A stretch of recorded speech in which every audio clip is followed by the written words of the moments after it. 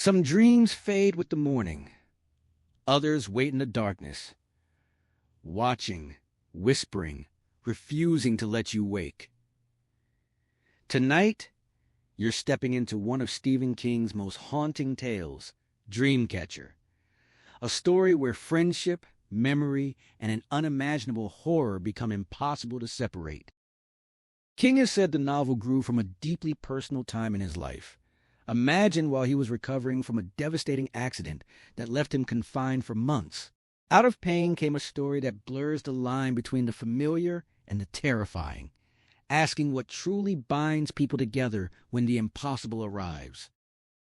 Published in 2001, Dreamcatcher has reached millions of readers around the world, adding another unforgettable chapter to the remarkable legacy of the author behind The Shining, It, Misery, and The Green Mile. Its chilling vision also found its way to the screen in the 2003 film Adaptation, bringing King's unsettling world to an entirely new audience. What you'll hear is not a word-for-word reading of the novel, but a carefully crafted third-person retelling that captures the heart, suspense, and atmosphere of the original story. The visuals in this video are created using today's technology.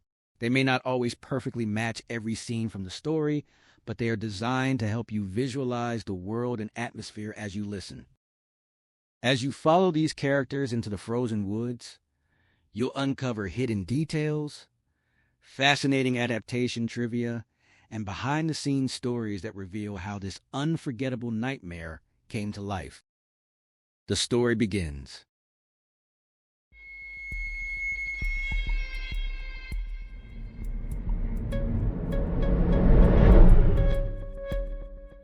A chronological cascade of headlines streams across the years, like a half-remembered dream of something monstrous and unacknowledged. The story begins with a fire control officer's stunned report of 9 shiny, silvery discs moving with impossible speed, an observation that would echo through the decades as the first public fissure in the mundane surface of modern life. Days later, an Air Force announcement from Roswell declares the capture of a crashed disc on a New Mexico ranch, only to retract it the following day with the flat dismissal of a weather balloon. That single note of official denial becomes a recurring refrain, repeated whenever the pattern reasserts itself. The government offers silence or skepticism. Eyewitnesses insist on what their eyes have shown them. Across the years, the story mutates. Sightings multiply, over 800 additional reports from across the country. A captain dies pursuing a metallic shape in the sky.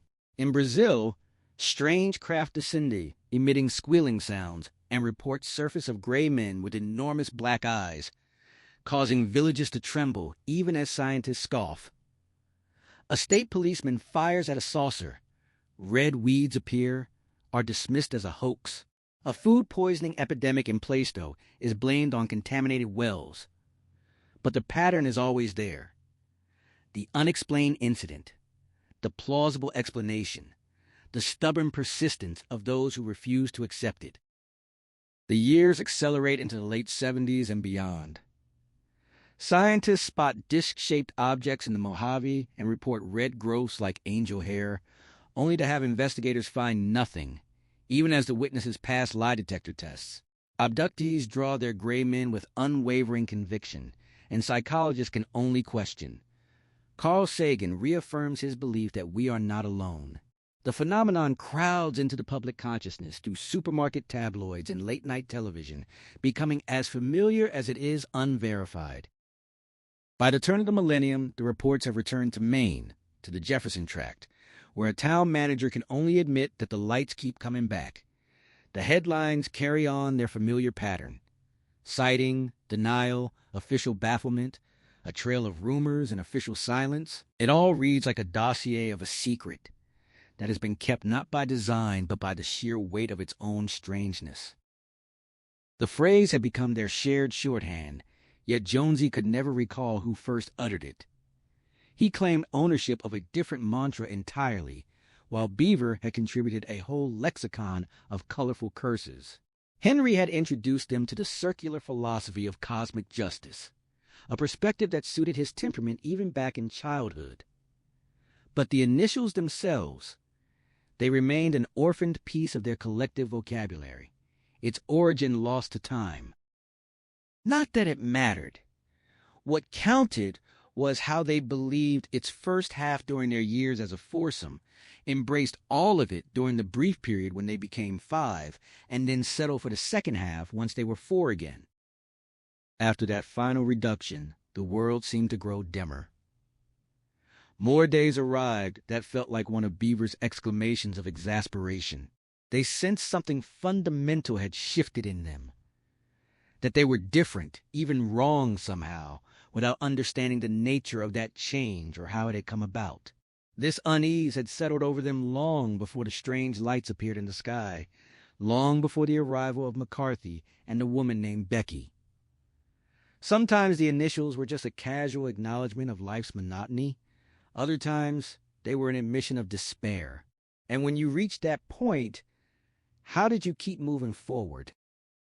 In 1988, Beaver discovered the full weight of that despair.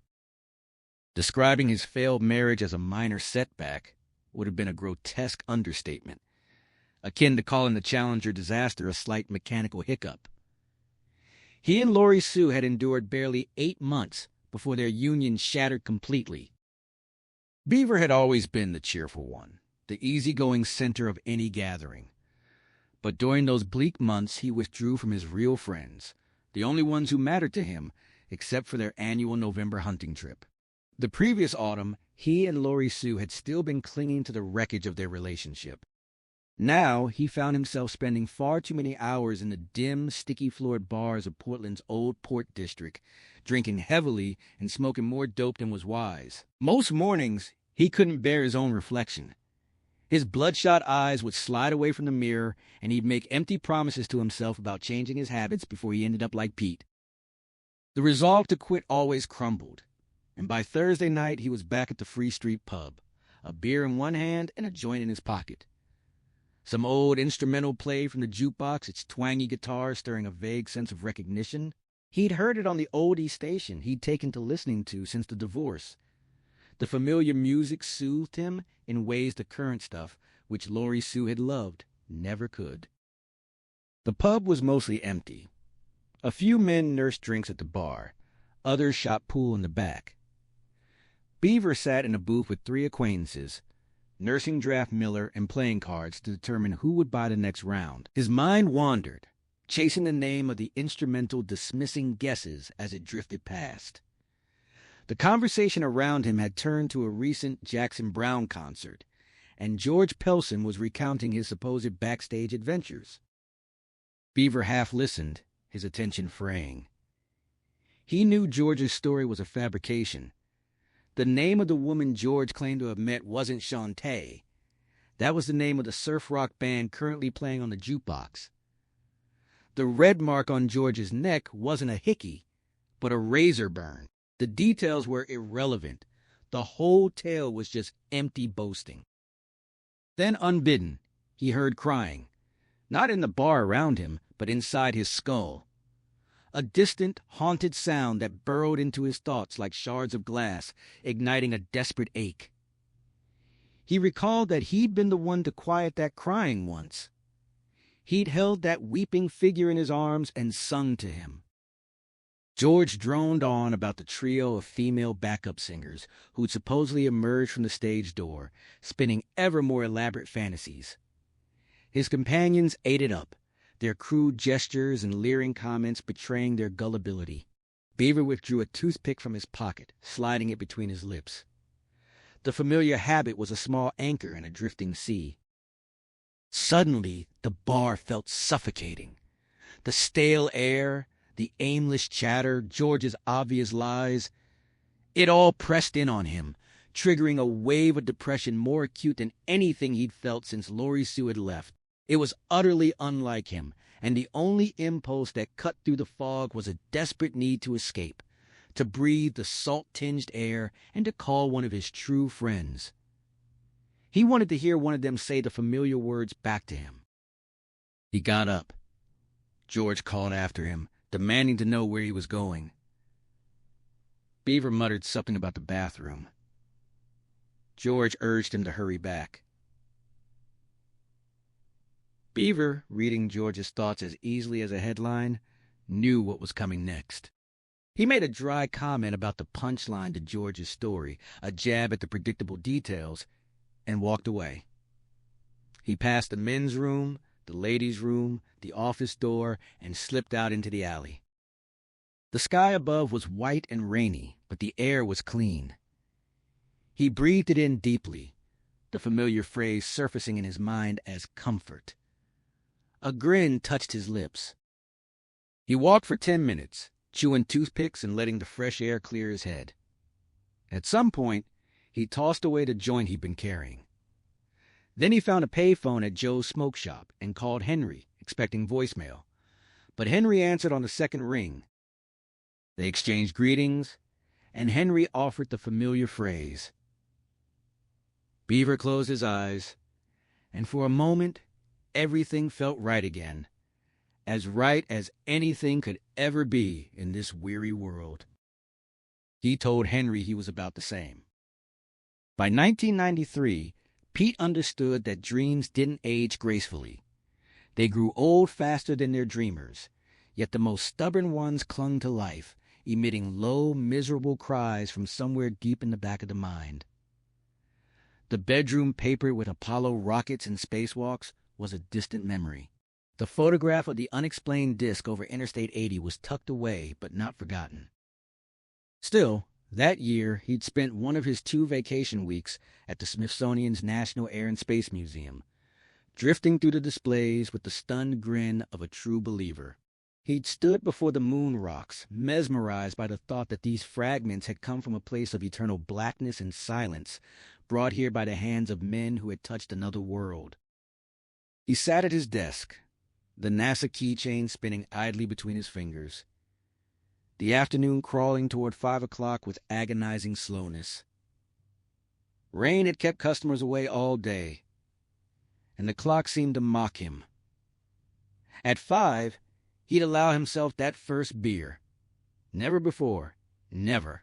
That was the line, the boundary between habit and something worse. If you drank during the day, you had to face what that meant. But if you could wait, just wait, twirling your keychain and watching the minutes pass, you were still in control. Beyond the beer, November beckoned. The Washington trip had been good, the moon rocks still capable of stunning him with their alien beauty, but he'd been alone there. In November, he'd be with Henry and Jonesy and Beeve, and then daytime drinking would be permitted. That was the tradition, the exception that proved the rule. You could drink all day in the woods with your friends. It was practically a requirement. The door opened, and a tall brunette stepped in, scanning the showroom with distracted eyes before spotting him and approaching.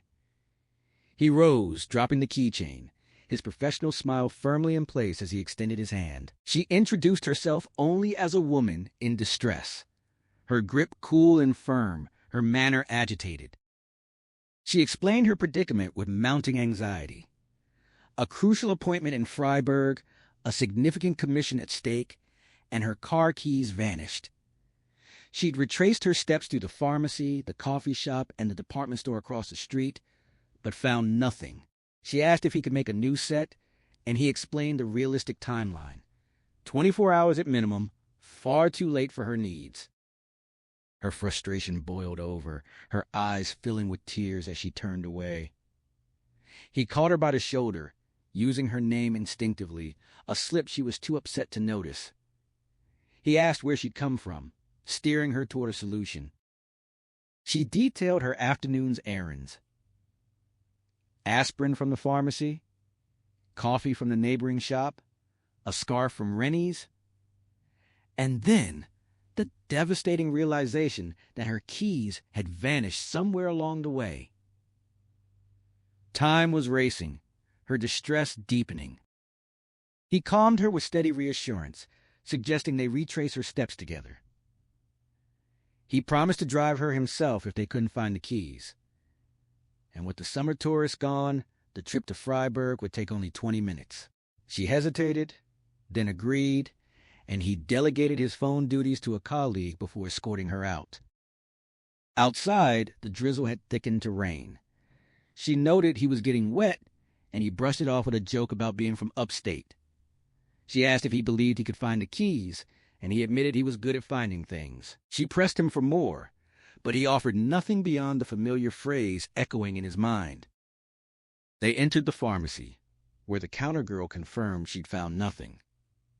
The woman expressed her gratitude for his offer of a ride, and the counter girl teased him about his character. He made a quick retort and glanced at the clock, feeling time accelerate in a pleasant way. He turned back to the woman, running through her itinerary. The aspirin, the coffee, the department store. She confirmed the details, growing impatient with his questions. He asked one final question. If he found her keys, would she join him for dinner? He suggested a local restaurant and deflected her concerns about her marital status with an observation about her lack of a wedding ring. She was amused, despite herself, but stressed that she had no interest in flirting. She just needed to get to her appointment. He accepted her terms, proposing that she drive herself and meet him later. She agreed, and he felt a surge of satisfaction. Happy was good. He'd had too few happy days lately, but this wasn't the time to dwell on that. The lady needed help, and he felt certain he could provide it. He warned her that what he was about to do might seem strange, but assured her it was just a minor trick, no different from pressing a finger under the nose to stop a sneeze. She agreed, though clearly mystified. He closed his eyes and raised a loosely fisted hand, extending his index finger and beginning to move it back and forth in a slow rhythm.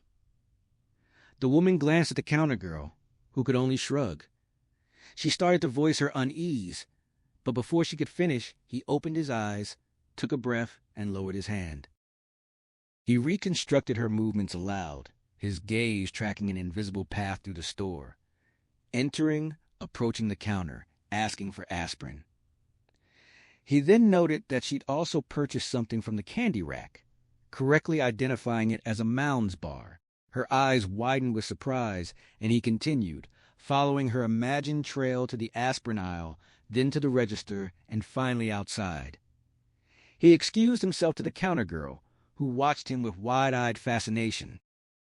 Outside, the rain was falling harder, but he could still perceive a faint yellow trail on the sidewalk, fading under the downpour. The sight of it gave him a sharp sense of satisfaction, the familiar click of clarity he'd been missing for too long. He spoke aloud as he crossed to her car, reconstructing the moment she'd fumbled with her belongings. He stooped, reached into the flowing gutter water up to his wrist, and emerged with her keys, holding them up with a flourish. She stared at him, momentarily speechless, as if he'd performed an act of magic. He urged her to take them, dismissing his feat as simple deduction and offering a self-deprecating joke about his directional abilities. She took the keys quickly, careful to avoid touching his fingers, and he could see in her eyes that she wouldn't be meeting him later. Her gratitude was genuine, but edged with fear. He insisted it was no problem and reminded her of their dinner arrangement, though he knew it was a fiction. Some of the joy had drained from the afternoon, but not all of it. He'd seen the line, and that always felt good. She echoed the time back to him, but the glance she threw over her shoulder as she got into her car was wary. The look you'd give a dog that might bite. She was clearly relieved she wouldn't be riding with him. He stood in the rain, watching her pull away, and waved with practiced cheerfulness. She responded with a distracted flip of her fingers. When he showed up at the restaurant early, she wasn't there, and an hour later, she still hadn't come. He stayed at the bar, drinking beer and watching the rain-swept traffic, briefly spotting a green tourist that might have been hers, or might not, passing by without slowing. The old phrase echoed in his mind, but the joy had evaporated, replaced by a familiar sadness that felt like the price of some half-forgotten betrayal. He ordered another beer, and when the bartender suggested he eat something, he ordered fried clams and forced down a few. Later, he called Jonesy, but only got the babysitter, so he left a message with the familiar initials. The babysitter wrote them down, uncertain if Jonesy would understand. By midnight, he was drunk in a New Hampshire bar, trying to tell some equally intoxicated woman about his childhood dreams of walking on Mars. She nodded along, but he knew she only wanted another drink. It didn't matter. Tomorrow, he'd wake up with a headache and go back to work. Maybe sell a car, maybe not. Once things had been different, but now they were the same, and he could live with that. Dreams were for kids. November would come, and he'd go hunting with his friends. That was enough to look forward to. Wanting more was just a recipe for heartache. By 1998, Henry's practice had settled into a dimly lit routine. He kept his office shadowed, noting how few patients seemed to notice, their own interior darkness acting as a filter against the world. He saw mostly neurotics, and while he felt distant sympathy for most, a few actively irritated him. Barry Newman was one of those. Barry had chosen the couch from his very first session, a decision based purely on comfort rather than any psychological insight. At 420 pounds, the couch was his ally. His sessions were monotonous recitations of his dietary exploits, his memory for food as eidetic as Henry's friend Pete's was for geography.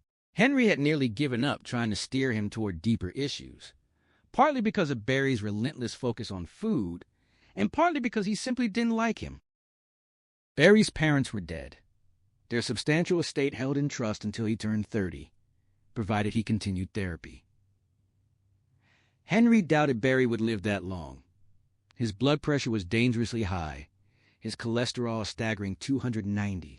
Barry spoke of these numbers with grim pride, as if he were a walking testament to his own impending doom, yet he seemed to believe such outcomes couldn't possibly apply to him.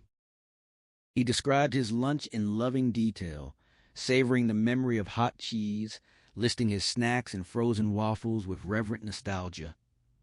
His small, perch-like lips trembled as he recounted the pleasure of each bite, his laughter carrying the warmth of genuine fondness. Henry listened, his mind drifting, aware that the therapy was going nowhere and that his own life had grown darker. Less sleep, less appetite, less laughter. The darkness had become a filter in his own existence, and he found he didn't mind it. Less glare. Barry continued his monologue, explaining his preference for microwave waffles over the toaster oven's crispness, savoring the description of their hot, soft texture. He mentioned feeling guilty about eating the entire package, a token acknowledgement of Henry's role before returning to his familiar litany. He'd reached Tuesday evening in his dietary chronicle with plenty more meals to recount. Henry let his mind drift. Barry was his last appointment, and once this session ended, he'd go home to pack for tomorrow's hunting trip. Jonesy would arrive early. They'd load the old Scout, kept solely for these annual excursions, and head north, picking up Pete and Beaver along the way. By evening, they'd be at Hole in the Wall, playing cards and listening to the wind, their guns in the corner and hunting licenses on the door. Being with his friends always felt like coming home. For that week, the darkness in his life might lift. They'd reminisce, laugh at Beaver's profanity, and if someone bagged a deer, that would be a bonus. Together, they still defeated time. Barry droned on about pork chops and mashed potatoes, corn on the cob and chocolate cake. But Henry wasn't really listening. He nodded in the right places, employing the old psychiatric skill of selective attention. He knew his friends had their problems. Beaver's relationship issues, Pete's drinking, Jonesy's near divorce, and his own depression had grown increasingly seductive.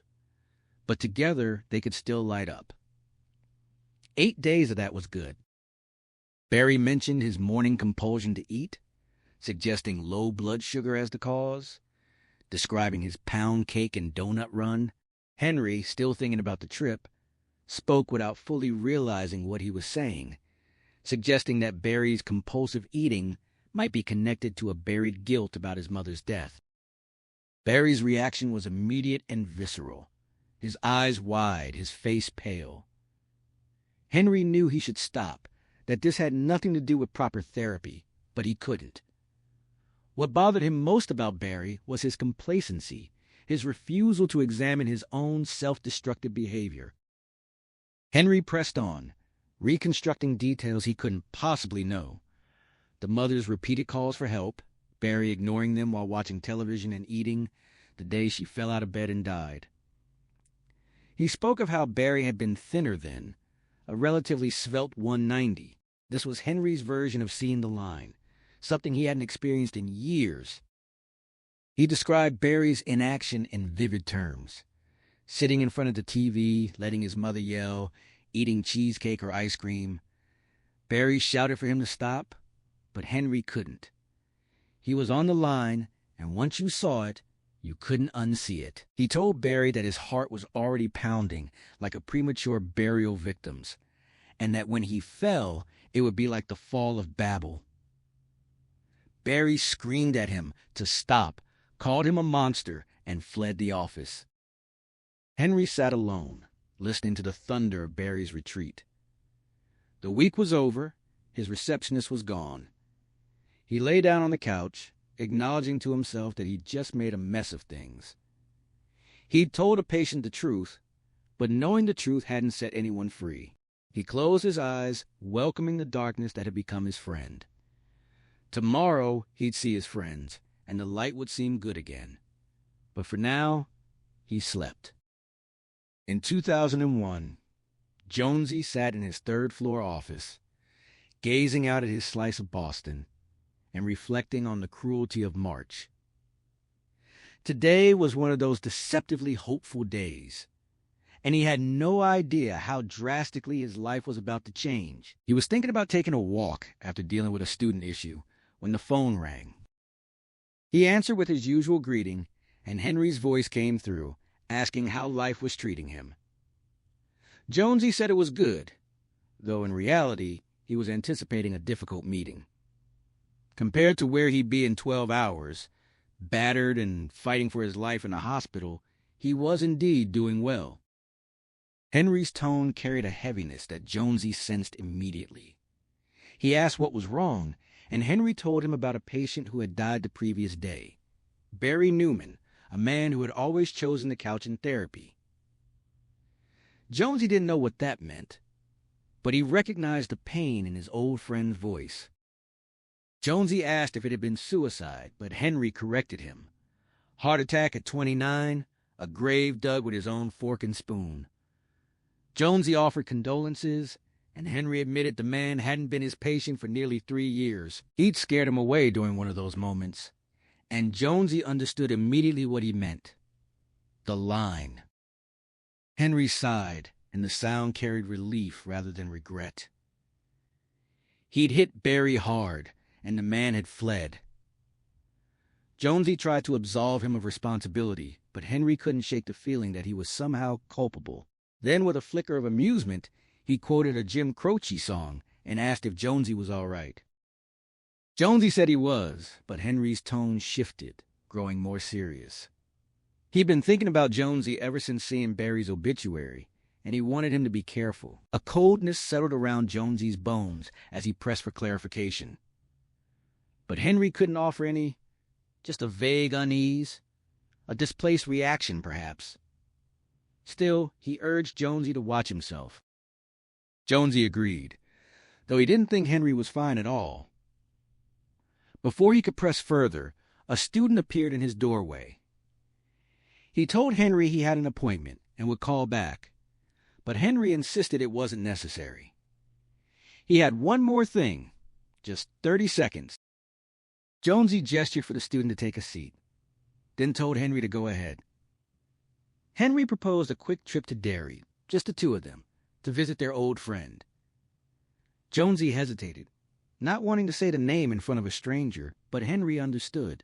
He said the name aloud, the one that still belonged to a boy who had somehow never grown up. Henry's worries about him were clearer now, just a feeling that their friend might need a visit. Jonesy asked if Henry had spoken to his mother, but Henry suggested they just show up. Jonesy checked his calendar mentally and found himself free both weekend days. He offered Saturday at 10, and Henry agreed, relieved. They'd take the Scout, give it a run. Henry asked if Carla was still making Jonesy's lunch, and Jonesy confirmed it was egg salad today. Henry signed off with their familiar shorthand, and Jonesy echoed it. Henry's final warning to take care of himself carried an unmistakable weight. But before Jonesy could respond, he was gone. Jonesy stared at the phone for a moment, then updated his calendar, crossing out a social engagement and penciling in the trip to Derry. It was an appointment he wouldn't keep. By Saturday, Derry and his old friends would be far from his mind. He turned his attention to the student, David D. Funiak, a skinny kid with a punky haircut, clearly nervous. Jonesy noted his main origins and his scholarship status, then moved to the real issue. He explained what happened to scholarships when students were caught cheating, and the kid's eyes welled with tears. Jonesy had reviewed the students' coursework and transcripts. Nothing brilliant, but solid. He recognized that DeFuniak was just satisfying a requirement. He tossed him a box of tissues, and the kid caught it easily.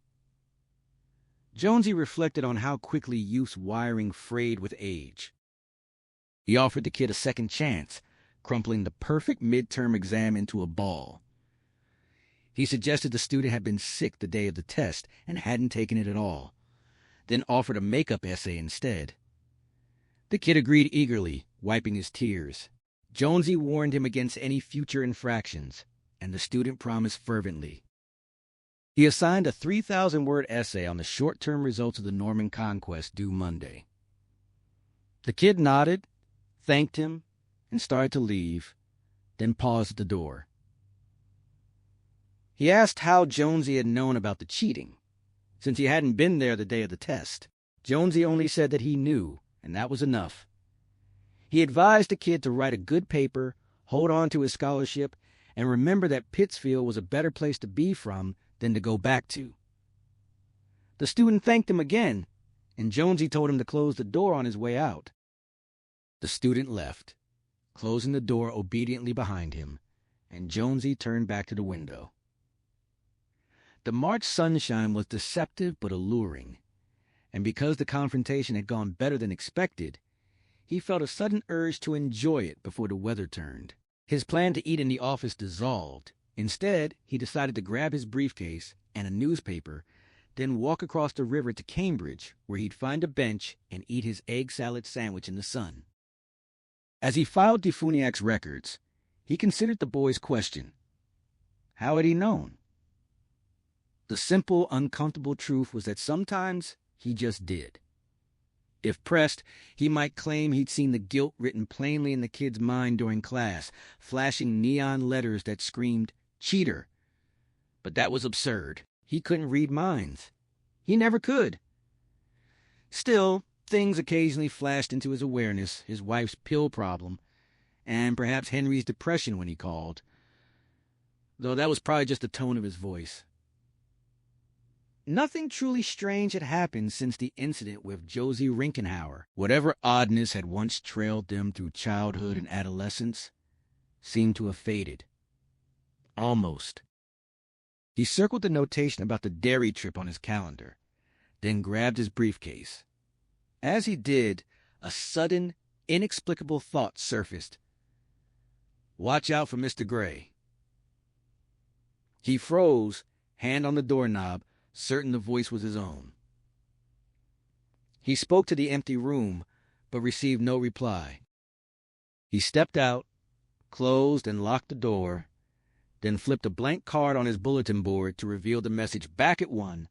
Until then, I'm history. He pinned it up with perfect confidence, unaware that nearly 2 months would pass before he'd enter this room again and find his calendar still frozen on St. Patrick's Day. Henry had warned him to be careful, but Jonesy wasn't thinking about that. His mind was filled with March sunlight, the prospect of eating his sandwich outdoors, and the possibility of watching girls in short skirts on the Cambridge side. He thought about everything except watching out for Mr. Gray or taking care of himself. It was a mistake, the kind that changes lives forever. Jonesy nearly squeezed the trigger. He felt the pressure building in his index finger, a hair's breadth from the point of no return. And later, when shock had sharpened his senses to an almost unbearable clarity, he would find himself wishing he had followed through. If he had fired before the orange cap and flagman's vest registered, before the shape resolved itself into a man, then Richard McCarthy would be dead. And Jonesy would come to believe that killing him might have prevented everything that followed. Pete and Henry had driven to Gosling's for supplies. The radio had mentioned the possibility of snow, and while Henry had already filled his tag with a decent dough, Jonesy suspected Pete's primary concern was keeping the beer flowing. For Pete, hunting was a pastime. Beer was a devotion. Beaver was somewhere out in the woods, but Jonesy hadn't heard any shots nearby, so he assumed his friend was still waiting, as he was himself. He had chosen a tree stand for the first time that year, a platform in an old maple about 70 yards from camp. In nearly 25 years of hunting together, none of them had ever used it before. They found it too restrictive. But this season was different. His friends assumed his change in habit was due to the hip injury he'd suffered in March, when a car had struck him near Harvard Square. That was part of it, but only part.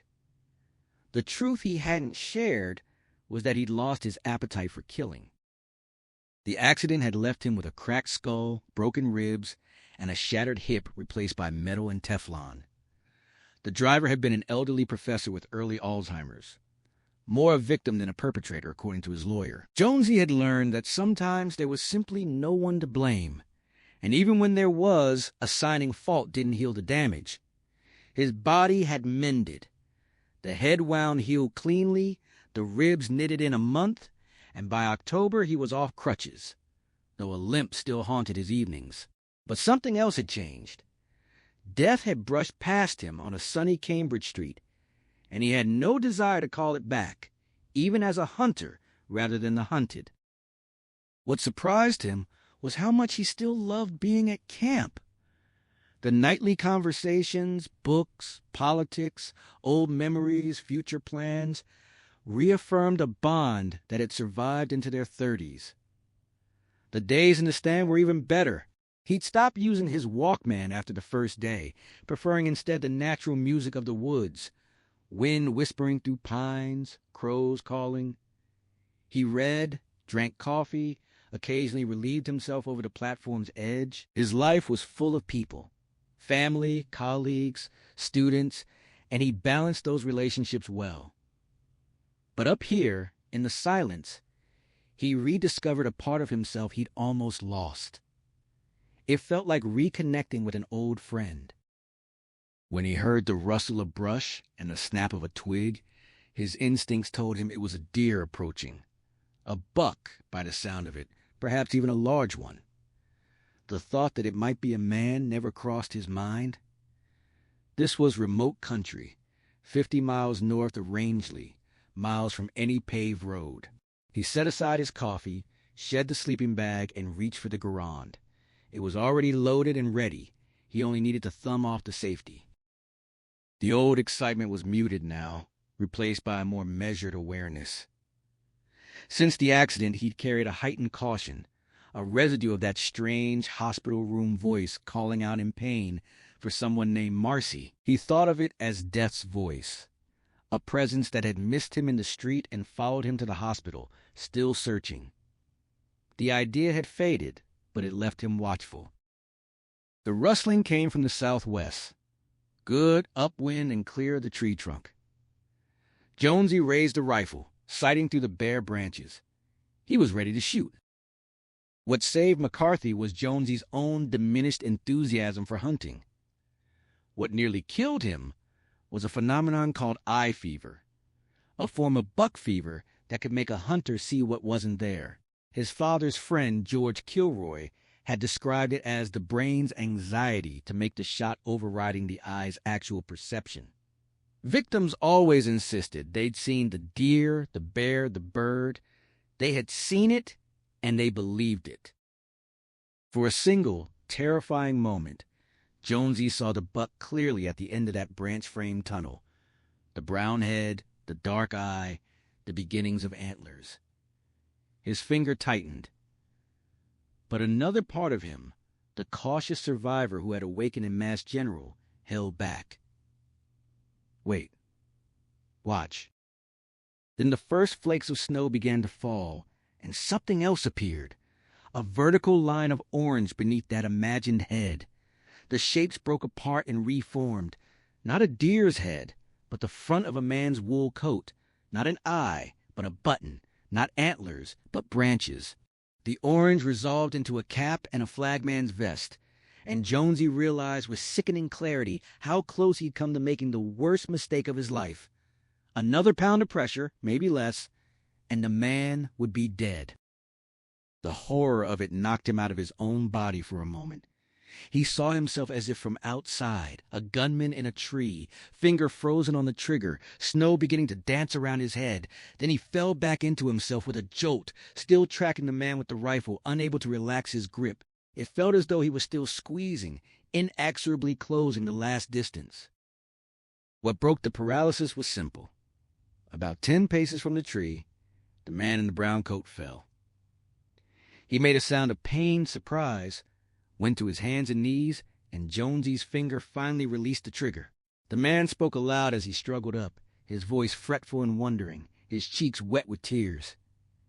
He swayed as if drunk, but Jonesy sensed it was exhaustion and fear, not alcohol. The stranger passed directly beneath the stand, a circle of orange cap with brown shoulders on either side, and Jonesy watched him go, his rifle now lowered.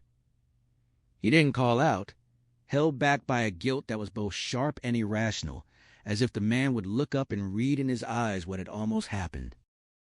20 paces beyond the tree, the stranger stopped, shielding his eyes against the snow, and Jonesy realized he had spotted the cabin. He began to run toward it, rocking with exhaustion, his breath coming in short, sharp gasps. Jonesy climbed down, his hips stiff and aching. When he reached the ground, the man had nearly made it to the cabin door. But 10 feet from the stoop, he fell again, his hat tumbling off. He stayed on one knee, head down, breathing hard, and when Jonesy hailed him, he looked up with a relief so naked it was almost painful. He was pale beneath the snow, his face haggard, one cheek scratched raw. He held out his hands, shuffling forward, and Jonesy caught him by the arms. The man was tall and broad, but he felt insubstantial, as if fear had hollowed him out. His teeth chattered, and his breath carried a strange chemical smell, something like ether. Jonesy led him inside, steadying him, and the man's relief spilled out in a rush of words.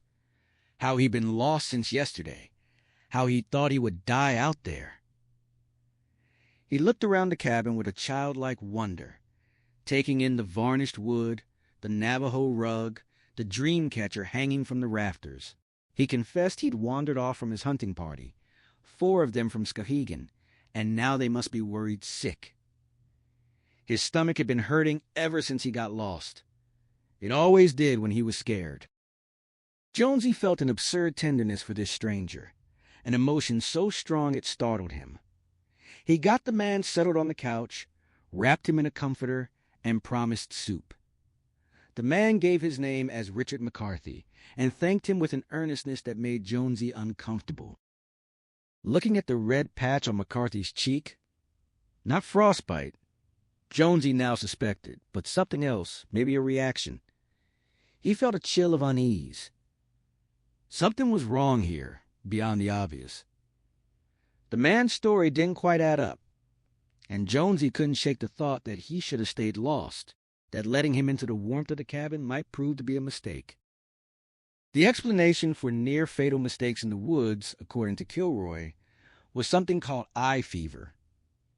Hunters became so desperate to make the shot that their brains overrode their eyes, showing them what they wanted to see. Jonesy would later admit to himself that this might have been exactly what happened to him, despite the steadiness of his hands as he'd capped his thermos. For one suspended moment, he saw the buck clearly at the end of the branch-framed tunnel. Brown head, dark eye like polished jet, even the spread of antlers. It was as real as any deer he'd taken in all his years at Hole in the Wall. A voice inside him, the old Jonesy, the one from before the accident, the confident self he'd been slowly recovering, shouted, "Shoot now!" It came as a command, almost desperate, and his finger responded, beginning to tighten on the trigger. It never reached that final pound, but it moved, eating up the distance toward catastrophe. Then another voice intervened, quieter but more insistent. This was the Jonesy who had woken in Mass General, disoriented and drugged, haunted by someone else's pain, a voice calling for Marcy, for relief. That Jonesy said, "Wait," and the waiting froze him in place. Weight shifted to his good leg, rifle angled through the bare branches. Snow began to fall, and in that shift of light, a vertical line of orange appeared below the imagined deer's head, as if the snow had conjured it. For a moment his perception shattered entirely, the world dissolving into a jumble of black and brown and orange, like paint swirled on a palette. Then the orange resolved into a shape he recognized, a hat with fold-down ear flaps, the kind tourists bought at L.L. Bean. And with that recognition, everything snapped into horrible focus. The brown was a man's jacket, the dark eye a button, the antlers only branches from the very tree he was standing in. The man was wearing orange, both a cap and a vest, and Jonesy couldn't understand how he'd made such a potentially fatal mistake. The stranger had been nearly a pound of trigger pressure from death, perhaps less. The realization hit him with visceral force, momentarily ejecting him from his own body. He saw himself from outside, a gunman in a tree, graying hair lifting in the wind, face haggard and lined, finger locked on the trigger, snow falling around him. He was about to shoot a man who was wearing the same kind of orange safety gear Jonesy himself would have worn if he'd joined Beaver on the ground. He snapped back into himself with a jolt and was horrified to find he was still tracking the man with the rifle, his fingers still frozen in place. He couldn't make it relax. For a terrible moment he thought he was still squeezing, still closing the distance. Later he would realize that had been an illusion, the sensation of moving backward when a car beside you inches forward, but in that moment it was hell. His mind raced, imagining the worst. If he shot, the man wouldn't die cleanly, but would fall screaming, as Jonesy himself had screamed in the street after his accident. He couldn't remember that screaming, but he'd been told about it. What if the man screamed for Marcy? It was irrational, but if eye fever could make him see a man as a deer, why couldn't the auditory equivalent make him hear a stranger begging for the same phantom nurse? The thought was unbearable, and still his finger wouldn't release. What broke the paralysis was simple. About 10 feet from the tree, the man fell. The sound he made was startled and pained, something close to a grunt, and Jonesy's finger sprang free without conscious effort. The stranger stayed on his hands and knees for a moment, gloved fingers spread on the whitening ground, then struggled back up. He was weeping, though Jonesy didn't realize it at first. His voice came in a fretful, wondering stream. "Oh dear," and he swayed like a drunk.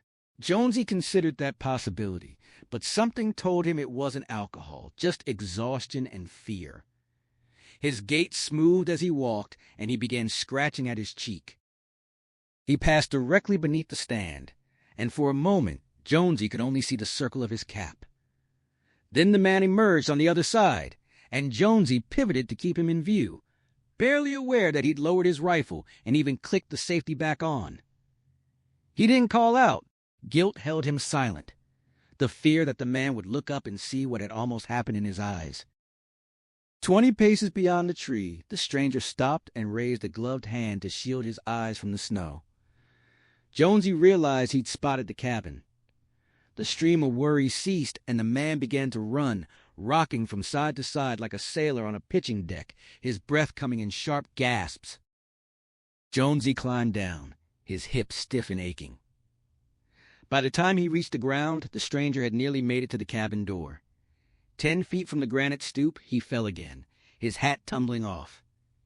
He stayed on one knee, head bowed, breathing hard. When Jonesy hailed him, the man looked up, and the relief on his face was immense and immediate. His teeth chattered as he tried to speak. His breath carried a strange chemical smell. Jonesy took his arms and found him light. as if fear had hollowed him out. He led the man inside, and the stranger's voice washed over him in a flood of thanks and explanations. Lost since yesterday, thought he would die. God, thank God. He looked around the cabin with a child's wonder, and Jonesy felt a sudden absurd tenderness for him. He settled the man on the couch, wrapped him in a comforter, and promised soup. The stranger gave his name as Richard McCarthy, and thanked him with an earnestness that made Jonesy uncomfortable. Looking at the red patch on his cheek, not frostbite, Jonesy now suspected, something else. He felt a creeping unease. Something was wrong here, beyond the obvious. The story didn't quite add up. And the thought that the man should have stayed lost, that letting him in might be a mistake, was starting to take root. He struggled, upright, unsteady on his feet, and Jonesy's first impression was of a long, almost horse-like face. But as he drew closer, moving with a slight hitch that wasn't quite a limp, grateful the ground was only getting more treacherous, he realized the man's features weren't unusually long at all. He was simply terrified and drained of color. The raw patch on his cheek burned bright against the pallor. The relief that flooded his expression when he saw Jonesy approaching was immediate and overwhelming. Jonesy almost laughed at his earlier worry about the man reading his eyes. This stranger wasn't interested in faces. He looked like he wanted to throw his arms around Jonesy and cover him with grateful kisses. "Thank God," the man breathed, reaching out a hand and shuffling through the thin snow. He explained he'd been lost since yesterday, that he'd thought he would die. His words tumbled out, then his feet slipped, and Jonesy caught his upper arms. The man was tall, taller than Jonesy's 6'2", and broad, yet he felt insubstantial, as if fear had hollowed him out. Jonesy steadied him, spoke reassuringly, and the man's teeth began chattering at the mention of warmth. He tried to smile, but couldn't quite manage it. His pallor was alarming, ashes and lead in his cheeks, with only the red scratch and brown crescents under his eyes providing any color. Jonesy slipped an arm around his shoulders, overwhelmed by an absurd tenderness for the stranger, the kind of sudden emotion he hadn't felt since his first crush in junior high. He was certain now the man hadn't been drinking. Fear and exhaustion had made him unsteady, but there was a strange smell on his breath. Something like bananas, reminiscent of the ether Jonesy used to spray into his old car's carburetor on cold mornings. He led him inside, and the man gasped at the warmth, color finally beginning to rise in his cheeks. Relief flickered through Jonesy. There was some blood in him after all. The cabin was spacious and welcoming, filled with the scent of pine. A single large room combined kitchen, dining, and living areas, with 2 bedrooms behind it and another upstairs. A Navajo rug lay on the floor, and a Micmac wall hanging showed stick-figure hunters surrounding a bear. The dining table could seat 8. A wood stove and fireplace could make the place stifling, even in deep cold, and the west wall was all window, offering a view of a long slope they called the Gulch, a burned area from a fire in the 70s, now filled with black, twisted trees. The snow was beginning to thicken outside. The man kept thanking him, his gratitude spilling out in breathless bursts. He described his night in the woods, the cold, the coughing, the fear of provoking some creature he thought might be a bear. He mentioned lightning, dry lightning, though he seemed uncertain. His story was jumbled, his mind clearly exhausted. His stomach had been hurting, he said. It always did when he was scared, ever since he was a kid. Jonesy thought he seemed childlike, looking around with unselfconscious wonder. The man let himself be led to the couch, and when Jonesy reached for his stuck zipper, the stranger simply dropped his hands, waiting like a first grader for a teacher to fix things. He shrugged out of his coat in that same trusting, helpless way, and Jonesy caught it before it could fall. The man noticed the Dreamcatcher hanging from the center rafter, a colorful web of red, green, and yellow threads. Jonesy explained it was an Indian charm, meant to keep nightmares away. The man asked if it was his, and Jonesy said no, It belonged to the friend whose camp this was. He told the stranger there were 4 of them hunting. Beaver was out in the woods. Pete and Henry had gone to the store. The man asked if it was Gosling's, and Jonesy confirmed. He settled the man on the couch, covered him with a comforter, and finally asked the most basic question. What was his name? The man pulled the comforter up around his neck, the brown patches under his eyes deepening to purple. McCarthy, he said. Richard McCarthy. He extended a pale, plump hand. You are? Gary Jones.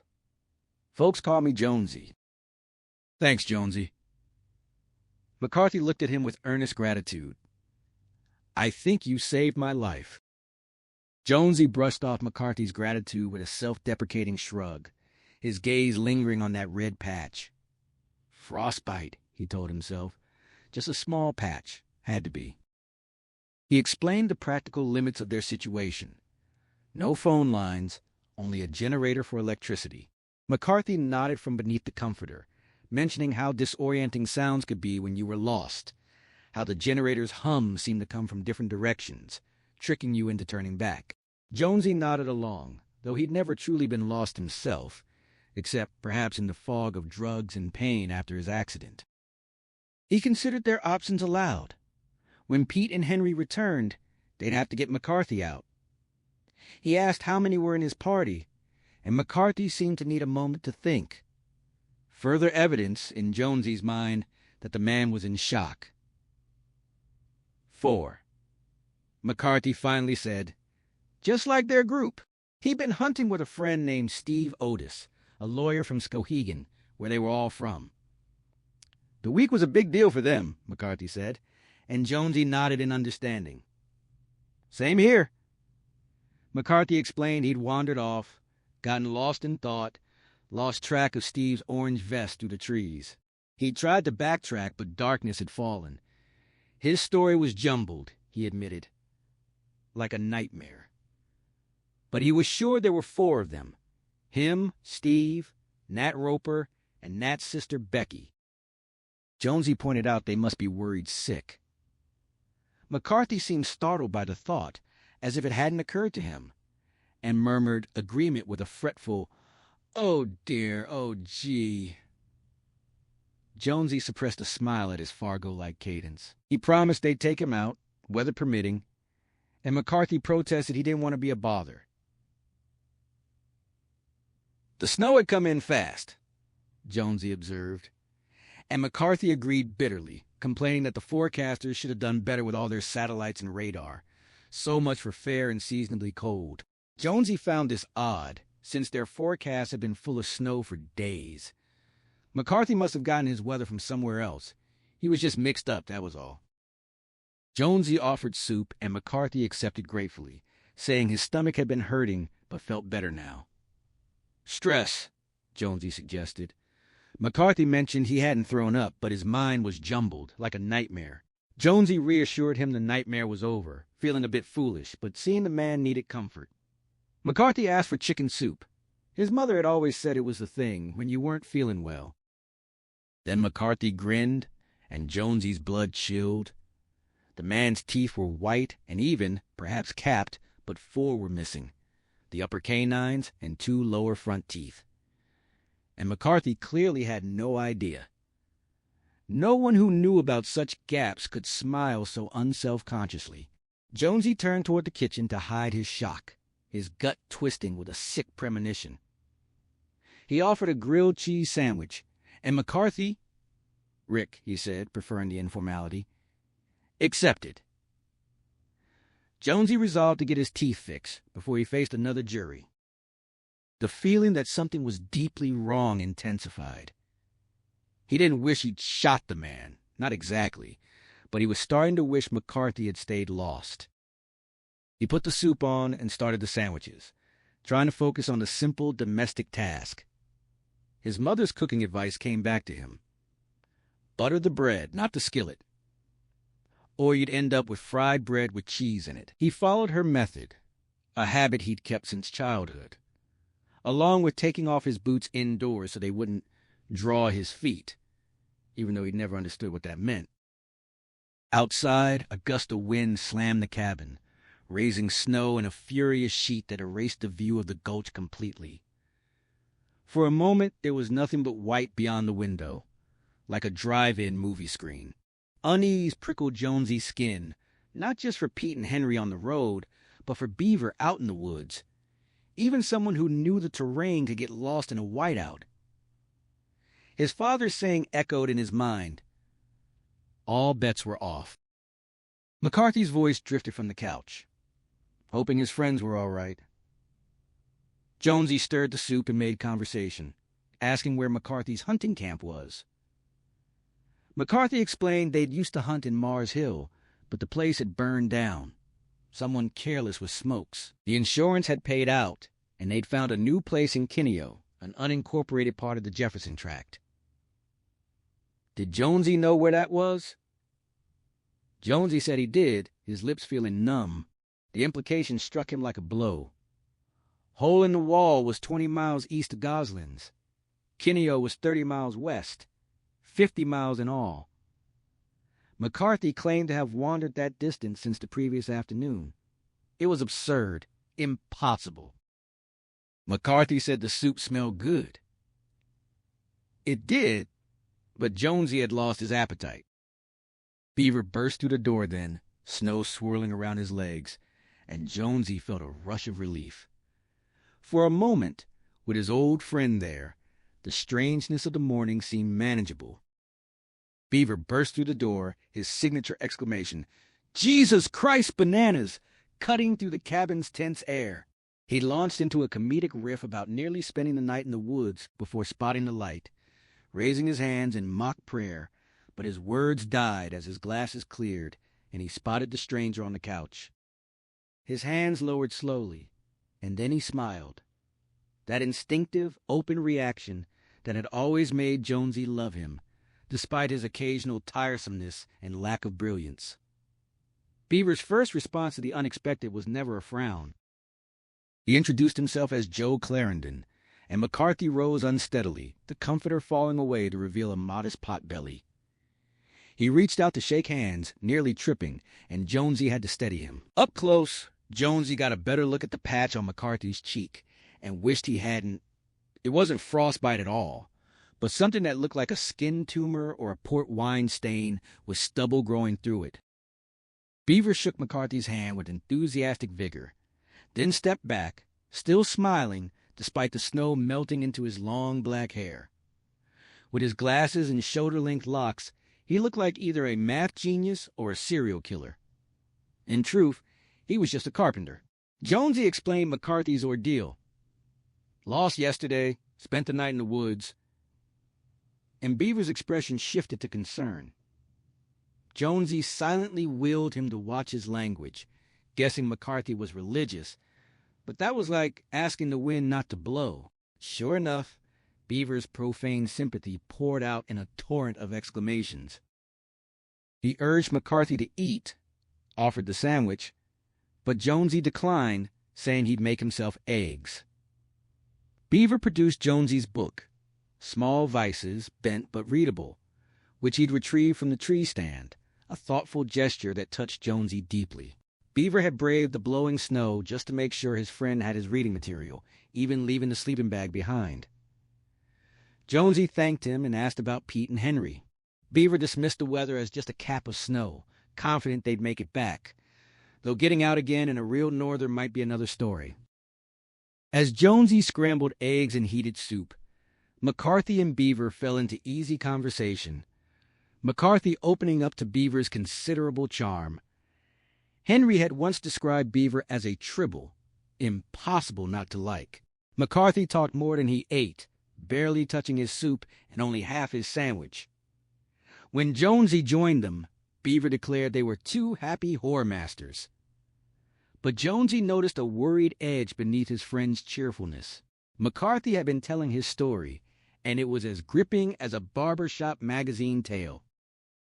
McCarthy smiled weakly at Beaver's banter, then picked up his sandwich only to put it back down. The red mark on his cheek glowed like a brand. Outside, The snow was falling harder, the wind rising, and Jonesy worried about Henry and Pete on the road. Beaver mentioned McCarthy's lost rifle, a brand new Remington, and McCarthy confirmed it, his color fading again. He didn't remember when he put it down. Then a sound cut through the room. A low, rasping noise like a locust, seeming to go on forever. The smell that followed was shocking. Not the familiar sulphurous odor of a harmless fart, but the same chemical scent Jonesy had detected on McCarthy's breath, only stronger. Ether and overripe bananas like starter fluid. McCarthy apologized profusely, embarrassed, and Beaver opened a window to let in fresh air, making a joke about woodchuck turds. McCarthy explained he'd eaten bushes and moss in the dark, but Jonesy caught Beaver's eye, sensing McCarthy was lying. He didn't know what he'd eaten, if anything. He was just explaining away the ghastly sound and stench. A gust of wind sent snow swirling through the open window, and McCarthy suddenly leaned forward, head between his knees. Jonesy braced for vomit, but instead, McCarthy produced an enormous, rumbling belch that seemed to strain his entire body, his eyes bulging and cheeks taut. When it finally ended, Beaver offered grudging respect. He'd heard mighty belches, but this was the all-time winner. McCarthy leaned back, eyes closed, mouth downturned, the smell of bananas and ether wafting from him once more. He apologized again, saying he'd been doing this all day, and his stomach hurt again. Jonesy and Beaver exchanged a silent, worried look. Something was very wrong with this man. Beaver suggested McCarthy just needed rest, a few hours of sleep to recover from his ordeal. McCarthy looked at him with such desperate gratitude that Jonesy felt uncomfortable witnessing it. Despite his leaden pallor, McCarthy had begun sweating heavily, beads of moisture forming on his brow and temples, running down his cheeks like clear oil even with the cold air circulating through the room. McCarthy agreed he was just tired, that his stomach pain was stress, and he'd been eating bushes and such. He asked about the mark on his cheek, and Jonesy assured him it was just red, not bleeding. McCarthy claimed it was a reaction, like he got from peanuts. He'd lie down, he said. That was the ticket. He stood, tottered, then steadied himself before either Jonesy or Beaver could catch him. Jonesy could have sworn the potbelly was almost gone now. Had the man really passed that much gas? He didn't know. He only knew they'd witnessed a monumental fart and an even more monumental belch, the kind of story that would be told for years around campfires. He'd leave out the part about nearly shooting McCarthy, though. Beaver led McCarthy to the downstairs bedroom. Jonesy had been shooting an apologetic look. Jonesy shrugged. It made sense, and he could double up with Beaver tonight. He wasn't sure McCarthy could have managed the stairs anyway. Jonesy quickly cleared his clutter from the bed, then turned down the coverlet. Beaver asked if McCarthy needed to use the bathroom, but McCarthy just shook his head, staring at the clean blue sheet with glassy eyes. Jonesy was struck again by how vacant his gaze was.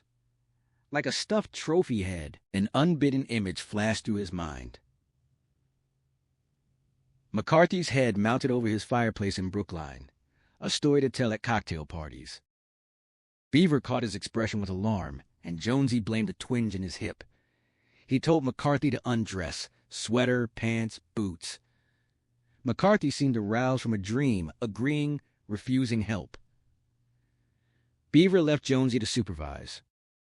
McCarthy pulled off his sweater, revealing a red and black hunter's shirt and thermal undershirt. The gut was definitely less prominent now. Jonesy was almost sure, though only an hour ago he'd been sure McCarthy's coat was a deer's head. McCarthy sat to remove his boots and let out another fart, just as loud and hoarse as the first, the smell strong enough to make Jonesy's eyes water. Neither commented. McCarthy kicked off his boots, stood, and unbuckled his belt, pushing down his jeans to reveal thermal underwear. Beaver returned with a ceramic chamber pot from upstairs, placing it by the bed in case McCarthy couldn't make it to the bathroom. He explained the layout with a joke about the linen closet, and Jonesy was surprised into a high, hysterical laugh he didn't like the sound of. McCarthy said he felt better, but Jonesy detected no sincerity in his voice. The man stood in his underwear like a half-erased android, all the life drained out of him. Beaver told him to lie down and rest, and McCarthy agreed, sitting on the bed and looking out at the snow with wide, blank eyes. Jonesy asked about his stomach, and McCarthy said better, his gaze shifting to Jonesy with the solemn eyes of a frightened child. He apologized for the gas, saying he'd never done anything like that before, not even in the Army. Jonesy asked if he needed to use the bathroom before turning in, a reflex from fatherhood, but McCarthy said no, he'd gone in the woods just before Jonesy found him. He thanked them both for taking him in. Beaver brushed it off. Anyone would have. McCarthy quoted a Bible verse about standing at the door and knocking, then swung his feet into bed and pulled up the covers. Another long, rasping fart emanated from the bed, and Jonesy decided he'd had enough. He followed Beaver out, and the door closed softly behind them. In the kitchen, Beaver led Jonesy away from the bedroom, his worry now plain in the harsh fluorescent light. He found a toothpick and began gnawing, a lifelong habit. Jonesy asked if he'd ever smelled anything like those farts, and Beaver said no, but there was more wrong with McCarthy than just a bad stomach. He revealed that McCarthy thought it was November 11th, the day they'd arrived, when it was actually the 14th. McCarthy thought it was Sunday, the Lord's Day. Jonesy considered this. Either McCarthy believed it was the 11th, or he'd been lost 10 days, which seemed impossible. But 3 days? That he could believe. It would explain some things McCarthy had told him. The floor creaked, making them both jump, but there was nothing there. They laughed at themselves, admitting the situation was creepy. Beaver remarked that McCarthy's farts sounded like he had something crammed up his butt that was dying of smoke inhalation. A joke that cut close to a truth neither of them wanted to acknowledge.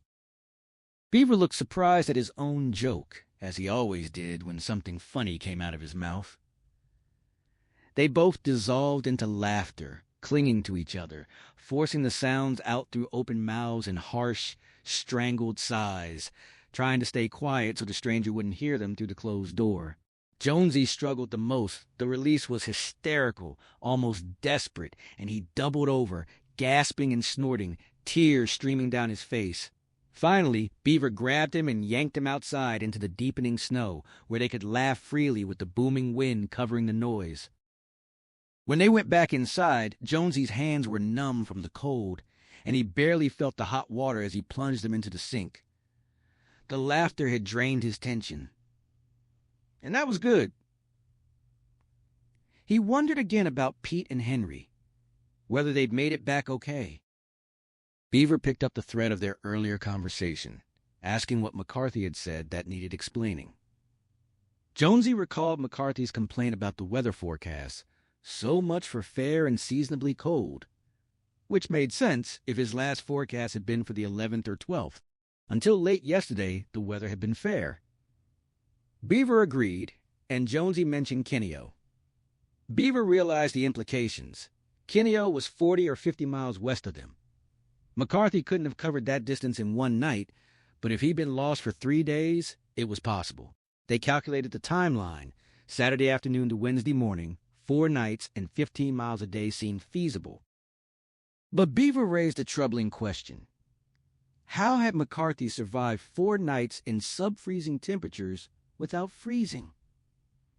He had a heavy coat and long underwear, but nights had been in the 20s. Yet McCarthy showed no frostbite, only that strange mess on his cheek. Jonesy added another oddity. McCarthy had no beard growth beyond stubble, less than a day's worth. Had he been shaving out in the woods, breaking ice at a stream every morning, razor in his pocket? Beaver suggested he'd lost his razor the same time he'd lost his gun. Then Jonesy mentioned McCarthy's teeth. 4 missing, 2 on top and 2 on the bottom, like the Mad Magazine mascot. Beaver shrugged it off, showing his own gaps, but Jonesy insisted it was different. McCarthy was a lawyer, constantly in public, and he hadn't known they were gone. Beaver wondered if radiation poisoning could cause teeth to fall out. He'd seen it in a movie. But Jonesy pointed out that radiation also made hair fall out, and McCarthy had plenty of hair. The idea of amnesia came up, but McCarthy remembered who he was and who he was with. They circled back to the stench, like ether, like starter fluid. Jonesy recalled reading about diabetics giving off a smell when they were in trouble, but he couldn't remember the details. They stood in the kitchen, listening to the wind, and Jonesy considered telling Beaver about the lightning McCarthy claimed to have seen, but decided against it. Enough was enough. Beaver remarked that McCarthy didn't look well, not at all well, and Jonesy agreed. Beaver sighed, wishing Henry were there. He was the closest thing to a doctor they had, even if he was only a psychiatrist. Jonesy pointed that out, but understood the sentiment. The question of whether Pete and Henry would make it back hung between them. Half an hour ago, Beaver would have said for sure, but the snow was coming down heavier now.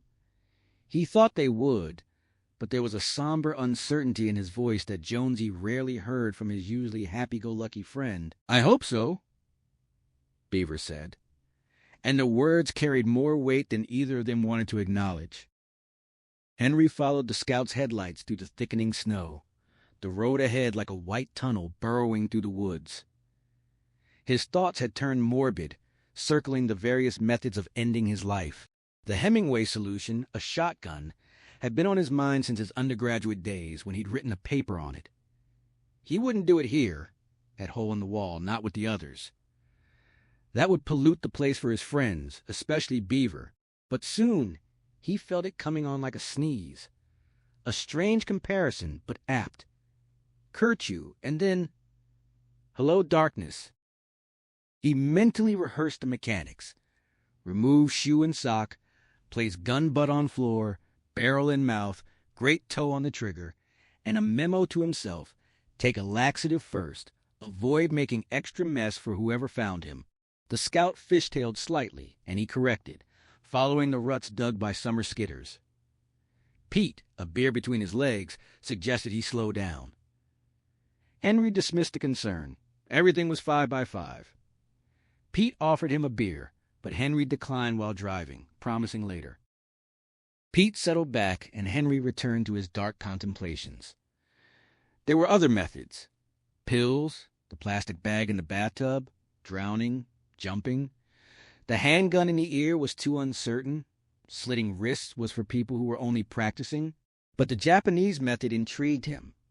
A rope around the neck, tied to a heavy rock, sitting on a chair, tipping it over. 3 to 5 minutes of deepening asphyxiation, gray fading to black. He'd read about it in one of Jonesy's detective novels. On the whole, though, he leaned toward the shotgun. Pete finished his first beer and opened a second, asking what Henry had made of the talk at Goslin's. Henry pulled himself back from his private universe, masking his impatience. He needed to keep his friends from suspecting anything. This was going to be their last trip together, and he wanted them to remember it fondly. He wanted them to be shocked when they heard, not to have seen it coming. Pete prompted him about Old Man Goslin's stories, and Henry dismissed them as hysteria, common in the very old and the very young. He explained the phenomenon, using examples from Washington State and Salem. Pete mentioned a movie he'd seen with Jonesy, Vincent Price, and Henry laughed, momentarily thinking Pete meant The Crucible rather than some horror film. He continued his lecture. Hysterical ideas gained credence when the crops were in and the weather closed down, leaving time for stories. In the Jefferson Tract, that meant strange lights, missing hunters, troop maneuvers, and red stuff growing on trees. Pete countered that people had seen the lights and the hunters over Kineo Way were really missing. Henry dismissed the town meeting. There was no town. It would just be a gathering around Goslin's stove, fueled by peppermint schnapps and coffee brandy. The hunters had likely either gone home or gotten drunk and headed for the casino. Pete looked crestfallen, and Henry felt a surge of affection for him, patting his knee and assuring him the world was full of strange things. If it really were, Henry thought, he might not be so eager to leave it. But as a psychiatrist, He knew how to tell lies. Pete pressed the point. 4 hunters disappearing at once seemed strange. Henry laughed it off. 1 would be odd, 2 strange, but 4? They'd gone off together, depend on it. Pete asked how far they were from Hole in the Wall, which Henry translated as, "Do I have time for another beer?" Henry had zeroed the scout's trip meter at Gosling's, a habit from his state job, where he'd been paid 12 cents a mile.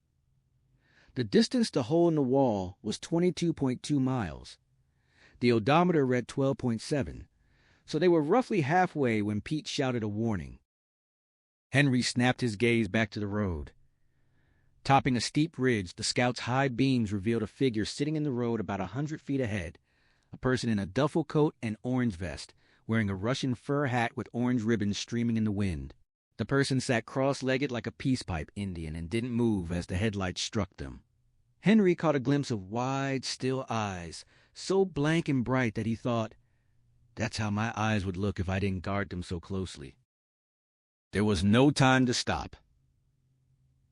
Henry twisted the wheel, feeling the scout leave the ruts. The skid began immediately, and he turned against it, deliberately deepening the slide to give the road sitter a chance. It wasn't much of one.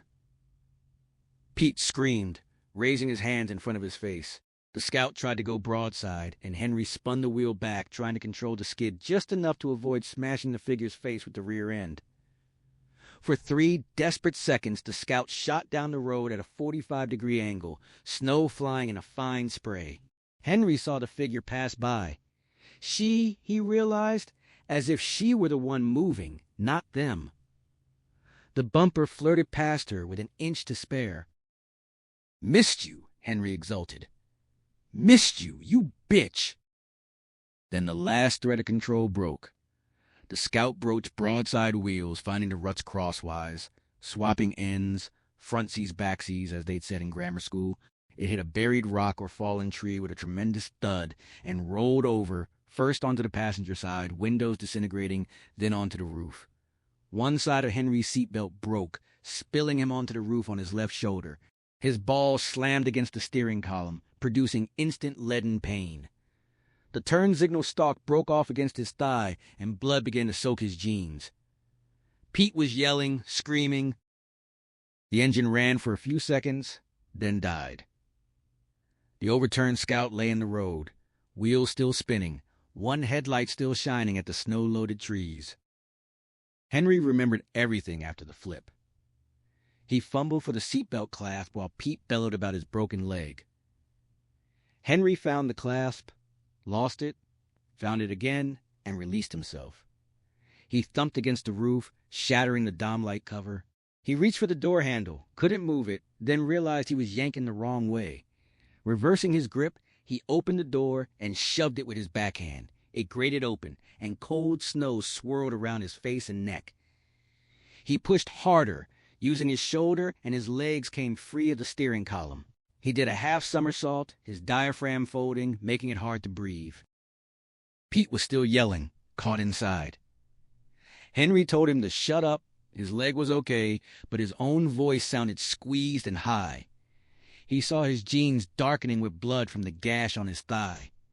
He grabbed the doorpost and yanked himself out, popping free like a cork from a bottle. He lay panting in the snow, looking up at the gray sky and the psychedelic downrush of snow. Nothing odd about the sky, he would have sworn. Pete's panic calls grew more urgent. Henry rolled to his knees, then his feet, swaying in the wind. His leg held, and he limped around the back of the Scout. The woman still sat cross-legged in the road, her parka frosted with snow, her vest and hat ribbons billowing in the wind. She hadn't moved, still staring back toward Gosling's. One tire track came within a foot of her leg, and Henry had no idea how he'd missed her. Pete's door was stuck, but Henry yanked it open halfway. Reaching in, he grabbed Pete's shoulder and pulled, but Pete was caught. Henry told him to unbuckle his belt. Pete fumbled, couldn't find it, and Henry unclipped it himself. Pete thumped to the roof, head bending sideways, and screamed in surprise and pain. He floundered out, and Henry grabbed him under the arms, pulling them both backward into the snow. A wave of deja vu washed over Henry. They'd played this way as kids, teaching duddits to make snow angels. He began to laugh, startling himself. Pete sat up, wild-eyed, furious at the asshole who caused the accident. Henry corrected him, not a son but a bitch. Pete flailed to his feet, then went down with a cry of pain, his knee locking up. Henry examined it. It wasn't broken, just locked. Pete got up, hobbling, and threatened to kick the woman's ass if she wasn't crippled or blind. Henry laughed harder at the image of Pete hopping and kicking, and warned him not to hurt her.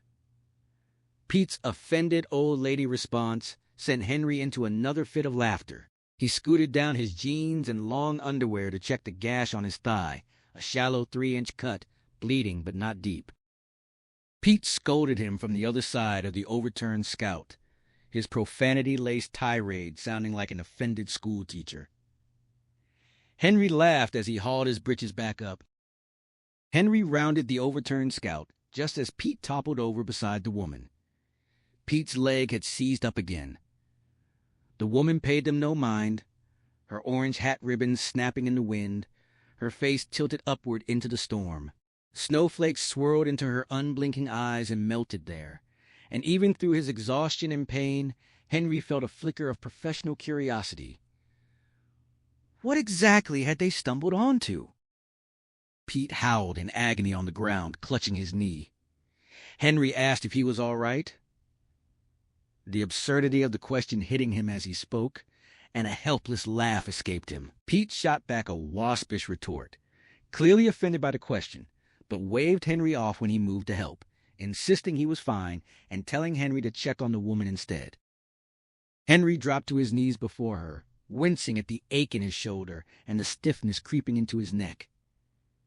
She was no delicate stranger, 40-ish, heavy-set, with a solid countrywoman's build. Her parka bulged in front, her hair was a mess, and one of her thighs could have matched 2 of his.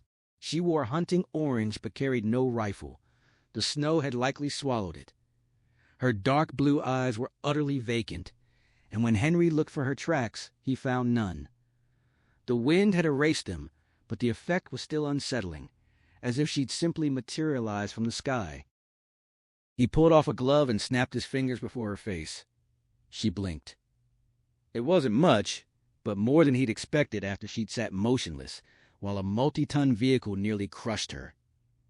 He shouted for her to come back, to respond, his own fingers already going numb in the biting cold. They were in a bad spot, he realized. She burped, a startlingly loud sound that cut through the wind, and Henry caught a whiff of something medicinal and bitter. She grimaced, then broke wind with a long, tearing sound that made him laugh despite everything. Pete, beside him now, muttered something about antifreeze, but Henry already smelled it too. Then her eyes shifted, meeting his, and Henry was shocked by the raw pain in them. She asked where Rick was, said she had to find him. He was the only one left. When her lips pulled back, Henry saw that half her teeth were gone. The rest looked like rotten fence stakes. Another belch filled the air with that harsh chemical stench. Pete cried out in disgust, demanding to know what was wrong with her. Henry admitted he didn't know. She'd slipped back into a blank stare, her pain hidden again, but she was clearly in deep shock. Catatonic, almost. Yet she blinked at his fingers, spoken Rick's name. Henry was curious, despite himself. Pete sat in the snow, massaging his knee, looking to Henry for direction.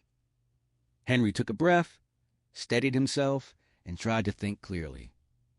What was wrong with this woman? Where had she come from? He clapped his hands sharply before her face. She blinked again. He grabbed her gloved hands and felt her fingers close reflexively around his. He leaned in, close enough to smell that ether-like odor, and ordered her up. She rose, joints popping, burping and breaking wind again. Her hat slipped over one eye, and Henry told Pete to fix it. Pete did so gingerly. Henry walked backward toward the front of the overturned Scout, holding the woman's gaze. He felt Pete's hand grab his belt, and they shuffled awkwardly across the road, through the yellow glare of the remaining headlamp, to the far side of the vehicle where the wind was less punishing. The woman pulled her hands free and bent forward. Henry stepped back, bracing for vomit, but she only belched, the loudest yet, and then broke wind again with a sound unlike anything he'd ever heard. Still, she stayed on her feet. Then Pete gasped, pointing skyward. Henry looked up and saw bright circles of light, 9 or 10 of them, drifting slowly across the low clouds. They weren't searchlight beams.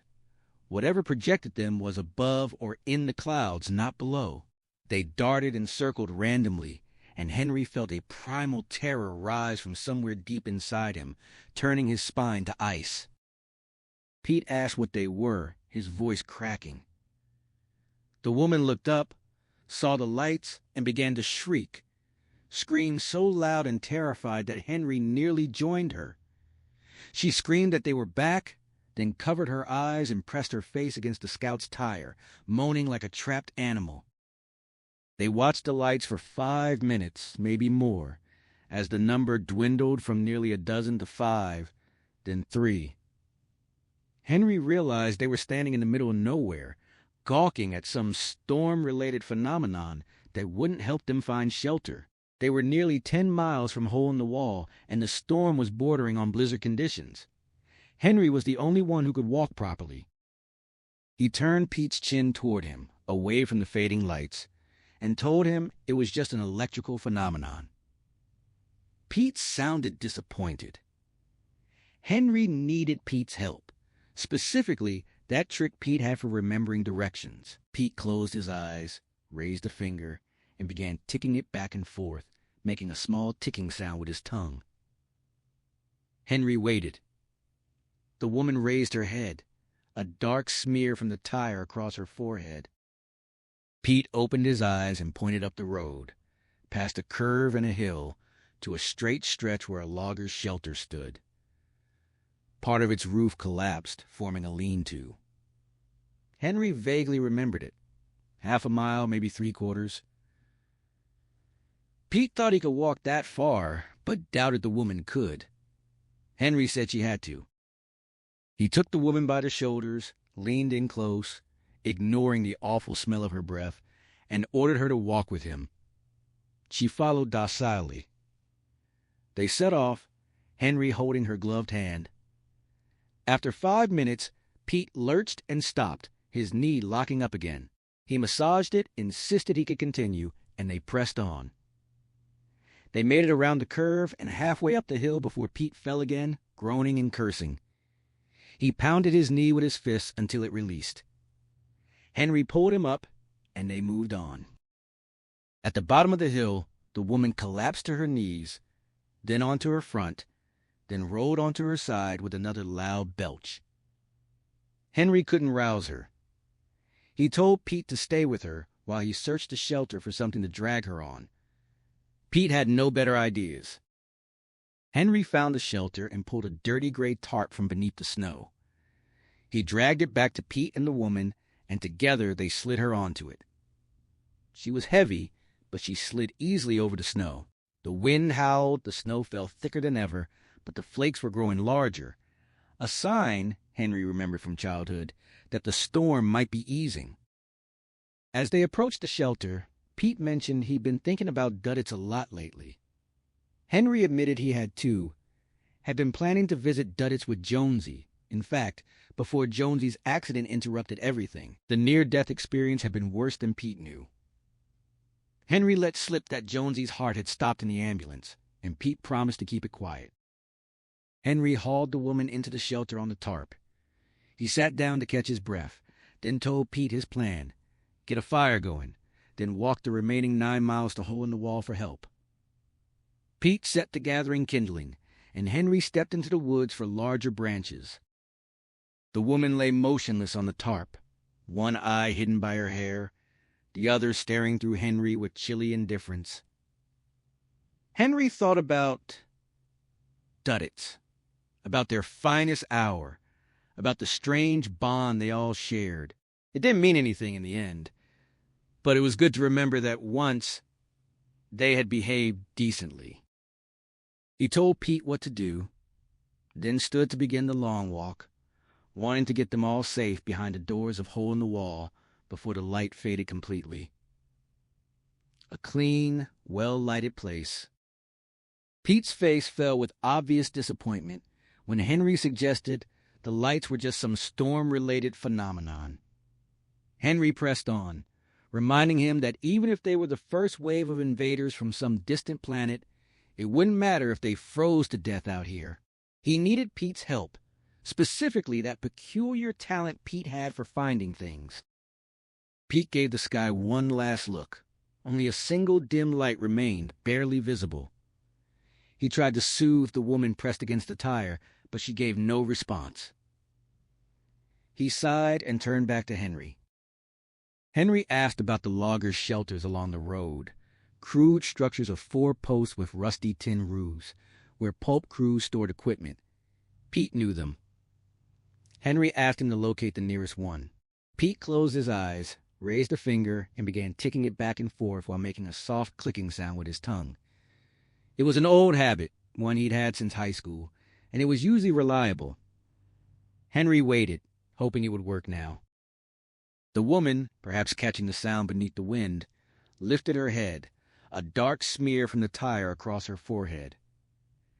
At last, Pete opened his eyes and pointed toward hole in the wall. He described the route, around a curve, over a hill, down to a straight stretch where a shelter stood on the left with a partially collapsed roof, a detail that might actually make it useful as a lean-to. He mentioned a man named Stevenson had once had a nosebleed there, then looked away, embarrassed. Henry vaguely remembered the place. He asked how far. 1/2 mile, maybe 3/4? Pete was sure.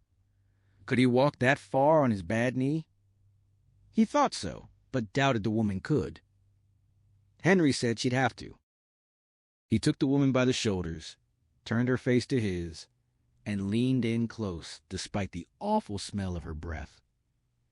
He commanded her to walk with him. She resisted for just a moment, then followed docilely. They set off, Henry holding her gloved hand. After about 5 minutes, Pete lurched and stopped, his knee locking up again. While Pete massaged it, Henry checked the sky. The lights were gone. He asked if Pete was all right, and Pete insisted he'd make it. They continued. They got around the curve and halfway up the hill before Pete dropped again, groaning and clutching his knee. He saw Henry's look and made a strange sound between a laugh and a snarl, insisting he'd be fine. Then, to Henry's alarm, Pete balled his fist and began pounding on his own knee, crying out for it to let go. The woman stood slumped and silent, her hat ribbons blowing forward in the wind. Pete declared he was all right. Now, exhausted eyes still holding a glint of dark amusement. He asked if this was a total mess, and Henry agreed it was. Pete said he couldn't make it all the way back to Derry, but he could reach the shelter. He held out a hand, and Henry pulled him up. Pete rose stiffly, stood still for a moment, then announced they should keep moving. He was looking forward to getting out of the wind. He added, almost as an afterthought, that they should have brought beer. They crested the hill, and the wind eased on the other side. By the time they reached the bottom, Henry allowed himself to hope. Then, halfway along the straight stretch with the shelter in sight, the woman collapsed to her knees and then onto her front. She lay still for a moment, only the breath rising from her open mouth proving she was alive. Then she rolled onto her side and let out another long belch. Pete sounded tired rather than angry as he addressed her. He looked to Henry for direction. Henry knelt beside the woman, commanding her to get up, snapping his fingers, clapping his hands, counting to 3. Nothing worked. He told Pete to stay with her while he looked for something to drag her on. Pete, sitting in the snow with his bad leg stretched out, admitted he had no better idea. Henry walked up to the shelter. The corrugated roof had collapsed perfectly, leaving the front open and the back mostly closed off.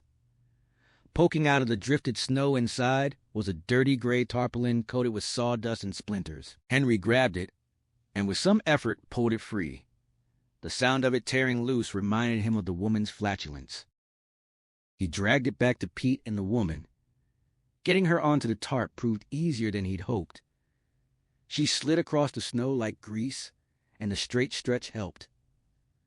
The snow was ankle-deep now, but the flakes had grown larger, a childhood sign that it might be stopping. Pete, walking in a stiff-legged strut to protect his knee, mentioned he'd been thinking about Duddits a lot lately. Henry admitted he had too, since at least March. He and Jonesy had planned to visit Duddits, but then Jonesy had his accident. Pete frowned at that, calling the driver a crazy old bastard, and remarked that Jonesy was lucky to be alive. Henry agreed, then let slip that Jonesy's heart had stopped in the ambulance. The EMTs had to revive him. Pete was stunned, and Henry immediately regretted the indiscretion. He asked Pete to keep it quiet. Carla had told him, and Jonesy didn't know. Pete promised. Henry said he'd been thinking about Duddits back at Goslin's. Pete asked if it was the kid in the Beavis and Butthead shirt they'd seen there. Henry nodded. A young man with Down syndrome, accompanied by his father. The encounter had brought Duddits to mind, and Henry had been thinking about him at odd moments ever since. Henry nodded in response to Pete's question about the Down syndrome boy at the store. The kid's age was impossible to gauge, anywhere from 12 to 25. He'd been wandering the dim aisle beside a man who was almost certainly his father, wearing the same green and black plaid hunting jacket and sporting the same vivid red hair, though the man's was thinning badly. He'd given them a hard, protective look, warning them off without a word. They'd come from hole in the wall for supplies, not trouble, and besides, they still had a connection to Duddits, sending Christmas presents and birthday cards at least. Duddits, who had once been one of them in his own peculiar way. Henry couldn't admit to Pete that Duddits had been on his mind constantly since he'd decided 16 months ago to end his life. Everything had become either a delay or a preparation for that final act. Sometimes he even dreamed of Duddits, of Beaver saying he'd fix something, and Duddits asking what exactly. He told Pete there was nothing wrong with thinking about Duddits, hauling the woman on the tarp into the shelter as he spoke. Duddits was how they defined themselves, he said, their finest hour. Pete wasn't sure, but Henry insisted. He sat down to catch his breath and checked his watch. Almost noon. By now, Jonesy and Beaver would be worried, past thinking the snow was just slowing them down. Maybe they'd fire up the snowmobile and come looking. That would simplify things. He looked at the woman on the tarp. Her hair covered one eye. The other stared through him with cold indifference. Henry thought about how adolescents faced defining moments, and how groups often responded more decisively than individuals, sometimes with cruelty. He and his friends had acted decently. For whatever reason, it didn't change anything in the end. But it didn't hurt to remember that once, especially when your soul was dark, you defied the odds and done the right thing. He told Pete his plan, then stood to implement it. He wanted them safe at Hole in the Wall before dark. Pete agreed nervously, hoping the woman wouldn't die on him and that the strange lights wouldn't return. Henry told him to gather kindling, then stepped into the woods for larger branches. 9 miles lay ahead of him, but first they'd build a fire. Meanwhile, back at Hole in the Wall, Jonesy and Beaver sat in the kitchen playing cribbage, which they simply called the game. That was what Beaver's father, Lamar, had always called it, as if it were the only game worth playing. For a man whose life revolved around his construction company, it probably was. A board with 120 holes, 4 pegs, and an old greasy deck. The game passed the time while waiting for something else. Rain to stop, freight to arrive, or friends to return so they could figure out what to do with the strange man lying behind the closed bedroom door. But Jonesy knew they were really waiting for Henry. Henry was the one who'd know what to do. Pete was just with him. Henry and Pete were late. It could just be the snow, but Jonesy was starting to wonder, and he sensed Beaver was too. Neither had said anything yet. It was still before noon, things might still be fine, but the worry hung between them. Jonesy would focus on the cards for a while, then glance at the closed bedroom door where McCarthy lay, his color worryingly bad. He saw Beaver's eyes flick toward it too. Jonesy shuffled, dealt, set aside the crib. The preliminaries done, it was time to peg. Lamar had always said you could peg and still lose, but if you pegged, you'd never get skunked. Jonesy thought about that. No play, no bounce, no play. And then that wavering voice from the hospital came back to him, pleading for someone named Marcy. Why was the world so hard? Why so many hazards? Beaver asked if he was okay. Jonesy said yeah, but Beaver noted he'd shivered. Jonesy admitted he might have, then changed the subject, asking if Beaver smelled anything. The conversation circled back to McCarthy's gas, how bad it had been. Jonesy nodded, thinking how scared he was. Sitting here terrified in a snowstorm, wanting Henry. Beaver asked again if he thought Henry and Pete were okay. Jonesy snapped that he didn't know, but then said he thought they were fine, just slowed down. His eyes went to the clock, 11:30, then to the closed bedroom door. The Dreamcatcher danced in the middle of the room. They played on. Jonesy was winning, pegging Beaver's ass off every deal. Beaver finally conceded the hand and announced he was going outside to take a leak. Wanted to see if he could write his name in the snow. Jonesy laughed, asked if he'd ever grow up. Beaver said not if he could help it, and told Jonesy to keep it down, don't wake the guy. Jonesy shuffled the cards, thinking about the version of the game they'd played as kids, the Duddits game. They'd let Duddits peg whatever he wanted, never complaining. They'd laugh until they couldn't breathe, and sometimes Duddits' father would come to the top of the stairs crying, saying they couldn't know what it meant to Douglas, to him and his wife. Then Beaver's voice came from the open kitchen door, oddly flat, letting in a rush of cold air. Jonesy told him to close the door. Beaver called Jonesy over to the door with an odd flatness in his voice. Jonesy crossed to the threshold, started to speak, then stopped cold. The backyard was packed with animals, deer, raccoons, woodchucks, squirrels moving effortlessly across the snow. 3 large canines emerged from behind the shed, and Jonesy first mistook them for wolves until he spotted the old clothesline hanging from one's neck. Feral dogs, probably. A pair of wildcats wove between groups of deer. All of them moved steadily east, up the slope from the gulch, paying the men in the doorway little attention. There was no panic, no sign of fire. They were simply evacuating the area. Jonesy uttered a low exclamation of disbelief. Beaver had been looking skyward. He gave the animals only a cursory glance before directing Jonesy's attention upward. There, a dozen glaring lights, some red, some blue-white, danced across the clouds. Jonesy recognized them instantly as what McCarthy must have seen when he was lost. They darted and merged, bright enough to make him squint. He asked what they were. Beaver admitted he didn't know, but the animals clearly didn't like them. That was what they were fleeing. They watched for 10 or 15 minutes. A low humming, like an electrical transformer, filled the air. Jonesy asked if Beaver heard it. Beaver nodded without looking away. Jonesy suspected it was the sound, not the lights. The animals were escaping, but he said nothing. Speech felt difficult. A debilitating fear gripped him, like a low-grade flu. The lights began to dim, their numbers dwindling. Fewer animals moved through the yard now, and the humming faded. Beaver snapped out of his trance, announcing he wanted to get his camera and take pictures before they were all gone. Jonesy doubted he'd be able to capture anything useful, but Beaver insisted he had to try. At least he could photograph the animals. He started back across the kitchen, then stopped suddenly, his voice flat and strange. He told Jonesy they had a problem. Jonesy turned from the fading lights. Beaver stood by the sink, pointing across the room. The bedroom door where they put McCarthy stood open. The bathroom door, which they'd left open so McCarthy could find it, was now closed. Beaver asked if Jonesy smelled it.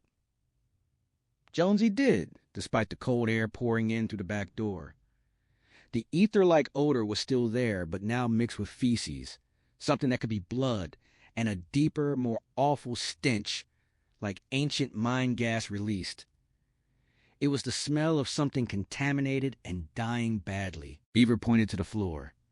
A trail of bright blood droplets led from the open bedroom door to the closed bathroom. Crossing the room to that closed door felt like moving through a nightmare, the hardest thing Jonesy had ever faced. They stood over the blood splatters, each no larger than a dime. Jonesy suggested McCarthy must have lost another tooth. Beaver gave him a skeptical look and checked the bedroom, then beckoned Jonesy over. Inside, the covers had been thrown back, the shape of McCarthy's head and body still printed on the sheet. About halfway down was a large purple blotch of blood. Beaver noted it was a funny place to lose a tooth, then bit his toothpick so hard the front half broke off. Jonesy pointed to the tangled long johns and briefs beside the doorway, both matted with blood, the jockeys almost entirely red. Beaver whispered for Jonesy to check the chamber pot. Jonesy suggested they just knock on the bathroom door and ask McCarthy how he was, but Beaver wanted to know what to expect. His heart was racing. Jonesy's own heart pounded, sweat running down his face. He stepped into the bedroom, the stench of feces, mine gas, and ether making his stomach lurch. He forced himself to approach the chamber pot, steeling himself for horror, organs, teeth, a severed head. But it was empty. He released his breath and returned to Beaver, saying there was nothing and they should stop screwing around. They stood before the closed pine door to the bathroom. Jonesy insisted it was Beaver's turn. He'd already looked in the thunder jug. Beaver refused, arguing that Jonesy had found McCarthy, so Jonesy should do it. Jonesy became aware of another sound, a distant whoop, whoop, whoop, growing louder. He finally rapped on the door and asked if McCarthy was all right. McCarthy groaned, saying he was sick and needed to move his bowels. His voice was strained, pained.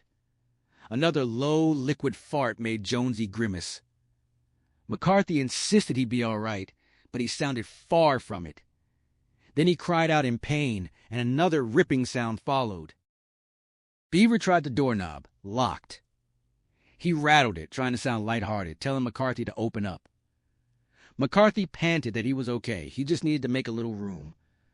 More brutal, tearing sounds came from behind the door. Jonesy knocked harder, demanding to be let in, even as a part of him wished McCarthy had stayed lost, or that he'd shot him when he had the chance. McCarthy weakly told him to go away, to let him be. The helicopter's rotor noise grew deafeningly close. Beaver called out to McCarthy through the bathroom door, trying to keep his tone light but desperate, asking where he was bleeding from. McCarthy sounded genuinely confused. He said he wasn't bleeding at all. Jonesy and Beaver exchanged a frightened glance. Then Jonesy finally processed the sound. It was a helicopter. Relief flooded through him. He was sure they were searching for McCarthy. Beaver looked like he couldn't quite believe it, but Jonesy insisted. He didn't care if the chopper was chasing the strange lights or investigating the animal exodus. All that mattered was getting McCarthy off his hands and to a hospital. He told Beaver to go outside and flag them down, no matter what it took, even if he had to strip and dance. Beaver started to move, then jerked and screamed. Jonesy spun around, half convinced his worst fears were materializing, but it was only a doe standing in the kitchen, its head extended over the counter, staring at them with mild brown eyes. Jonesy slumped against the wall, gasping. Beaver advanced on the deer, clapping his hands and shouting at it to leave. The doe lingered for a moment, then whirled and bolted out the door, scattering pots and utensils in its wake. Beaver followed it out, pausing to eye the droppings it had left on the linoleum. The animal migration had mostly subsided, now just stragglers. The doe leaped over a limping fox and disappeared into the woods. Then, from above the clouds beyond the shed, a massive brown helicopter emerged with "Aang, Air National Guard," printed on its side. It dipped low, and Beaver stepped into the yard, waving his arms and shouting for help. The helicopter descended to about 75 feet, churning up a cyclone of snow. Beaver kept waving, jumping, yelling about a hurt man. The chopper drifted closer but showed no sign of landing, and a horrible thought struck him. He felt like a target in a shooting gallery. The side door slid open, and a man in an enormous parka leaned out, holding a bullhorn. What disturbed Beaver most was the oxygen mask covering the man's face. He'd never heard of pilots needing masks at such low altitude. The amplified voice that boomed down sounded robotic alien. It demanded to know how many of them there were and told Beaver to show on his fingers. Confused, Beaver initially thought only of himself and Jonesy. Henry and Pete weren't back yet. He raised 2 fingers. The voice ordered them to stay put, announcing a temporary quarantine. Beaver shouted back, demanding to know what that meant, insisting they had a sick man who needed help. As the words left his mouth, he realized he'd given the wrong number. There were 3 of them, or maybe 5, if Henry and Pete returned. He started to correct himself, then froze, unable to decide. The roar of the rotors and swirling snow overwhelmed him, making him cough. The amplified voice told them the situation would be resolved in 24 to 48 hours and instructed them to cross their arms over their heads if they needed food. Beaver screamed that there were more of them. They had a hurt man. The man in the helicopter tossed the bullhorn back inside and made an okay gesture. Beaver raised an open hand, 1 finger for each of them, plus a thumb for McCarthy. The man grinned, waved back, and spoke to the pilot. The helicopter began to rise. Beaver stood there, frosted with snow, still screaming that there were 5 of them and they needed help. The helicopter vanished into the clouds. Inside, Jonesy heard some of this, but was focused on McCarthy, who had fallen silent after a series of breathless screams. The stench under the door grew thicker.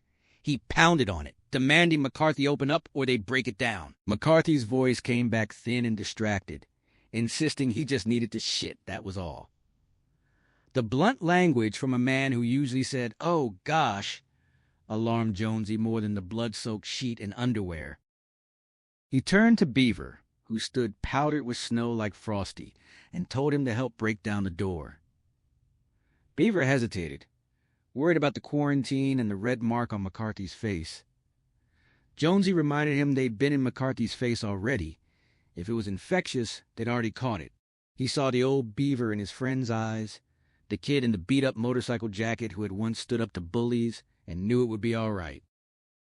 Beaver called through the door, trying to sound friendly, asking McCarthy to open up.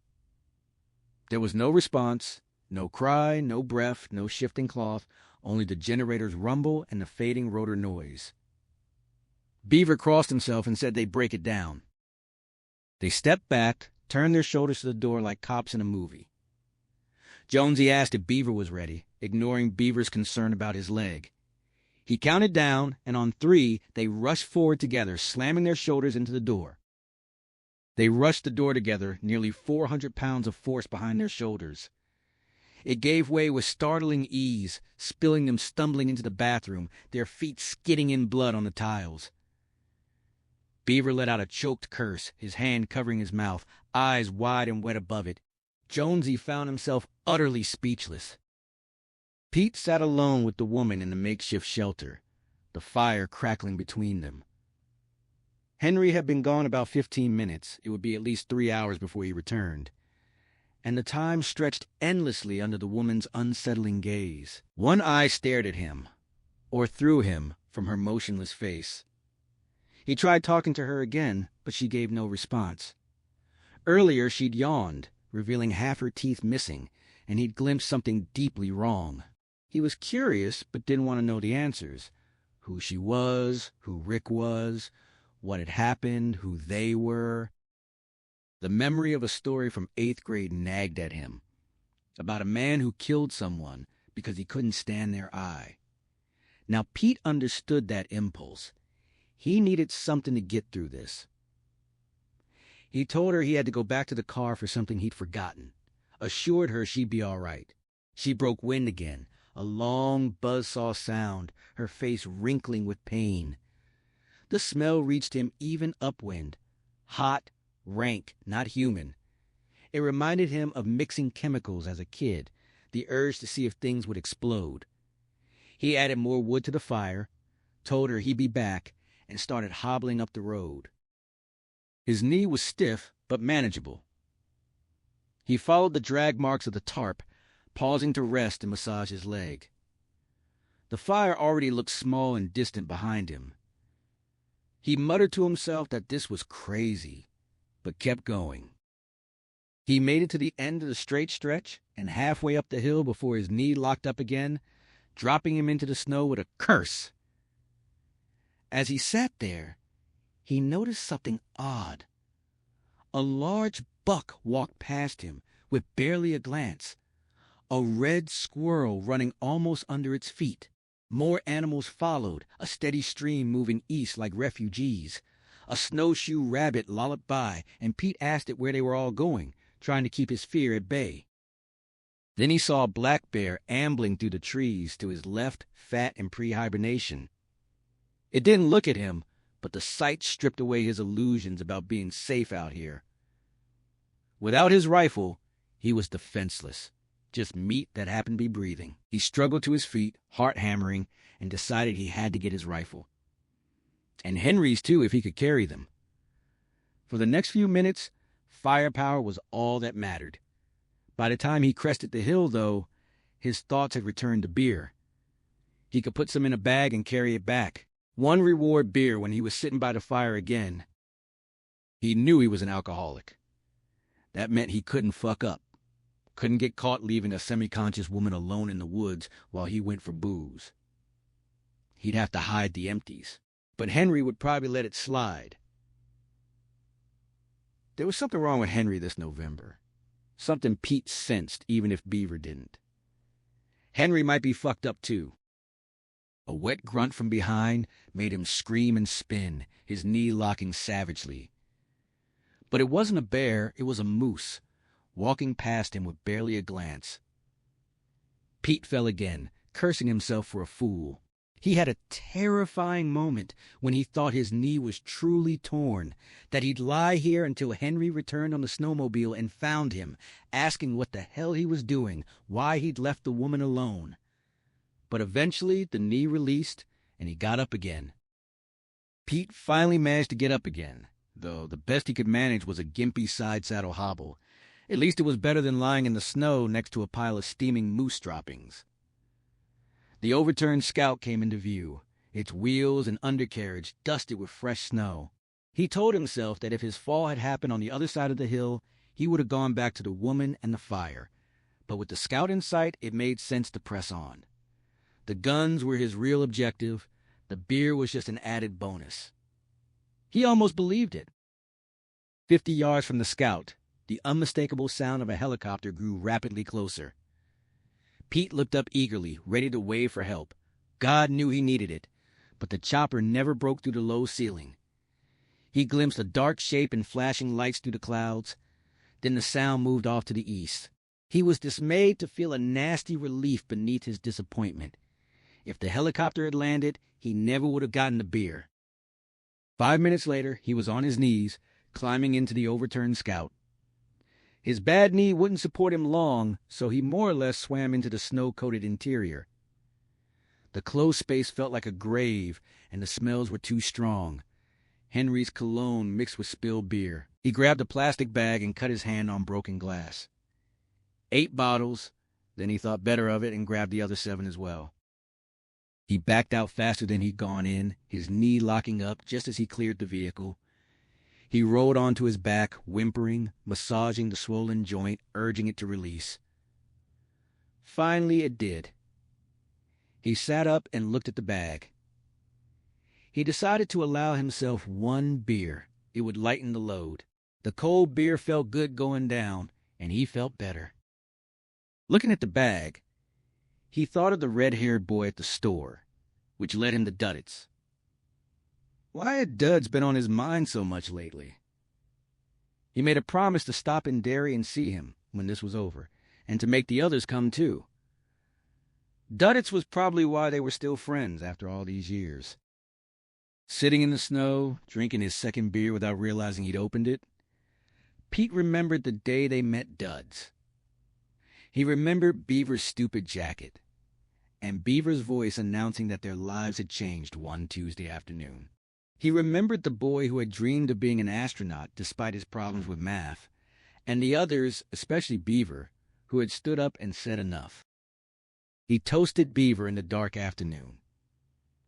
They had all been beautiful ones, hadn't they? The memory unfolded. 8th grade. Pete always out first because his last class was music on the ground floor. His friends finished on the second floor, Jonesy and Henry in American fiction, Beaver in math for living.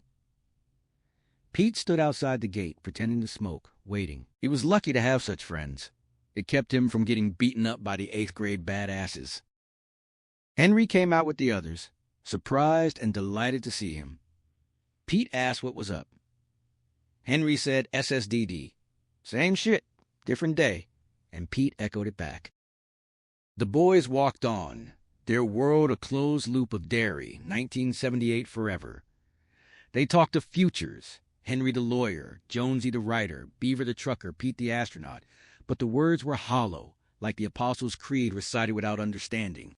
What they truly believed in was the eternal now. Junior high, 2:45, the walk up Kansas Street. Maureen Chessman's skirt riding up as she shifted, promising revelation. Derry would always be Derry. They would always be them. The conversation drifted to familiar topics. Classes, teachers. Who'd gotten into a fight? Who'd done something gross? Norm Parmelo, now forever macaroni, had plugged his nostrils with mac and cheese and swallowed it back for a bet. A moment of notoriety that would follow him for years. They talked about who was going out with whom, the Super Bowl, the Patriots never won, rooting for them was a fucking pisser. Same shit, different day. They walked past the Retard Academy without seeing it, the special kids just part of the world's wallpaper. Today they had hunting to discuss. Mr. Clarendon was taking them to Hole in the Wall next month. 3 days, 2 of them school days, and the school had no problem with it. Hunting was still considered part of a boy's education up here. The idea of creeping through the woods with rifles while their friends droned away in class was delightfully boss. Beaver told them about the gulch, where the big deer always went. They argued about who'd get the biggest one, the best place to shoot, and who'd blow lunch when it came time to gut their kills. Then Jonesy interrupted, suddenly excited. Did they want to see Tina Jean Schlossinger's pussy? Pete was intrigued immediately.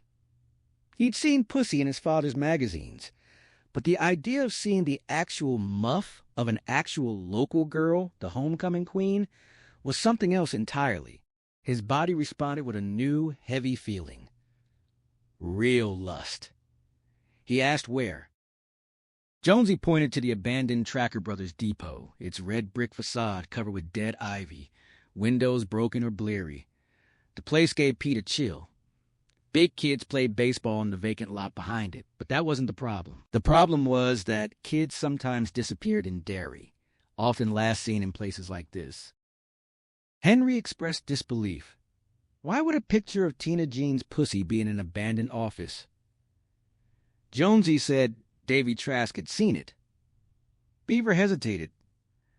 The place had been empty since 5th grade, probably full of rats with rabies. But Jonesy assured them they didn't have to go in. They could look through a window on the driveway side. The office still had a bulletin board with a map of New England truck routes, and supposedly a photo of Tina Jean holding her skirt up. No pants on. Pete asked if she was naked. Jonesy admitted no, No tits, but she was holding her skirt up and you could see everything. The idea inflamed them all. A girl could hold her skirt up after all. Any girl could. The boys moved toward the driveway like a spring tide, nearly mindless in their momentum. Even Henry stopped asking questions. Only Beaver voiced a concern about whether they'd have to go inside to see the picture. Pete finished his second beer and tossed the bottle into the woods. He got up carefully, dusting off the snow. His knee still looked terrible, swollen like a small dome, but felt a bit looser. He walked carefully, swinging the bag of beer, thinking of the woman he'd left behind, hoping she hadn't noticed he was gone. He planned to walk slowly, massage his knee every few minutes, and get back to her. He didn't look back at the scout, didn't see that he'd written "Dudits" over and over in the snow as he sat thinking about that day in 1978. Only Henry had asked why the picture would be in an empty office, and Pete thought that was just Henry fulfilling his role as group skeptic. He'd only asked once. The rest of them had simply believed. Near the top of the hill, Pete stopped, not from breathlessness or leg cramps, but because he suddenly felt a low humming in his head, like an electrical transformer with a cycling quality. It seemed to have been there for a while, and he was just becoming aware of it. Strange thoughts came with it. Henry's cologne and a name, Marcy. The name was suddenly in his head, attached to phrases about needing a shot. He stood still, licking his dry lips, the beer bag hanging motionless. He looked up and saw the lights, just two of them now, very faint. He spoke aloud, enunciating carefully, telling Marcy to make them give him a shot. The words felt exactly right, though he couldn't say why. Was it the click or the lights? He couldn't be sure. Maybe neither. The snow had stopped. The world was only three colors now. Deep gray sky, deep green firs, and perfect white snow. Hushed. The humming noise was gone. The lights were gone. He called out Marcy's name, then dismissed the idea that it was the woman's name. Her name was Becky. He knew that as surely as he'd known the real estate woman's name. He finished climbing the hill and started down the other side, his thoughts returning to that day in 1978. Then his knee let go completely, exploding like a pine knot in a hot fire. He pitched forward into the snow, screaming too loudly to hear the beer bottles breaking. Henry started toward camp at a quick walk, then upped the pace to a steady jog as the snow subsided and the wind died. He'd run longer distances before, though never in 4 inches of snow. At 37, a heart attack seemed unlikely, and given what he was planning, worrying about it seemed ludicrous anyway. What he worried about was Jonesy and Beaver. He didn't know how he knew there was trouble at Hole in the Wall, but he accepted it. Even before encountering the animals, hurrying past with spooky eyes, not quite stampeding he'd known, he jogged on, occasionally dodging the animals, and settled into a mantra: 8 more miles to Banbury Cross. The woman's words echoed in his head. They're back. He wondered about the lights, the animal stampede, the woman with most of her teeth and brains missing, and those farts. They reminded him of a schizophrenic cancer patient he'd once had. The smell of the body eating itself. 7 more miles. He felt warm, endorphins kicking in. He was suicidal but not depressed in the clinical sense.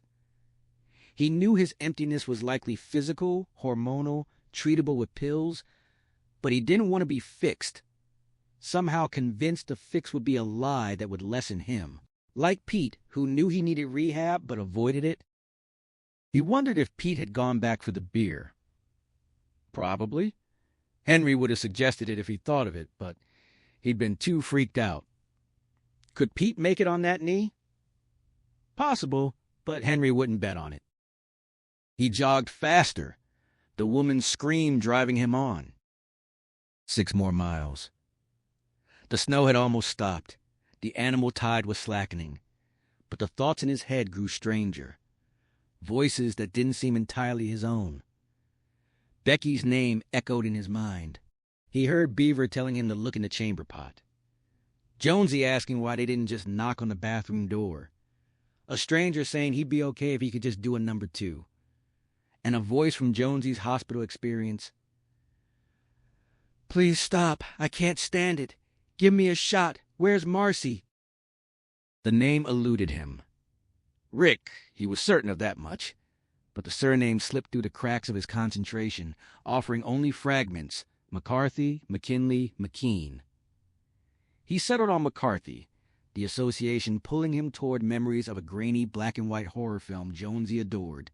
If you plied Jonesy with enough drink and mentioned that particular picture, he'd inevitably deliver its most famous warning with theatrical gravity. And the woman had echoed that same note of dread, staring upward and howling that they had returned. The sheer scale of it overwhelmed him. Nothing in their shared childhood had prepared him for this, and the experience was somehow worse. Like seizing a live wire that buzzed not with electricity, but with the clamor of foreign consciousness. Throughout his years of practice, patients had described hearing voices, and Henry, the confident young psychiatrist, had nodded along as if he understood. Perhaps he believed he had, but only now, plunging through the snow with the impossible hum of other minds bleeding into his own, did comprehension truly arrive. Voices. They swarmed his awareness, and they were so loud, so insistent, that he failed to notice the helicopter until its dark shark form slid overhead, a rushing presence barely veiled by the cloud bottoms. The sound faded, and with it the mental chorus began to recede, like distant radio signals dissolving as dawn strengthens the atmosphere's interference. At last he was left with only his own internal monologue, grimly certain that disaster had already struck the camp, and that further calamity had befallen the others back at the scout or the shelter. 5 miles to go. He fixed on that number, trying to steer his attention away from his absent friends and toward something else. Anything else. He knew exactly where his own thoughts had gone, the same place Pete's mind must have drifted, back to 1978, to Tracker Brothers, to Duddits. Henry couldn't grasp how the boy could possibly connect to this present nightmare, yet they had all been thinking of him. Pete had mentioned duds while they dragged the woman across the tarp. Beaver had spoken of him just the other day in the woods. The afternoon Henry had taken his deer. Beaver had laughed, recalling the time the 4 of them had hauled Duddits Christmas shopping in Bangor. Jonesy had just gotten his license and would have driven anyone anywhere. And Duddits had worried about Santa's reality, and they had all worked to reassure him. Big high school kids by then convinced they owned the world.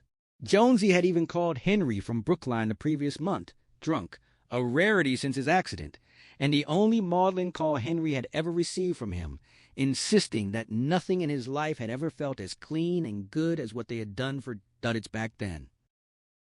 Our finest hour, the phrase had left Jonesy's mouth, and with a jolt, Henry realized he had said the same thing to Pete just hours ago. Duddits. Of course. Fucking duds. 5 more miles, maybe 4. The memory resurfaced. They had been heading to see a photo of a girl, supposedly tacked to a bulletin board in an empty office. Henry couldn't recall her name after all these years, only that she had been that bastard Grenadeau's girlfriend and the homecoming queen. Those facts had made the prospect particularly alluring. Then, at the mouth of the driveway, they'd spotted a discarded Dairy Tiger's shirt. Farther down, something else. "I hate that show. They never change their clothes," Pete had remarked, and Henry had been about to reply. The kiddo screamed. The words escaped him as he stumbled in the snow, recovered, and pressed on. He ran and remembered. The October afternoon, Duddits' shriek changing everything. They had always assumed that change was for the better. Now Henry doubted. He wondered very much. The driveway was overgrown, weeds pushing through gravel ruts, and Beaver surged ahead, almost vibrating with eagerness. Henry guessed Pete was equally wound up, but the younger boy held it together better. Beaver was practically agog, and the word nearly made Henry laugh, until the Beav stopped so abruptly that Pete nearly collided with him. Beaver bent and picked up a red and white shirt. Not old or dirty, but almost new. Jonesy dismissed it impatiently, wanting to move on, but Beaver insisted it was a good shirt, until he held it up. It was a Derry Tigers jersey, number 19 on the back. They all recognized it, Richie Grenadeau's number. But the collar was torn, ripped as if the wearer had been caught and dragged back. Beaver dropped it, subdued. Then they found a lunchbox, bright yellow plastic Scooby-Doo. Henry trotted ahead and grabbed it. Like the shirt, it looked fresh, not abandoned for long. A bad feeling began to coil in his stomach. He wished they had bypassed this detour altogether or saved it for another day. But even at 14, he knew that when it came to the prospect at hand, there was no such thing as later. Pete voiced his familiar complaint about the show's characters' never-changing clothes. Jonesy took the lunchbox and turned it over. The wild gleam faded from his eyes, replaced by a frown. Henry suspected Jonesy was also starting to regret this venture.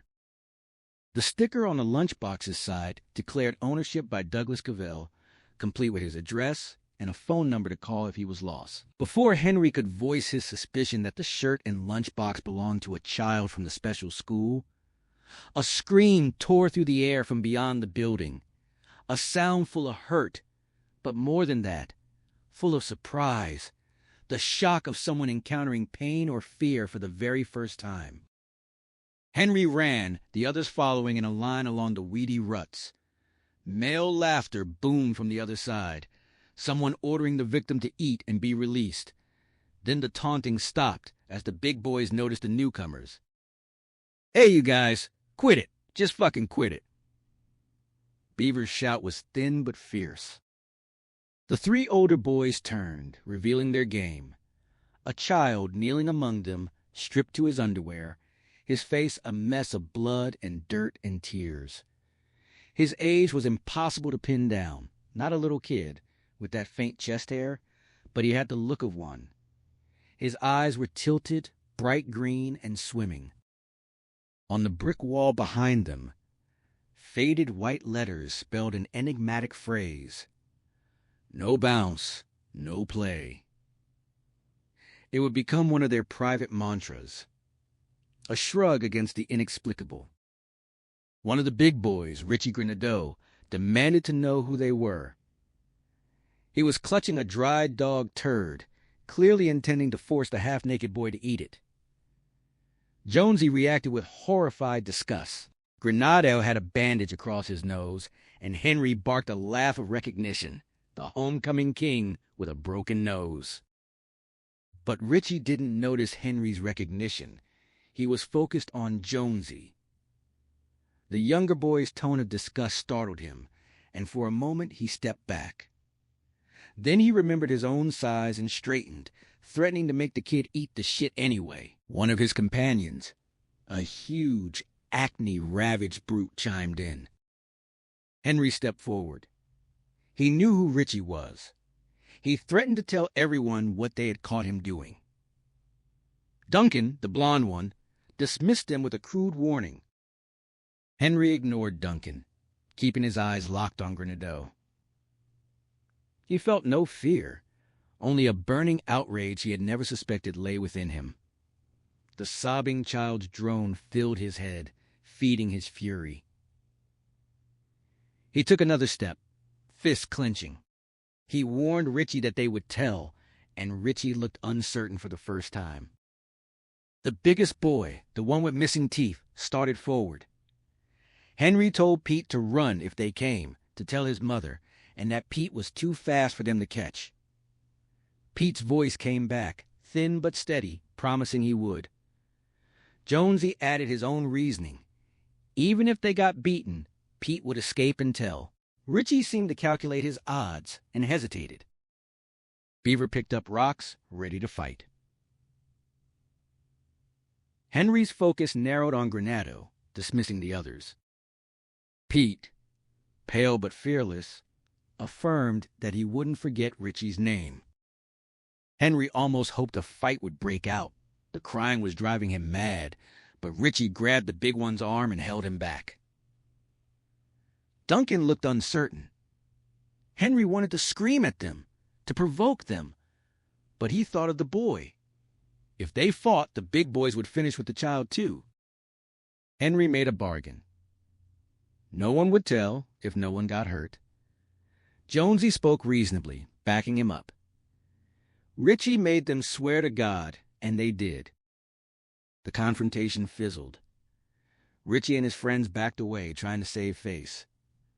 The boys retreated, leaving the crying child with the four of them. The sobbing was unbearable. It got inside your head, drove you crazy. Beaver stepped forward. "If you tell anybody I did this," Beaver said, with a strange mixture of shame and defiance, "I'll never chum with you guys again." Then he dropped to his knees, took the wailing, nearly naked boy into his arms, and began to sing. His voice was unexpectedly clear and sweet, a lullaby about a baby's boat sailing near and far. The child's crying stopped. He looked at Beaver with astonishment. The Beav sang the fragment 3 more times before the child would let him stop. They helped him dress, his sneaker on backward. Beaver corrected it. The boy smiled. Jonesy found the lunchbox and asked if it was his. The boy clutched it. "Obi-Obi-Doo, where-oh," he sang, then declared his name. "Tuddits." And Henry, standing there in the weeds, wondered. Henry's focus narrowed to a single point. Richie Granado. The 3 older boys could have flattened him without effort. Henry knew that, recognized the physical disparity with cold clarity, but fear had abandoned him entirely, replaced by a raw, unfamiliar fury that seemed to burn from his core outward. The child on the ground was undoubtedly developmentally disabled, yet not so diminished that he failed to grasp the cruelty being inflicted upon him. The tears, the torn clothing, the implicit threat of what came next, it all fed a rage Henry hadn't known he possessed. He stepped forward, fists curling, the kid sobbing drilled into his skull like a persistent tone, each broken breath stoking the fire. Henry made his threat. He would tell. It was a childish gambit, but the words carried an authority that surprised even him. Richie flinched, his gloved hand dropping, uncertainty flickering across his face for the first time. Henry pressed harder, naming Richie specifically, making it personal. Duncan and the toothless brute closed in on either side of Richie. The big one, Scotty, grinned with ugly confidence and promised death. Henry, never breaking eye contact with Granado, ordered Pete to run if the fight started, to tell his mother to bring the police. He emphasized that Pete was too fast to catch, and Pete's thin voice confirmed he was ready. Jonesy picked up the logic, arguing that even if they were beaten, Pete would escape and tell the story. Richie tried to counter, boasting about his own speed, but the threat was already taking root. Henry checked on his friends. Jonesy stood firm. And Beaver had grabbed rocks, his narrowed eyes shifting between Granado and the big one, his toothpick jittering with aggression. Henry gave quick orders. Target Granado first. Let the others be irrelevant because Pete would outrun them anyway. Pete, pale but vibrating with readiness, promised he would never forget the name. Beaver taunted Granado about his broken nose, his supposed weakness. The uncertainty spread to Duncan, whose face flushed with hesitation. Only Scotty still wanted to fight, and for a moment Henry almost wished they would. The crying was unbearable, a relentless pulse in his skull, but Richie held Scotty back. And Duncan's reproachful look suggested Henry and his friends were somehow the ones in the wrong. Richie demanded to know what they wanted. Henry wanted them gone. Richie asked if they would tell, and Henry found himself caught between his desire to expose them and his awareness of the child's vulnerability. If they fought, the kid would suffer worse. He compromised he would tell no one if no one was hurt. Jonesy reinforced the bargain, and they all swore it to God. Richie accepted, but the tension was far from diffused. As the older boys retreated, trying to salvage their dignity, Henry and his friends formed a protective line between them and the weeping child. At the corner, Richie issued a final threat. They would meet again, one by one or all together. Scotty promised they'd be seeing the world through oxygen tents. Henry nearly laughed, despite everything, but he held it in, praying for silence. They left. The four of them were alone with the rocking, sobbing boy, his face turned skyward, tears and blood streaking his cheeks. The crying was so strange, so penetrating. How could those older kids have persisted in the face of it? Henry would understand later, somewhat, but now it was a complete mystery. Beaver announced he would try something. He looked at his friends with a complex expression: shame, defiance, and something that might have been hope. He made them swear not to tell, and then he knelt beside the boy. He took him into his arms and began to sing. The memory fractured. Henry was back in the snow, his feet skidding, losing his balance completely. He flew through the air and landed hard on his back, the impact driving the wind from his lungs. Snow puffed around him, and his head struck the ground hard enough to spark stars behind his eyes. He lay still, waiting for broken bones to announce themselves. Nothing did. His back protested, but the pain was bearable. He'd taken worse falls as a kid, sledding in Strawford Park, and bounced up laughing. But he wasn't 10 or 11 anymore. He talked himself upright, telling himself he was fine, just shaken. Pride was the only thing truly hurt. He allowed himself a moment to rest, to catch his breath. The memories had shaken him more than the fall. Richie Grenadeau. The confrontation that had never happened, not really. Richie had flunked off the team, and his threats had come to nothing. But something else had happened. Something beyond that afternoon, something Henry was only beginning to understand. That was all a long time ago. Now Banbury Cross, or at least Hole in the Wall, awaited, and Henry had no magical mount to carry him there, only his own weary legs. He climbed to his feet, brushing snow from his backside, when a scream detonated inside his skull. He cried out. The sound ripped from him as the mental assault hit like a shotgun blast behind his eyes. He staggered, flailing, and only the stiff branches of a roadside pine kept him upright. He disentangled himself, his head still ringing, ears buzzing, and touched his nose. His palm came away wet with blood. Something loose shifted in his mouth, a tooth. He spat it into his hand, stared at it with dull wonder, then tossed it aside. No use for it out here.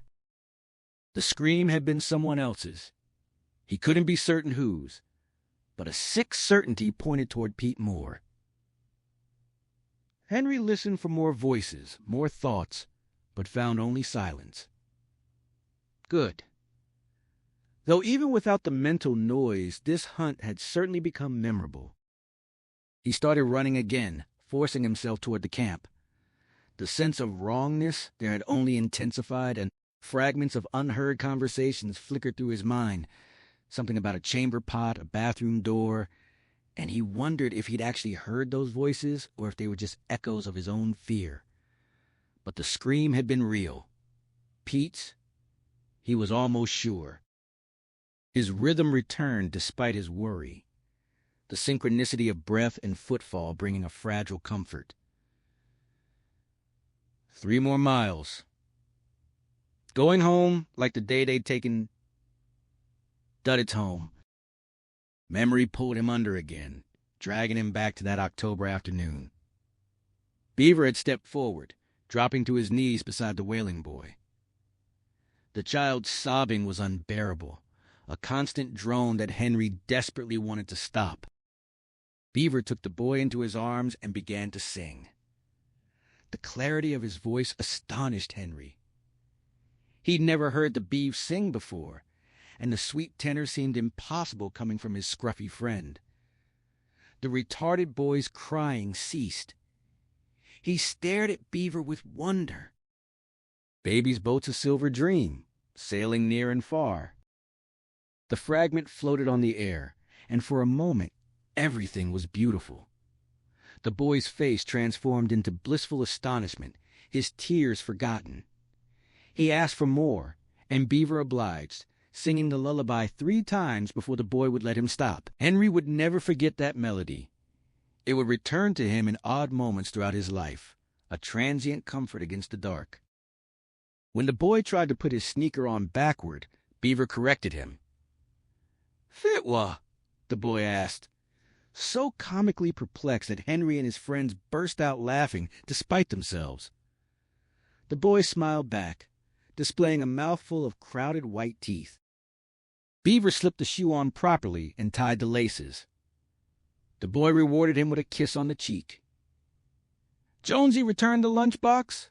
and the boy hugged it, declaring his name, "I done it." Henry felt a warmth spread through him, the cold receding. This was their finest hour, he thought, even if he wouldn't know those words until Jonesy spoke them years later. They had found something precious in that vacant lot, something that would define them. Duddit smiled at them, and Henry felt like a swimmer emerging from cold water into the warmth of a towel.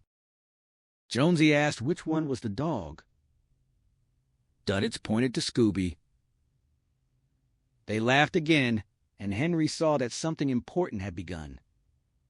They would walk Duddits home, and their lives would never be quite the same.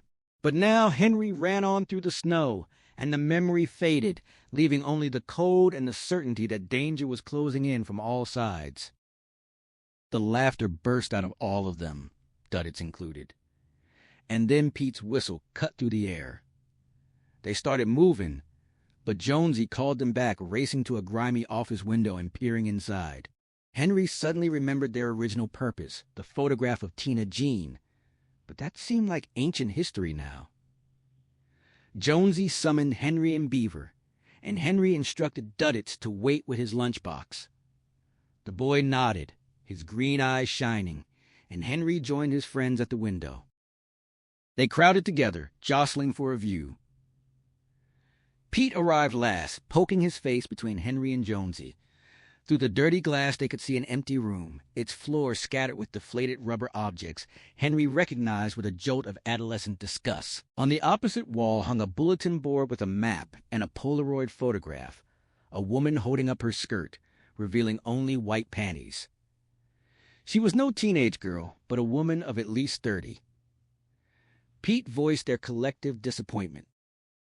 Jonesy looked defensive for a moment, then grinned and jerked his thumb over his shoulder. "No," he said. They had come for him, for Duddits. The memory shattered. Henry stopped dead in the snowy road, realization crashing over him. He was terrified.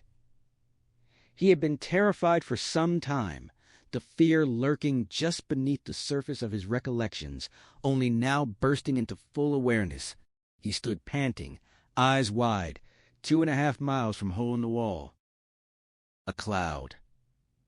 Something dark and terrible was approaching, a presence he could feel with unprecedented clarity. He needed to get off the road, to hide. The approaching engine was a snowmobile, but it was also the red-black cloud, a movie playing inside it. The kind of horror film Jonesy loved. Henry tried to move, but fear froze him, dredging up every childish nightmare and adult horror he had ever known.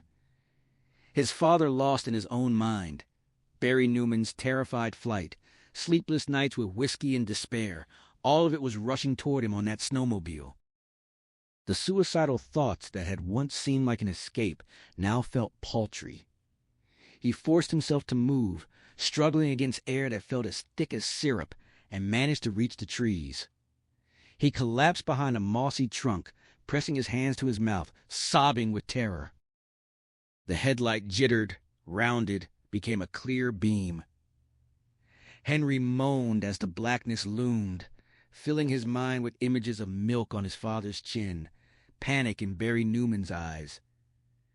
Death camps, torture.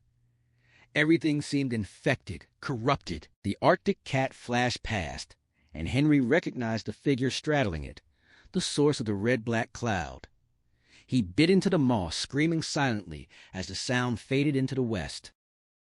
When he finally stumbled back to the road, his nose bleeding, tears freezing on his cheeks, he knew one of his friends was dead, one was dying, and one had become something else.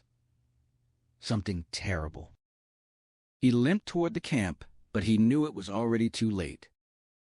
Inside the bathroom, Beaver had taken one look and unleashed a raw, helpless curse.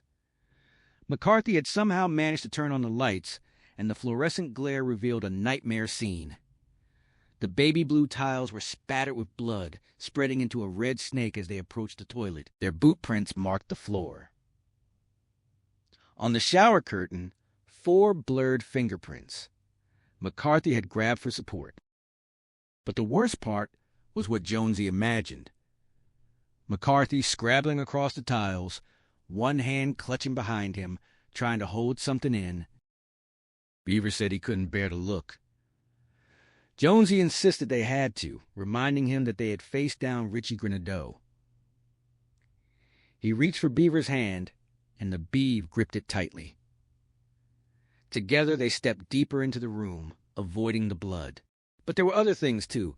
Clumps of reddish-gold mold growing in the fingerprints and the grout. Jonesy called out to McCarthy, but received no answer. McCarthy sat motionless on the toilet, his orange hunting cap perched at a crooked angle, the rest of him bare. His chin rested against his chest, eyes mostly closed, hands clasped over his groin in a grotesque parody of modesty. Blood streaked down the side of the bowl like a careless paint stroke, yet McCarthy himself appeared unmarked, at least from the front. But Jonesy noticed the skin of McCarthy's stomach hanging in loose folds, reminding him of Carla's abdomen after childbirth. Above the hip, the flesh was merely reddened. Across the belly, it had split into tiny wheels, as if something had been growing inside him, something parasitic. Jonesy muttered bitterly about the knock he wished he'd never answered, wishing he'd shot McCarthy before recognizing him as human. Beaver asked if McCarthy was still alive, and Jonesy admitted he didn't know. He stepped closer, feeling Beaver's fingers slip away as the Beav reached his limit. Jonesy called out softly, and the only response was a loud, wet fart that filled the room with a stench of excrement and chemicals so potent Jonesy half expected the shower curtain to dissolve. A splash followed from the toilet bowl, not the sound of waste dropping, but something heavier, almost alive. Beaver insisted the fart meant McCarthy was alive, but Jonesy hushed him. He leaned in close, studying the blood in McCarthy's eyebrow, the red growth on his cheek, the gleam between his half-closed eyelids, the purple cracks in his lips. The smell was overwhelming, almost visible, rising like mustard gas. Jonesy snapped his fingers before McCarthy's face, then tested his breath with a licked wrist. Nothing. McCarthy was dead. Beaver refused to accept it, pushing past Jonesy and grabbing McCarthy's shoulder, shaking him. McCarthy toppled sideways into the tub, his skull cracking against the porcelain. Jonesy and Beaver screamed, clutching each other, as they glimpsed the horror-revealed McCarthy's ass was a lopsided moon with a crater at its center, a wound so vast Jonesy couldn't believe his eyes. The shower curtain floated down, hiding the body. Something splashed in the toilet again, spattering bloody water. Jonesy slammed the lid down, preventing Beaver from looking. The Beav fumbled for a toothpick, dropped a handful, and looked up with tears in his eyes, comparing the scene to Duddits. Naked, helpless, but saved. Jonesy saw no connection.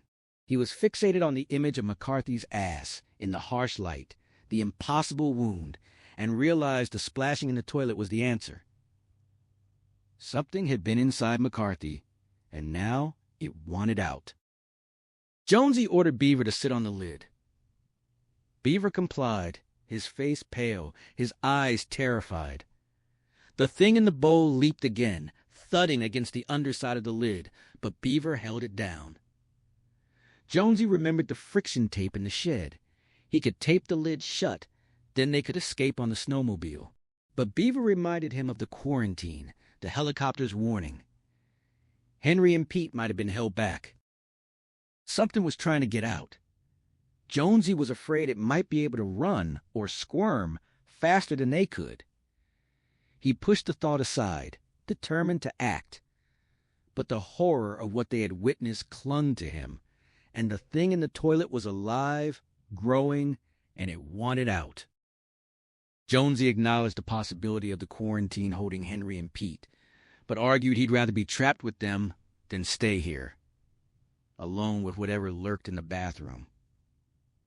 Beaver suggested flushing the toilet, but Jonesy refused. He'd seen the wound in McCarthy's body, the sheer size of the hole something had made exiting. Flushing wouldn't stop it. The thing was too big. Beaver slammed his palm against his forehead in frustrated despair, then agreed to let Jonesy fetch the tape. Jonesy paused at the door, telling Beaver to sit tight. The absurdity of the instruction caught them both, and they dissolved into nervous giggles.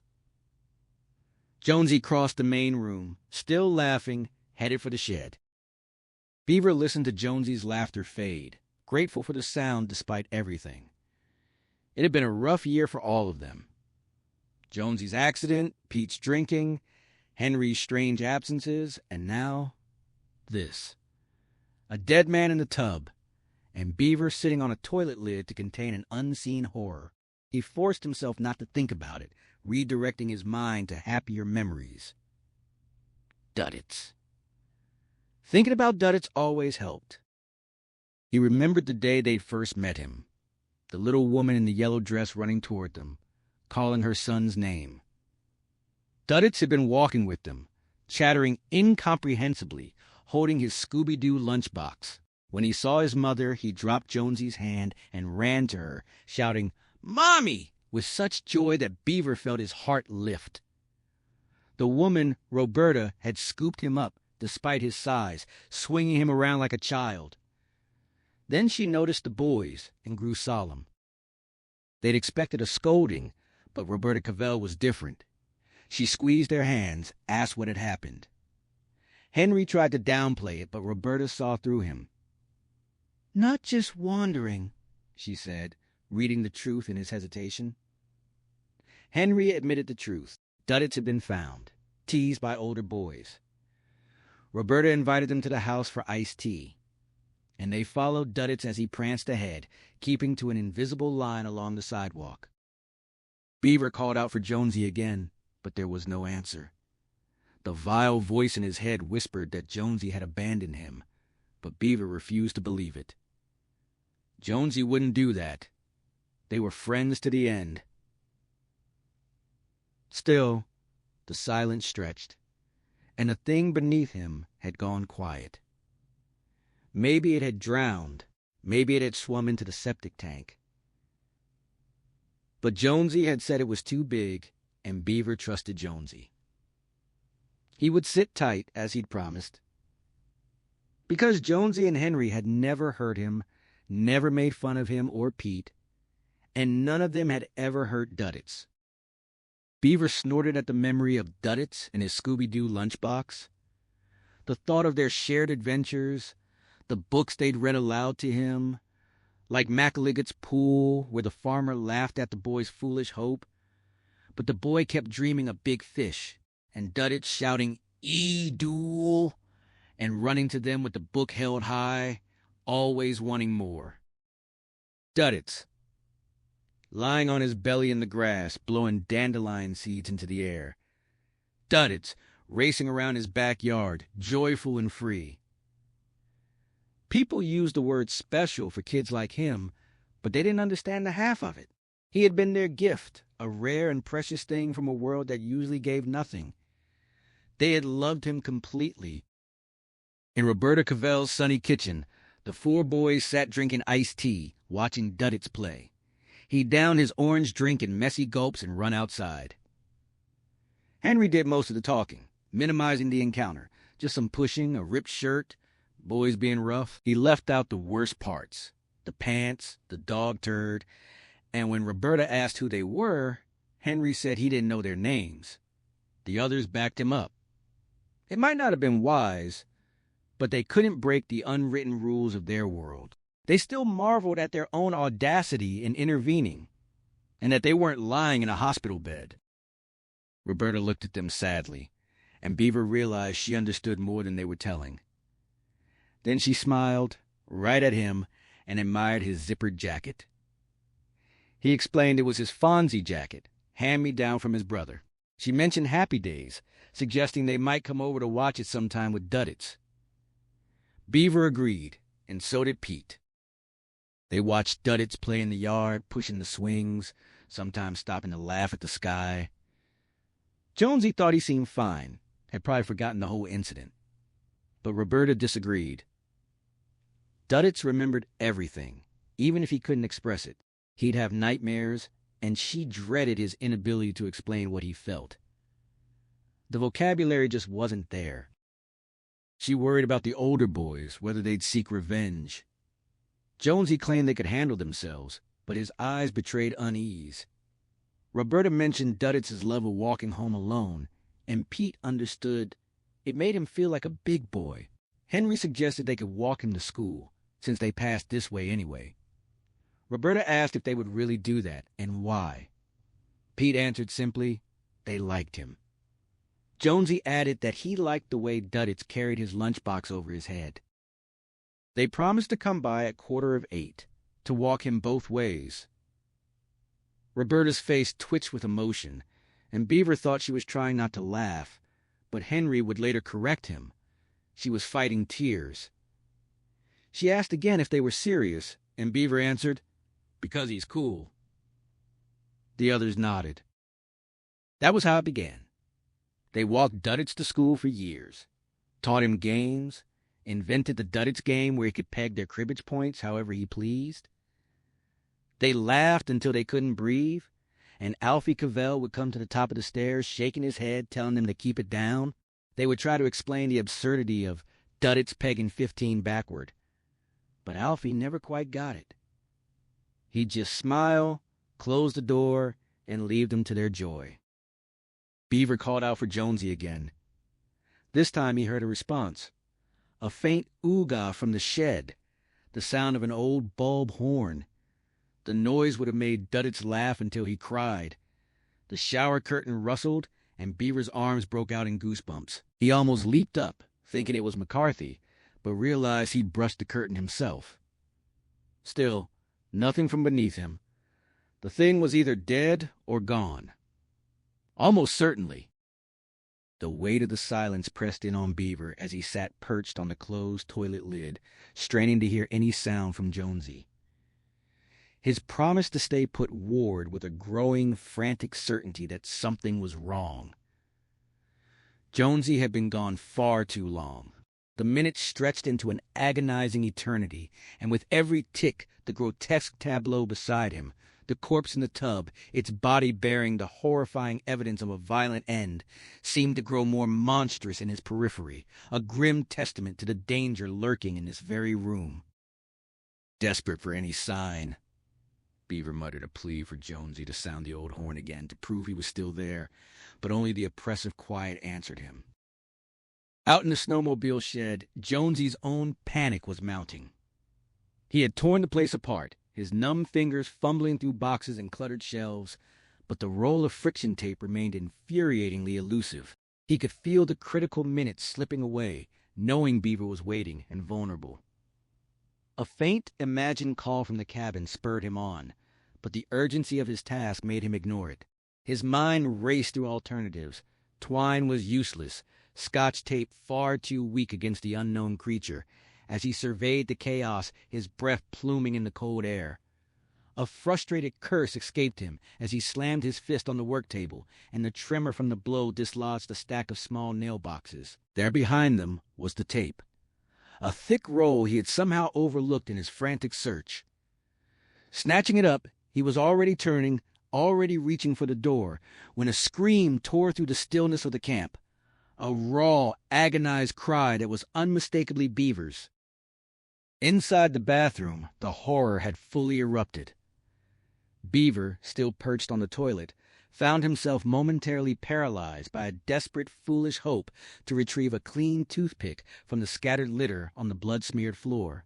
The growth of the strange, furry fungus was spreading, staining the grout and the floor, a visual indicator of the sickness that had claimed McCarthy.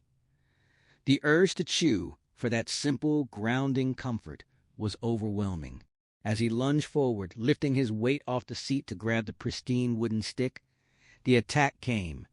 The creature trapped beneath the lid struck with an explosive force, slamming the porcelain cover into him and sending him sprawling across the slick, bloody tiles. The beast was upon him instantly, a cold, wet, and grotesquely heavy weight that reeked of ether and decay.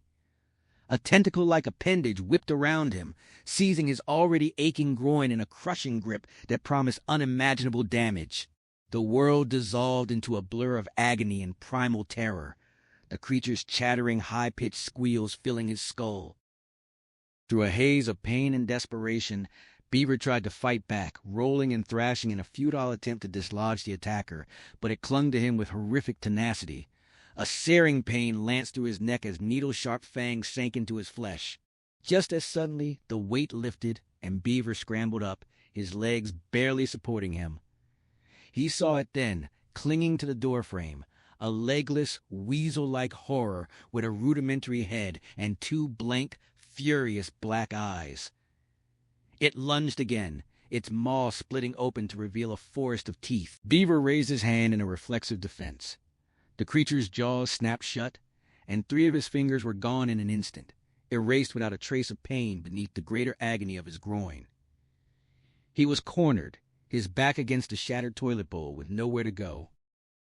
He saw Jonesy appear in the doorway, frozen, clutching the useless roll of tape. Beaver knew he was already lost, a dying man whose only remaining purpose was to somehow save his friend. He saw the creature's head snap toward the new prey, and with his last reserves of strength, he wrapped his arms around the writhing, pulsating thing, trying to buy Jonesy time. His scream was a gurgled, desperate plea for escape, for fire, for anything. But then the creature turned back, its nightmare head looming, and the last thing Beaver saw, with dimming eyes, was the image of Jonesy standing there, utterly defenseless, before the final searing explosion of darkness claimed him. Jonesy, rooted to the spot by the horror unfolding before him, could only watch as the red-gold worm creature turned from Beaver's ruined body. As the thing on the bathroom floor began to slither towards him, he stumbled backward, driven by an instinct for self-preservation that warred with the grief and horror consuming him. The world had become a nightmare from which there was no waking. Jonesy stood frozen, a statue of terror, as Beaver's final guttural screams, a desperate plea for him to flee, to seal the door, pulled the creature's attention back to its dying victim. In a horrifying escalation, the beast turned its focus to Beaver's eyes, the ultimate violation, while its body constricted around him, slithering against his bare skin and tightening with bone-crushing force. Beaver's heels drummed a frantic, bloody rhythm against the tile, his shadow a wild, flailing specter on the wall, as the red-gold moss of infection spread with impossible speed across every surface. Then, with a final shuddering thrash, Beaver went limp, toppling backward into the tub atop McCarthy's corpse. The weasel thing released its grip and with terrifying speed slithered across the floor and launched itself toward Jonesy. Instinct took over. Jonesy lunged, slamming the bathroom door shut an instant before the creature slammed into it from the other side, the impact shivering the wood in its frame. He could hear it scrabbling, shifting restlessly, and then it crashed against the door again. The idea of jamming a chair under the knob was a fleeting, foolish thought. The door opened inward. The immediate, terrifying question was whether the thing had the cunning to work the knob itself. That question was answered with a sickening lurch as the knob began to turn, pulled by an inhuman strength.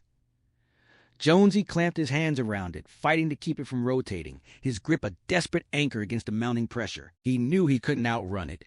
It was too fast, and his own injured hip would betray him.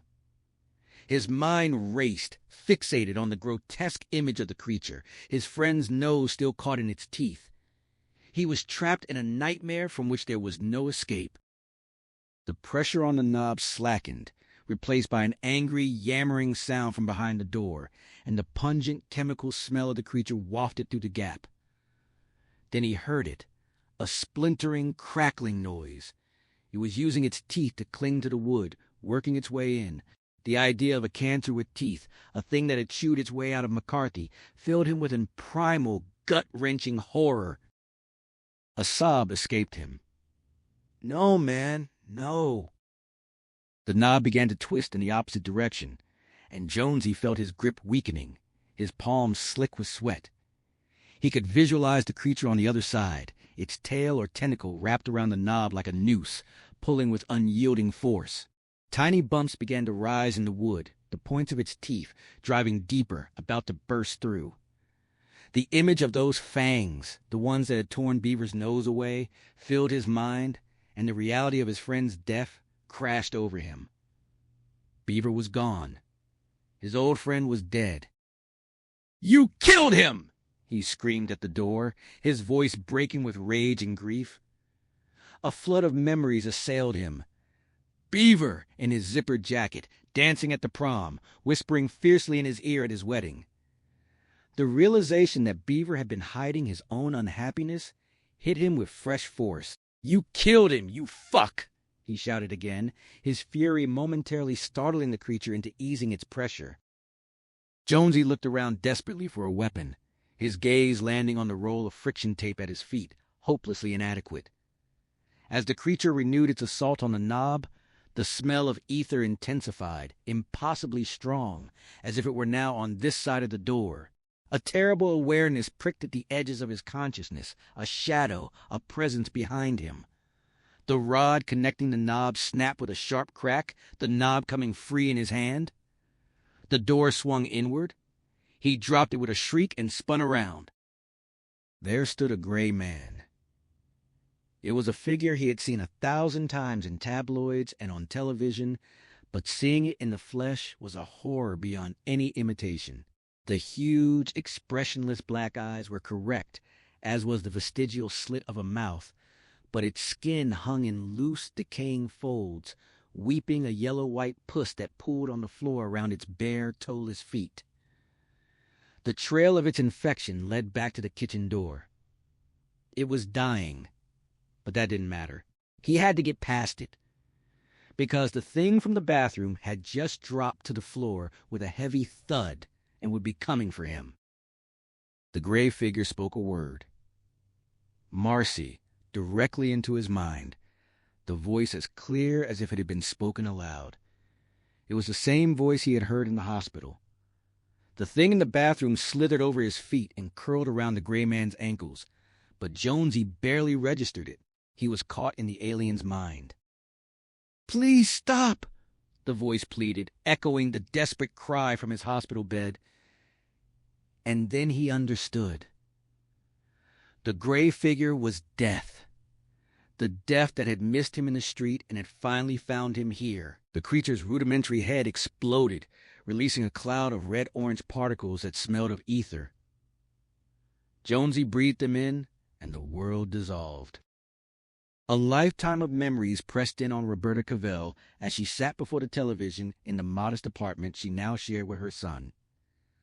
A widow at 58, she remained the same bird-like woman in her flowered dresses, though her hair had turned to gray. The big house on Maple Lane, with its echoes of Alfie and the boys' laughter echoing up from the rec room, had become unbearable after her husband's death. She had sold it, despite the comfortable cushion of money Alfie had left her, unable to face the ghost that lingered in every room. Now with Dudditz's illness a 2-year secret she couldn't bring herself to reveal to his old friends. She watched the local news with growing unease. The reporters had abandoned their regular programming for wall-to-wall coverage of strange events unfolding in the Jefferson Tract, the very place where her son's friends had gone hunting every autumn. Missing hunters, at least a dozen now, were the headline, but the details were far stranger. One group of four, Otis, Roper, McCarthy, and a woman named Shue, was specifically named, their faces flashing across the screen. The rumors were escalating. Unexplained colored lights in the sky. Hunters reporting a craft hovering silently over power lines that caused their teeth to feel loose and their engines to die. The military called such an outbreak of sightings a flap. But the most disturbing reports spoke of a quarantine and a crash in the woods. When a pale, odd-eyed man named Abraham Kurtz appeared on screen to dismiss the rumors with a flippant non-answer and a joke about E.T., Roberta felt a deep unease. He claimed to be taking the matter seriously, but his eyes looked like liar's eyes to her, and his refusal to confirm or deny anything did little to ease her growing dread. A shaky news helicopter shot showed military aircraft forcing a Cessna to turn back, a clear sign that something was being hidden. As she rose to turn off the television, unable to bear the mounting anxiety any longer, a scream from the back bedroom shattered the silence. Dudditz's scream. It was followed by the raw, hysterical sobbing of a terrified child, a sound that tore at her heart and made her feel every one of her years. She ran down the hall, her own heart hammering, desperate to reach him.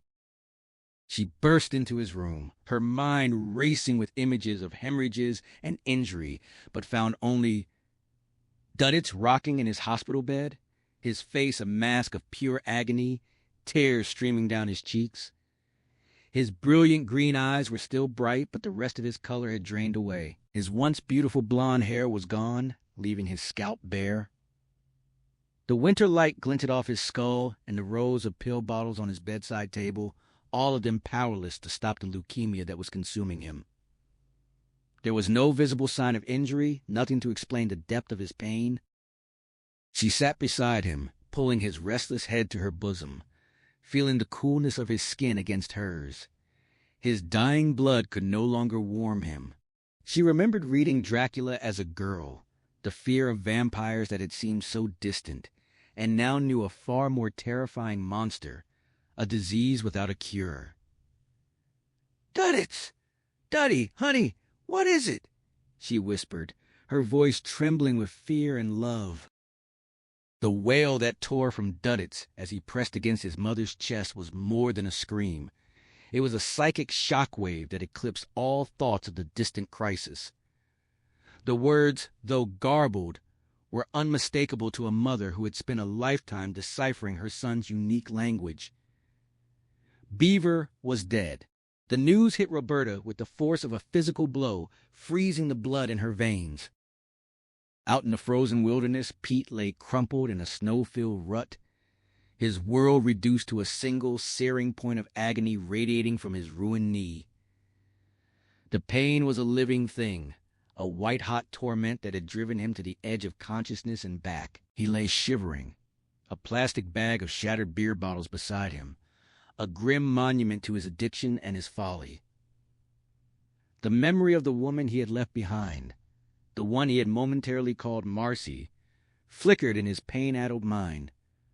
But guilt was a luxury he couldn't afford. Survival was all that mattered. With a monumental effort, he forced himself to crawl, his good leg pushing, his elbows digging into the snow. The distant glow of the fire was a beacon, a promise of warmth that kept him moving despite the relentless grinding pain. He muttered the name Becky under his breath, a desperate attempt to humanize the woman he had abandoned, to make his failure something other than a coward's choice. When he finally reached the dying fire, he found her dead, her body surrounded by a dark crust of frozen blood. The eerie jackalope quality had left her remaining eye. It was simply a dusty, dead orb now. He noted his watch was running backward, a peculiarity he filed away without much surprise. He fed the fire with the last of the wood, trying to focus on the simple, mechanical act of staying warm. He tried to push away the encroaching thoughts of Henry, of the camp, of the familiar voice he heard whispering warnings in his head. He forced himself not to dwell on the face of Beaver he saw in his mind's eye, not to analyze the fragment of a memory, blue tiles, a shower curtain, an orange cap, that flickered on the edge of his awareness. It was easier to focus on the fire, to coax the flames higher. As he moved to cover the woman's body with the tarp, he saw the full horror of what had happened to her. The back of her jeans had been blown out, the fabric shredded, and beneath the torn remnants, a red-gold fungal growth was spreading across her clothing and her exposed skin. Something had come out of her, and now, he sensed, it was out here with him. He felt a cold certainty that he was not alone. The thought crystallized in his mind. It had grown too big, it had run out of food, and it was watching him. He called out into the silence, a desperate challenge to the unseen presence, his voice swallowed by the vast, frozen emptiness. The act of calling out into the void only deepened Pete's terror, confirming the presence of something watching from the shadows. His gaze traced a faint, mildewy trail leading away from the woman's body and around the corner of the lean-to. Then he heard it, a dry, scaly scraping on the tin roof above him.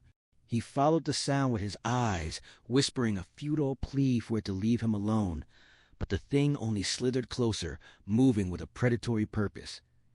He knew he was cornered, his own foolish obsession with beer having cost him the chance to arm himself. The creature on the roof was a predator in a hostile environment, and he was the only source of warmth it could find.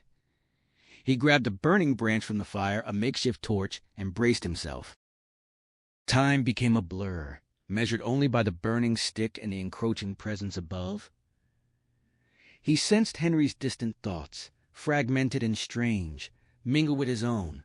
Then a new wave of clarity washed over him, a desperate, almost ecstatic plea that seemed to come from outside himself. "Please don't hurt us, ne nous blessez pas." The words, echoing in French, were a frantic prayer to the violence he felt descending on them all. It was a cry that seemed to come from the very air, a desperate attempt to reason with an approaching slaughter. But it was too late. The thing on the roof struck, its teeth sinking into his ankle. He yanked his leg back, the creature clinging like a leech. In a blind panic, he grabbed it with his injured hand, feeling its cool, furred flesh, and it immediately let go of his ankle, only to sink its needle teeth into his palm, tearing the wound open wider. Agony erupted, but he was already swinging his burning branch, a move born of pure instinct. The torch connected, and the creature ignited. He swung his arm against a support post, crushing the burning thing, then stamped on it as it fell, a savage triumph flaring in his chest. His triumph was short-lived. His ruined knee gave out completely, the ligaments tearing with a sickening snap as he fell, the lean-to collapsing around him in a shower of sparks and crashing tin. He lay there, half-buried, his jacket on fire, his eyes glazed with shock. He blew out the flames and dragged himself from the wreckage, his body a single, screaming nerve. The buzz of a snowmobile engine grew louder, approaching from the east. It was Jonesy, or whatever was left of him. And Pete knew, with a chilling certainty, that it would show him no mercy. In the midst of the slaughter, one small thought surfaced. He had finally quit drinking. Pete stared at his ruined hand, a grotesque ruin of torn flesh and missing digits. One finger was simply gone, swallowed by the creature. Two others dangled uselessly, their tendons severed. The deepest wounds, both from the monster and from the broken bottle during his desperate crawl for beer, were already festering with the same reddish-gold growth he had seen on the dead woman. He could feel it, a faint, fizzy sensation as it fed on him, a cancer consuming his flesh just as the disease had devoured his father. The realization that he was dying from the inside out was almost a relief. He suddenly felt he couldn't die soon enough. The distant gunfire had ceased, but a massive explosion to the west shook the world, momentarily drowning out the approaching buzz of the snowmobile. Nothing remained but the relentless fizzing in his hand and the hollow gaps where his teeth had fallen out. He closed his eyes and waited. At the newly established operations center, a small country store called Goslin's Market, the situation was rapidly being brought under control by a man named Kurtz. His cleaners had arrived with the falling snow, and by the time he himself appeared at 10:30, the base was taking shape. The store was designated Blue Base, while the adjacent structures, a barn, a stable, and a corral, became holding areas for the first detainees. His new aide, Archie Perlmutter, was already overwhelmed, his high-tech equipment rendered useless by the strange electromagnetic interference in the area. Kurtz dismissed the loss of 2 hunters who had slipped through their net, unconcerned. He was more interested in establishing control, and he took a moment to educate Perlmutter on the nature of their mission, a FUCA operation, a paradox of secrecy and visibility. He spoke of contingency plans dating back to 1947 and of the need for speed and ruthlessness. Perlmutter, terrified by Kurtz's unsettling, empty gaze, could only stammer his agreement. The arrival of a commandeered school bus carrying Owen Underhill and his team was a welcome distraction. As Kurtz walked away to greet them, Perlmutter felt a profound sense of relief, grateful to be out of the man's direct line of fire. Owen Underhill stepped off the bus and greeted Kurtz, the 2 men, an odd study in contrast, one towering and gaunt, the other squat and solid. Kurtz dismissed an offer of a cold whopper, and the conversation turned to old injuries, a carefully neutral exchange that masked a deeper wariness on Owen's part. He knew Kurtz was a man to be handled with extreme care, his moods and agendas shifting like a weather vane in a gale. Their attention was drawn to a new arrival, a Lincoln Navigator carrying 3 hefty hunters, who were clearly in for a rude awakening as they were processed into the holding area. Kurtz, ever focused on the bigger picture, steered Owen into the cluttered, sour-smelling office of the store's owner. The place reeked of old food and something more chemical, a faint trace of the contamination that was spreading through the woods. Inside, Kurtz produced a box of transparent plastic masks, tossing one to Owen. He explained they were standard issue for biohazards, though whether they'd work on the alien fungus, which the text had dubbed Ripley, remained to be seen. He didn't dwell on it. The clock was ticking, and they had work to do. Owen then played a tape for Kurtz, a recording of an intercepted transmission. A robotic voice announced a top-secret intercept before giving way to a series of voices, some recognizable, some not, reciting prime numbers and phrases in both English and French. Pleased not to be hurt, declarations of helplessness, denials of infection, and finally, a stark admission of dying. The voices were eerily familiar, a collection of celebrities and public figures, all broadcasting the same desperate, multilingual message. Kurtz listened with a cold amusement, noting the irony of the aliens using a Berlitz-style lesson to plead for mercy. The same 4 messages repeated over and over. Don't hurt us. We're helpless. There's no infection. We're dying. Underhill noted that the transmission had been running for hours, jammed but still getting out. The sheer number of voices suggested a vast, coordinated plea. Kurtz, however, was more interested in the practical implications. The fungus was everywhere, and they were going to have to burn it all down and start over. The Ripley fungus, named for the sci-fi heroine, was spreading on trees and corpses alike, turning the landscape into a grotesque alien garden.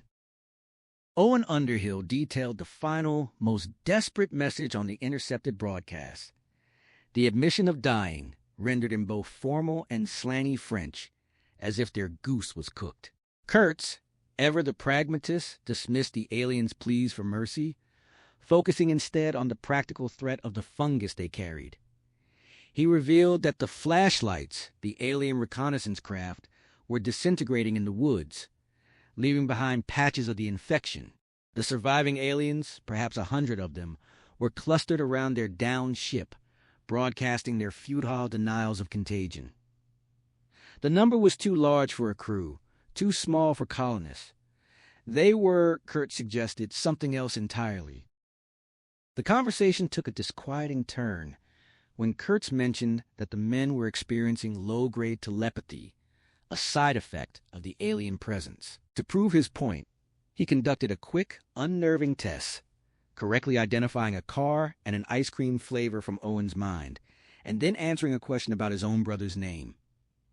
The realization that the phenomenon was real and potentially spreading sent a chill through Owen.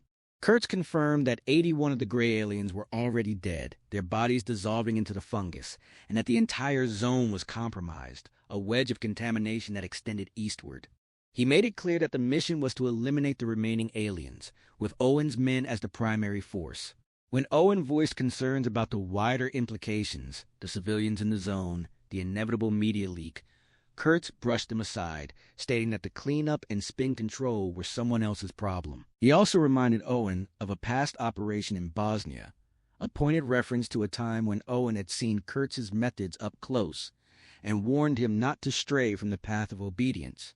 The conversation was cut short by an order to stand down due to worsening weather, a delay that Owen found deeply unwelcome, sensing that the coming confrontation would be far worse than anything he had experienced in the Balkans. The mission to extract the downed pilot had been a textbook success, orchestrated by Owen Underhill, a man many already viewed as Kurtz's natural successor. Callahan had popped his smoke as planned, and the team had swept in, ghosting through the hostile terrain unseen. It was the way Kurtz insisted things be done, the Fuka, the invisible horse, even if Owen privately felt some of the secrecy was as much about style as necessity. As they hauled the pilot aboard, Owen had spotted a cluster of local children watching from the tree line, their faces unreadable. The thought that Kurtz's obsession with leaving no trace might extend to those kids had never once entered his mind. Kurtz had never mentioned it. Not then. But he was mentioning it now, Owen realized. The Bosnian incident had been the line he hadn't crossed. Today, he was about to cross it again, listening to the Greys plead for their lives over the comms. The very plea he was broadcasting to the men against orders. He knew Kurtz was a hard man, a brutal instrument of state will. Many in their line of work were. But Kurtz was different in a way Owen could never quite articulate. It wasn't just the cruelty or the ruthlessness. It was the vacancy in his pale eyes, the disconcerting stillness of his gaze. No love, no laughter. But most unsettling of all, no curiosity. It was that fundamental lack of inquiry that made the man monstrous. He never asked why. He simply acted. As they rose to treetop level, the landscape below becoming a blur of white and dark green, Owen gave the order to hold position. He could see the downed craft now, a vast gray dish that had carved a slanted scar through the forest before coming to rest in a swamp. The sight of it stripped him of breath. It was one thing to see a photograph. It was another to confront a piece of alien technology, half buried in mud and black water, the dead trees splintered around it like broken matchsticks. Some of the men thought it was a trap, but the figure standing in its shadow looked far too pathetic for that. About 60 gray boys remained, many of them dead or already decaying, their pale bodies slumped in the snow or half submerged in the frigid water. Reddish-gold patches of the Ripley fungus were visible here and there, but Owen noticed through his binoculars that it was already graying, dying in the cold. It didn't spread well here. He was almost convinced it couldn't. Then, in a split-second decision he would later revisit in his mind 1,000 times, Owen reached past the pilot and flicked a switch on the radio, opening the common channel to the Gray Boys' final broadcast. He hadn't planned it. It was pure impulse, a reflex against the machinery of Kurtz's cold silence. The voices flooded the airwaves, famous and pleading, repeating the same messages. "There is no infection here. We are dying," counting their prime numbers in the voices of actors and newscasters. The Greys, reduced to ghosts in a machine they had never built, were begging their killers for a mercy that would not come. Kurtz's voice came through the private link, sharp with an anger Owen had rarely heard. He demanded an explanation, and Owen gave him one. He just wanted to hear if the message had changed. A lie, but a convenient one. He knew he was inviting punishment, but in that moment, he didn't care. The Fuka horse could rot. If they were going to open fire, he wanted his men to hear the enemy's voice first, to know they were slaughtering something sentient, something capable of hope. The newscast on Kurtz's lap would soon be folded into a cocked hat, a silent mockery of Owen's career. Owen knew he had used up his second chance. The unwarned had become the unarmed, but he couldn't bring himself to regret it. The Gray Boys were dying, pleading, and all Kurtz cared about was the schedule. Kurtz's voice returned, cold and controlled, giving the command to proceed. Owen paused, then answered with the most deliberate, defiant "sir" he had ever spoken. Kurtz's anger was a cold, hard thing, and he found its depth unsettling. It was mostly born of surprise, that raw, infantile emotion, but that only made it worse. Owen had blindsided him, broadcasting the Gray Boys' pleas to the entire squad. His flimsy excuse was a joke you could roll up and shove somewhere unpleasant. Owen was the best second-in-command he'd ever had, a career that spanned decades and wars, but that didn't matter. He was going to break him, not for Bosnia, not for the radio trick itself, and not even for the principle of obedience. It was the line, the Kurtz line. Owen had crossed it, and he would pay.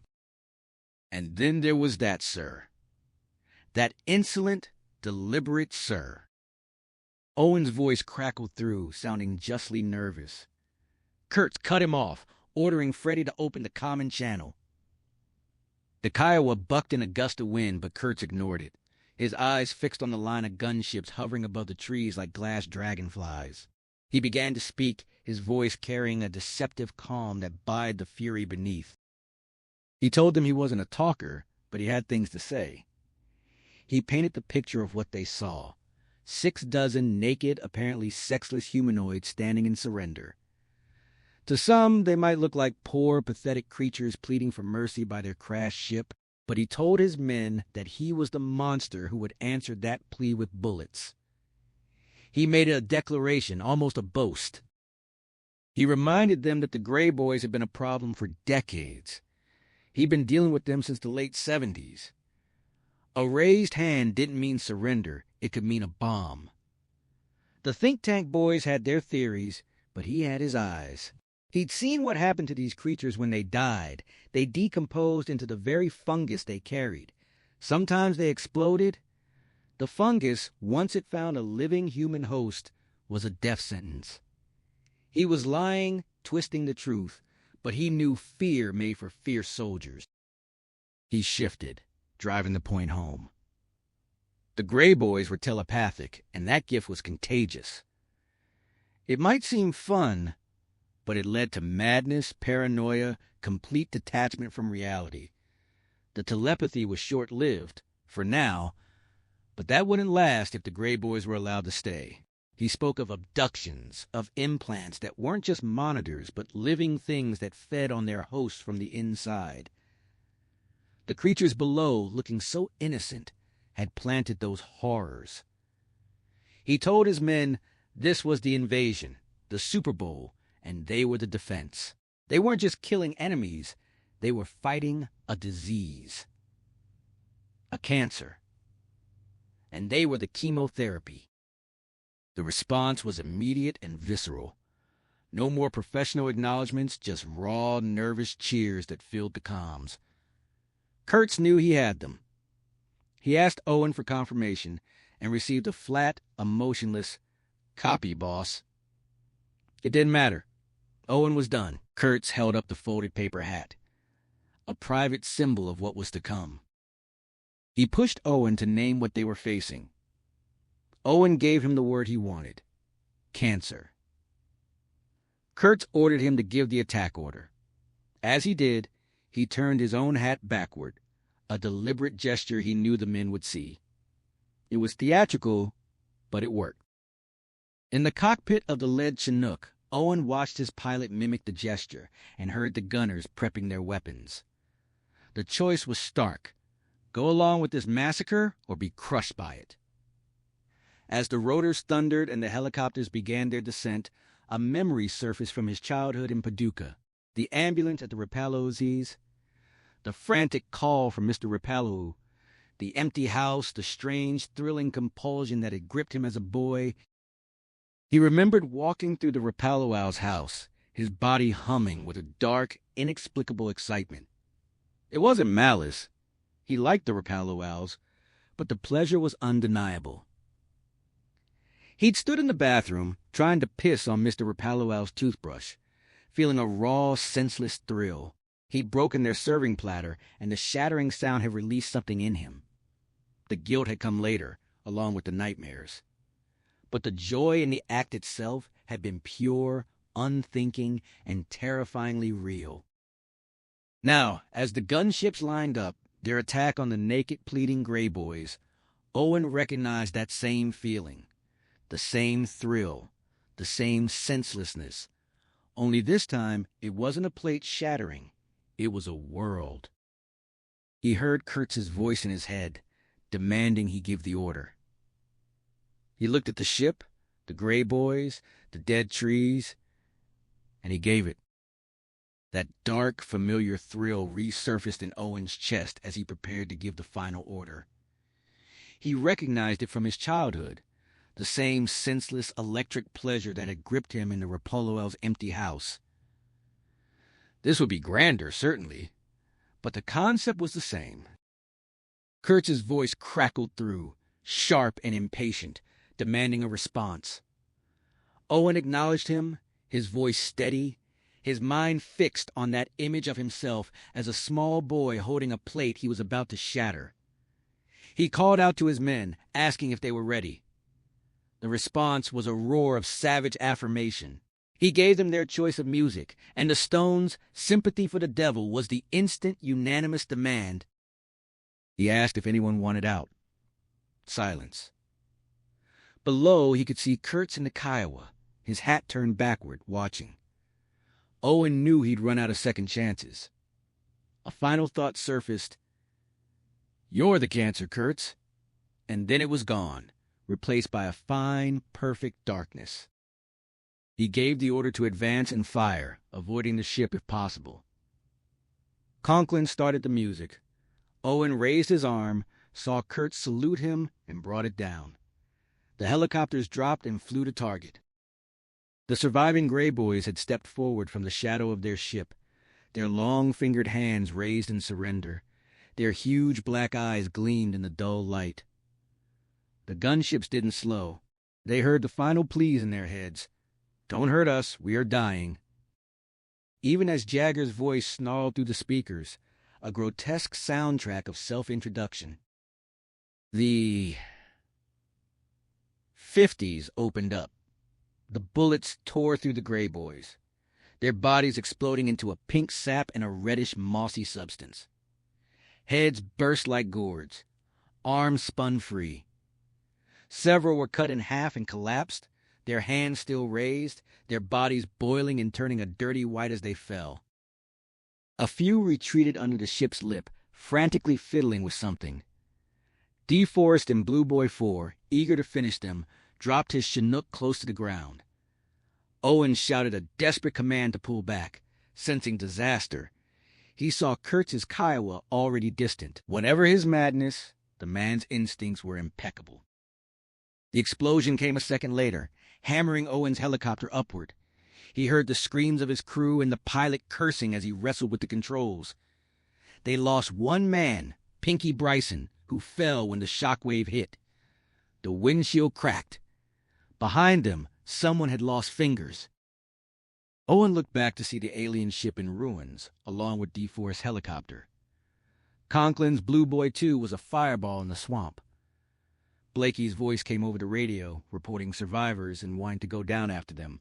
Owen ordered him to pull back, and Kurtz's rasp cut in, cold and absolute, threatening a miserable transfer if Blakey didn't comply. Blakey fell silent. The two surviving gunships retreated. Owen watched the Ripley fungus spiral upward into the air, wondering if he and Blakey had escaped in time. The Gray Boys were infectious, whether they admitted it or not. The survivors of the down crew were walking dead at best, or worse, transforming into something unknown. Kurtz's voice came over the radio again, calling for Owen. Owen switched to the private channel and acknowledged him. Kurtz offered praise, calling the shooting good and the flying better, claiming they were back at square one. Owen accepted it, though he knew Kurtz believed otherwise. Kurtz asked if everything was okay. Owen reported injuries but said they were functional, a mess for the sweepers. Kurtz laughed, a dry, crow-like sound loud in Owen's headphones. Owen knew the nightmare was far from over. Inside the Kiowa, Kurtz's voice was low and deliberate as he addressed his pilot. He told Freddie they'd need to keep a close watch on Owen Underhill, and if they had to make a sudden departure, Imperial Valley, Underhill would be left behind. Freddie gave a silent nod, understanding the unspoken command, and continued flying. He knew where the line was drawn. Kurtz's orders came quickly. Get back to the store 15 minutes ahead of Owen and Blakey, 20 if possible, and secure a satellite link to Cheyenne Mountain. Freddie acknowledged, promising it would take 5 minutes. Kurtz demanded 3. He settled back, watching the endless pine forest stream beneath them. He noted, with detached practicality, that within a week the entire area would be dead. A shame, but there was no shortage of woods in Maine. He spun the folded newspaper hat on his finger, contemplating how he'd like to see Owen Underhill wearing it after he stopped breathing. He murmured softly about Owen's feeble excuse for the radio stunt. Freddie, wise enough to remain silent, said nothing. In the rear of the surviving Chinook, Owen's eyes drifted to the pilot's hand on the yoke. At the base of his thumbnail, a delicate red-gold line had appeared, fine as a grain of sand.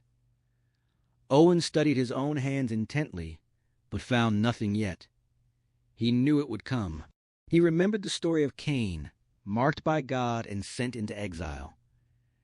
As he looked at the stain on the pilot's thumb, he realized he knew what color that mark had been. Henry had discovered that suicide had a voice, a fractured, persistent murmur that needed to explain itself. Giving it room to speak had improved his life, granted him sleep, kept the worst days at bay. Until today, he knew the thing on the Arctic cat was not Jonesy, though he sensed his friend might still be buried deep inside, too small and powerless to matter. Soon Jonesy would be gone, and that might be a mercy. Henry had feared the creature would sense him, but it passed without slowing, heading toward Pete. Henry pushed away the questions of what would happen next, refusing to care. He started back to the camp, not because anything remained there, but because he had nowhere else to go. Passing through the gate with its Clarendon sign, he spat another lost tooth into his gloved hand and tossed it aside. The snow had stopped, but the sky remained dark, and he thought the wind was rising. A distant explosion hammered the day to the west, but Henry looked at it dully, unable to place its meaning or care. He walked toward the cabin, following the packed track of the snowmobile that had just departed. The generator hummed steadily. The door stood open. Henry paused at the granite slab that served as their welcome mat, examining it.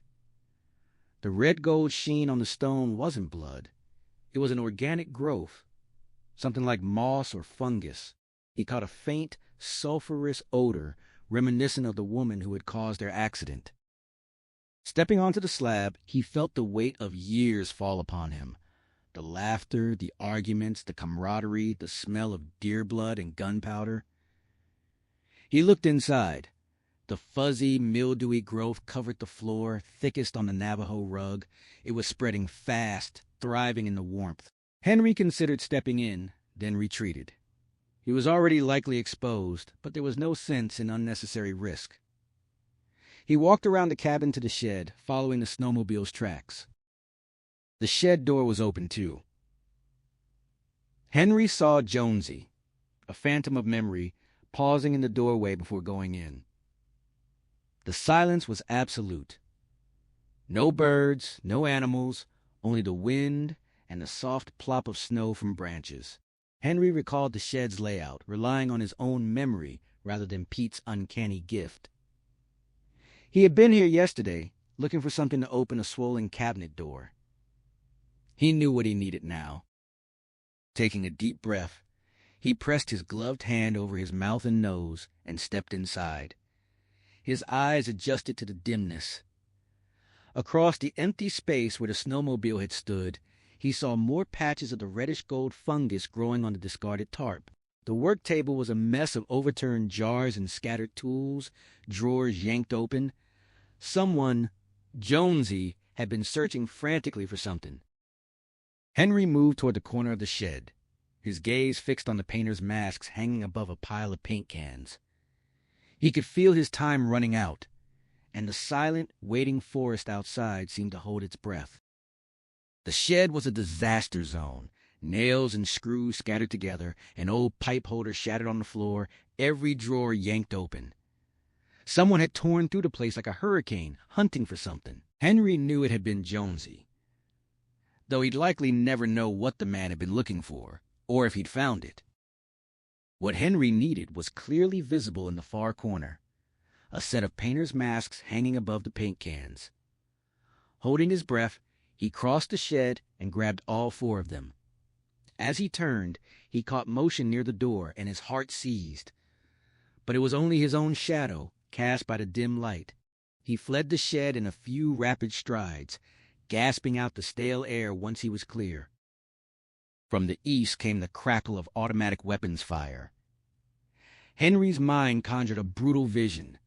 Deer, raccoons, rabbits, dogs, all being mowed down in their dozens as they tried to flee the quarantine zone.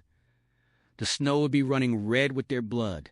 The image pierced him deeply, reaching a place in his chest that wasn't dead, only dormant. The same place that had once resonated so painfully to Duditz's weeping. He straightened and saw fresh blood on his glove. He'd forgotten the gash on his thigh from the scout rollover. If the fungus's contaminant was airborne, he was already exposed. He laughed grimly at the absurdity of it all. He hadn't planned to live forever anyway, and started back toward the cabin. Standing outside the open door, Henry searched for a handkerchief and found none. He stripped off his outer layers, using his Red Sox t-shirt as a makeshift bandage for the cut on his leg. It was a futile gesture, locking the barn door after the horse was stolen, but he did it anyway. He pulled his outerwear back on over his bare, goose-bumped skin, then fitted 2 of the painter's masks over his face. The image of wearing the others over his ears made him laugh, a small, bitter sound. Inside the cabin, the fungus had spread alarmingly. The Navajo rug was entirely consumed by a red-gold mat. Patches clung to the furniture and climbed the table legs, like ants following a sugar trail. And there, hanging from the ceiling, was Lamar Clarendon's Dreamcatcher, now a cobweb of red-gold fuzz. Henry stared at it, understanding that it had caught something far worse than a nightmare. He hesitated at the threshold, the voice of caution whispering that he'd already seen enough, that there was nothing left for him here. But he stepped forward anyway, laughing at his own gallows humor. If the fungus got him, he could always kill himself. Inside, a hill of growth had formed in the bathroom doorway, obscuring the jambs. It was shaped like a body, legs splayed, as if someone had died there and been overgrown. A flash of metal caught Henry's eye. The bathroom doorknob, and beside it a roll of friction tape. This had to be what Jonesy had been searching for in the shed. But why? Tape wouldn't stop the fungus. Henry's curiosity, dulled for months by the whispering voice of suicide, now roared back to life, hungry and unsatisfied. He looked into the bathroom and saw a red cave where blue tiles had once been. The room was choked with growth. Over the sink, the toilet, the shower curtain, the toilet seat had been broken inward. Henry's gaze settled on a lump near the tub, and he knew with a sick certainty that it was all that remained of Beaver. A single boot jutted from the overgrowth, a Doc Marten just as Beaver had always worn. Henry stood in the doorway, the weight of what had happened pressing down on him. The smell of ether and sulfur thick in the air. He didn't know what obscene madness had taken place here, but he knew it had started and ended in this room. And he knew that the Dreamcatcher above him had snared something far more real than a nightmare. A boot-clad foot jutted from the edge of the tub, overgrown with fungus. Henry recognized the Doc Marten immediately. He had found Beaver. Memories of rescuing duddits flooded back. Beaver in his ridiculous leather jacket, taking the lunchbox, making some comment about the characters never changing their clothes, and then the phrase that always followed. "Fuck me, Freddy," Henry said aloud, tears streaming down his face. The fungus loved moisture. It could feast on him if it wanted. He didn't much care. He had Jonesy's rifle, and if the fungus came for him, he could check out before it finished the job. It probably would come to that. He thought about going back to the shed for rug remnants to lay down in the bathroom to get a closer look at Beaver's remains. But what was the point? He knew who it was, and he didn't want to see his friend reduced to a fungus-grown corpse. Mostly, he just wanted to leave. The cabin felt wrong, and there was a creeping sense that he wasn't alone. As he backed away from the bathroom, a distant whickering sound swelled into the thunder of multiple helicopters. Henry ducked instinctively, images of Vietnam-era firebombing flashing through his mind. The helicopters passed overhead without attacking, rattling the dishes, and faded toward the east. Henry straightened, wondering what to do next. Then he heard it. A rustling from one of the bedrooms, followed by a series of low clicks and chitters. His skin crawled. The voice in his head screamed at him to run, but he moved toward the sound instead, unslinging the Garand. Adrenaline sharpened his perception, and he saw every detail. The trail of blood, a discarded slipper, a red mold handprint on the wall. He pushed through the door. On the bed lay a creature that looked like a legless weasel or woodchuck, its body trailing a bloody tail. Its most disturbing feature was its eyes, huge, black and disproportionate, and its mouth, which opened to reveal a nest of needle-sharp fangs. Behind it, pulsing on the blood-soaked sheet, were 100 or more orange-brown eggs, coated in slime. Inside each, Henry could see moving hair-like shadows.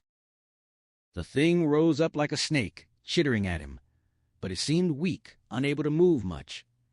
Its tail, more a tentacle, Henry thought, lashed protectively over the eggs.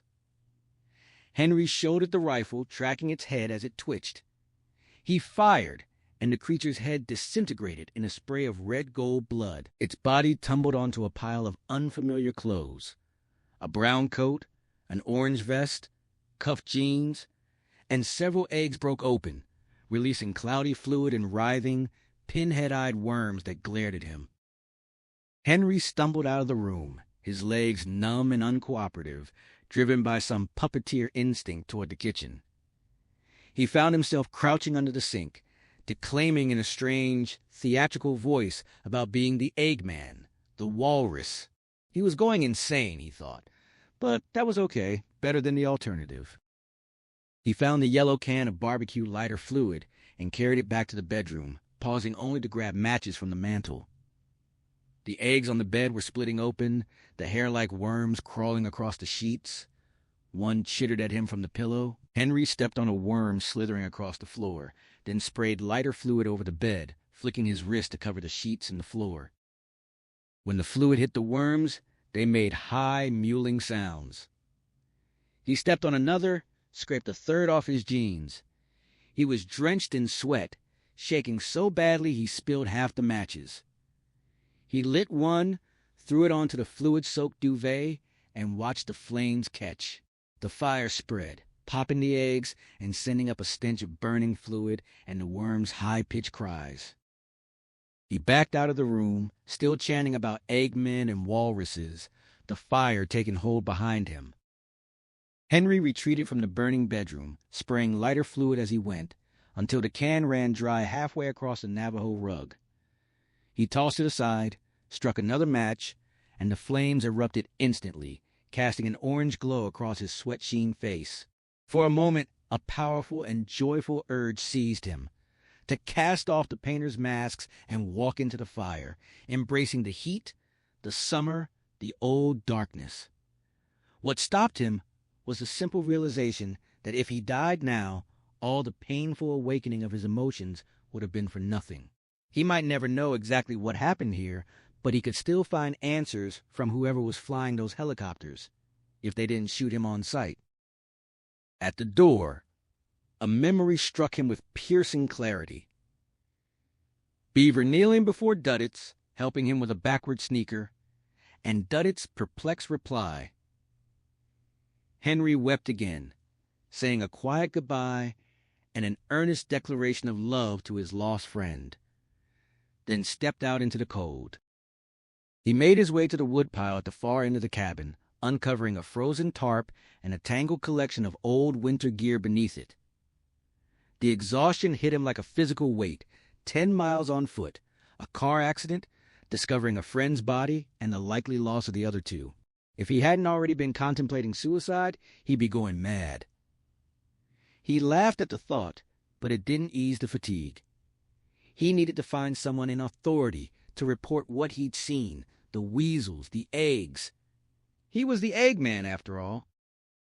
The cabin was burning now, the heat palpable through the wood. Henry found a pair of stubby cross-country skis, their clamps rusted but functional, and a set of ski poles. As he turned the corner of the building, a window exploded nearby, showering him with glass. A few seconds later, and it would have taken his face. He looked up at the sky, spreading his hands in a theatrical gesture of thanks, then watched the cabin burn, a place he would never return to, now consumed by flames that licked through the roof and sent sparks swirling into the gray clouds. The red-gold fuzz on the granite slab had crisped and grayed. Good, he muttered, watching it die. Finally, he turned his back on the fire and started the long journey back, 22 miles of snow-covered road ahead of him. His progress was slow, his body aching, his mind reeling from the horrors he'd witnessed. He fell once, but recovered, and found that skiing was like riding a bike. The rhythm came back. The animal tracks in the snow were thick, all heading east, away from the west.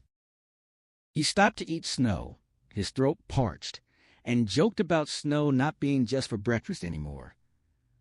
But a glance at the darkening sky brought a wave of dizziness, and he realized he might not make it to Goslin's before nightfall. He loosened the makeshift bandage on his leg, and for a terrifying moment, he thought he saw a thread of scarlet against his jeans, the fungus, spreading. But it was only a red thread from the shirt. He retied the bandage, relieved, and pressed on. The fear of being consumed by the alien growth was sharper than any suicide plan he'd ever entertained. He didn't want to go like that. Not eaten alive by toadstools from another world. The Eggman kept moving. The world narrowed to 4 simple motions: arms pumping on the poles, skis pushing through the snow. Henry's aches faded as he entered a different zone, the same floating dream state he remembered from a high school basketball game when he played through exhaustion, his legs giving out only after the final buzzer. No teammates cheered him now, only the distant crackle of gunfire from the east accompanied his journey. He caught himself singing the Rolling Stones' "Sympathy for the Devil," a song he'd always disliked, and forced himself to stop. The lyrics had tangled with memories of Jonesy in the hospital last March. His gaunt face, his addled eyes. Jonesy had looked like someone who might die, and Henry realized that was when his own suicidal thoughts had become serious. The gallery of nighttime horrors had grown: Milk on his father's chin, Barry Newman fleeing his office, Richie Grenadeau tormenting Duddits, and now Jonesy's too thin face. He'd seen critical in his friend's eyes, not stable. Once you accepted there was no God, no devil, no sympathy, your days were numbered. He switched to the Pointer Sisters, a mindless, repetitive tune, and droned it as he skied. Better. Much better. He eventually returned to the lean-to where he'd left Pete and the woman. Pete was gone. Henry lifted the fallen tin roof and found the woman's body instead. She was dead, covered with the rust-colored mold. But he noticed something. The fungus behind her, away from the fire, had grayed and stopped spreading. It was dying. The daylight was dying, too. He examined the snowmobile tracks, which swerved toward the collapsed roof before continuing northwest. A pressed-down area in the snow suggested where Pete had lain. Henry recalled the patch on Pete's elbow, sewn on by his girlfriend. Pete had crawled out from under the roof. Jonesy, or whatever was running him, had picked him up. Why, Henry couldn't guess. A wavering trail led to a burned, dead weasel thing. Henry kicked it aside, revealing a frozen mass of eggs. He shuddered and covered them with snow. He unwrapped his bandage to check his wound, and realized he was singing the Stones song again. Why did it keep coming back? A voice answered in his head. Because it was the squad anthem, the song they played when they went in hot. The slaughter of animals was almost done, but the men doing it, hunters in green or black, were listening to it over and over. Henry cried out Duditz's name in the fading afternoon. Something struggled to be born in his mind but was too big. The luxury of suicide had been denied him, which was the most horrible thing of all. He was alone in the woods, all his friends dead except Jonesy, who was in the hospital with Mr. Gray. What did that mean? He couldn't grasp it. Only the song answered, mocking him. Then his mind cleared, and he saw Duditz as he had been when they first met, his tilted, wise eyes. Duditz was their finest hour. Henry repeated the old phrase, "Fit what? Fit neek. Turn it around. Put it on the right way." Smiling, he skied on. He reached the overturned Scout 10 minutes later. Raging hunger hit him, and he realized there was food inside. Pete had left the woman and returned here for the beer. Henry knew. Most of the store-bought supplies would still be in the wreckage. Pete's tracks were clear enough. Henry skied around to the passenger side of the overturned Scout, following Pete's tracks, and froze. There, in the snow, Pete had written Duditz over and over again as he sat drinking his beers. Henry shivered, feeling as though he'd come to a grave and heard a voice from the earth. Inside the Scout, he found broken glass and blood on the back seat. Pete had cut himself on his return trip. Notably, there was no red gold fuzz, suggesting Pete hadn't been infected yet. Henry grabbed the bread, peanut butter, milk, and orange juice, then sat against the overturned vehicle, eating ravenously. It wasn't enough. He thought about the hot dogs in the Scout. Red food, grotesque, but he was hungry. He recalled Beaver's crude salute to the American Psychiatric Association and crawled back in for the package. 9 plump red hot dogs. He warmed each one with his lighter, wrapped them in bread, and ate them, feeling ridiculous, but satisfied. The disconnected thoughts and fragmented images drained from his mind. He leaned his head back, eyes closed, but forced himself to stay awake. He remembered dismissing Pete's talk of missing hunters and lights in the sky, playing the smug psychiatrist. Now he was one of the missing hunters, and he'd seen things that defied explanation. Something had landed or crashed, and the government had responded with armed force. They believed they were dealing with a contagion, but Henry thought it wasn't as dangerous as they feared. The fungus grew, but it died. Even the parasite inside the woman had perished. He dozed off and snapped awake as the hot dogs tumbled into the snow. The day had darkened. He gathered the hot dogs, rewrapped them, and stood up, muscles screaming. He clamped the skis back on and pushed along the track, the snow thickening. He realized he'd forgotten Jonesy's rifle, but it was too late to turn back. Three-quarters of an hour later, he saw the snowmobile track veer sharply into the woods. It made no sense. The road to Gosling's was straight and clear ahead. Why would Jonesy go north? Henry guessed that a base camp had been set up at Gosling's, and Jonesy wanted no part of it. But Jonesy wasn't Jonesy anymore. He was the red-black cloud. Mr. Gray. Henry looked up at the sifting snow, asking the sky what he was talking about. An odd memory surfaced. He, Pete, Beaver, and Carla had kept secret that Jonesy's heart had stopped twice after his accident. Jonesy didn't know how close he'd come to death. A roar of jets passed overhead, and Henry ducked, heart pounding.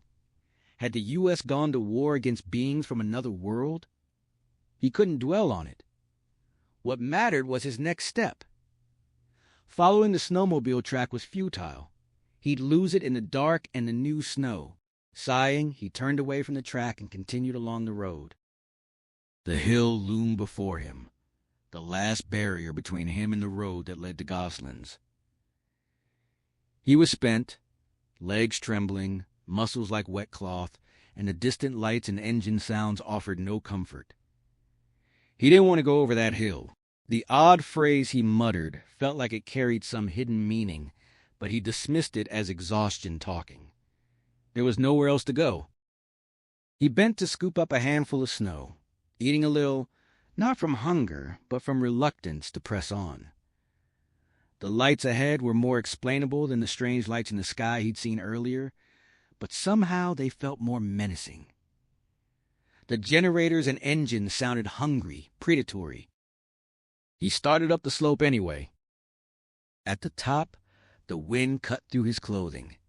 His wounded leg throbbed beneath its makeshift bandage, and he worried about the red-gold growth that might be festering there. He couldn't see it in the dark, which was probably for the best. An absurd line from earlier drifted through his exhausted mind. Something about an Eggman, but it held no humor now. He started down the far side. The descent was steeper than the climb, and his skis carried him faster than his rusty skills could handle. The trees blurred past. A reckless thought surfaced. Crashing might solve everything. Not the careful suicide he'd imagined, but a sudden end. His hat blew off. He reached for it, one pole swinging uselessly, and his balance evaporated. He was going down, hard and awkward. His skis flew off, an ankle bent with a sharp pain, a pole snapped. The impact knocked the wind from him, and he slid to a stop in a twisted heap. Light exploded in his face. Truck-mounted spotlights so bright they dazzled him. A flatbed truck blocked the road ahead, and men stood in front of it. An amplified voice commanded him to stop or be fired upon. He struggled to sit up, disoriented and gasping, unable to tell what might be broken. 6 soldiers stood downhill from him in the brilliant light, their shadows impossibly long on the fresh snow. They wore parkas and clear plastic masks over their mouths and noses, more sophisticated than the painter's masks he'd found, but serving the same purpose. Their automatic weapons were all aimed at him. He croaked out a protest, claiming he didn't think he was infected. The amplified voice demanded he stand. He tried to argue, but the voice cut him off sharply. One soldier gestured with his rifle barrel, and Henry forced himself upright. His legs shook and his ankles screamed, but he stayed on his feet. The Eggman's journey ends here, he thought, and started laughing. The soldiers exchanged uneasy glances. Then he spotted something in the snow, a package that had fallen from his pocket. He bent toward it, knowing he might be shot. The amplified voice shouted at him not to touch it, and the soldiers at the road's end raised their weapons. He ignored them, called out a defiant curse, something he'd learned from Beaver, and picked up the package, holding it up with a grin. He announced his peaceful intentions and offered a hot dog. Jonesy was dreaming. It had to be a dream. He'd already lived through March 15th once. He remembered everything that followed: the long months of rehab, the pain and the progress, the therapy sessions where tears and frustration clashed with his therapist's relentless optimism.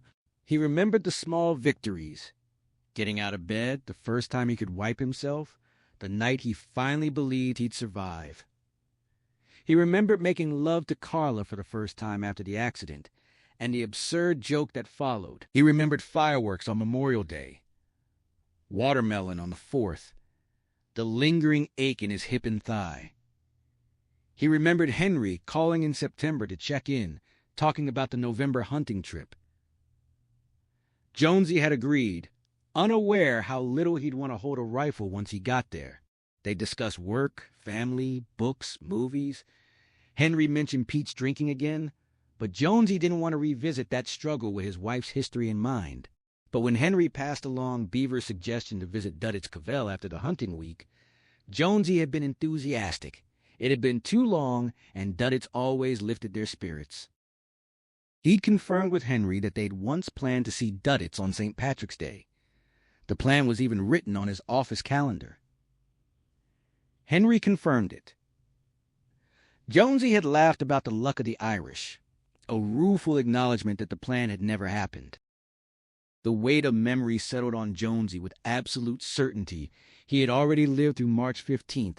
His office calendar proved it. Yet here he was again, reliving it, and somehow the day stretched longer than before, more detailed, more painful. His previous recollection had faded around 10 in the morning. Coffee, stacking books for the free table, a vague unhappiness he couldn't explain. There had been an appointment with a student named Defuniak. Something about a make-up essay on the Norman conquest. Nothing that should have troubled him. He'd hummed nonsense lyrics, wished the department secretary a happy holiday, bought a newspaper, dropped change to a shivering saxophonist on the Cambridge side, feeling the first real warmth after a long winter. Then darkness, then the hospital, the droning voice from another room, Marcy or Jonesy or some plea for relief, and his certainty that death itself was hunting him through the pain-soaked corridors. But this replay was different. The merciful blank spot was gone. Now he told the secretary a joke before leaving. His future self, the November version, the one who knew what was coming, rode inside his March mind like a helpless passenger. He heard his own thoughts admire the beautiful day as he walked toward Cambridge, and he screamed internally to stop, to take a cab, to do anything but walk to that intersection. The warning couldn't get through. Time travel. He realized grimly. Didn't work the way stories promised. The past was fixed, immutable. He crossed the bridge, enjoying the sunlight on the Charles despite the cold wind. Humming again, swinging his briefcase with the egg salad sandwich inside. Henry's voice echoed in memory. SSDD. Same shit, different day. The saxophonist was there, shivering and bald, playing badly. Jonesy dumped a fistful of change into his case, more than he remembered giving, and thought another joke about musicians and credit cards. He walked on, ignoring the frantic warnings of his November self screaming from inside. That intersection, the red line stop, the old man in the blue Lincoln, you'll be destroyed. Then something new happened. The warning got through. At the curb, just before stepping into the crosswalk, he heard a voice, his own, and a man beside him reacted with suspicion. Jonesy barely noticed. Across the street, Duddits Cavell stood naked in his underoos, brown smeared around his mouth, and people walked past as if he were invisible. Jonesy knew it wasn't chocolate. The memory of Richie Grenadeau's cruelty flooded back. He called out and plunged into the street without looking. Now he understood. The Alzheimer's driver had been part of it, but the real cause was Duddits. The vision of his old friend in distress, the sudden bolt across traffic, and behind it all, some vast interconnected pattern, like a dream catcher binding the years since 1978. Sunlight flashed on a windshield. The man on the curb shouted. Jonesy saw a deer on the sidewalk behind Duddits, a magnificent buck. And then it became a man in an orange cap and vest, a legless weasel thing with black eyes coiled around his neck. How had he mistaken a man for a deer? The Lincoln struck him. His hip shattered with a muffled crack. No darkness followed this time. The memory was fully lit, surreal, time-warped, and fluid. A voice explained that all travel became time travel beyond a certain speed. That memory was the foundation of every journey. The man on the curb bent over him, saw the extent of the injury, and called for a cell phone. Jonesy noticed a small cut under the man's chin, something he'd done that morning without realizing it. The film jumped. An elderly man in a fedora and rusty coat wandered through the crowd, asking what he'd done, insisting he'd looked away for just a moment, felt a thump. He rambled about not liking big cars, about his insurance company, about how people used to say he looked like Lawrence Welk. There was a stain on his trousers. Jonesy felt a weary, exasperated pity for him. The film jumped again. The crowd around him grew, and Jonesy thought of a Ray Bradbury story about accident site spectators, always the same faces, their words shaping whether the victim lived or died. He spotted Duddits in the crowd, now fully dressed and clean. McCarthy was there too, the man from the woods, and someone else, a gray figure with huge black eyes and sagging elephantine skin, a face almost featureless. The alien from the cabin. Jonesy tried to tell it that its head had exploded, but his mouth wouldn't work. The gray figure seemed to hear anyway, inclining its head slightly. Someone said he was passing out. The film jumped once more. Through the confusion, Jonesy heard the old driver telling someone that people used to say he looked like Lawrence Welk. Lying unconscious in the ambulance, Jonesy watched himself from outside his own body, a genuine out-of-body experience. Something new unfolded that no one would later mention. His heart went into ventricular tachycardia, while the EMTs cut away his pants, revealing a hip shattered into grotesque lumps. He knew exactly what VTAC meant from countless episodes of ER with Carla. The paddles came out, the gel was applied, and EMT's gold crucifix brushed his nose as the man leaned over what was essentially a corpse. Jonesy realized with shock that he'd died in the ambulance. Why had no one told him? The other EMT shouted clear, and in that instant the driver looked back, and it was Duddits' mother. Then the electricity hit his body, making it jump like a landed fish, and even though the watching Jonesy had no physical form, he felt the jolt blaze through his nervous system like a skyrocket. The body on the stretcher jumped and went still. The EMT behind Roberta Cavell called out that he was flatlining, that they needed to hit him again. They did, and the scene jumped to an operating room. Or part of him was in the OR while the rest stood behind glass watching. Two doctors played cards, uninterested in the surgical team's efforts to rebuild Jonesy's hip. Above them hung the Dreamcatcher from Hole in the Wall. Jonesy couldn't bear to watch the bloody ruin of his hip, the shattered bone protruding from the wound. Even disembodied, he felt nauseated. The card-playing doctors spoke. One said that Duddits was how they'd defined themselves, their finest hour. The other questioned it. Jonesy realized they were Henry and Pete. He turned and caught his reflection in the glass. Gray skin, black bulbous eyes, a noseless face. He'd become one of the Gray Boys. He tried to speak, to ask his old friends for help, but the film jumped again. Now he was in a hospital bed, and someone was calling for Jonesy. With bitter satisfaction, he recognized it as death itself, hunting him through the hospital. He resolved to lie still and silent, knowing he just had metal put in his hip and couldn't possibly get up for days. But his body betrayed him. He rose from the bed, feeling sutures tear and donated blood pour down his legs, yet walking without a limp. He left his room, unseen, moving toward that droning voice. The gray cloud carried him along, and he understood he was what they'd been looking for. Unique, unchanged by the cloud. He passed 3 open doors. The 4th was closed, a sign on it denying infection. He knew it was a lie. Blood streamed down his legs, but he felt no pain and no fear of infection. He opened the door and went inside. The gray man from the cabin lay in the bed, its exploded head now restored. The room was choked with red gold fungus growing everywhere. Floors, windows, fixtures, medical equipment. A get well card from Steven Spielberg sat on the bed table, a surreal touch in this nightmare. Jonesy knew it was a dream mixing past and present, yet part of it was undeniably real. The weasel thing that had killed Beaver emerged from beneath the sheet and curled beside the gray creature's head. Jonesy's blood continued to pour, but he knew it wouldn't sprout fungus.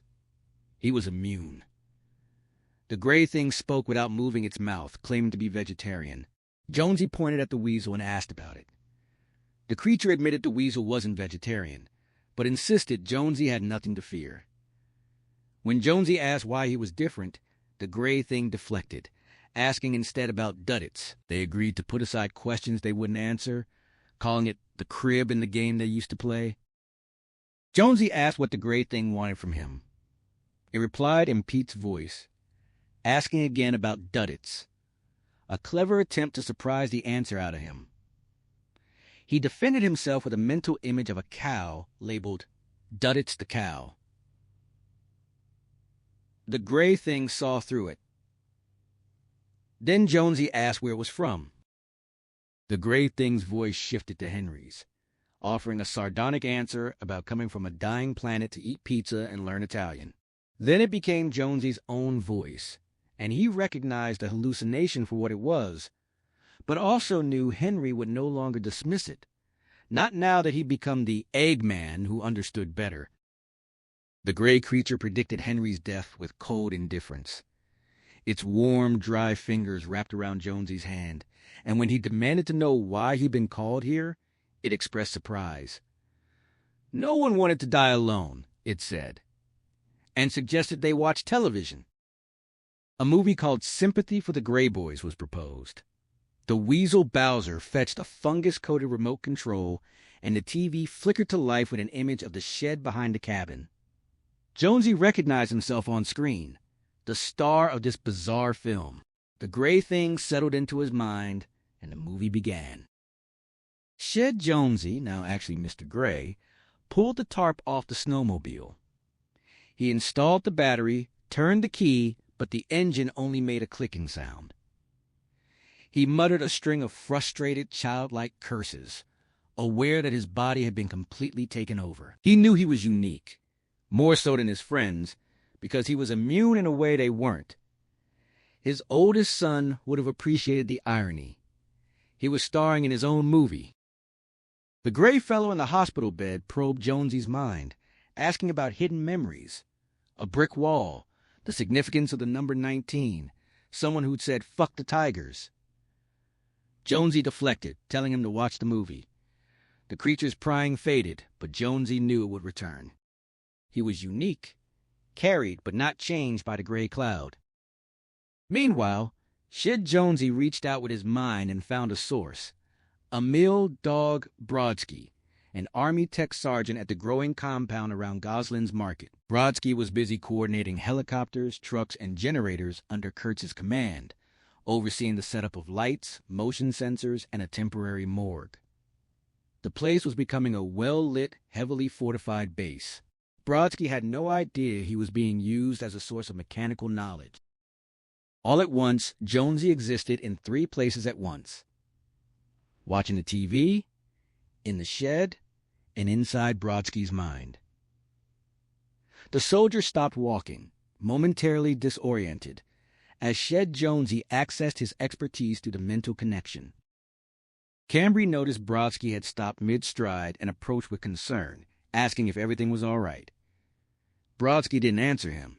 Instead, he communicated silently with Shed Jonesy, directing him to open the snowmobile's engine cowling and show the spark plugs. Jonesy struggled to find the catch, but Brodsky guided him through it, turning Jonesy's eyes into cameras that transmitted the scene back. When Cambry pressed again, Brodsky dismissed him absently, pulling off his headphones and claiming he needed to think. He told Jonesy the plugs had been yanked and directed him to look at the end of the work table. There they were, in a vented mayonnaise jar filled with gasoline. He instructed Jonesy to dry them off, then seat and connect them. Cambry asked what he meant, but Brodsky waved him off. The snowmobile started with a roar. Brodsky resumed walking, but Cambry caught his bewildered expression.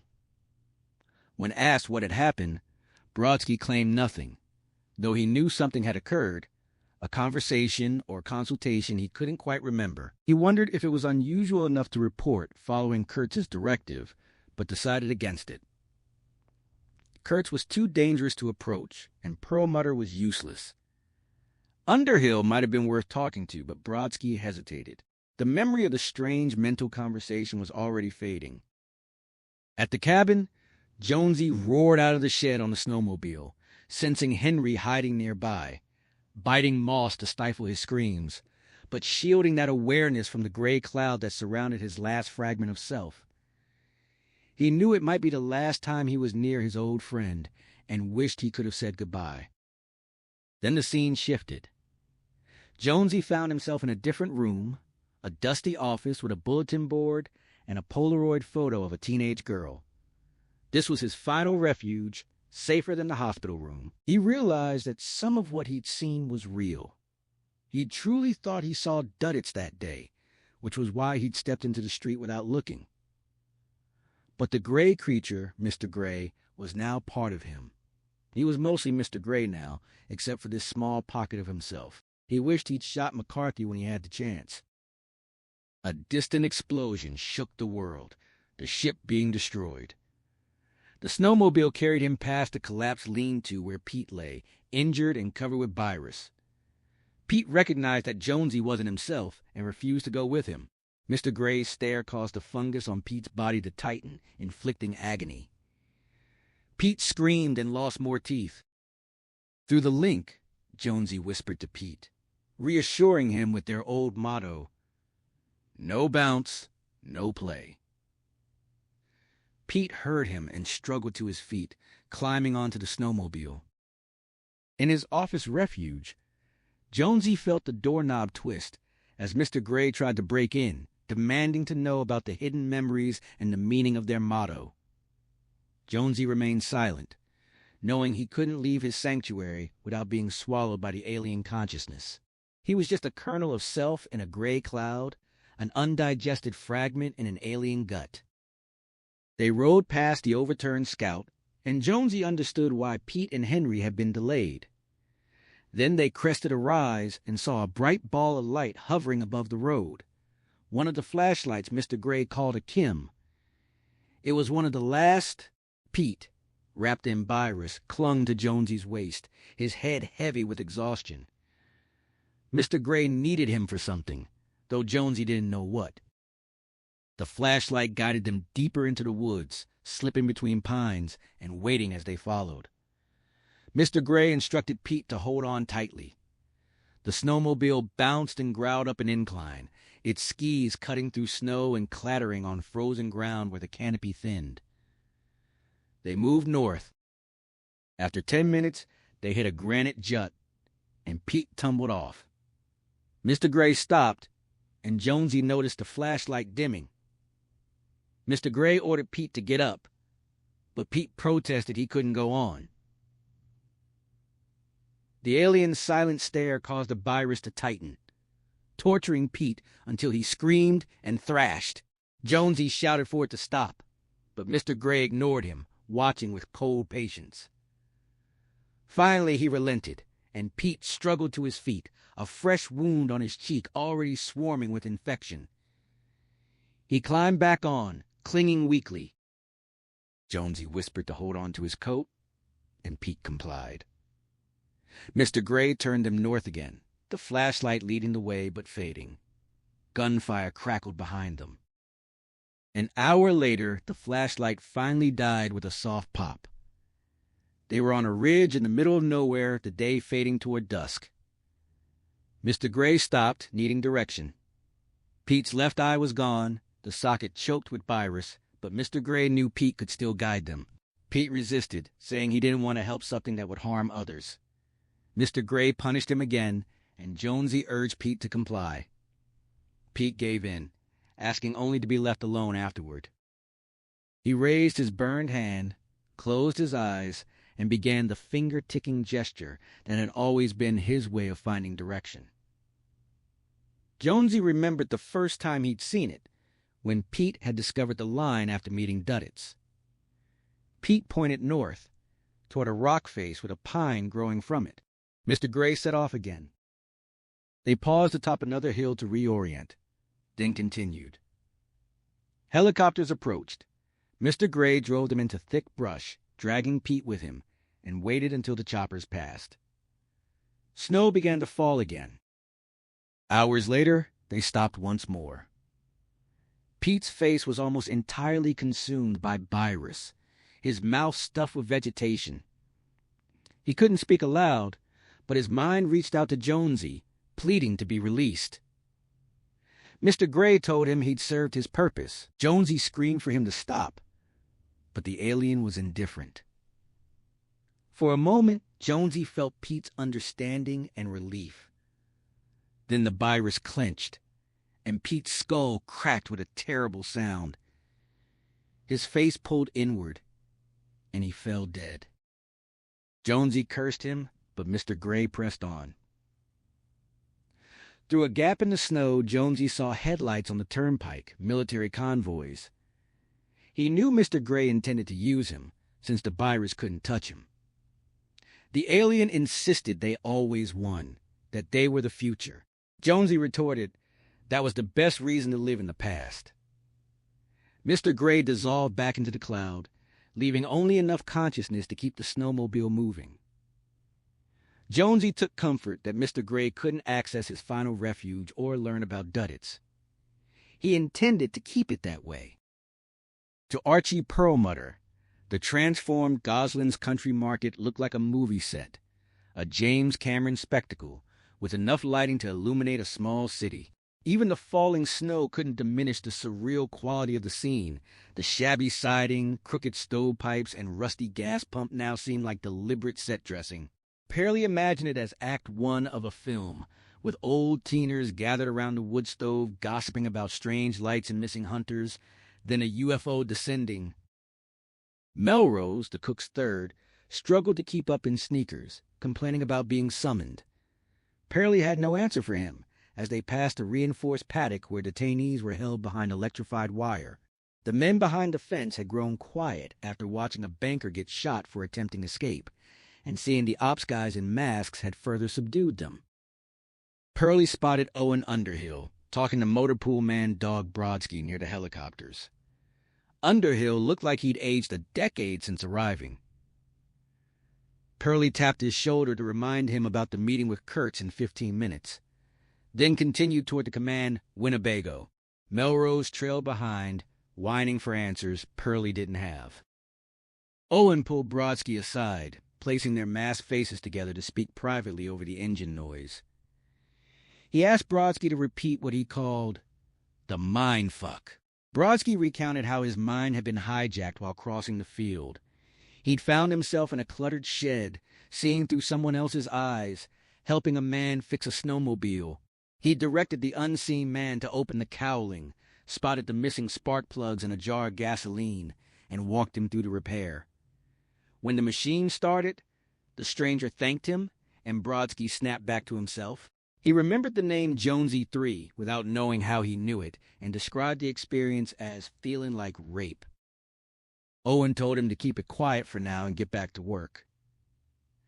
Brodsky agreed, relieved, and started away. Owen watched him go, then turned his attention to the corral where detainees huddled together, except one tall, skinny man in thick glasses who stood apart, looking like an owl. Neither of them knew that the shrink Brodsky feared was the very man in the corral. Brodsky paused, worried about getting into trouble, but Owen assured him it wasn't his concern. Just then, a gunshot rang out from Kurt's Winnebago, followed by screaming. Brodsky whispered in alarm, but Owen dismissed him. Brodsky nodded and walked off. The screaming from the Winnebago continued, shifting from screams to hurt sobs. Owen started toward it, but a man in the compound called out to him by name, claiming he needed to talk. Owen kept walking, assuming it was just another detainee with complaints, but the man persisted, saying it was important to both of them. And then he spoke the names of Owen's wife and daughter. That stopped him cold. He stared at the skinny, shivering man behind the wire, stunned. The man seemed drained by the effort of speaking those names, but Owen was out of time. He had an appointment with Kurtz. He marked the man's face and hurried on. Inside the trailer, Perlmutter escorted Melrose into Kurtz's presence. The boss sat in a rocking chair in his long johns, a 9mm hanging from the armrest. The room buzzed with electronic gear, faxes, and radios, while framed photos hung behind him. A Boy Scout labeled investment and a ruined Berlin labeled dividend. Kurtz waved off the noise as insignificant, claiming the situation was stabilizing. He chatted casually about prayer, asking the men if they believed in God. When Melrose tried to respond, Kurtz cut him off cheerfully, then abruptly asked if Melrose had referred to the aliens as space niggers. Melrose stammered an excuse. Kurtz moved with inhuman speed, drawing the pistol and firing. The top half of Melrose's sneaker exploded. Blood and flesh splattered Perlmutter's pants. Melrose screamed in agony. Kurtz ordered him to stop, pressing the barrel to his forehead, warning that the hollow points would silence him permanently. Melrose choked back his screams to sobs. Kurtz explained that Melrose had to spread the word. His ruined foot would articulate the concept, but his mouth must share the details. He turned to Perlmutter, demanding if he was listening too. Pearlie nodded. Owen Underhill appeared in the doorway, and Kurtz welcomed him as another witness, another messenger. Kurtz then quoted protocol about inappropriate epithets, declaring himself the appropriate command personnel to punish the offense. He lectured Melrose on the rules against racial slurs, including space niggers, demanding to know if he understood. Melrose blubbered helplessly.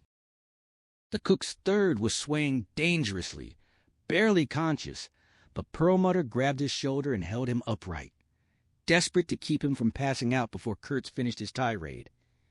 He could only imagine what Kurtz might do if the man simply collapsed mid-lecture. Kurtz's voice took on a feverish, almost evangelical cadence as he laid out his vision. He promised total annihilation, not just of the current invaders, but of their entire species and home world. Any return would be met with genocide on a cosmic scale, using their own technology turned back against them, and he listed corporate names with the same reverence he gave to God. And this apocalyptic cleansing, he insisted, would be conducted with a kind of twisted propriety, devoid of racial or religious prejudice. The only justification was that the visitors had picked the wrong planet and the wrong neighborhood entirely. This wasn't the world of past outrages. This was America, and the message needed to be carried by the wounded man. But Melrose's system gave out first. His eyes rolled upward, and his legs buckled. Perlmutter tried to hold him, but the cook's third was gone, crumpling to the floor in a dead faint. Kurtz's voice dropped to a soft, intimate whisper, and when those pale, burning eyes settled on Perlmutter, he felt a terror unlike anything he had ever known. His bladder felt dangerously full, and the fear that Kurtz would see a spreading stain and respond with immediate violence only made the pressure worse. He stammered, nearly calling him sir, before catching himself. Kurtz asked if the fallen man had absorbed enough of the message to spread it, or if he'd been too fixated on his ruined foot to listen properly. Perlmutter floundered for a response, and then caught a tiny, almost imperceptible nod from Underhill in the doorway. That small gesture steadied him. He managed to assure Kurtz that the message had been heard clearly. Kurtz seemed surprised by the certainty in Perlmutter's voice, then almost pleased. He turned to Underhill for confirmation. Underhill gave a non-committal answer, adding that the man would need medical attention before he bled out on the floor. That broke the spell. Kurtz snapped an order for Perlmutter to take care of it. Perlmutter moved toward the door, shooting Underhill a look of desperate gratitude as he passed. Whether it was noticed or ignored, he couldn't tell. Kurtz dismissed him with a sharp command and told Underhill he wanted a private word. He stepped briskly over the unconscious man as if he were furniture, heading for the small kitchen, and offered coffee. Underhill accepted, but said he'd first try to stop the bleeding from Melrose's foot. Kurtz gave him a skeptical look, as if the effort were pointless, and Perlmutter slipped out into the storm, feeling more relief than he'd ever felt in his life. On the other side of the electrified fence, Henry had been waiting in the falling snow, his attention fixed on the command post. When the door finally opened, it wasn't Underhill who emerged, but a tall man with the earnest, tight face of a mid-level administrator. The man was clearly in a panic, nearly wiping out on the steps before finding his stride. Henry couldn't help hoping he'd fall. The administrator made it a few more steps before his feet flew out from under him, sending him flat on his backside. His clipboard shot across the slushy ground like a toy. Henry clapped and shouted mock encouragement, knowing the noise would barely register over the roar of the generators. The man scrambled up without acknowledging him, retrieved his clipboard, and hurried on toward a pair of parked trailers. A man in an orange parka from the group by the fence walked over and told Henry he shouldn't antagonize them, dropping his voice to add that they'd already shot his brother-in-law. Henry could see the scene in the man's memory. Portly men in hunting gear, the soldiers soothing them with reassurances, the brother-in-law boating for the motor pool, then the flash of gunfire. The man was telling it aloud, his face earnest under the security lights, but Henry cut him off with a blunt question. What did he think they were planning for the rest of them? The man recoiled as if Henry's condition might be contagious, then insisted that this was America and things would work out. Henry pointed at the gunshot wound and the screaming, and the man faltered. A stretcher team emerged from the trailers, their patient being escorted by the same middle manager. As the group passed near the fence, Henry shouted another insult at the manager, watching him trudge on without response. The portly man tried to reassure himself aloud, saying it was just an emergency situation that would be sorted out by morning. Henry quietly undercut that hope with a reminder about his brother-in-law. The man's mouth trembled, and he retreated to join the others, men whose views were safer, easier. Henry turned back to the command post, convinced that Underhill was his only possible ally, and even that hope felt thin. His only advantage was knowledge of Jonesy. He was terrified that sharing it would be useless.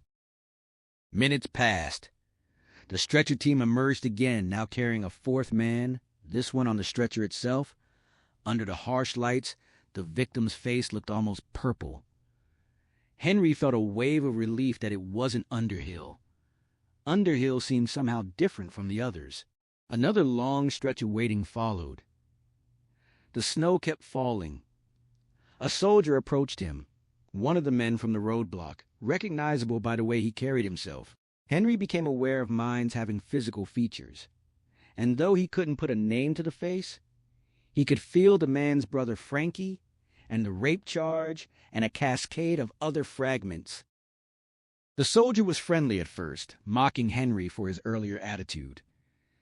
Henry answered with a crumb of Beaver's profanity, and the soldier's humor curdled, threatening him with what might happen in the hours to come. He asked if Henry was growing the Ripley yet. Henry knew the correct term for it, but kept that to himself. The soldier walked away, smug.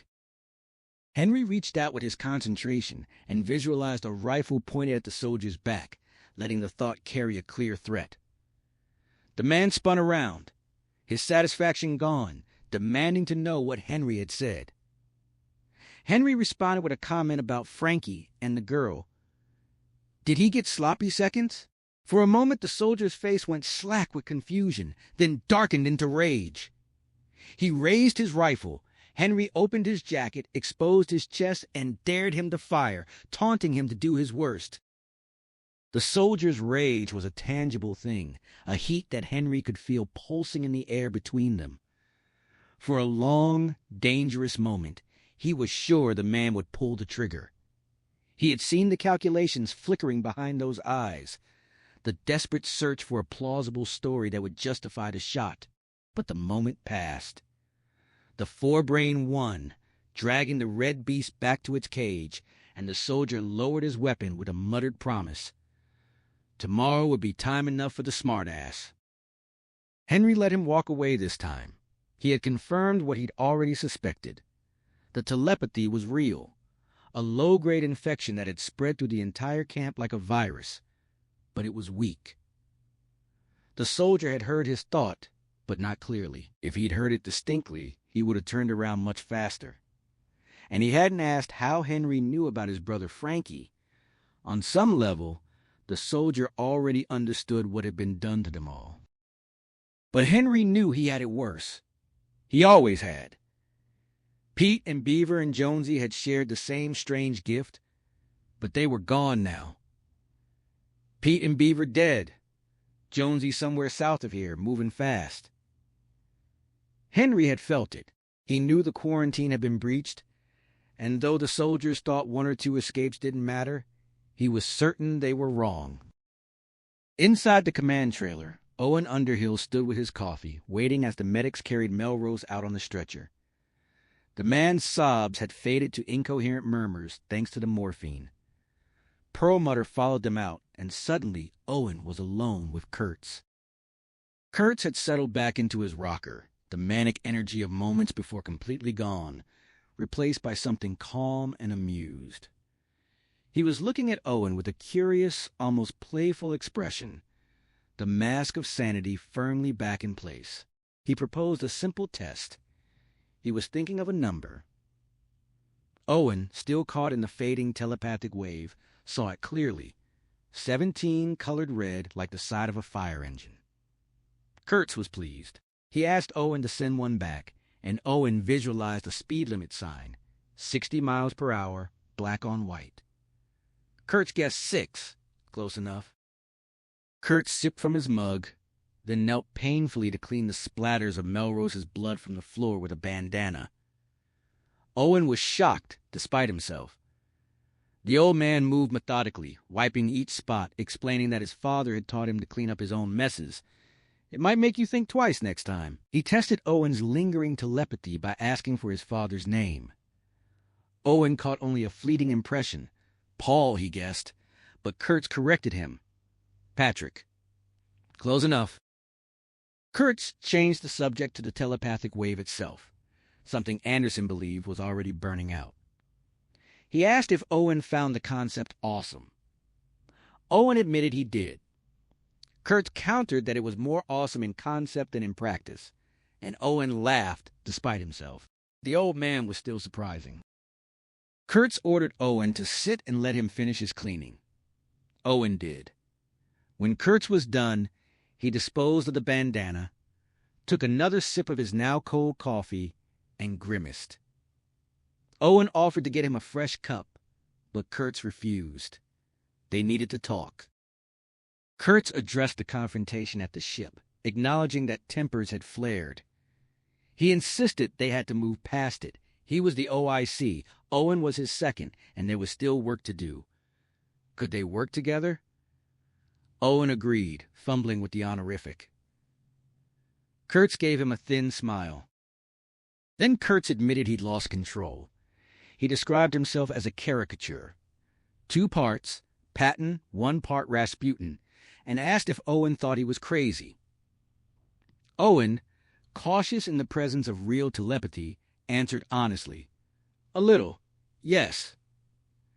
Kurtz accepted this matter-of-factly. He explained that men like him were necessary but hard to find, and a little craziness was required to keep from completely losing it. The line between sanity and madness was thin, and no cleanup job in history compared to this one.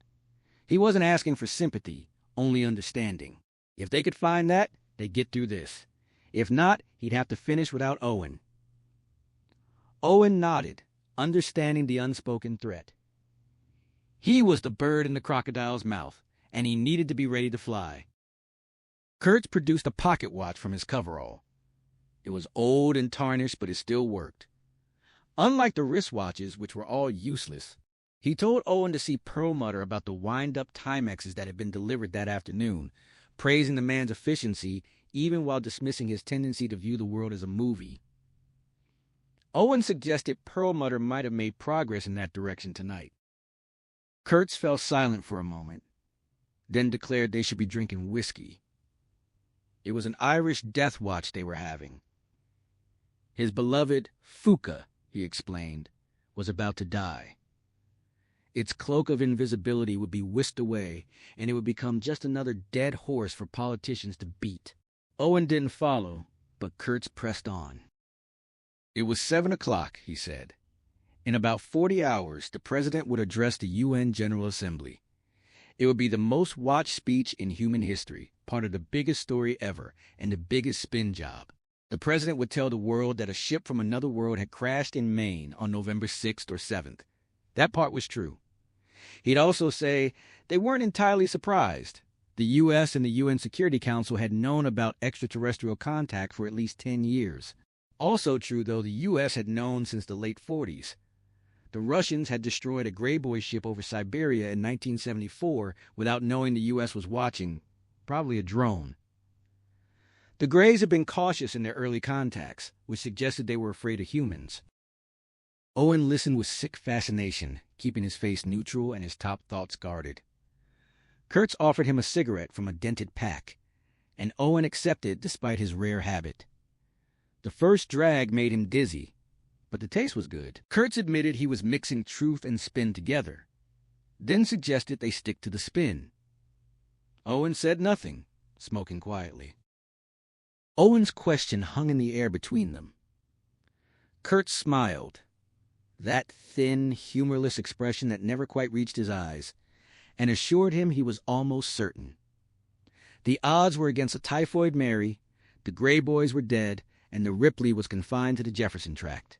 He offered Owen a choice, luck or God. Either way, they'd come out clean. Kurtz lowered his head and pinched the bridge of his nose, and when he looked up again, his eyes were wet. Owen couldn't tell if the tears were genuine. The man was impossible to read. But when Kurtz spoke again, his voice carried a weariness that sounded almost human. He confessed that this was it for him. Once the job was finished, he'd punch his time. There'd be work here for another 4 days, maybe a week, and it would be nasty, but the real nightmare was tomorrow morning. He could hold up his end, but after that, he was done. He was eligible for full retirement, and he'd give them a choice, pay him or kill him. He thought they'd pay, because he knew where too many bodies were buried, a lesson he'd learned from J. Edgar Hoover, but he'd almost reached the point of not caring. This wouldn't be the worst one he'd ever been involved in. He'd done 800 in a single hour in Haiti back in 1989 and still dreamed about it. But this was worse, because those poor people in the barn were Americans. Folks who drove Chevys, shopped at Kmart, and never missed ER. The thought of massacring Americans turned his stomach. He'd do it only because it needed to be done, and because most of them would die anyway, and much more horribly. Owen Underhill said nothing, keeping his face carefully blank. He had known this was coming, but hearing it spoken aloud was something else entirely. In his mind, he saw the soldiers drifting toward the fence through the snow, heard the loudspeakers summoning the detainees in the barn. He'd never been part of an operation like this, but he knew how it was supposed to go. How it would go. Kurtz was watching him closely. He said he wouldn't claim all was forgiven for that foolish stunt Owen had pulled this afternoon. The water was under the bridge, but Owen owed him one. He didn't need ESP to know how Owen felt about what he was telling him, and he wasn't going to waste his breath telling him to grow up. All he could say was that he needed Owen. He had to help him this one time. Owen saw the swimming eyes, the infirm twitch at the corner of the mouth. It was easy to forget that Kurtz had blown a man's foot off not 10 minutes ago. If he helped with this, Owen thought, it didn't matter whether he actually pulled a trigger or not. He'd be as damned as the men who herded the Jews into the showers at Bergen-Belsen. Kurtz proposed starting at 11, finishing by 11:30 at the latest. Noon at the very worst, then it would be behind them. Owen knew that wasn't true. The dreams would remain, but he nodded anyway. He had come this far, and he wouldn't let go of the rope now, damned or not. At the very least, he could help make it merciful. The absurdity of the thought struck him, trying to make mass murder merciful, but in Kurtz's presence, perspective warped. The man's madness was probably more infectious than the Ripley. Kurtz slumped back in his rocker, looking drained and relieved. He offered Owen another cigarette, but Owen declined. Kurtz told him to get out, to get some sleep if he could, or just lie awake if that was all he could manage. Owen started for the door, and Kurtz stopped him with a quiet word. He said thank you. One large tear overspilled his left eye and ran down his cheek. In that moment, against all reason, Owen felt a flicker of love and pity for him. Henry watched Underhill trudge toward him through the thickening snow, head bent against the wind, and felt the weight of what he was about to do. He scratched absently at his leg, then caught himself, a nervous habit he hadn't had since childhood. He turned in a slow circle, scanning the compound. For the moment, he was alone. No prisoners nearby, no guards. The security lights blazed across the snow, but the storm had driven everyone else into shelter. He knelt and untied the shirt he'd wrapped around the gash on his leg, spreading the tear in his jeans to examine the wound. When he'd been brought in, the medics had checked him and found nothing. But now, in the scabbed center of the cut, a delicate red lacework was visible. Fine filaments that looked almost like fresh blood, but weren't. He recognized it immediately. Virus. The infection had found him. He retied the shirt, his movements quick and deliberate. A flash of light caught his attention, and he looked up to see Underhill pulling the door of the Winnebago shut behind him. Henry moved toward the fence, watching the man approach, his face tight with the cold. He had only one card to play, and it was Jonesy. He knew the soldiers didn't know about his friend, or if they did, they hadn't grasped his significance. The question was whether telling Underhill would do any good. Inside the command trailer, Kurt sat alone, the door closed, smoking his cigarette and rocking slowly. He reflected on how much of his pitch Owen had bought. Owen was bright, a survivor, not without idealism, and Kurtz thought he'd swallowed it all with hardly a dicker. Most people believed what they wanted to believe. John Dillinger had been a survivor too, but he'd gone to the Biograph Theater with Anna Sage, and the feds had shot him down in the alley. Anna Sage had believed what she wanted to believe, but they deported her anyway. No one would leave Goslin's Market tomorrow except for his hand-picked cadre, the 12 men and 2 women of Imperial Valley. Owen Underhill would not be among them, though he could have been. Until Owen had put the Gray Boys on the common channel, Kurtz had been sure he would be. But things changed. The Buddha had said that, and on that one, at least, the old Chinese heathen had spoken true. "You let me down, Buck," Kurtz said to the empty room, his mask bobbing against his throat. He had let Owen get away with it once. But twice? Never. Never in life. Mr. Gray guided the snowmobile down into a ravine where a small frozen creek ran beneath the turnpike. He drove north along it for the remaining mile, stopping a few hundred yards from the lights of the Army vehicles. He consulted the accessible parts of Jonesy's mind, found what he needed. The snowmobile's headlight had no switch to turn it off. He dismounted, found a rock, and smashed the light with Jonesy's hand, then remounted. The fuel was almost gone, but the machine had served its purpose. The pipe carrying the creek under the highway was large enough for the snowmobile, but not for its rider. Mr. Gray dismounted again, revved the throttle, and sent the machine bumping into the pipe. It stopped after 10 feet, hidden from the air. He climbed the embankment, stopping just short of the guardrails to lie on his back, sheltered from the worst of the wind. Jonesy felt his kidnapper sampling the endorphin release from the climb with a kind of detached pleasure. He hated Mr. Gray. Then Mr. Gray was gone again, replaced by the cloud Jonesy had first experienced when the creature's head exploded. The same cloud that had gone searching for Emil Brodsky, needing information Jonesy's files didn't contain. Now it needed something else. A ride. The cloud couldn't think. Not the way Mr. Gray could. It was like the automatic systems of a house left behind while the occupants stepped out. Thermostats, refrigerator, stove, the smoke detector, and burglar alarm. The only thing guarding the office where the last shred of Jonesy still cowered. With Mr. Gray absent, Jonesy realized he might be able to leave the office, not to reclaim control, which would summon the red-black cloud and bring Mr. Gray back instantly, but perhaps to access his own files. The question was whether there was any advantage to the risk if he only knew what Mr. Gray wanted, beyond the obvious need for transportation, and where exactly that transportation was headed. The answer came unexpectedly. In Dudditz's voice, a clear and simple phrase. Mr. Gray wanted to go south. Jonesy stepped back from the window, the dirty glass revealing only snow and dark trees. The morning snow had been just the beginning. He tried to probe further, how far south and why, but Dudditz offered no more. He turned and was surprised to see the bulletin board had changed. The route map and the photograph of the girl were gone. In their place were 4 color snapshots, each with the same background, Derry Junior High, 1978. Jonesy himself, grinning with youthful trust. Beaver beside him, his smile showing the gap from a skating accident.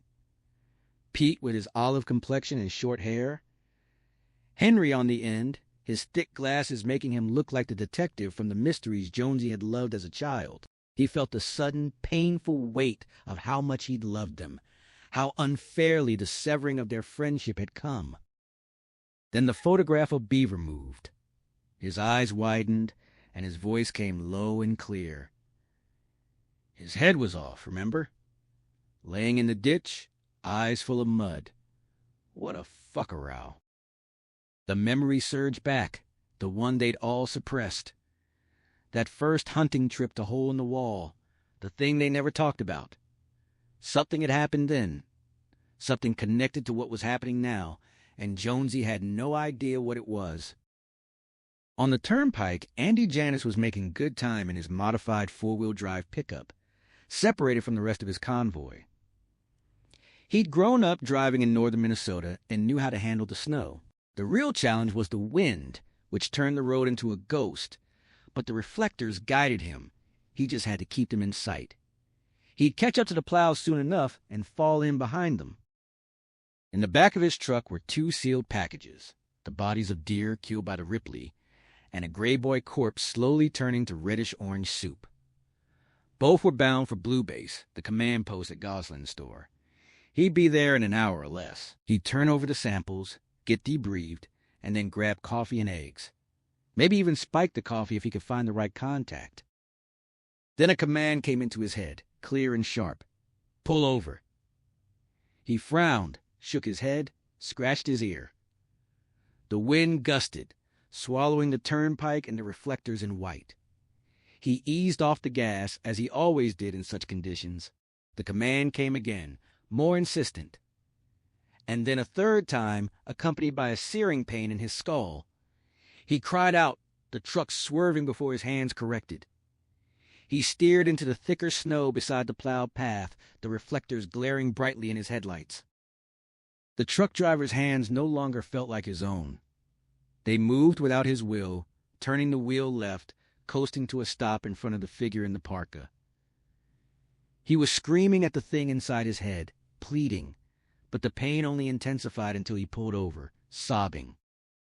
Inside the memory warehouse, Jonesy seized his moment.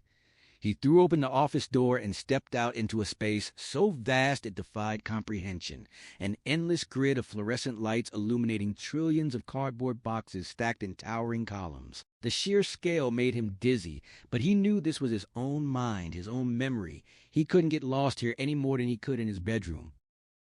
He spotted the boxes labeled DDDS immediately, stacked near the entrance.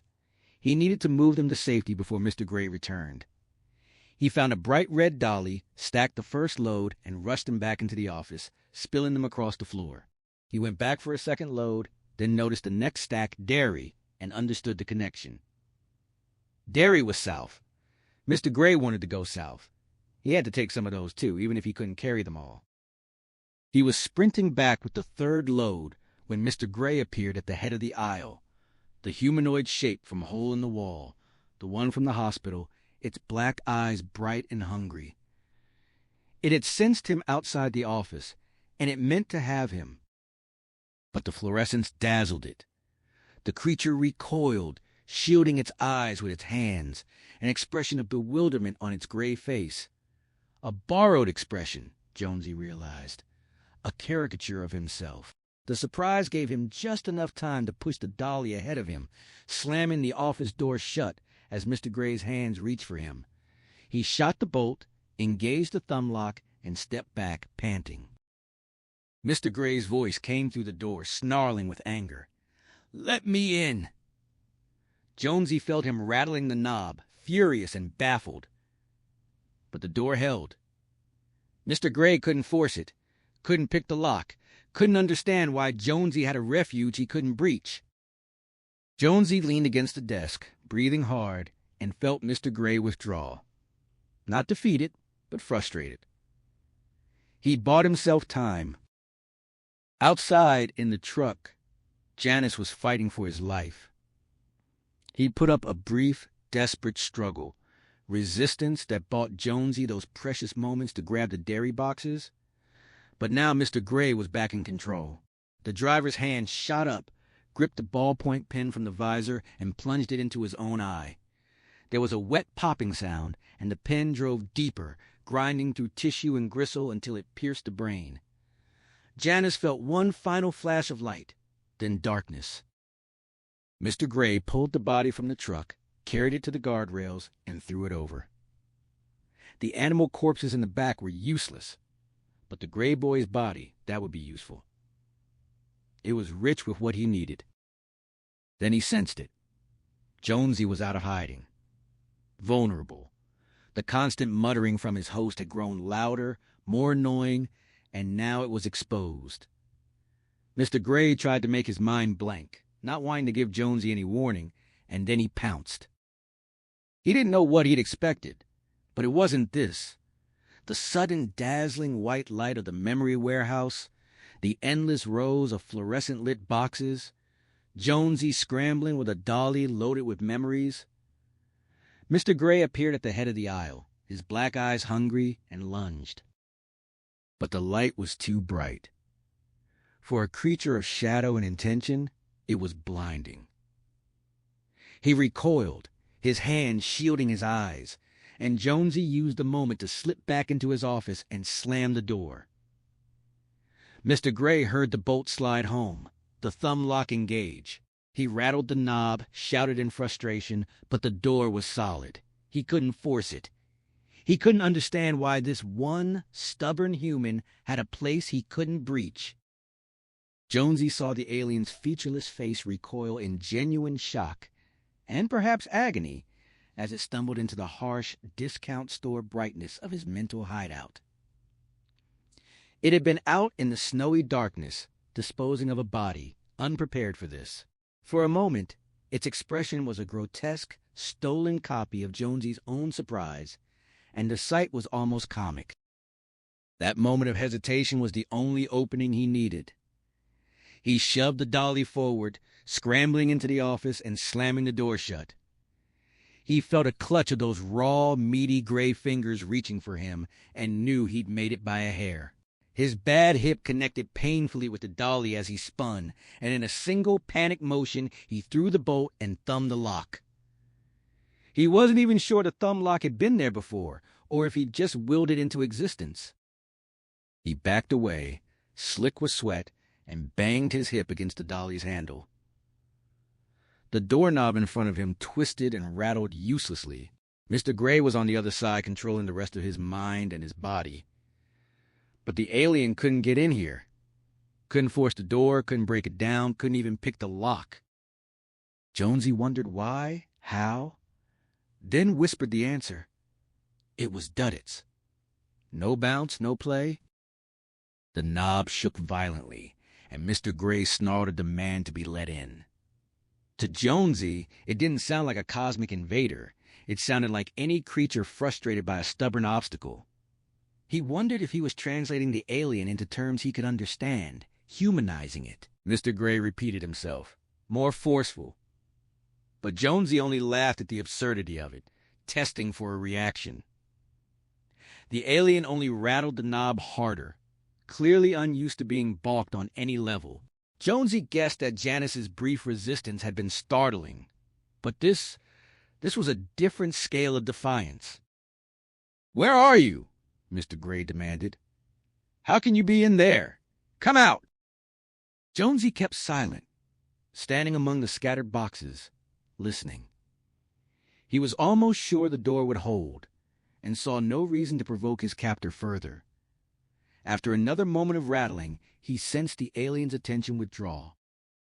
He stepped over the boxes labeled Duddits and Dairy and went to the window, staring out at the snowy night. Through Jonesy's eyes, Mr. Gray slid back behind the truck's wheel and gunned the engine. The vehicle lunged forward, then lost traction, its wheels spinning uselessly before it slammed into a guardrail. Mr. Gray ransacked Jonesy's mental store of profanity, spewing a string of curses, then paused to pull up Jonesy's driving knowledge. It wasn't much, certainly less than Janice had possessed. But Janice's files were gone, erased by the alien's demands. The road conditions were treacherous, but Mr. Gray only needed to escape the quarantine zone. Janice had been clear that the truck was the key. He pressed the gas more gently, and the Chevrolet began to move, steering back into the plow's fading track. The radio under the dash crackled. Another truck in the convoy had reported a rig off the road.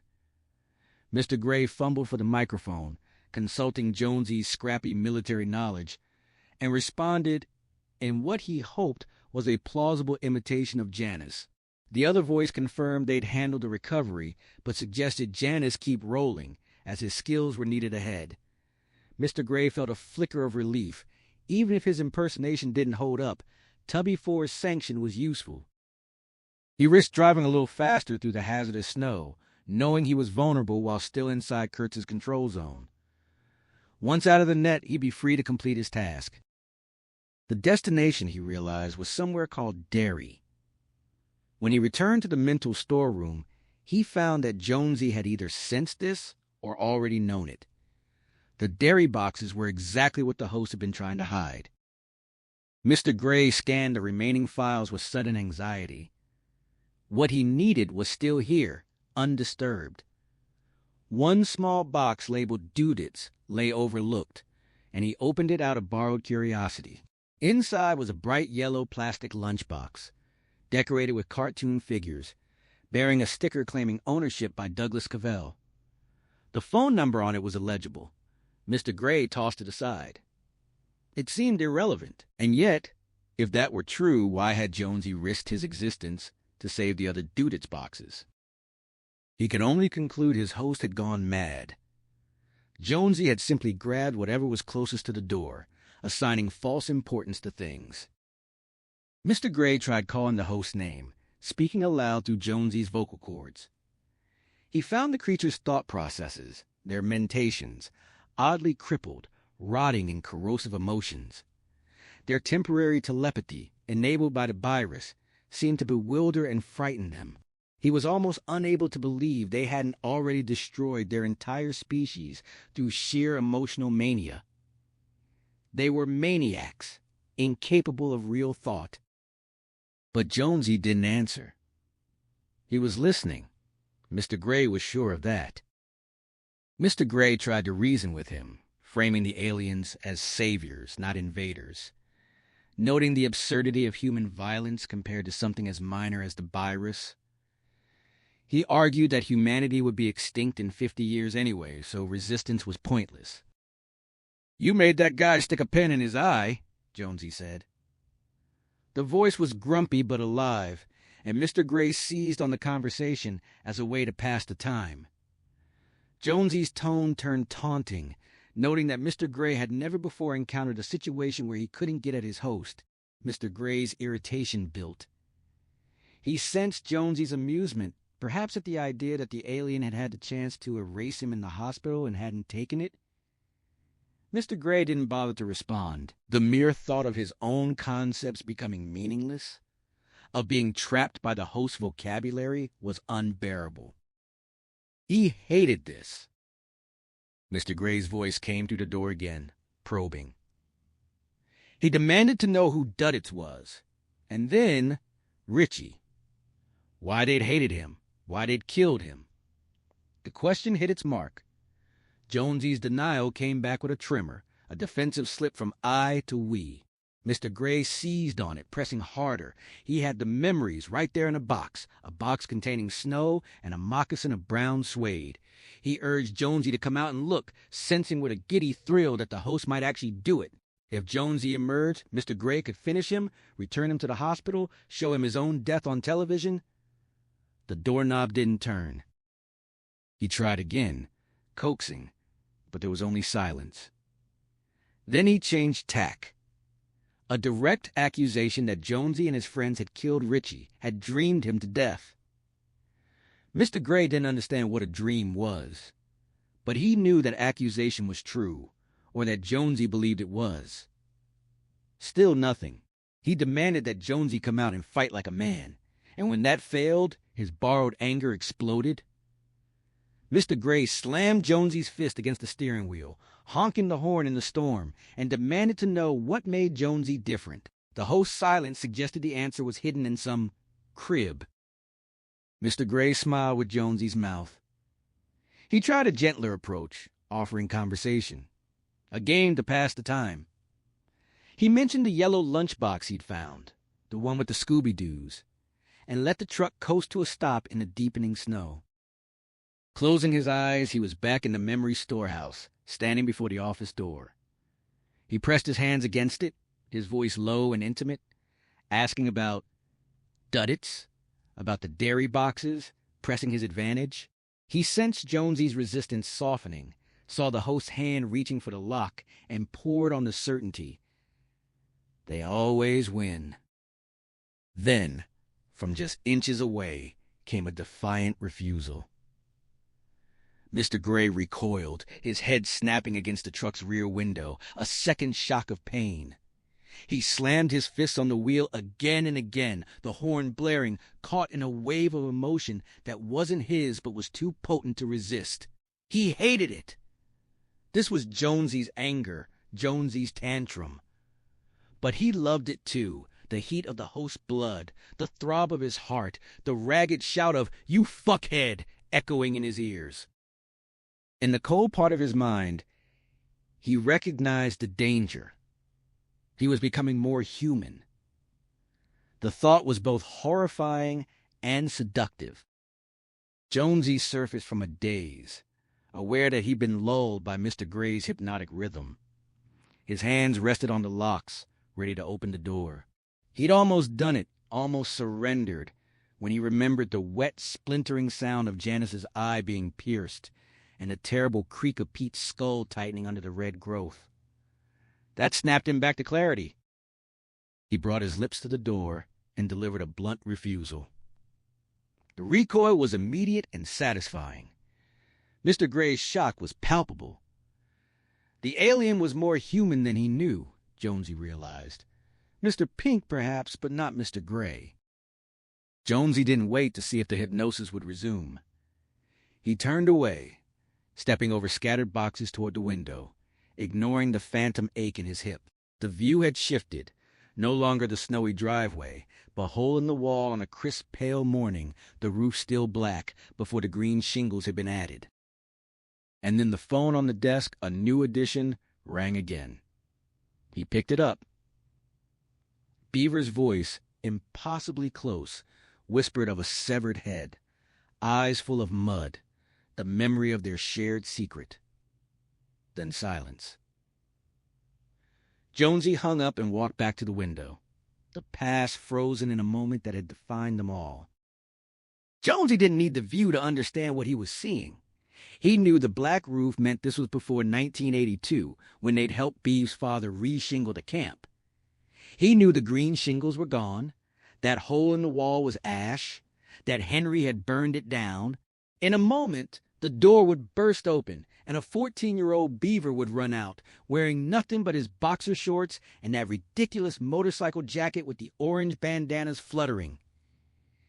It was 1978, the year everything had truly started. They were young, but they had changed. No more same shit, different day. This was the moment they began to understand just how much. Jonesy watched, transfixed. The door opened. Beaver ran out. Henry saw Underhill approaching through the security lights, but before he could call out, a wave of sensation, Jonesy, overwhelmed him. Then a memory displaced everything. November 1978. Blood on cattails, broken glass in murky water, the bang of a door. He woke from that confused nightmare, gasoline, burning rubber, to the sound of a banging door and a rush of cold air. Pete was beside him, goosebumps covering his chest. They'd lost the toss and slept on the floor. Beeve and Jonesy had the bed. Now Jonesy was sitting up too, looking just as bewildered. Henry groped for his glasses, still smelling gas and burning tires. His mind offered a stray thought about Scooby-Doo.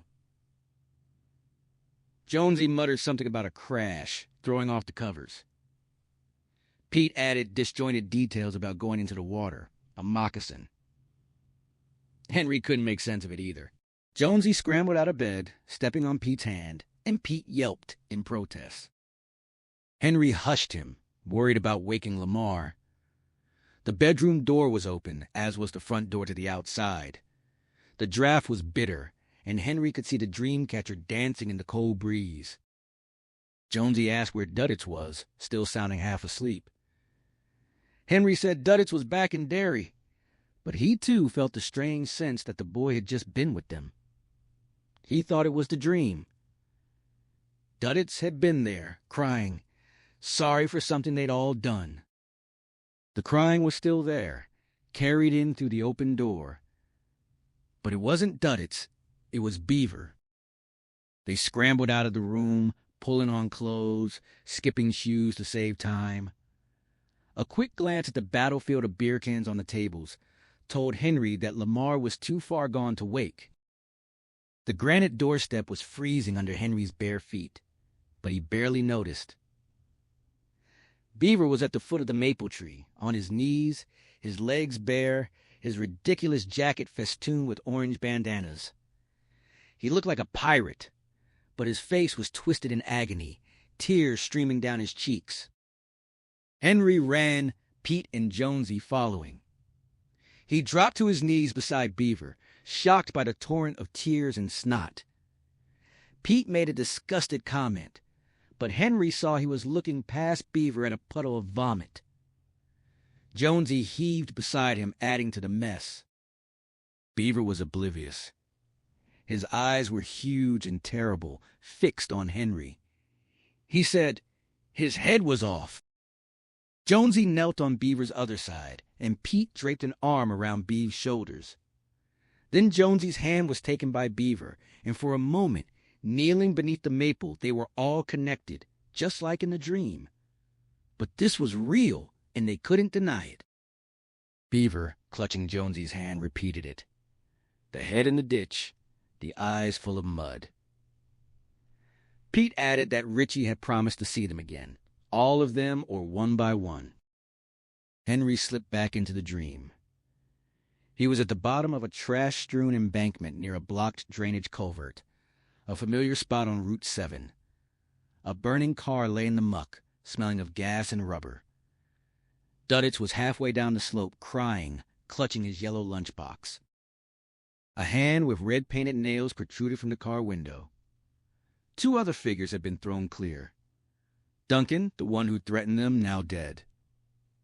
A brown moccasin floated against Henry's shin, and he picked it up despite Pete's warning. Then Beaver and Jonesy screamed. They were standing together, ankle-deep in the muck, looking at the third body. Henry saw it too. Something was terribly wrong. There was nothing above the collar of the high school jacket. Richie Grenadeau's head lay in the cattails, face up, staring at the sky. Henry knew it was him, even without the tape on his nose. Up on the bank, Duddits was still crying, a sound that drilled into Henry's skull like a sinus headache. He dropped the moccasin and slogged through the muck toward Beaver and Jonesy. He had to shake Beaver hard to break his trance.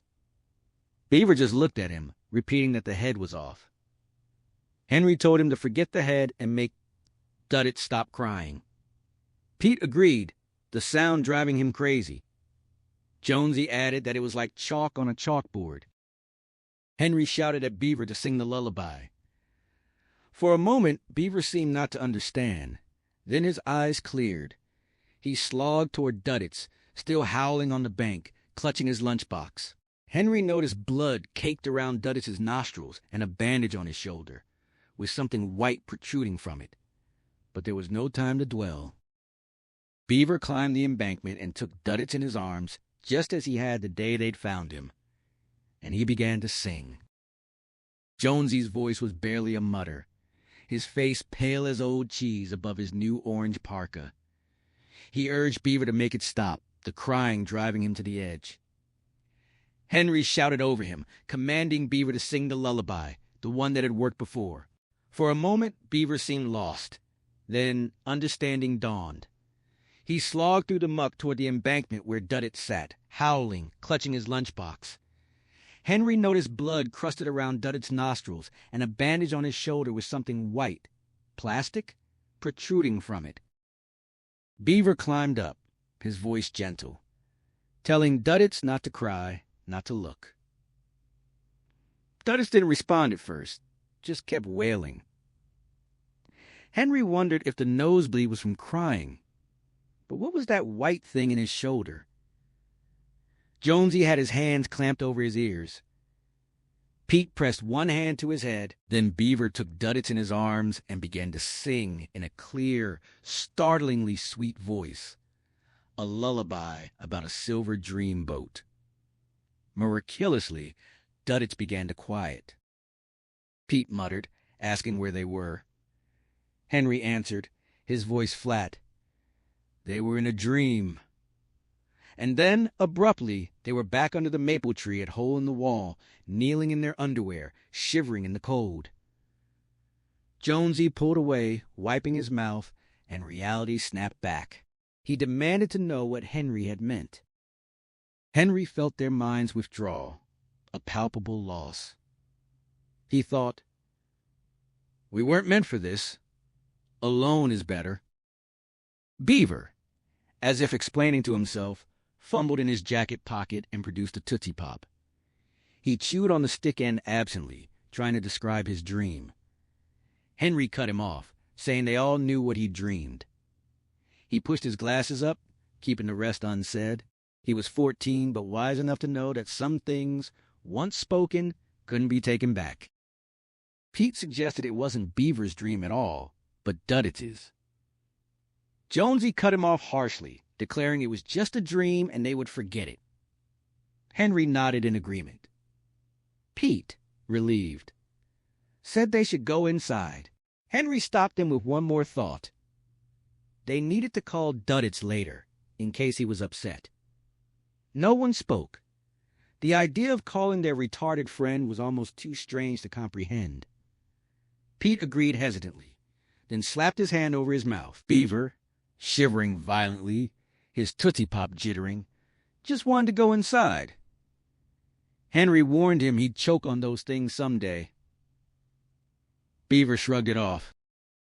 They started back toward Hole in the Wall. Beaver asked if Richie Grenadeau was really dead. Jonesy said he didn't know and didn't care, then turned to Henry and insisted they call Duddits. He had a phone and could bill it to his number. Pete teased him about his phone, but Jonesy brushed it off. He reminded them it was his birthday present and he'd have to pay the charges, so they'd keep it short. And after that, this never happened. They all agreed. A gust of wind shoved Henry forward, nearly into the fence. He shook off the memory, coming back to the present. He had been waiting for Underhill, freezing, and if he'd let himself drift, Underhill could have walked right past him. But Underhill hadn't. He was standing on the other side of the fence, hands in his pockets, looking at Henry. Snow melted on his mask, running down like tears. Underhill suggested Henry go to the barn with the others, or he'd freeze. Henry's tongue felt glued to the roof of his mouth. His life depended on what he said to this man, and he couldn't find the words he said to this man, and he couldn't find the words. A dark voice inside, his old companion, asked why he should bother. Why not just let them finish what he planned to do himself? But it wasn't just him anymore. Underhill waited, hood down, snow melting on his mask. Henry struggled to speak and couldn't. He thought of Jonesy, always better with words. Underhill was about to walk away, leaving Henry with nothing but regrets. But Underhill lingered, his curiosity piqued. He asked if Henry's name was Henried, and Henry corrected him, explaining that the man was picking up his first name through some strange effect. Henry carefully extended his hand through the gap in the fence, a gesture of trust that Underhill simply observed without reciprocating. Henry withdrew, feeling foolish. Underhill nodded pleasantly, as if this were all quite normal, and attributed Henry's knowledge to a low-level telepathic effect caused by the alien presence. He dismissed it as transient and harmless, useful only for party tricks. Henry's voice finally broke free. He accused Underhill of coming not because of the name, but because Henry knew his wife's name and his daughter's. Underhill's smile remained, but he suggested they both get under cover. It had been a long day. He started walking along the fence, and Henry followed, struggling through the deepening snow. Henry called out, urging him to stop. He had something important to say. Underhill kept walking, head down, smile fixed. Henry knew the man wanted to stop, but hadn't been given a reason. He panted out that Kurtz was crazy, cunningly so. Underhill walked faster. Henry trotted to keep up, gasping that Kurtz would turn machine guns on them, pile bodies in the barn, douse them with gasoline, burn them all. Underhill's smile vanished, but he still walked faster. Henry was losing ground, his side burning, but he pressed on. He tried to explain the chain of command, that Kurtz had his own cadre, a man named Johnson, maybe others, and that Underhill's role was supposed to be the second part of the cleanup. The code name was Imperial Valley. Underhill gave him a sharp look but kept moving, faster now. Henry's chest tightened, but he pushed forward, certain the name meant nothing to Underhill. He gasped that even Johnson might go, that only Kurtz would leave alive. He used the old rhyme about big fleas and little fleas to make his point. His side seized, his feet slipped, and he went face first into a snowdrift. Choking and coughing, he saw Underhill's back disappearing. Desperate, he screamed something about Mr. Rapello's toothbrush, about a broken plate, about running away. Underhill stopped. He turned, walked back, and asked how Henry could know about the Rapello views. The telepathy was fading. Henry got to his feet, panting. He said he knew a lot because it ran deep in him, that he and his friends were different. 2 were dead, he was here, and the 4th, Jonesy, was the real problem. Not Kurtz's cadre, not the people in the barn, only Jonesy. But Henry was sure Jonesy was gone, eaten alive by the red-black cloud. Underhill agreed that Kurtz was a problem. speaking too softly to be heard over the wind. But Henry heard him in his mind. Underhill looked around, taking in the bustling, ghostly compound, and said they couldn't talk here. He gave Henry an order and started walking, his thought, Buck, his word, rising clearly in Henry's head. Henry followed Underhill to a shed on the far side of the compound. Inside, 4 men and a woman sat in the dark, passing a joint. They looked gray, almost dead. The man with the joint offered Henry a hit. Henry refused and told them all to get out, to go back to the barn. They protested, preferring their privacy. Henry said he had it. Virus, what they called Ripley. He pointed to Charles, telling him he was infected, and then to Marcia. They recoiled, frightened. Henry said he knew a lot, that it was all connected. Henry faced a small, frightened group of hunters, their eyes wide in the dim light of the shed. He knew he had to make a choice, and he stated what he believed to be the truth about the infection, categorizing it into what he called a primary and secondary version. He shared his conviction that those who hadn't received a direct heavy dose might actually be able to fight it off. A wave of bitter, ironic despair washed over him as he faced them, making him wonder why he hadn't just been allowed his quiet, private end. To prove his point, he showed them his own leg, untying his shirt from the wound. He watched their faces as they saw the rip in his jeans, now teeming with the red living growth. The strands were long, and he could feel its alien roots working deep into his flesh, itching and fizzing with an unnerving purpose, a creeping awareness that made his skin crawl. He was carrying it, a living map of the disaster he was trying to explain. They began to back toward the door, and he expected them to flee into the storm. But they hesitated. A woman asked him in a trembling voice if he could help them. Her husband's arm instinctively wrapping around her, he admitted he didn't know, offering a faint hope. But he urged them to leave and told them, with only a vague instinct to guide him, that staying with the others in the barn would be the better course. When one of the men pressed him for a reason, he simply said he didn't know, that it was just a feeling. They left, leaving him alone in the shed. He settled onto the old bale of hay, the spot where one of the men had been sitting, and felt a crushing wave of exhaustion. He sat with his hands on his knees, fighting the urge to sleep even as the voices in his head grew louder and the itch in his leg became a deep, spreading burn. He sensed Owen Underhill's approach before he heard him speak from outside the window. He took the man's warnings in stride, a hollow feeling of agreement settling in his gut. When asked how he'd gotten rid of the others, Henry felt a flash of irritation, wondering if it was a test, before explaining that he'd simply shown them the truth about his own condition. He cut the man off, telling him that there were things his own medical team didn't know. He began to explain the nature of the threat, the virus, the shit weasels, and how in this environment it wasn't working the way it should. He could feel Underhill's skepticism, his probing mind, but he pressed on, arguing that the real danger was the creature's potential to mutate and adapt given time. He insisted that the official plan to burn the entire zone was pointless because the infection couldn't spread effectively on its own. His frustration mounted as he laid out his case, believing the invaders were a species incapable of understanding failure, having launched a desperate, doomed attempt. He felt Underhill's shock through the wall as he pressed home the idea that the Greys were already beaten, that they were a dying remnant, and that the real threat was the one that had found a way to slip through.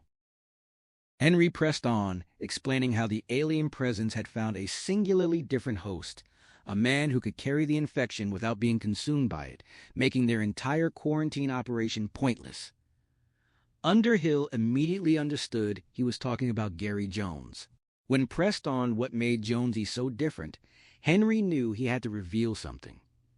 He spoke of a childhood friend, a natural telepath they had met when they were young and vulnerable, a connection that had altered them in ways he couldn't fully explain. He had a creeping suspicion that even Jonesy's later near-death experience in Cambridge was somehow tied to this same person, a boy named Duddits, who had never left Derry. From outside, Underhill challenged him, asking if he was just supposed to swallow this incredible story. Henry's response was a grim, knowing smile in the dark, reminding Underhill of his own abilities and stating that the real question wasn't about belief. A laugh was startled out of Underhill, a reaction to the absurdity and the terrifying truth of the situation. He understood now, with a gut-level clarity, what Kurtz had meant about the threat of telepathy becoming permanent. He saw only one course of action.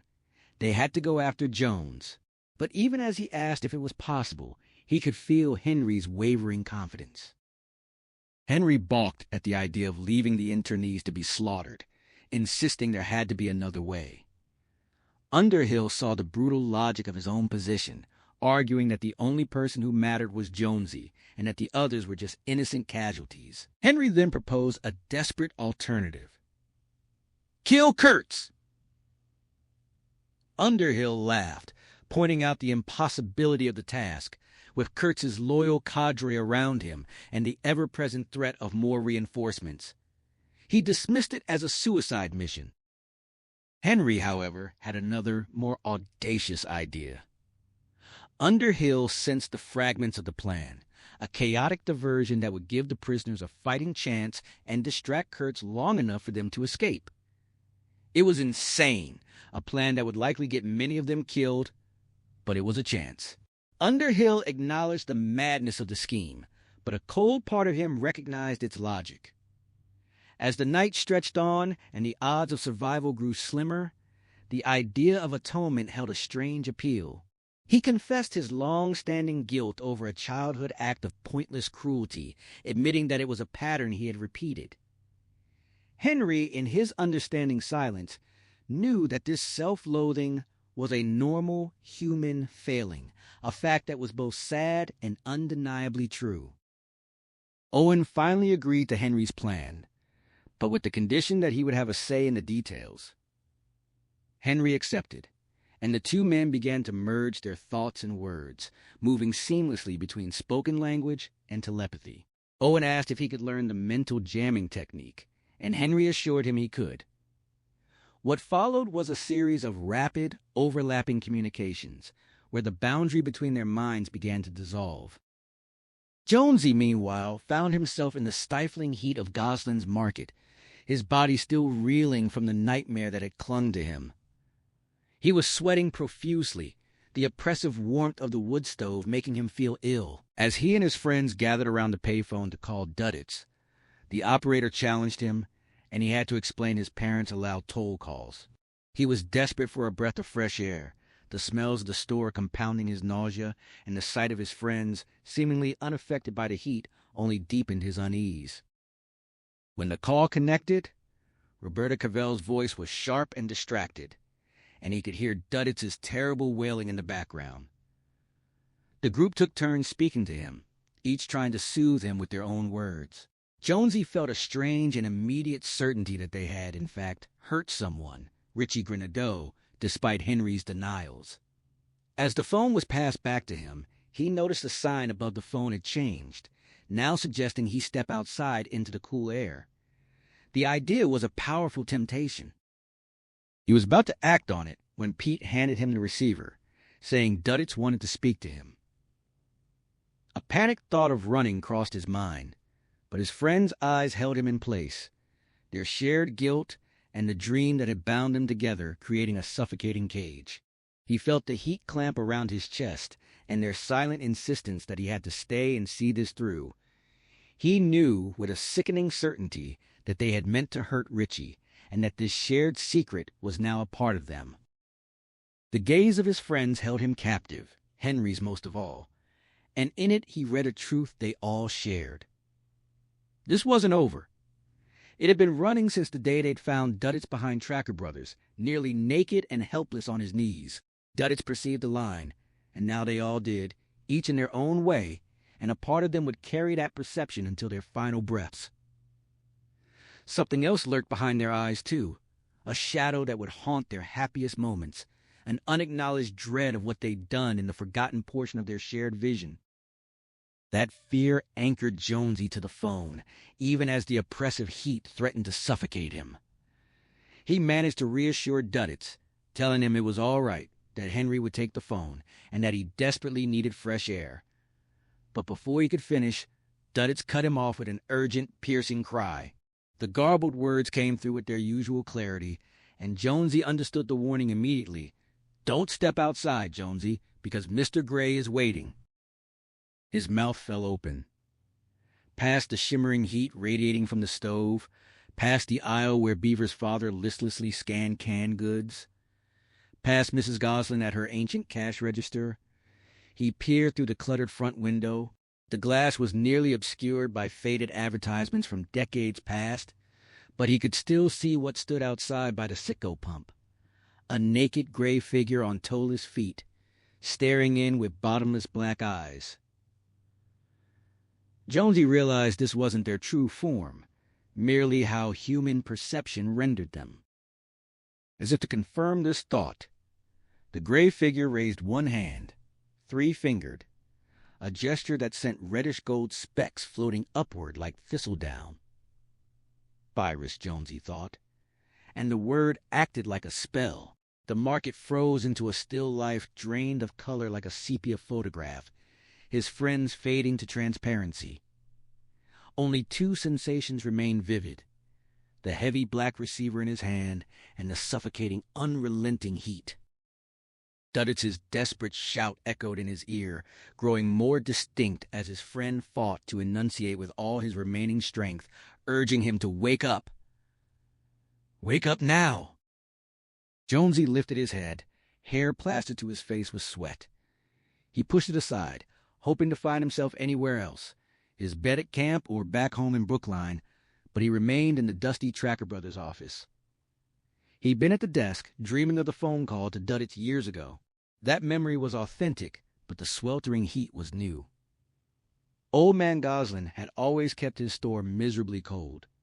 The temperature had seeped into the dream itself because it was genuinely scorching in here, maybe 100 degrees or more. The furnace must have gone haywire, or perhaps the building was on fire. Either way, he had to escape before he roasted. He moved around the desk, barely conscious of its altered appearance, something brushing the top of his head as he hurried for the door. His hand was reaching for the knob when the dream's warning slammed back. Mr. Gray is out there, and he was just beyond this door, waiting in the vast storehouse of memories to which he now had total access. Jonesy pressed his sweaty palm flat against the wood. Mr. Gray stood on the other side, that hairless wedge of a head cocked, those glassy eyes fixed on the knob, poised to pounce the moment Jonesy emerged. Then it would be over. Jonesy's thoughts, his emotions, his very existence erased. "Are you trying to smoke me out?" Jonesy asked the silent door. He received no answer, but he didn't need one. Mr. Gray controlled everything, including his body temperature, and the heat was still climbing. The pressure on his chest was unbearable, his temples throbbing. A burst of hope sent him turning toward the window. Beyond the dark glass, the driveway was buried beneath shifting snow, and never had snow looked so inviting. He imagined himself crashing through like an action hero, plunging into that blessed freezing white. But the image soured almost instantly. Mr. Gray's three-fingered hands would find his throat, strong and relentless, choking him down in seconds. That realm was conquered territory. Hobson's choice: fry or be caught.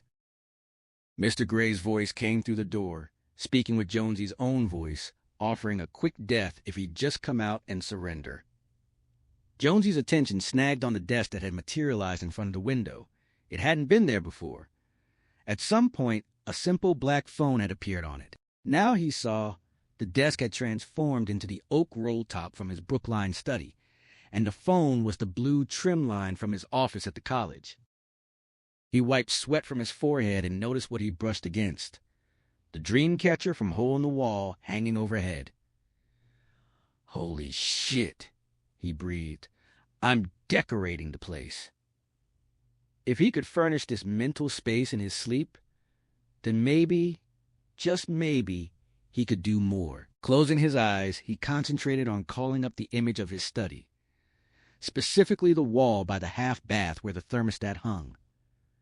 Mr. Gray's voice demanded to know what he was doing, laced with confusion and anger. Jonesy smiled despite himself and whispered the name that served as his key. Duddits. When he opened his eyes, the thermostat was there on the dusty wall. His hand reached out to find it set at 120 degrees. The only thermostat in existence that would allow such a setting, surely. He turned it half a turn left and was rewarded with a blessed wave of cool air washing over his face. A grate had appeared high on the wall, and he turned up to meet the breeze. Mr. Gray's fury poured through the door, demanding to know how this was possible, why the body hadn't absorbed the virus, how Jonesy could still exist in any form at all. Jonesy couldn't suppress his laughter. The alien presence threatened to blind him or burn him out, but Jonesy recognized the threat as hollow. He was the delivery system now, and the last of his kind. He recalled Gollum's wisdom. It was tricksy, precious, very tricksy. "Mr. Gray?" he asked softly into the silence. No answer. He asked again, and still there was nothing, just the sense that his tormentor had withdrawn for the moment. Silence stretched between them. Jonesy felt the alien presence probing, accessing various files, and then, unexpectedly, smells began seeping into the room from under the door and through the heating vent. His favorites, popcorn, fresh coffee, his mother's fish chowder. His stomach responded immediately with a hollow roar. Mr. Gray's voice came through the door, offering food in exchange for information. Not the chowder itself, perhaps, but something to satisfy the gnawing hunger. He mentioned Dysart's, a place south of here that Jonesy's memories identified as a 24-hour restaurant. The alien wanted to know if it was real or another lie. Jonesy insisted he'd never lied, that the memories Mr. Gray had access to were genuine. Everything except what remained locked in this room. Mr. Gray demanded to know how such a space could exist, how there could be a there within his own conquered mind. Jonesy admitted he didn't know. The alien's threat shifted to bargaining. Feed Jonesy the things he liked, in exchange for satisfying curiosity. The smells under the door soured abruptly, turning into the assaultive odor of broccoli and Brussels sprouts, a clear warning. Jonesy proposed a deal. Honest answers in exchange for pancakes and bacon at Dysart's. When Mr. Gray tried to coax him into opening the door to shake on it, Jonesy refused with a hint of dark amusement, though he noted with a chill that his own smile was mirrored on the alien's face in the rearview mirror. Mr. Gray accepted the terms with a caveat, a warning not to break promises. Then the truck sat idling at the top of Standpipe Hill, headlights blazing into the snowy dark, and Jonesy began to explain. He told Mr. Gray about the bad years in Derry, 1984 and 1985, when a gay man had been murdered, when children had been killed by a psychotic who sometimes appeared as a clown. The alien interrupted, confused by references to other killers and unable to grasp the cross connections. Jonesy realized Mr. Gray had no understanding of poetry, of metaphor, of the way human minds link disparate events. The last catastrophe had been a freak hurricane on May 31st, 1985, killing over 60 people and toppling the standpipe. Jonesy had been in college during finals week, learning about it from his father's phone call. But it had made national news. Henry had been at Harvard, Pete wandering the West Coast, Beaver flunking out of junior college. Only Duddits had remained in Derry when the storm hit. But Jonesy found himself unwilling to speak the name aloud. Mr. Gray pressed, sensing he was withholding something crucial. Jonesy explained the simple truth. He'd moved some of the Derry memory boxes into his sanctuary while the alien was busy killing the soldier. Mr. Gray's anger flared at the mention of the Gray boys who had been massacred, but Jonesy cut him off coldly. What had happened to his friends made him indifferent to the aliens' grievances. Mr. Gray insisted they did what they had to do. Jonesy countered that if the alien expected help, it was mad. Then the realization hit Mr. Gray. Jonesy had stolen the memory of the standpipe's destruction, specifically to thwart him. Jonesy confirmed it, adding that what else he'd stolen was his own business. Mr. Gray demanded to know what else, hammering the door in frustration. Jonesy called after him, mockingly telling him not to go away angry, but sensed the alien had withdrawn again, perhaps to search for other information about the town's water supply. He knew Mr. Gray would be frustrated. He himself barely remembered where the water came from after the standpipe fell. What did a 21-year-old care as long as the taps worked? The thought that Mr. Gray was probably more human now, driven by frustration and emotion, brought him a grim satisfaction. This had been a good one. A fucking pisser, as they'd said in the old days. In the truck at the crest of Standpipe Hill, Jonesy heard Mr. Gray's plea for information about this John Wayne Gacy and felt a surge of dark amusement. The alien clearly had no grasp of the subtle links his mind made, no understanding of poetry or reference. Jonesy doubted Mr. Gray knew what a poet was, or cared. He continued his story about Derry's nightmare years. The gay man murdered in the canal, the children killed by a psychotic clown, the freak hurricane that had toppled the standpipe and flooded downtown. He was in college then. Finals week. His father's phone call confirming what he'd already seen on national news. Henry was at Harvard, Pete drifting out west, Beaver flunking out of junior college. Only Duddits remained in Derry during the storm, but Jonesy found himself reluctant to speak the name aloud. He sensed Mr. Gray's impatience.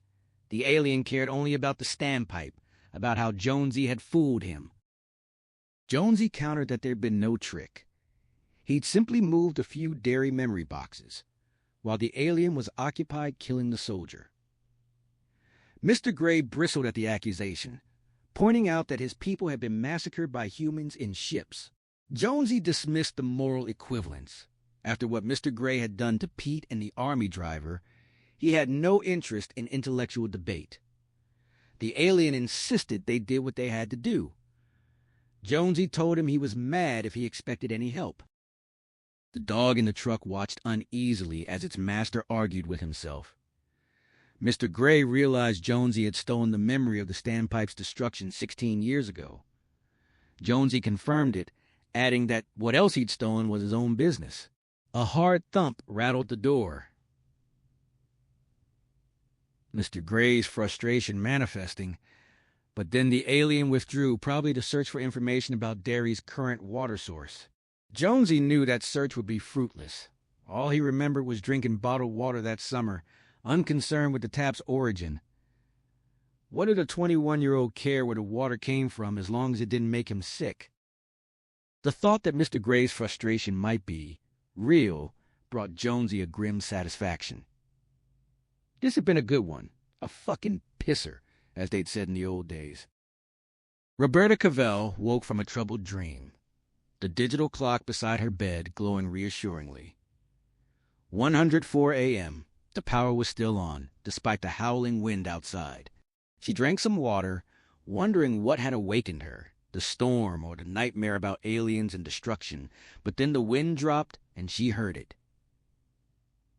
Duddit's voice from downstairs, singing.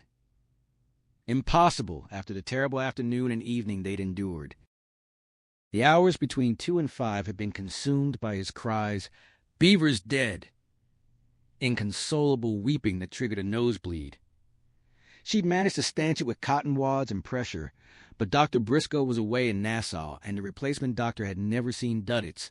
She'd given him a Valium, painted his dry lips with lemon swabs, and stayed with him. Even after the chemo ended, the cankers persisted, but she wouldn't let them put her boy through that hell again. Once he'd quieted, she'd carefully removed the cotton.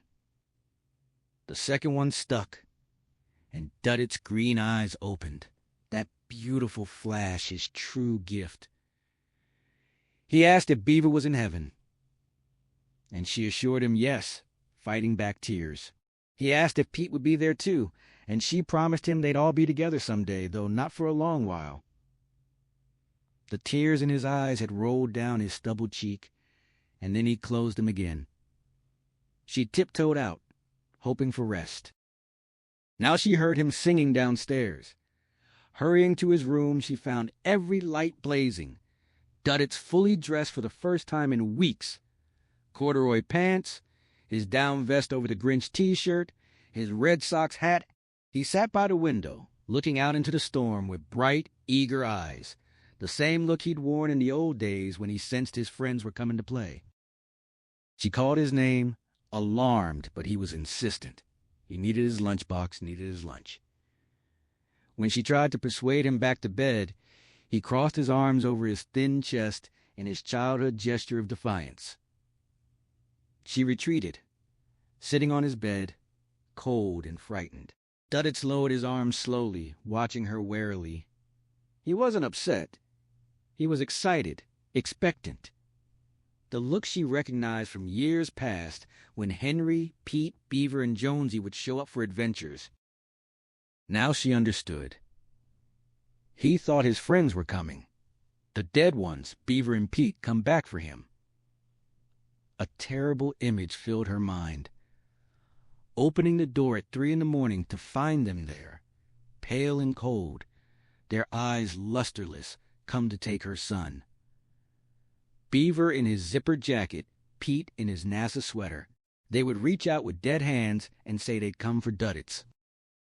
She clasped her hands tight as a shudder racked her body. Duddits. Oblivious continued to sing softly, looking out into the night, waiting. Jonesy pressed his hands and forehead against the door of his sanctuary, a growing unease coiling in his chest. He could sense Mr. Gray returning, and worse, the alien was happy. That happiness was deeply unsettling. Jonesy made a desperate offer. Mr. Gray was already halfway human, so why not complete the transition? They could coexist, and Jonesy would show him the pleasures of this world, ice cream, beer, all the sensory delights he'd begun to sample.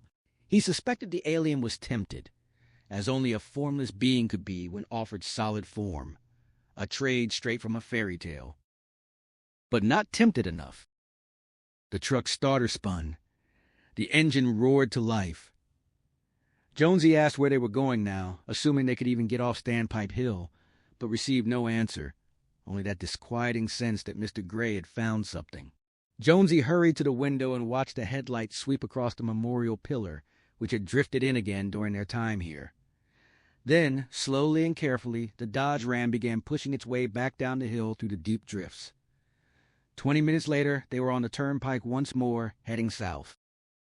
Roberta Cavell sat on the edge of her son's bed, the storm howling outside, watching Duddits with a mixture of dread and desperate hope. He was fully dressed, his eyes bright and eager, in the way they'd been during the good years, when his friends would arrive for adventures. She recognized the look. It was the same one he'd worn when Henry, Pete, Beaver, and Jonesy came to take him to Strawford Park or the Barrens, when she would pack his lunchbox with sandwiches and cookies. She'd always known he went places he shouldn't, but they'd kept him safe. One of their trips had even landed them on the front page of the newspaper. Now she understood. He thought his friends were coming. It must be Henry and Jonesy, he sensed, since he'd already mourned Pete and Beaver. But a terrible vision seized her, opening the door at 3 a.m. to find the dead ones standing there instead of the living. Beaver in his zippered jacket, Pete in his NASA sweater, their eyes lusterless and cold. They would reach out with pale hands and say they'd come for Duddits. They were dead, and now he would be too. She clutched her hands tighter, shuddering, while Duddits gazed out the window, oblivious, his face expectant. He began to sing softly again, the old Scooby-Doo tune, waiting for his friends to arrive. And as he sang, a thought chilled her. Duddits had been right about Beaver and Pete. What if he was right about this too? What if his friends really were coming, carrying death with them like an uninvited guest? Unable to wake Henry with his voice, Owen reached out with his mind instead. The virus made this easier now. It had spread across 3 fingers on his right hand and nearly plugged his left ear, and he'd lost a couple of teeth. Kurt's and Freddie had stayed clean, but Owen's own crew and Joe Blakey's were riddled with the infection. He could hear their voices, calling across a newly opened void, and he knew they were hiding the symptoms under heavy winter clothing.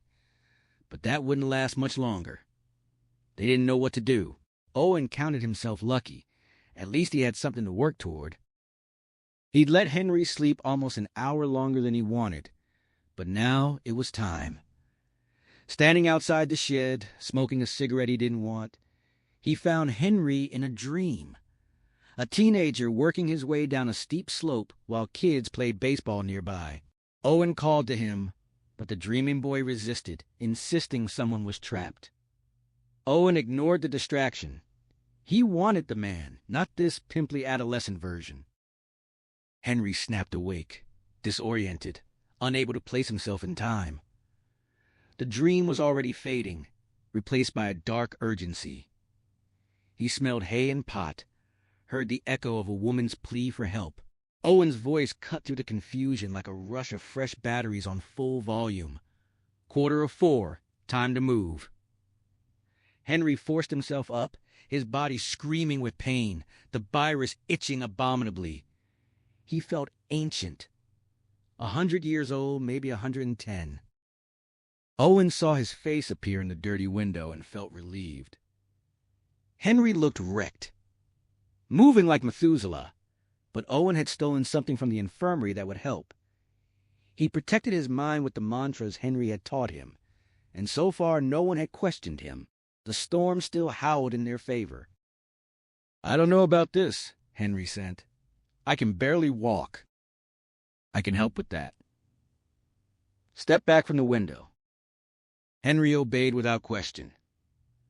Owen pulled a rock from his pocket, one of 3 he'd gathered, and threw it at the glass. The first shot missed, but the second shattered the pane. He tossed the steel box through the gap. Henry caught it and opened the clasp to find 4 foil packets. Owen explained they were stimulants, powerful enough to make cocaine feel mild. "Take 3, save the rest." Henry chewed the bitter pills, his throat trying to reject them, and felt the effects almost immediately. His heartbeat doubled, then tripled. His aches vanished. He felt like Popeye with a fresh can of spinach, and a burst of laughter escaped him, partly at the absurdity of speaking aloud after thinking so long, partly from sheer chemical elation. He called out to Owen, and the telepathic connection flared with new intensity. Owen winced at the force of it, raising a hand to his head. Henry apologized, but Owen only noted that Henry must be completely covered in the virus to project so strongly. Henry insisted he wasn't covered in the virus, though a fragment of his dream flickered back. The 5 of them on that grassy slope, Duddits included. Owen pressed him on their meeting point, the southwest corner of the compound, and gave him a strict timeline. Half an hour to get the barn's occupants moving, then 5 minutes after the alarm sounded to reach the rendezvous. Henry protested that half an hour might not be enough, but Owen was firm. The fence was alarmed, and if Henry wasn't there in time, Owen would leave without him. Henry countered that Owen would never find Jonesy without him. Owen's response was patient but cold. He wouldn't die with Henry just because of that. The men who had just committed suicide weren't the only ones in bad shape, Henry pointed out, and Owen agreed. Henry glimpsed a mental image of a yellow school bus filled with grinning skulls. Owen's own men, now either dying or already dead. Owen refocused on the immediate threat. Kurtz's ground support, especially the Imperial Valleys. They were well-trained and would follow orders. 5 minutes was all Henry would have. Owen's logic was unassailable, and Henry reluctantly agreed. Owen reminded him that putting the entire world at risk for a few hundred civilians was a terrible gamble. Henry retorted that it wasn't how Kurtz would do it, and Owen laughed despite everything. Henry promised to get the detainees moving. He was a motivational master, he claimed. When Owen demanded to hear the reason for all this spoken aloud, Henry said it plainly. After this, they'd be heroes. Not because they wanted to be, but because there were no other options. Owen nodded in the snowy wind, asking why not. In Henry's mind, a faint image flickered. A little boy holding a plate over his head. A broken thing that would forever stay unmended. Kurtz woke instantly, fully aware, as he always did. His clock was useless, flashing December 12th, 12, but his pocket watch read 4:08. The wind howled outside, and the telepathic whispers that had plagued him were blessedly gone. He was relieved. The idea of anyone invading his mind had been deeply offensive. The Gray Boys deserved extinction for that gift alone. He stripped and examined himself in the mirror, searching for any sign of the Ripley. He checked his feet, his graying hair, his entire body. Nothing. He spread his buttocks, probed his anus, and found only flesh. He was clean, praise God. The unpleasant sensation of telepathy had vanished completely. He even checked his tongue and gums. So what had woken him? Instinct, that ancient human faculty. The hunch. Something was brewing, and he needed to act. He pulled on his pants and called Freddie on the encrypted walkie. Freddie sounded tired, but alert. Kurtz moved Imperial Valley up to 600 hours, overriding Freddie's protest with cold authority. Something was coming. Big thunder. Freddie acknowledged and reported 4 suicides among the chopper crews, though none from Imperial Valley. Kurtz wasn't surprised. Sometimes suicide was the noble path. He tossed the walkie aside and continued dressing, his mind already shifting to the next move. The good old all-American hunch had never failed him before. Henry entered the barn, unzipping his coat against the oppressive heat. The soldiers had installed bright lights and heaters throughout the old milking parlor and lofts, and the air pulsed with feverish warmth. He could feel sweat beading on his face immediately, partly from the temperature and partly from the pills Owen had given him. He'd taken another dose outside. The barn held maybe 300 people, packed in the stalls and on hay-covered floors, their faces slack with exhaustion and fear. It was time to wake them up. The barn reminded Henry of refugee camps he'd seen on television. Bosnians, Haitians, African exiles. But this wasn't some distant tragedy requiring a passport. This was a New England cow barn filled with people in LL Bean parkas and Banana Republic cargo pants, their expressions dazed with disbelief. This wasn't supposed to happen in America. The internees covered the main floor in sleeping clumps, with more in the lofts and stalls. The air was thick with snores, groans, weeping children, and bizarrely, Muzak playing Some Enchanted Evening by the Fred Waring Orchestra. Everything blazed with hyper-clarity in Henry's chemically fueled state. The orange hunting gear, the red-gold virus patches growing on cheeks and electrical cords, the sulfur ethyl smell beneath the hay. Farts sounded like untalented musicians. And Henry wondered how many were incubating weasels, though it didn't matter, since the creatures couldn't survive the bitter cold outside. He needed to scare these people awake, turn them from passive cattle into a mob. The clock was ticking. A third of his half hour was already gone. He spotted Charles, one of the men from the shed, with Byrus rethatching his bald head. Nearby, Marcia and her brother-in-law Bill slept, both showing signs of infection. Henry knelt by Bill, took his speckled hand, and called him up from his nightmares. The connection happened instantly. Bill's mind rose toward Henry's, like a drowning man reaching for a lifeline. Henry instructed him to take Marcia's hand, and her eyes snapped open as if she'd been waiting. She grasped Charles without a word, and Henry felt the dials in his head turn up another notch. All 4 of them rose, hands joined like a seance. Henry channeled their combined energy and broadcast a single command. Listen to me and boost me up. The infected minds caught it instinctively, their consciousnesses wide open from sleep.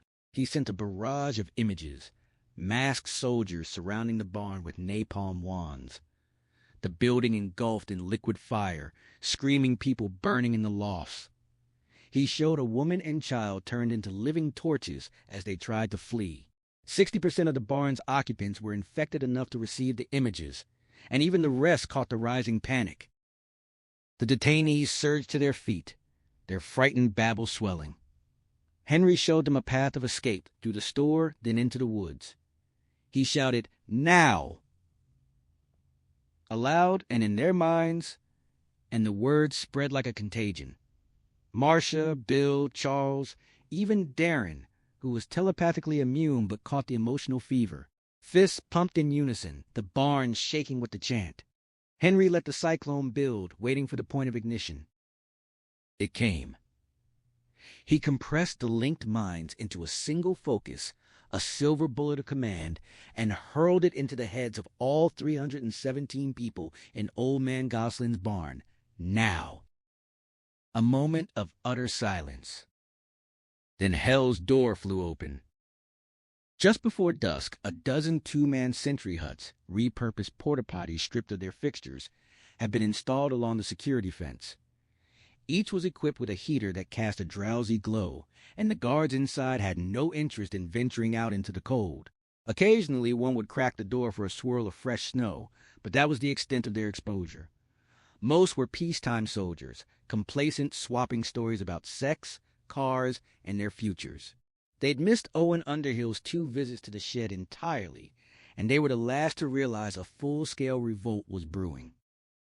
In the back of the store, 7 soldiers with more experience were playing 5-card stud in the same office where Owen had played the alien tapes for Kurtz. Gene Cambry was among them, unable to sleep because of the spreading red growth hidden under a wristlet. Others had their own concealments. Ray Parsons with cotton in one ear, Ted Trzewski with a bandaged forearm, George Udall in a knitted cap that made him look like an elderly rapper. Cambry knew the infection was spreading, and if discovered, he'd be out in the barn with the civilians. An image rose in his mind, a woman cradling a child, turned into a napalm torch by soldiers, and he winced. Then a distant chant reached them. "Now! Now! Now!" It grew louder, coming from the barn. Udall dismissed it as civilian noise. But Cambry saw alarm on the faces of Parsons, Everett, and Coleman, the infected ones. Understanding flashed among them. Cambry announced they were breaking out. The word "now" ripped through his brain like a buzzsaw, and the table overturned as the others lunged for their weapons. A huge thud shook the building as 60 or more internees struck the barn doors. The locks held, but the old wood splintered. The prisoners poured through the gap screaming "now" into the snowy wind, trampling some of their own. Cambry grabbed a carbine but had it snatched away.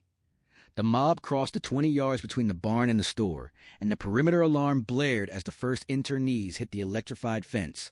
Some fried, others hooked on barbs. General quarters sirens joined the cacophony. Sentries stumbled out of their huts. Many bootless, unaware the fence had been shorted by the weight of more than 80 charging deer hunters. No one noticed the tall, skinny man with horn-rimmed glasses slipping from the back of the barn and running diagonally across the paddock. Henry felt horribly exposed under the brilliant lights, the sirens and alarms making him half crazy, reminding him of Duditz's crying. He hoped Owen was waiting at the far end of the paddock, but the snow was too thick to see. He would know soon enough. Kurtz was pulling on his boots when the alarms went off and emergency lights flooded the compound. He felt relief mixed with chagrin. Whatever had been gnawing at his instincts was now in the open, but the mess hadn't held off for another 2 hours. He jerked open the Winnebago door, still holding one boot, and heard the savage roar from the barn. A Spartacus had arisen from the frightened civilian ranks. Who would have guessed? He watched the mob surge through the shattered barn doors. Some fell on splintered boards, others were trampled. Wings of escapees peeled off, charging the fence on either side of the store, either unaware or uncaring about the lethal electricity. The main body rushed the back of the store. Kurtz had never anticipated such a scenario. 200 overweight November warriors mounting a banzai charge. They were supposed to sit tight and clamor for due process until they were barbecued. "Not bad, boys," he said, grinning. His career was burning, but the end had been coming anyway. The gray men from space were secondary. The real headline was that Americans had finally shown some backbone. Then his grin faltered as he realized his men weren't shooting enough. Some were firing, but too few. Panic, or the telepathy, had frozen them. Then automatic fire erupted inside the store, windows stuttering with light. The office boys were fighting for their lives, at least. The others were still running. Kurtz considered dropping his boot for his 9mm bagging some ski-daddlers. But he knew who was behind this. Owen Underhill. This stank of line crossing, and that was Owen's specialty. Kurtz had barely cleared the Winnebago's door when the office erupted behind him. More gunfire, screams that curdled into something raw, then a chorus of victorious howls from the prisoners. He didn't look back. The store was lost. The operation was coming apart. He slammed the door and hurried toward the bedroom, still clutching his boot, needing to reach Freddie Johnson on the radio. Inside the office, Gene Cambry crouched behind the desk, yanking open drawers in a desperate hunt for a weapon. He found nothing. His empty hands likely saved his life. The prisoners stormed through the shattered rear door, their war cry rising in a deafening chant. The entire building shuddered from the impact of bodies against the back wall, and outside Cambry could hear the nasty crackle of the first detainees hitting the electrified fence. The office lights started to flicker as Danny O'Brien tried to rally the soldiers, ordering them to hold together, but he never finished the command. The rear door tore off its hinges and skidded across the room like a battering ram, shielding the first wave of screaming prisoners. Cambry threw himself down, hands locked behind his head, as the door crashed at an angle over the desk, pinning him in the knee hole. Automatic fire erupted, deafeningly loud in the small space. Trzewski, Udall, and O'Brien were shooting, but several others just stood frozen, weapons held against their chests, faces slack with shock, Coleman, Everett, and Ray Parsons among them. From his accidental cover, Cambry watched the prisoners surge forward. The first ones caught bullets and were thrown backward like rag dolls, their blood spraying the walls and posters. He saw Udall hurl his empty rifle at two orange-clad attackers, then spin toward the window and try to escape. He got halfway through before they dragged him back. A man with ripply fungus blooming on his cheek sank his teeth into Udall's calf, while another silenced the screaming head at the other end of that body with a brutal twist. The room filled with blue powder smoke. Through it, Cambry watched Al Coleman drop his weapon and join the prisoners' chant. Then Ray Parsons, normally the most peaceful man Cambry knew, turned his rifle on Danny O'Brien and executed him on the spot. Now it was simple. Infected versus immune. The desk slammed against the wall, and the door fell on top of Cambry. Prisoners stampeded over it, crushing him. He felt like a cowboy trampled under a herd. Then briefly the pressure lifted. He lunged to his knees, adrenaline surging, and the door slid off him, its knob gouging his hip. Someone kicked his ribs, a boot scraped past his ear. Then he was on his feet. The room was a chaos of smoke and shouts. Several heavy hunters crashed into the wood stove, tearing it from its pipe and toppling it. Flaming chunks of maple spilled across the floor, igniting money and playing cards. The stench of melting poker chips filled the air. Ray's chips, Cambry realized dimly. The ones he'd carried through the Gulf and Bosnia. No one paid him any attention. The prisoners didn't need the office door anymore. The entire flimsy partition between office and store had been flattened. More flames licked up from the overturned stove. Cambry muttered under his breath, echoing the chant. He spotted Ray Parsons running toward the front of the store, Howie Everett at his heels, snatching a loaf of bread as he went. An old man in a tasseled cap and overcoat was shoved onto the hot stove and stomped flat. Cambry heard his high, thin screams as his face fused to the metal and began to cook. Heard and felt them in his own gut. Then he was shouting too, giving in to the wave, joining the stampede. He leaped over the spreading flames and ran, his smaller mind dissolving into the larger frenzy. Operation Blue Boy was effectively over. 3/4 of the way across the paddock, Henry stopped, gasping, clutching his chest. Behind him raged the small apocalypse he'd unleashed. Ahead, only darkness. Underhill had abandoned him. The thought was interrupted by a flash of lights. Henry had been looking in the wrong direction. Owen had parked the snowcat just off the paddock's southwest corner, its boxy shape now visible. Shouts, screams, orders, and sporadic gunfire came from behind him, less than he'd expected, but this wasn't the time to question why. Owen's mental urging pushed him forward. Hurry, they had to get out. Henry forced his legs to move. Whatever Owen had given him was wearing off, his feet growing heavy. His thigh itched unbearably, his mouth crawling with that same sensation, the virus spreading over his tongue like an unending soda fizz. The fence had been cut clean through. Owen stood beside the snowcat, white to match the snow, nearly invisible. Rifle propped against his hip, scanning every direction. The multiple security lights cast a dozen shadows from his boots, like crazy clock hands radiating outward. Owen grabbed Henry's shoulder, steadying him. Then a colossal explosion hammered the night behind them, loud as a cannon. Henry flinched and stumbled. LP gas, Owen told him. Gasoline, too, probably. He turned Henry around. A pillar of fire rose into the snowy, dark chunks of the store. Boards, shingles, burning boxes of cereal and toilet paper, spinning upward. Some soldiers stood mesmerized. Others ran for the woods, presumably pursuing prisoners. Though Henry caught the edge of their panic in his own head. Run! Now! He couldn't quite believe it. Later, he would understand many of them were fleeing too. Right now, everything moved too fast. Owen spun him back and boosted him into the snowcat's passenger seat. Canvas smelling of motor oil fell past him. The cab was blessedly warm. A radio chattered on the dashboard. But Henry could only make out panic in the voices.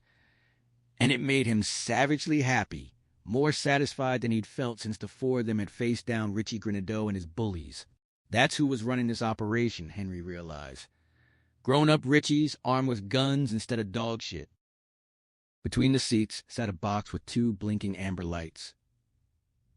Henry bent toward it, curious, as Owen snatched back the tarp and flung himself into the driver's seat. He was breathing hard but smiling, watching the store burn.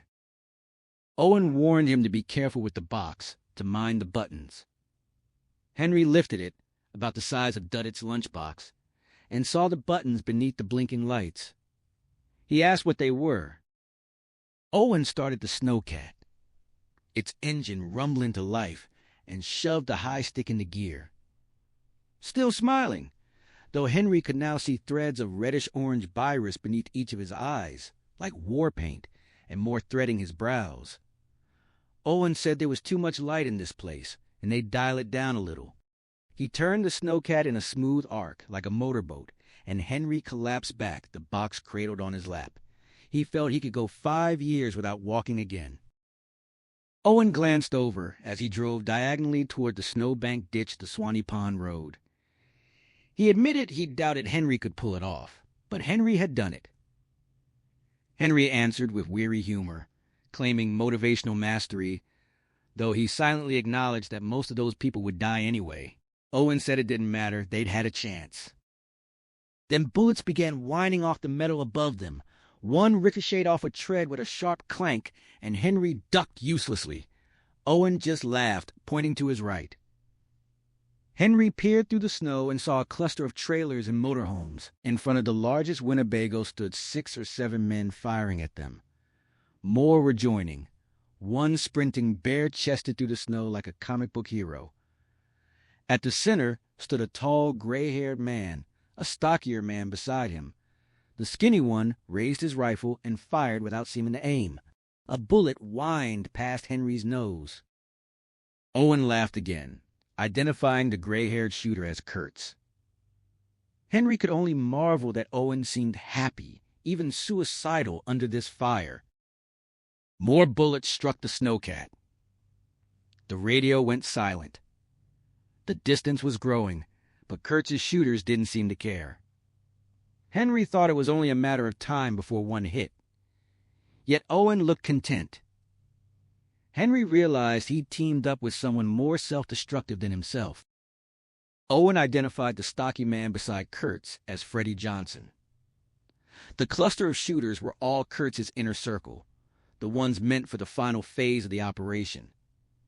Then another shot whined between them, and the transmission knob vanished. Owen laughed wildly, shouting at Kurtz's marksmanship, then declared the fun over. He tapped the box with the amber lights and told Henry to push the buttons, to shut down the compound's power. Henry hesitated, then followed the instruction. The world narrowed to a single point for Kurtz. The storm's howl, the alarm's pulse, the shouts of his men all fell away. He focused entirely on the departing snowcat, seeing Owen Underhill through its steel shell as if by X-ray vision. The distance was immense, but irrelevant. He raised his rifle, centering on the back of Owen's head. Two explosions tore the night apart. One blast hammered the ground with its shockwave, lifting a trailer box marked Intel Inside into the air before it crashed down on the cook tent. A soldier nearby shouted in shock. Only 2 of the generators had been rigged with thermite. Owen hadn't had time for more, but suddenly the compound was half dark, the fleeing snowcat swallowed by moving shadows and dancing fire. Kurtz lowered his rifle without firing. His voice went flat as he ordered a ceasefire, then told everyone but Freddie to go inside and pray. Nearly a dozen men filed up the Winnebago steps, casting uneasy looks at the burning generators, the spreading fire in the cook tent, the commissary and infirmary catching necks. Kurtz put an arm around Freddie and walked him 20 paces into the blowing snow. Ahead, Goslin's was a blazing ruin, and the barn had caught as well, its shattered doors gaping. He asked Freddie if he loved Jesus. Freddie confirmed it, swore it was true, swore he loved Jesus more than the mission, more than Kurtz himself. Kurtz nodded, accepting the answer. The telepathy was gone, Freddie reported. He'd had voices in his head, but they'd faded. Kurtz's eyes flicked to the barn's burning roof, then back. He asked about the other Imperial Valley men. All clean, Freddie said. Kurtz noted that was good, but also bad. He needed infected Americans, he told Freddie, infected with the red stuff, needed them badly. Freddie didn't understand why, but he saw Kurtz taking control again and felt relieved. Kurtz mused aloud that the telepathy had caused most of this, but it hadn't triggered it. That was pure human treachery. He asked who had betrayed Jesus with a traitor's kiss. Freddie answered Judas Iscariot. Kurtz nodded, drawing the parallel. Owen Philip Underhill had betrayed them. Judas got 30 pieces of silver. Not much of a payday. A steel hand clamped Freddie's shoulder and spun him back when he started to look away. Kurtz's eyes burned wide white lashes, ghost-like, his hand on his pistol. He warned Freddie not to make the night any worse, then accepted Freddie's apology. God loved and forgave, Kurtz said, and they must do the same. They would catch Owen Underhill and make him pay. Freddie asked how much of this Owen was responsible for. Kurtz said enough for him. He suspected he was finally going down, but not alone. Arms still around Freddie, he steered them back toward the Winnebago past the dying pillars of the burning generators. At the foot of the steps, Kurtz asked which of his remaining men should lead a search and destroy mission. Freddie suggested Gallagher, Kate Gallagher. Kurtz asked if she was a cannibal. Freddie assured him she ate them raw. Kurtz nodded, This was going to be dirty. He needed 2 Ripley positives, Blue Boy guys. The rest, soldiers and civilians alike, would be hunted down. Feeding time until noon, then every man for himself except the 2 of them. They would hunt Owen Underhill and teach him to love the Lord. Kurtz bounded up the Winnebago steps like a mountain goat, and Freddie followed. The snowcat plunged down the embankment, Henry's stomach lurching. It slewed, then straightened south. Owen worked the clutch and shifter, pushing the machine through the gears. Snow flew at the windshield like a galaxy of white. Henry felt they were traveling at impossible speed, though he guessed it was only 35 miles per hour. Enough to escape Gosling's, but Jonesy was moving even faster. Owen asked through their mental link if the turnpike was ahead. Henry confirmed, about 4 miles. Owen said they'd need to switch vehicles there. Henry insisted no one get hurt or killed during the swap. Owen noted this wasn't high school basketball. Henry threatened to roll out the door if Owen wouldn't agree. Owen glanced at him, then acquiesced. No one would be hurt or killed during the vehicle exchange, except perhaps the 2 of them. He asked where they were going. Henry answered Derry. Owen pressed, "That's where the surviving alien was?" Henry thought so. He had a friend there who could help, a friend who saw the line. Owen asked what line. Henry brushed it off as complicated. Owen pressed further about, "No bounce, no play." Henry promised to explain while they drove south if he could. The snowcat rolled toward the interstate, its lights cutting through the snow. Owen asked again what they were going to do. Henry answered simply, "Save the world." Owen pressed Henry to tell him what their mission made them. Henry answered simply, "Heroes." Then he leaned back, closed his eyes, and was asleep within seconds. Jonesy had lost all track of time. The Ram's dashboard clock was frozen, flashing 12 o'clock endlessly. Still dark, still snowing hard. Outside Derry, the plows were losing their battle with the storm. The stolen Ram handled well, but even it was struggling now, slipping more frequently, fighting through deepening drifts. Jonesy had no idea where Mr. Gray was heading, but he didn't believe they'd make it. Not in this storm, not in this truck. The radio worked poorly, everything faint and blurred with static. No time checks, but a weather report came through. The storm had turned to rain south of Portland, but from Augusta to Brunswick it was a brutal mix of sleet and freezing rain. Most communities were without power, and nothing without chains was moving. Jonesy found this news deeply satisfying. Mr. Gray turned the Ram toward an exit ramp, and the pickup slid broadside, spraying snow. Jonesy knew he'd have gone off the road if he'd been in control, but Mr. Gray handled it calmly, turning into the skid, holding the wheel until the slide stopped, straightening out. The dog in the passenger footwell never woke. Jonesy's pulse barely rose. If he'd been driving, his heart would have been pounding. His instinct in weather like this was to put the car in the garage. At the top of the ramp, Mr. Gray obeyed the stop sign. Across the way, a huge truck stop parking lot blazed with arc sodium lights, the snow beneath them churning like the breath of some vast beast. Normally the lot would have been packed with diesel semi, but tonight it was nearly empty, except for a dozen or so freight haulers in the long-term section, their shapes softened by drifts. Their drivers would be inside, eating, playing pinball, watching TV, or trying to sleep in the grim dormitory out back, all thinking the same 2 things. When can I roll, and how much is this going to cost me? Mr. Gray pressed the gas gently, but all 4 wheels spun and the truck jittered sideways, digging in. Jonesy cheered silently from his office window, hoping they'd get stuck, really stuck. But the front wheels caught first, then the back, and the Ram trundled forward. They passed signs, entrance, then welcome to the best truck stop in New England. Then a third, snow-caked but readable. Hell, welcome to the best truck stop on earth. Mr. Gray asked if it really was the best. Jonesy confirmed it, then burst out laughing. Mr. Gray wanted to know why he made that sound. Jonesy realized something both touching and terrifying. Mr. Gray was smiling with his mouth. Not much, but definitely smiling. He didn't really know what laughter was, Jonesy thought, though he'd learned anger fast enough. Jonesy wanted him to experience the full range of human emotions, suspecting that humanizing his usurper might be his only chance. But how did you explain funny to a collection of spores from another world? Another sign appeared. Big uns to the left, little uns to the right. Mr. Gray stopped and asked which they were. Jonesy told him they were a little un, and Mr. Gray turned right. The tires spun, the truck lurched. Lad raised his head, farted, whined. His lower belly was swollen and distended.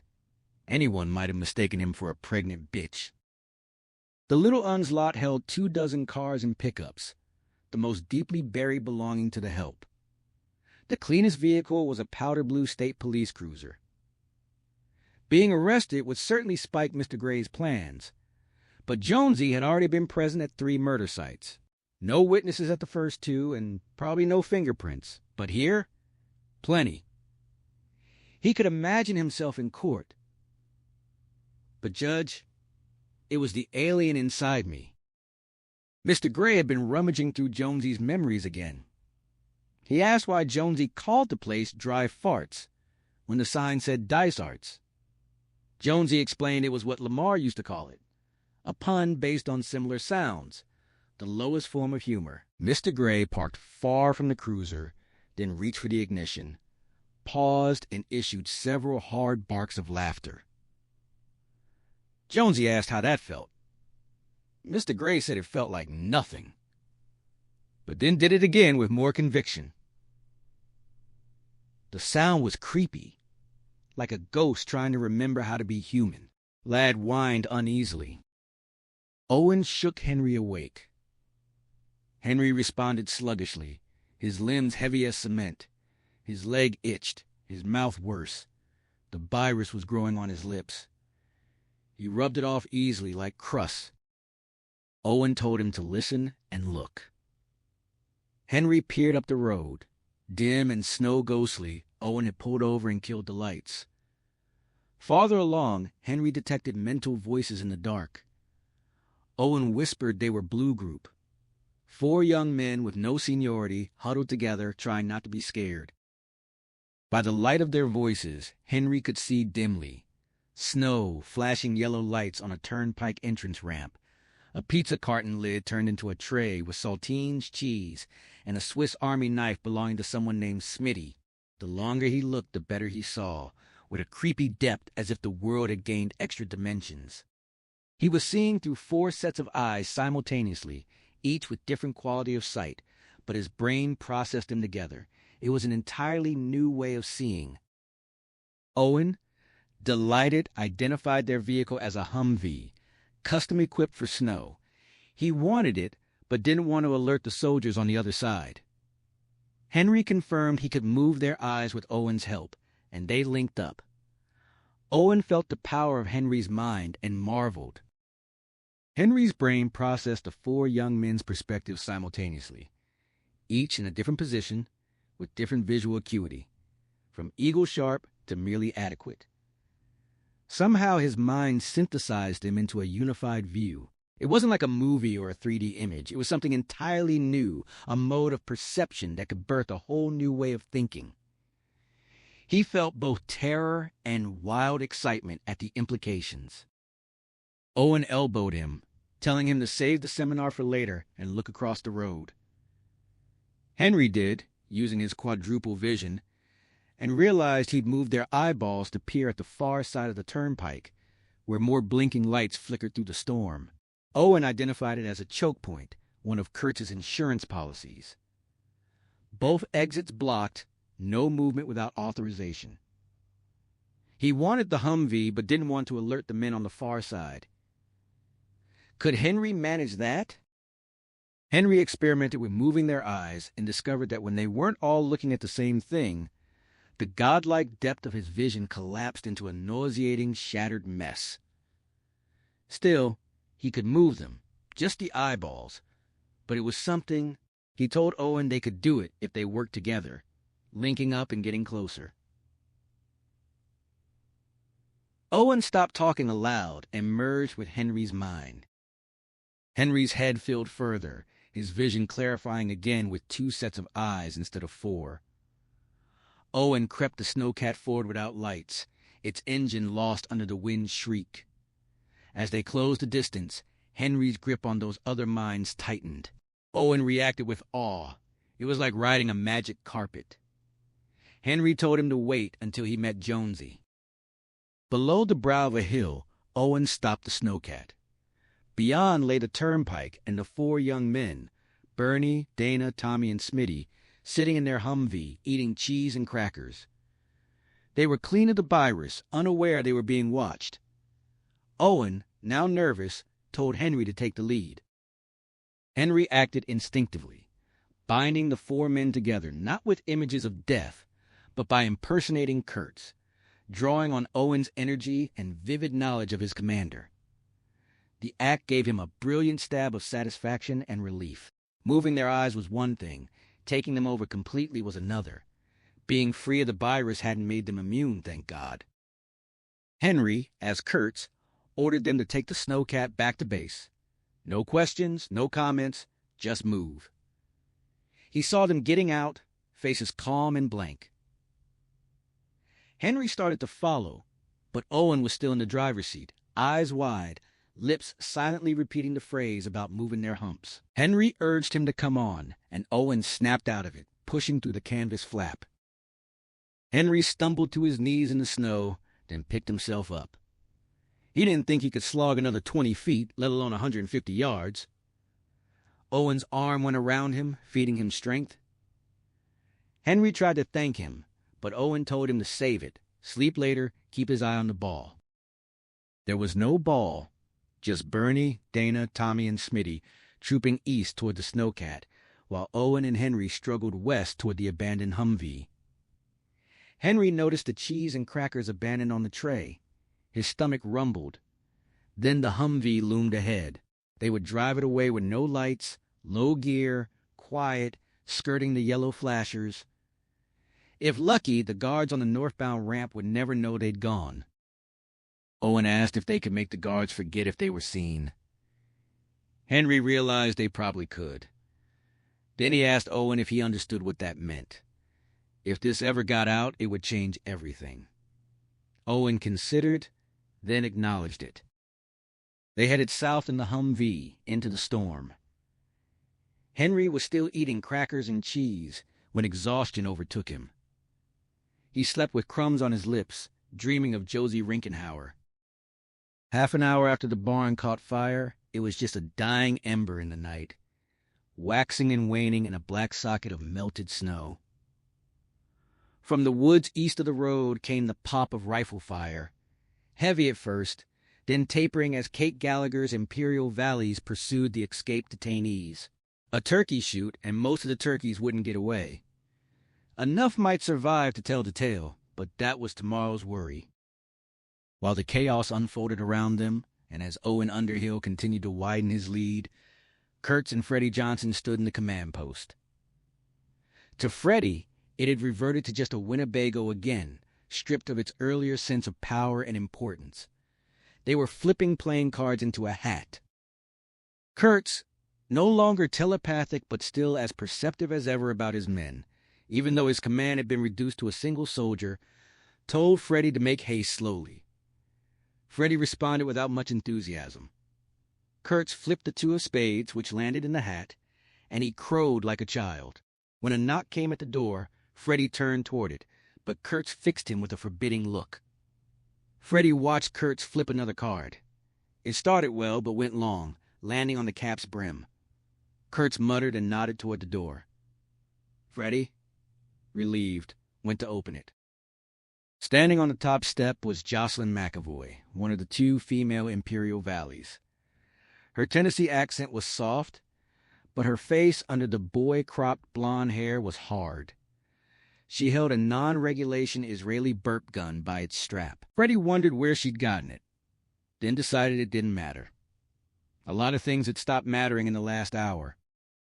He greeted her, and she stated she was delivering 2 Ripley positives as ordered. Her eyes shifted briefly toward the shooting in the woods. She wanted to get back across the road and bag her limit before the game was gone. Freddie understood the feeling. Kurtz, bright-eyed and interested, told her to send them in. Jocelyn gestured with her gun, and a gruff voice from below ordered someone to get up there. The first man to step past her was tall, very black, with cuts on his cheek and neck clogged with Ripley, more growing in his brow. Freddie knew the face but not the name. Kurtz knew both, remembering every man he commanded, quick or dead. Kurtz greeted him as Cambry, welcoming him to the Justice League of America. Cambry didn't return the salute. He looked sullen, disoriented. Jocelyn reported she'd spotted him running through the woods with the detainees he was supposed to be guarding. Cambry accused Kurtz of planning to kill him anyway, claiming he could see it in Kurtz's mind. Kurtz wasn't troubled. He smiled, suggesting Cambry might change his mind by doing a good job. He asked Jocelyn who else she'd found. Freddie regarded the second figure with amazement and pleasure. Nobody liked the son of a bitch much anyway. The man protested, saying he'd been in proper pursuit when Jocelyn pulled him out. McAvoy cut him off, stating he'd been running with them and was infected up the wazoo. The man protested he was clean, but McAvoy snatched off his watch cap, revealing thinning blonde hair now much thicker and dyed red. Archie Perlmutter's protest faded as he tried to explain. Kurtz beamed at him through his filter mask, his smile oddly sinister. He assured Perlmutter everything would be all right. They were going for a ride. Someone they needed to find. Perlmutter whispered the name. Owen Underhill. Kurtz confirmed it, then told McAvoy to bring Perlmutter his clipboard before continuing the hunt. Then, as a final flourish, he sprayed the cards into the wind from the door. Only one landed face up in the hat, the ace of spades. Inside the truck stop, Mr. Gray held the menu, studying the listings with interest but almost no understanding. Jonesy realized it wasn't just that Mr. Gray didn't know how food tasted. He didn't know what taste was. He was essentially a mushroom with a high IQ.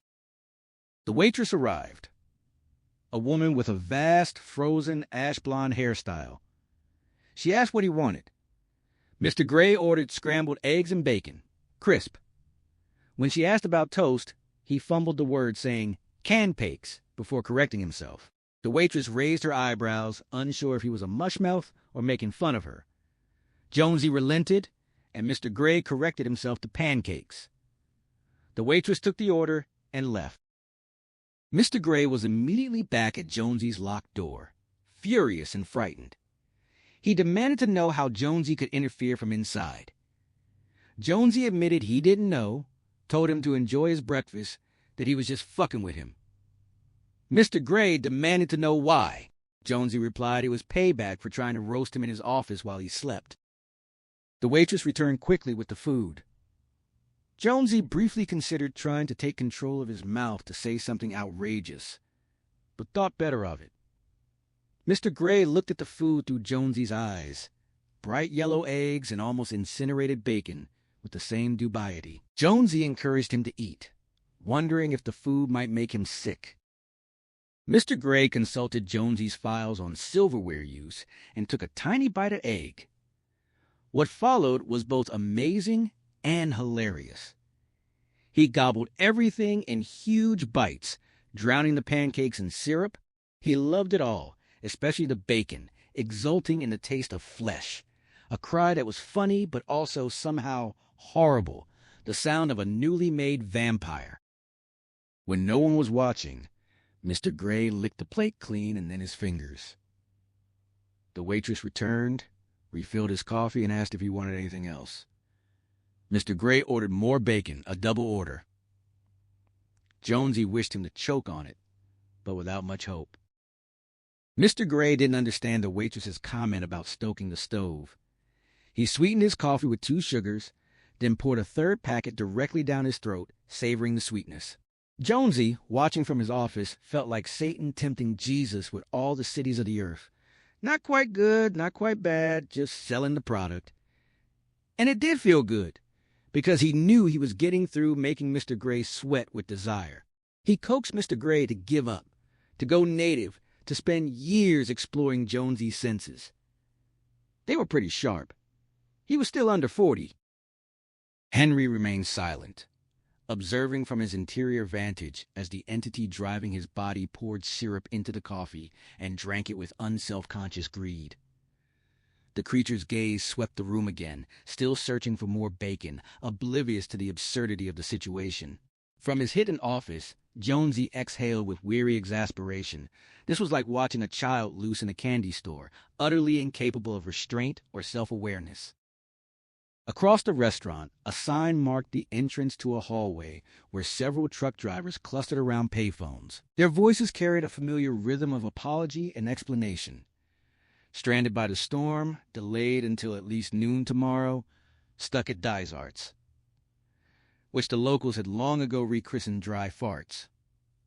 Jonesy absorbed this detail with a flicker of dark amusement before turning from the window. His desk was cluttered with the comforting debris of his old life. The blue trimline phone sat among the mess, and he found himself wondering if he could somehow reach Henry through it. Was his friend still alive? He believed so. Surely he would have felt the absence, a deeper shadow in the room, if Henry had slipped away. The phrase Beaver had always used for death surfaced unbidden.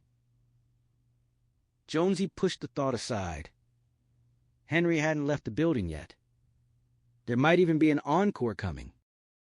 Down in the restaurant, the second order of bacon arrived, and the alien inside him devoured it eagerly until a sudden cramp seized his lower belly. Jonesy offered a dry observation about the human digestive system, advising a quick trip to the restroom. The entity was bewildered, then struck by another spasm that made its intentions clear. A faint, nearly odorless emission followed, and Jonesy counted that small mercy. The waitress had left a check. Jonesy instructed the creature on the proper tip. 15%, $1.50 on the green slip. The entity hesitated, briefly scanning his stored knowledge for the unfamiliar word, then left 2 quarters and $1 on the table before heading toward the cash register. As they passed the state trooper, Jonesy felt the alien consciousness recede, spreading out like a mist to probe the cop's thoughts. The red-black cloud remained, handling basic functions, but the entity was elsewhere. Instantly, Jonesy seized the phone on his desk. For a fleeting moment, he doubted, then thought with desperate clarity, "Just dial Henry." Silence stretched, and then, impossibly, a ring began to sound in some distant elsewhere. In the Humvee, Owen glanced over at his passenger. Henry was asleep, glasses askew, his eyelids twitching beneath the faint red-gold fuzz that had begun to grow there. He was muttering something about Pete's idea. Pete saw her first, and his voice carried such deep exhaustion that Owen felt a pang of sympathy. He considered probing the man's dreams, but decided against it. Best to let him rest, at least until they reached Derry. Behind the high school, past the empty football field where Richie Grenadeau had once been a hero, spring had arrived. The graduating class was gathered on the lawn in their red gowns, and the principal stood at the podium, his amplified voice carrying over the murmuring crowd. He issued his final warning about the mortarboards, the familiar admonition that was always ignored, and the students responded with their usual mockery. Beaver's raspberry cut through the laughter. The ceremony concluded, and the crowd dispersed. The 3 boys in their graduation robes, Henry, Jonesy, and Beaver, laughed and roughhoused their way toward the parking lot. Jonesy snatched Henry's hat, then Beaver's, sprinting away as they chased him. Henry reclaimed his mortarboard from the grass, while Beaver inspected Jonesy's with exaggerated disgust, declaring it stained with evidence of adolescent habits. Jonesy tackled him, and they rolled together in a tangle of red nylon, grappling and shouting while Henry rescued the fallen hats. Pete had stopped at the notice board, his attention caught by something there. He called out about the girl who used to wait for Duddits outside the special school, mimicking her high, sweet greeting with surprising accuracy. Henry immediately recognized the girl, in Pete's words. The one with the fluffy blonde hair and the white plastic purse containing her Barbie and Ken dolls, always fused in her mind as Barbie Ken. The memory stirred something in all of them, that unspoken bond that had held them together since childhood. They gathered around the board, scanning the notices, until Henry's gaze drifted upward to the corner. There he saw a photograph of a young woman with frizzy blonde hair and dark, puzzled eyes. He recognized her instantly, though she had grown up. The same eyes that had once looked at him from a child's face. The name escaped him, and Beaver's too, but the missing poster notice told them what they needed to know. She had been missing since the day before.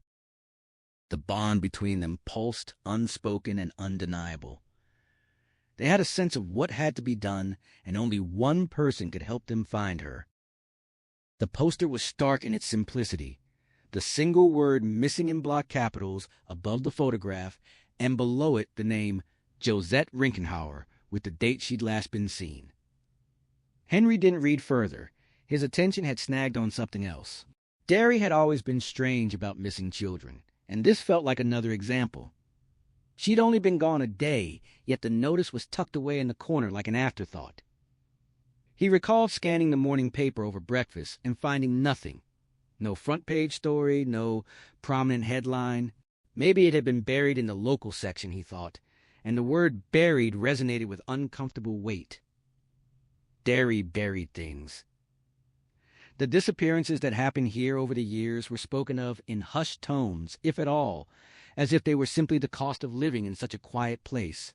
The thought stirred indignation in him, eroding his earlier light-hearted mood. Josie had been sweet, he remembered. She'd always waited outside the special school with her scabby knees and that oversized plastic purse, greeting Duddits with genuine warmth. She was still sweet, he was certain of it. Beside him, Beaver spoke flatly, declaring she was alive and still out there somewhere. Pete agreed, still studying the photograph with fascination. But there was a hesitation in his voice. Jonesy summed it up more bluntly. She was in serious trouble. Pete's finger began its familiar back-and-forth motion as he murmured that she was stuck, but when pressed for location, he could only shake his head. The answer came from Beaver. They needed to ask Duddits. No explanation was necessary. They all understood why. Duddits saw the line. Henry jerked upright in the Humvee, shouting the same words, and Owen nearly lost control of the vehicle. The big truck swerved and skidded before Owen wrestled it back onto the road, his pulse hammering. He snapped at Henry to give some warning next time, but Henry was already pressing forward, insisting he knew where they were going and what they had to do. He had a story to tell. He said, not everything made sense yet, but more than before. Owen glanced at the clock. They had about an hour before Derry, and Henry seemed confident that was enough time, especially if they shared the telling mind to mind. The story began not with aliens or infection, but with 4 boys who had gone looking for a glimpse of the homecoming queen's underwear. As Owen drove through the storm, Henry's memories flooded his consciousness. Images of Duddits, of that first hunting trip to Hole in the Wall, of Beaver vomiting in the snow. He saw the walks to school, the Duddits version of cribbage where the retarded boy pegged whatever he wanted, the time they'd taken him to see Santa Claus. Then came the day they'd spotted Josie Rinkenhauer's picture on the notice board. The day before the 3 older boys graduated. Owen glimpsed them driving to Duddits' house in Henry's car. The gowns piled in back, finding the Cavells comforting a pale man and a weeping woman. Duddits had been waiting for them, shoes already on, his serious eyes contradicting his sunny smile. He'd asked where they were going. Owen whispered his realization. They'd all been like this even before the virus. Henry confirmed it, then urged him to listen as more images flooded his mind. They arrived at Strawford Park at 4:30, where girls in yellow softball shirts were playing. Pete made a joke about them being unable to speak properly with their braces, but Henry's stomach was knotted with anxiety. He envied Pete and Beaver their lack of imagination. He and Jonesy had too much. Not finding Josie would be bad enough, but finding her dead was unthinkable. He asked Beaver if he still believed she was alive. Beaver faltered, uncertain. Pete admitted he'd felt certain back at school, but now wasn't sure. Jonesy could only shrug. Henry turned to Duddits. The boy was wearing his mirrored sunglasses, looking like something from a sci-fi show, and took in everything with equal fascination. The wino, the players, the squirrels. Henry tried to jog his memory about Josie, but Duddit showed no recognition. Why would he? He couldn't remember his own breakfast. Pete made another attempt, describing her brown eyes and blonde hair, but it was useless. Duddits offered his usual phrases, trying to make them smile, but it didn't work. Jonesy suggested they might as well take him home. Beaver stopped them. His eyes were bright and troubled, his toothpick jittering between his lips. He said the word, Dreamcatcher. Owen felt the word resonate through Henry's memories, and suddenly he was there, under the oak tree in Strawford Park. Beaver urged them to take hold of Duddits, and despite their fear, they did. Jonesy took his right hand, Pete his left, while Beaver and Henry slipped their arms around his waist. The five of them stood together, dappled in June light and shadow, like a huddle before a game. The softball players ignored them, as did the squirrels and the wino. Henry felt something entering him, a light that was all of them combined, and Duddits burned brightest at the center. He was their ball, their bounce, their play. He was their dream catcher, making them one. The light entered Henry like a living thing, and in that moment he understood the glow was not separate from them, but made of them, their shared consciousness weaving together into something luminous. Duddits burned brightest at the center, the sun around which they all orbited. Without him there was no bounce, no play. He was the dream catcher that bound them as one. Henry's heart swelled with an ecstasy he knew would never return. And in the years ahead, the absence of this feeling would grow like a shadow. A question pierced the joy. Was this magnificent power meant for such small purposes? Finding one lost girl who mattered only to her parents, or killing a bully in their sleep? Could something so wondrous be spent on such tiny things? If that was all, then what was the point of anything? The thought dissolved as Josie's face materialized before them, built from 5 separate perceptions merging into one clear image. When Duddits finally recognized who they sought, the vision sharpened exponentially. Henry heard Jonesy gasp and understood that in this realm they were the stumbling idiots and Duddits was the genius. Beaver cried out, his voice torn between rapture and dread. Josie stood among them, rendered as a child of about 12, older than when she'd waited outside the special school, but younger than she must now be. She wore a sailor dress whose color shifted uncertainly, carried her plastic purse with Barbiekin peeking out, and her knees were splendidly scabby. Ladybug earrings flickered at her lobes before steadying. She greeted them with familiarity, a greeting for Duddits, then for the rest. And then she was gone, leaving them 5 boys under the oak tree again, Pete and Jonesy both weeping. The wino had collected enough bottles and departed, but a new figure had appeared, a solemn man in a winter parka, something red on his cheek that Henry recognized as Byrus. Owen Underhill was watching them, visible only to Henry. Duddits smiled, puzzled by the tears. Jonesy brushed off the question, and when the connection broke, Beaver laughed through his own tears, claiming he'd swallowed his toothpick. Henry pointed to where it lay on the grass. Duddits asked about Josie, and Henry asked if he could find her. Duddits walked toward the softball field, the others following in a respectful cluster. He passed Owen without seeing him, strolled past bleachers and bases and the snack bar, then stopped. Pete gasped. Duddits turned to him, bright-eyed and almost laughing, as Pete held out his ticking finger, scanning the ground. Henry thought he glimpsed a flash of yellow like paint, but it vanished. Pete confirmed he saw the line, declared she'd been here. They followed that invisible thread across the park, Henry aware of Owen following behind. At the north end, they pushed through a break in a fence and saw the rusty railroad tracks gleaming below. Halfway down the steep, overgrown slope, they found Josie's battered plastic purse. Duddits pounced on it happily, pulling out the dolls inside. Pete forged ahead, then cried out. She was in a concrete drain pipe. He scrambled into the dark, the others forming a human chain behind him, refusing to let Duddits enter. The pipe sloped downward into a complex sewer system built decades ago. Josie had fallen in, slid on dead leaves, and exhausted herself trying to climb back up. She'd eaten the cookies in her pocket and lain in the darkness for 12 or 14 hours, waiting to die. Pete's voice brought her to life.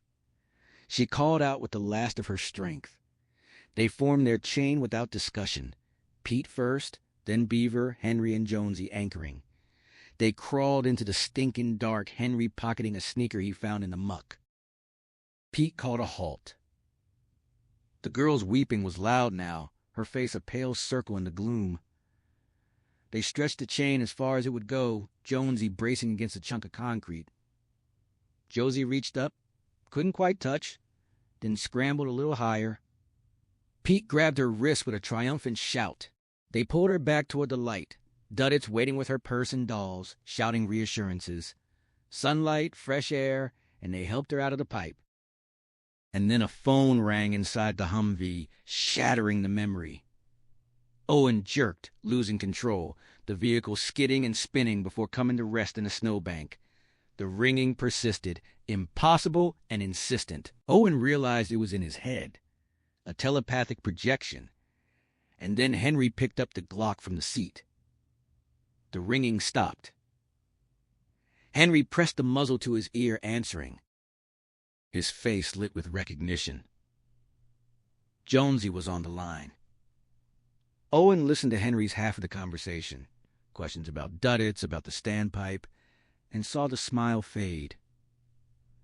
Jonesy had hung up, the other presents returning. Henry reported that Jonesy and Mr. Gray were south of Derry, that they'd stopped at Dysart's truck stop, and that Jonesy was afraid Mr. Gray intended to kill a state trooper. Henry's voice was heavy with dismay. Henry slammed his fist against his thigh in frustration, then confirmed that Jonesy was still alive, though his tone carried no relief. He explained that Jonesy was immune, and asked if Owen now understood about Duddits. Owen admitted he probably understood enough, even if Henry himself didn't fully grasp it. Henry shifted to Thoughtspeak, finding it easier. Being with Duddits had changed them all, and Jonesy's near-death experience in Cambridge had altered him further. The brainwaves of survivors often shifted, and for Jonesy that meant Mr. Gray could use him without infection or exhaustion, and it also allowed him to resist being consumed, at least so far. Owen asked if Henry could free them from the snowbank. Henry thought so, but his response was glum. Owen demanded to know what was wrong with him. Henry's reply was raw. Didn't Owen understand?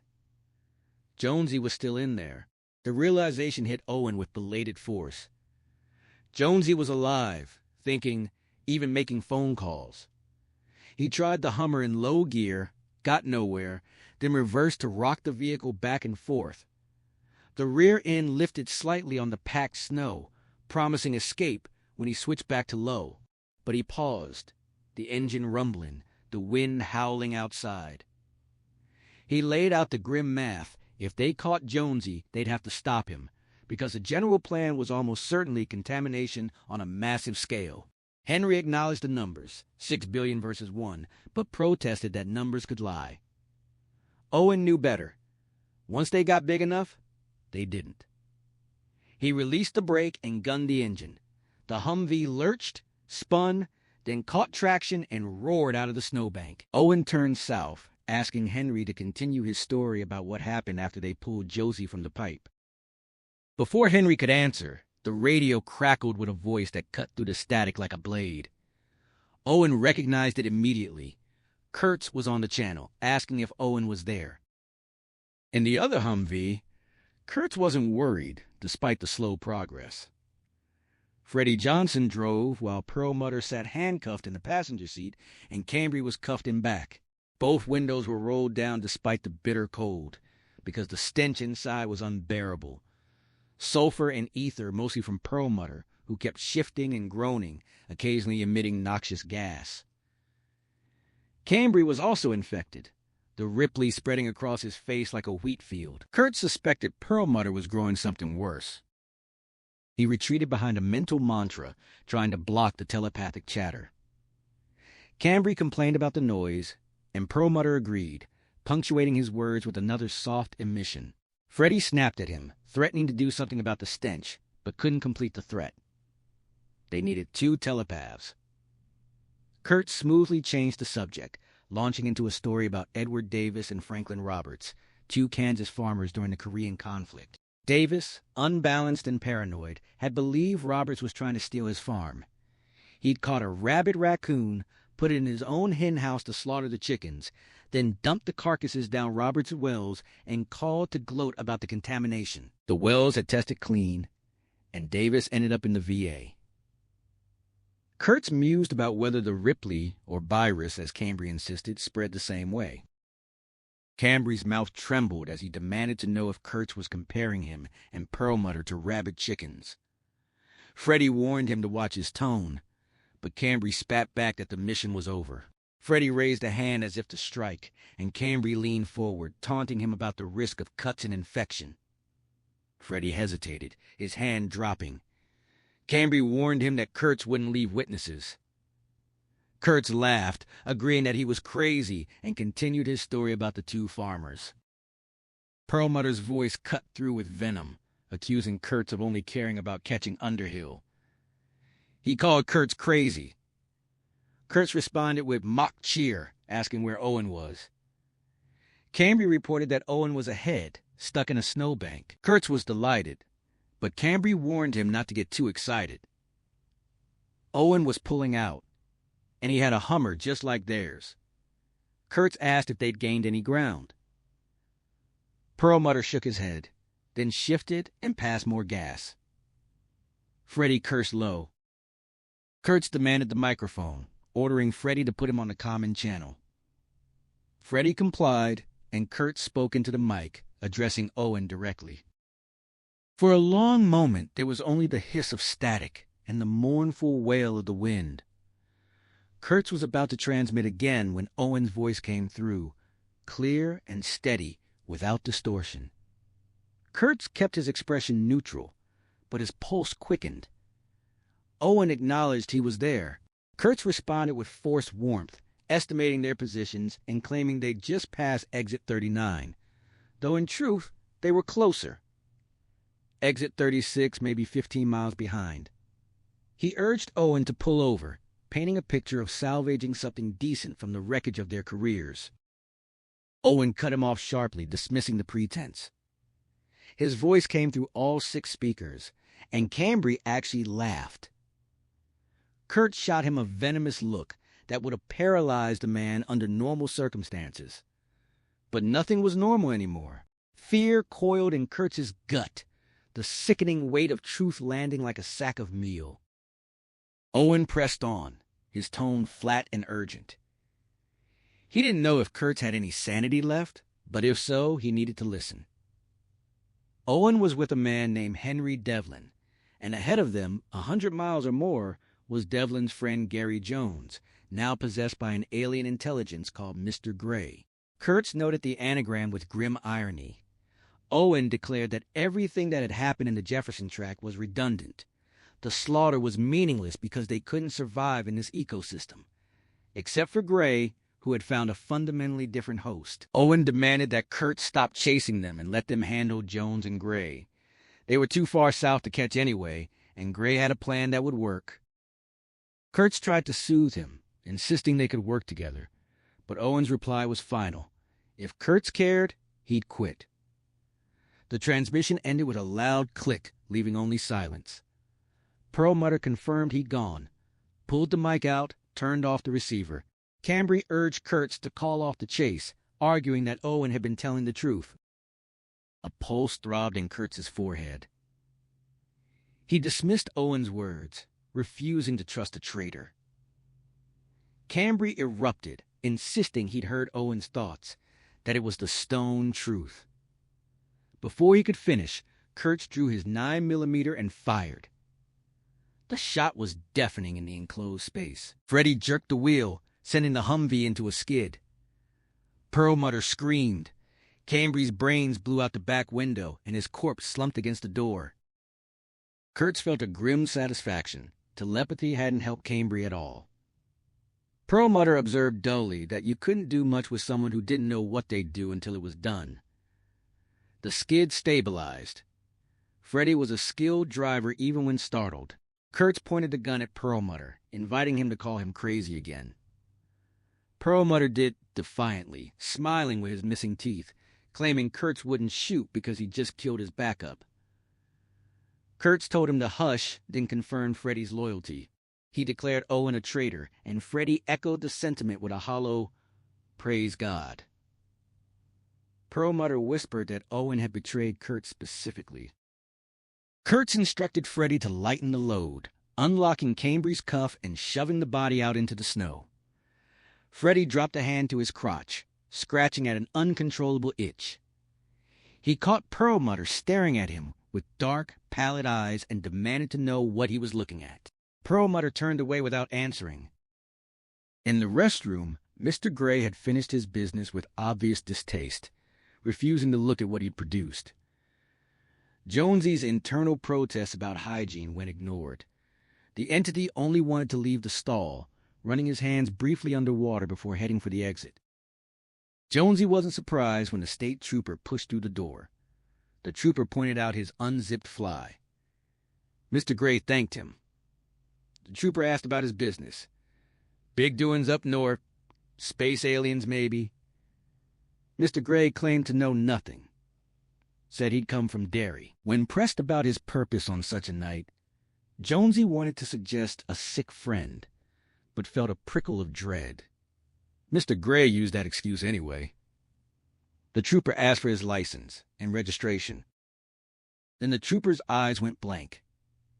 He moved stiffly toward the wall, trembling, fighting some invisible command. He began to beat his head against the tiles in heavy, sweeping jerks. His hat fell off, and on the third impact blood began to flow. Jonesy scrambled for the phone on his desk, desperate to do something, but the line was dead. Mr. Gray had cut it while eating his bacon or during his first human bowel movement. Jonesy was alone. The horror should have silenced him, but instead Jonesy found himself laughing, a sharp, hysterical burst as his hands wiped the trooper's blood from the tiled wall. Mr. Gray had tapped into Jonesy's encyclopedic knowledge of body disposal, the accumulated lore of a lifetime spent devouring horror films, suspense novels, and mysteries. Even now, as the alien wrapped the bludgeoned head in the trooper's jacket and dropped the bloody towel on his chest, Jonesy's mind was racing through literary and cinematic parallels, a dizzying cascade of references that made him feel like he was staring down a long drop. The worst part wasn't the knowledge itself, though. With Jonesy's help, Mr. Gray had discovered something he loved even more than bacon or rage. He had discovered murder. Beyond the showers, a locker room led to a hallway and a door opening onto a snow-filled cul-de-sac. 2 green dumpsters emerged from the drifts under a single hooded light. Mr. Gray moved quickly, searching the trooper's body for keys and taking his gun. He used the bloody towel to prop the door open, then dragged the corpse behind one of the dumpsters. The entire operation, from the trooper's forced suicide to Jonesy's re-entry to the back hall, took less than 10 minutes. Jonesy's body felt light, almost euphoric. He and Mr. Gray were riding a wave of endorphins, and Jonesy couldn't deny his own complicity.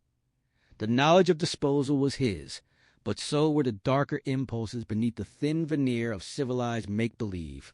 Mr. Gray might be driving, but Jonesy was the engine. He found himself thinking that maybe they deserved to be erased, reduced to nothing but red spores in the wind. Back in the restaurant, the tired cashier asked if he'd seen the trooper. Mr. Gray confirmed he had, producing a plausible story. The cashier mentioned the nervous atmosphere. All the state police, the rumors about space aliens. Mr. Gray echoed the radio reports, calling it a false alarm. The cashier's relief was visible. He added a crude remark about the trooper's business in the restroom, and the cashier frowned, uncertain. Jonesy hoped some part of that had been him, trying to break through to be noticed. But before he could see if it had registered, Mr. Gray turned him away from the counter. 5 minutes later, they were southbound on the turnpike, the trooper's cruiser handling the snow with its chains. Mr. Gray reached out with his mind, touching Henry's presence but unable to penetrate it. The man with Henry, Underhill, was more accessible, and Mr. Gray got a fix on their position. 70 miles behind, maybe more, and pulling off in Derry.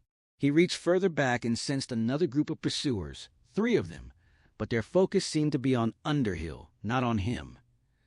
Mr. Gray found this inexplicable but convenient. His main concern now was switching to a snowplow, which would mean another murder. That was fine with him. He was just getting warmed up. In another time and place, Owen Underhill watched from the slope as the boys helped Josie out of the pipe.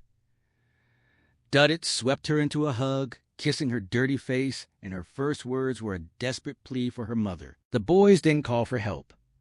They simply led her home across the park, past the indifferent softball players, down Kansas Street to Maple Lane. When they arrived, the Cavells' house was surrounded by parked cars.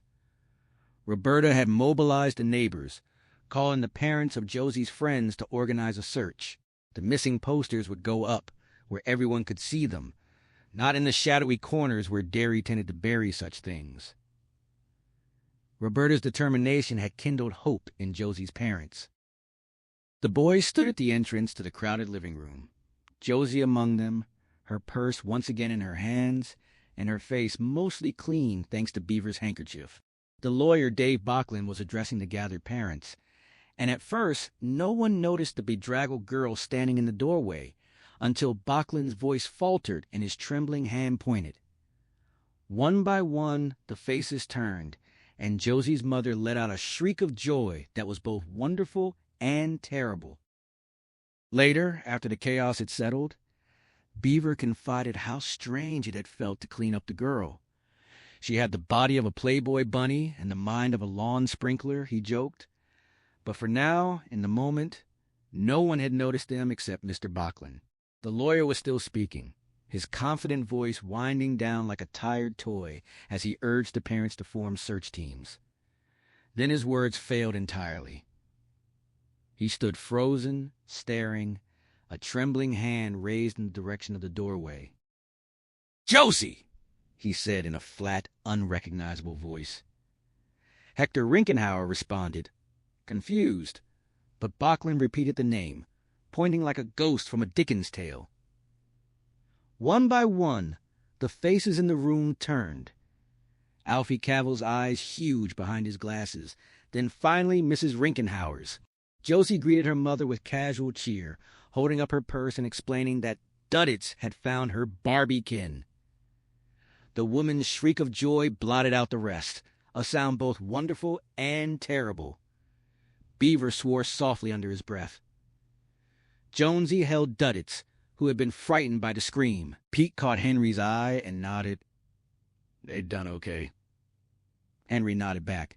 It wasn't their finest hour, but it was a close second. As Mrs. Rinkenhauer swept her daughter into her arms, Henry tapped Duddits on the arm and kissed his cheek. "Good old Duddits."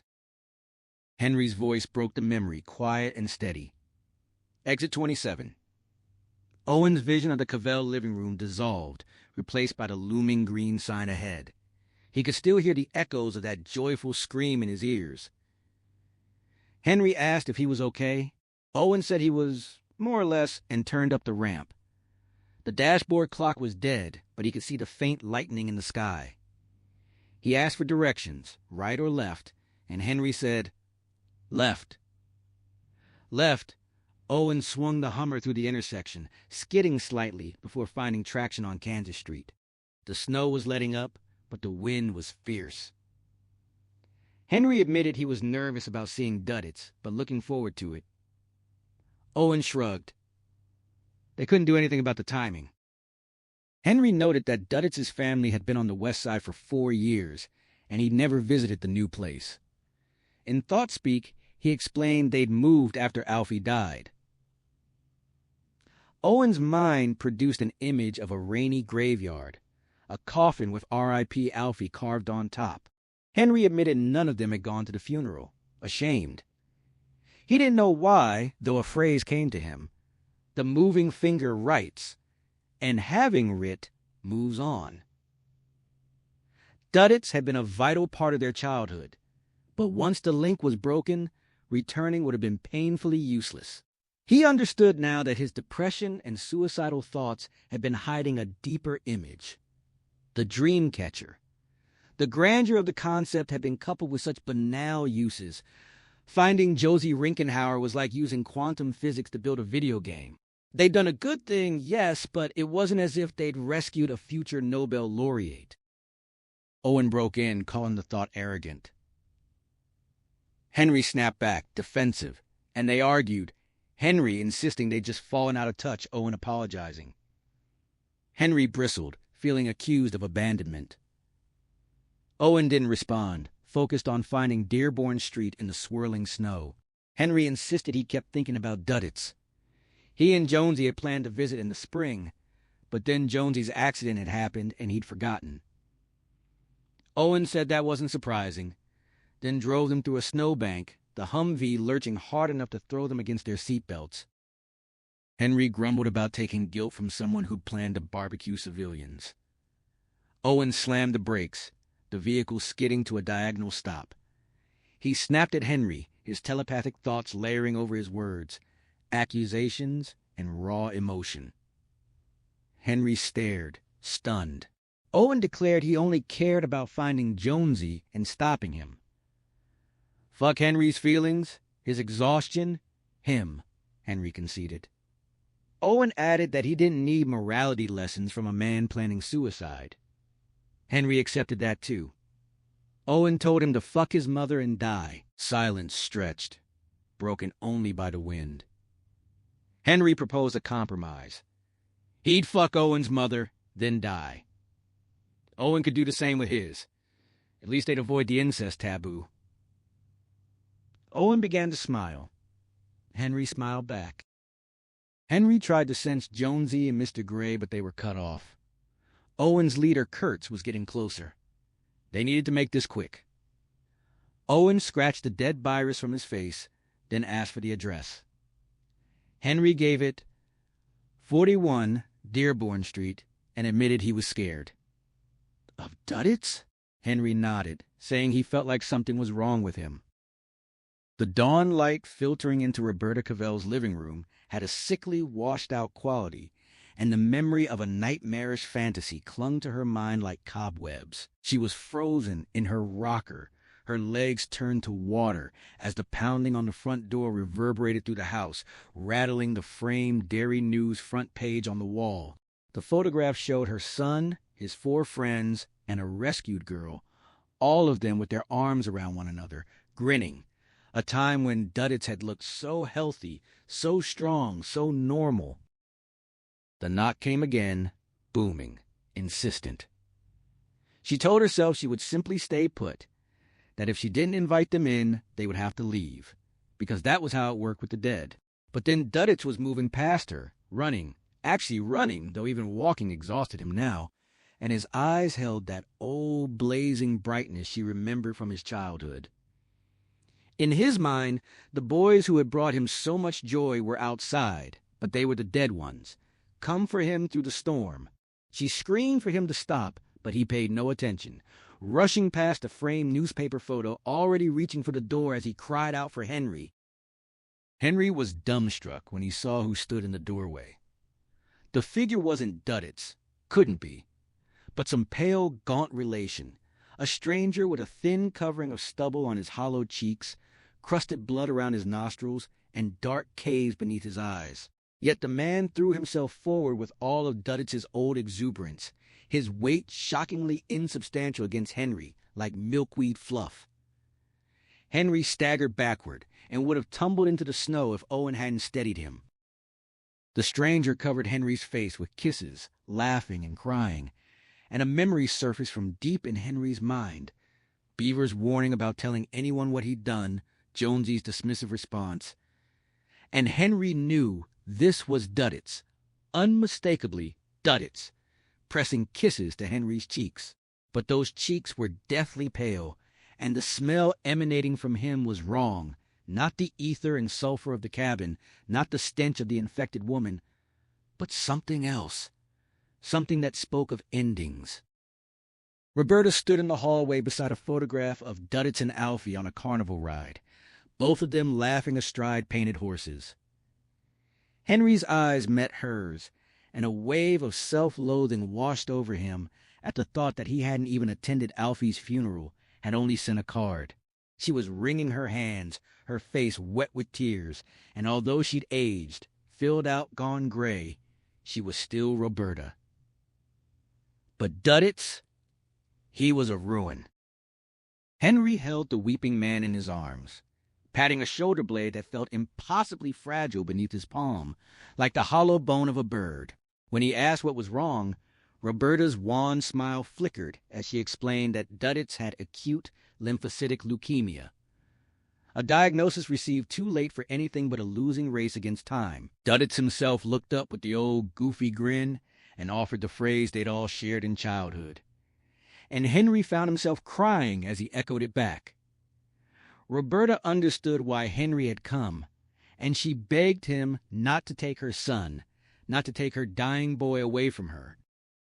Back in the Humvee, following the borrowed plow through the strengthening winter light, Kurtz was about to ask Perlmutter for an update when his aide suddenly threw his head back and let out a long, wailing scream that reminded Kurtz of the woman in Nicaragua he'd helped give birth. A raw animal sound. He urged Pearlie to breathe, to hold on, but Perlmutter only hurled obscenities at him, his rage and pain both searing. Kurtz didn't hold it against him. He'd heard women curse in childbirth before, and he suspected Pearlie was experiencing something roughly equivalent. When Kurtz considered putting Perlmutter out of his misery, Pearlie seemed to read the thought and warned him against it, tears of agony streaming down his red-bearded face. Kurtz soothed him with empty reassurance, patting his shoulder as the plow ahead clanked along, its taillights glowing like dirty red stars in the thickening gray light. The Humvee's interior was frigid through the broken window, but Kurtz scarcely noticed. His attention was fixed on the front of Perlmutter's coat, which was swelling outward like a balloon. He drew his 9mm. Before Freddie could finish his warning, Perlmutter released an enormous, reeking fart, his expression shifting to one of sublime relief as his head lolled back against the seat. Freddie cranked his window all the way down in a desperate attempt to clear the air, while Kurtz watched the distended belly deflate with fascination. Whatever was growing inside Perlmutter might yet prove useful, he thought. Unlikely, perhaps, but all things serve the Lord. Kurtz patted the soldier's shoulder again, urging him to think holy thoughts. And Perlmutter responded with another sullen curse that surprised Kurtz with its raw profanity. The plow ahead flashed its taillights and pulled to the side, and Kurtz told Freddie to stop behind it, pulling his 9mm from the seat and asking if Freddie could still sense their quarry. Reluctantly, Freddie reported that he could only sense Owen, who was off the road somewhere, in a house, talking. The plow driver approached, a burly man in a hooded parka and towering rubber boots, his face wrapped in a woolen muffler flapping in the wind. He leaned into the window and wrinkled his nose at the lingering chemical stench, his eyes moving from Freddie to the barely conscious Perlmutter to Kurtz, who leaned forward with a bright, inquiring smile while keeping his weapon hidden beneath his knee. The driver reported a satellite message from someone calling himself General Randall, relaying a code phrase, "Blue Exit." Kurtz dismissed the name and the code with a laugh and a joke about James Bond, insisting it was a prank. The plowman, unimpressed, delivered the message that Kurtz's mission was over, his country's thanks extended. Kurtz asked if a gold watch was also mentioned, his eyes gleaming. The plowman only licked his lips, and Kurtz could see the exact moment the man decided he was dealing with a lunatic. The driver then refused to proceed without proper authorization. In response, Kurtz produced his pistol and aimed it at the plowman's face, offering it as authorization. The Yankee driver looked at the gun with his long, cool eyes and stated flatly that it would suit. Kurtz laughed, praising him, and ordered him to speed up. There was someone in Derry he needed to debrief. Perlmutter half groaned, half laughed, and Kurtz confided to the plowman that the man was pregnant, likely to be craving oysters and pickles next. The plowman simply echoed the word, his voice devoid of inflection, as the Humvee resumed its pursuit. Kurtz dismissed the plowman's pregnancy comment with a wave, leaning closer over the barrel of his pistol and speaking with warm, conspiratorial urgency. He explained that his quarry was in Derry at that very moment, likely aware of the pursuit but still vulnerable, and that Kurtz intended to close the gap before the man could slip away again. Freddie Johnson confirmed that the target knew. He'd sensed it, scratching absently at his neck and then lower, a nervous gesture that betrayed his own unease. Kurtz pressed forward, asking the plowman if he'd get moving or not, and the driver nodded without further argument, trudging back to his cab. The light outside was growing brighter, and Kurtz observed with mild wonder that this illumination probably belonged to the last day of his own life. Perlmutter began to moan, a low sound that quickly rose to a scream as he clutched his swelling stomach, and Freddie pointed out that the man's gut was rising again, like dough proofing in a warm kitchen. Kurtz patted Pearlie's shoulder with false benevolence, urging him to breathe deeply and think pleasant thoughts, while ahead of them the plow started rolling forward once more. The distance to Derry dwindled in Kurtz's mind, each mile bringing him closer to Owen Underhill.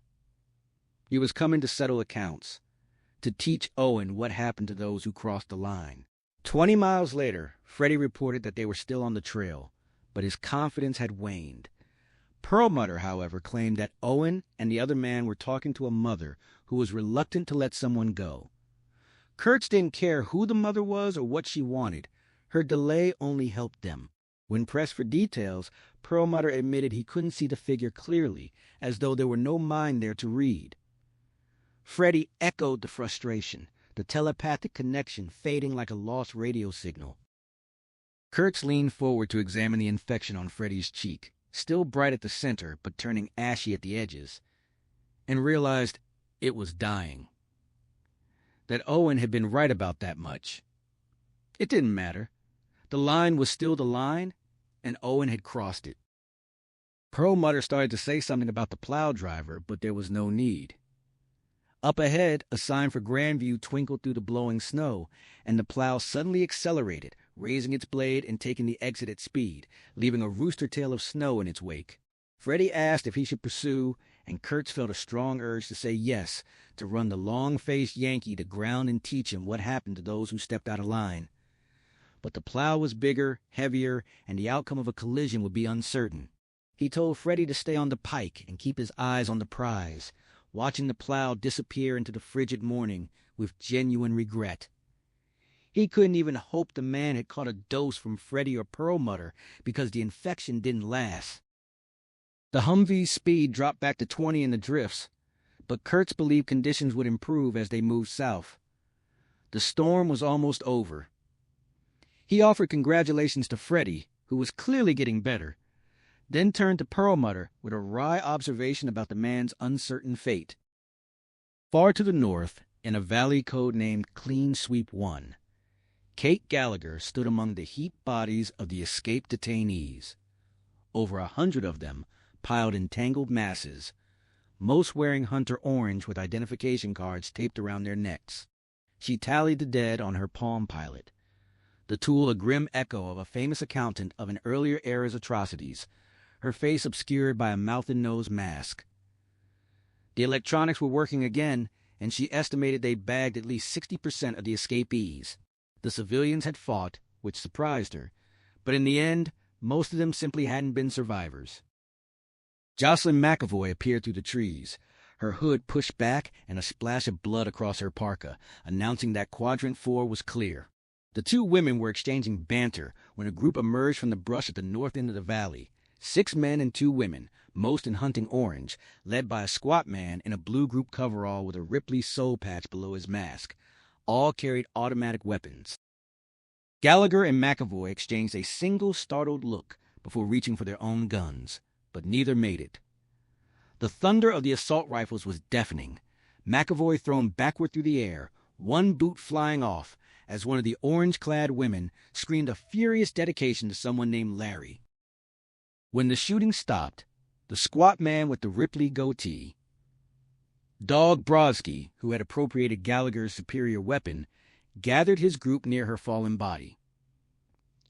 He declared his intention to head north, learning the words to "O Canada" if necessary, and the others quickly agreed to follow. Before leaving, Brodsky bent down and plucked the Palm Pilot from a snowdrift, confessing he'd always wanted one. They departed the Valley of Death the way they'd entered, heading north, and for all practical purposes, Operation Clean Sweep was over. Meanwhile, Mr. Gray had committed another murder and stolen a DPW plow. Jonesy, trapped in his office and walled off from the outside world, felt like the man in the story who had been bricked up in a wine cellar.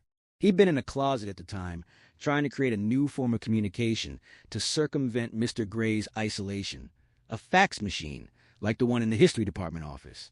The power to manifest such objects had been in him for years, a gift from his connection to Duddits, and Mr. Gray had only been able to block it after the fact. The trick was to keep finding ways around the roadblocks, just as Mr. Gray kept finding ways to move south. Jonesy had visualized a fax machine, a stack of paper, and a bare-raw black beauty pencil, the type Beaver had always used, not the standard yellow Eberhard Fabers the rest of them carried. The pencil was brand new and sharply pointed, but gnawed along the barrel, a detail that felt both eerie and right. It was Beaver's pencil, after all.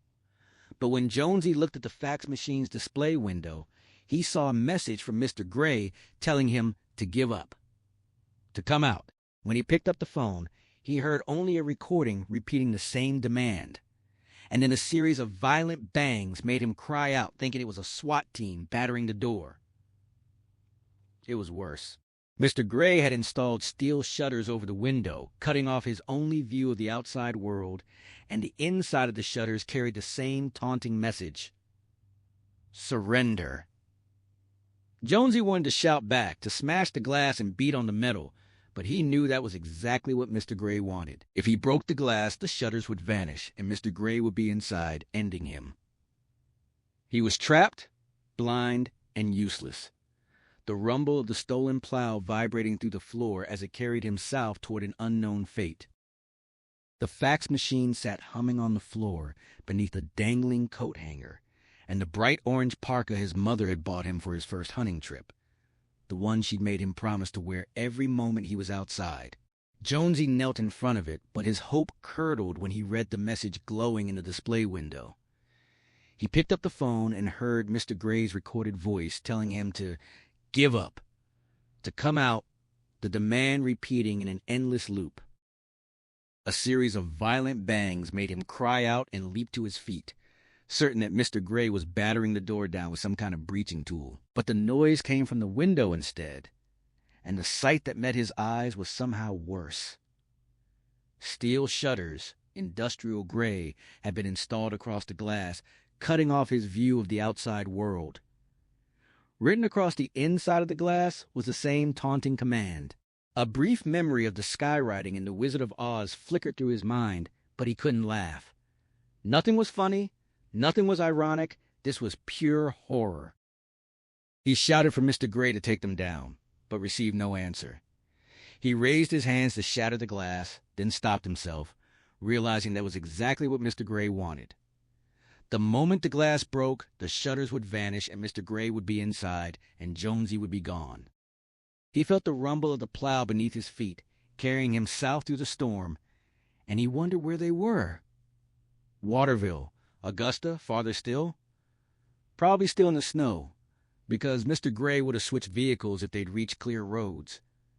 But they would soon, because they were going south.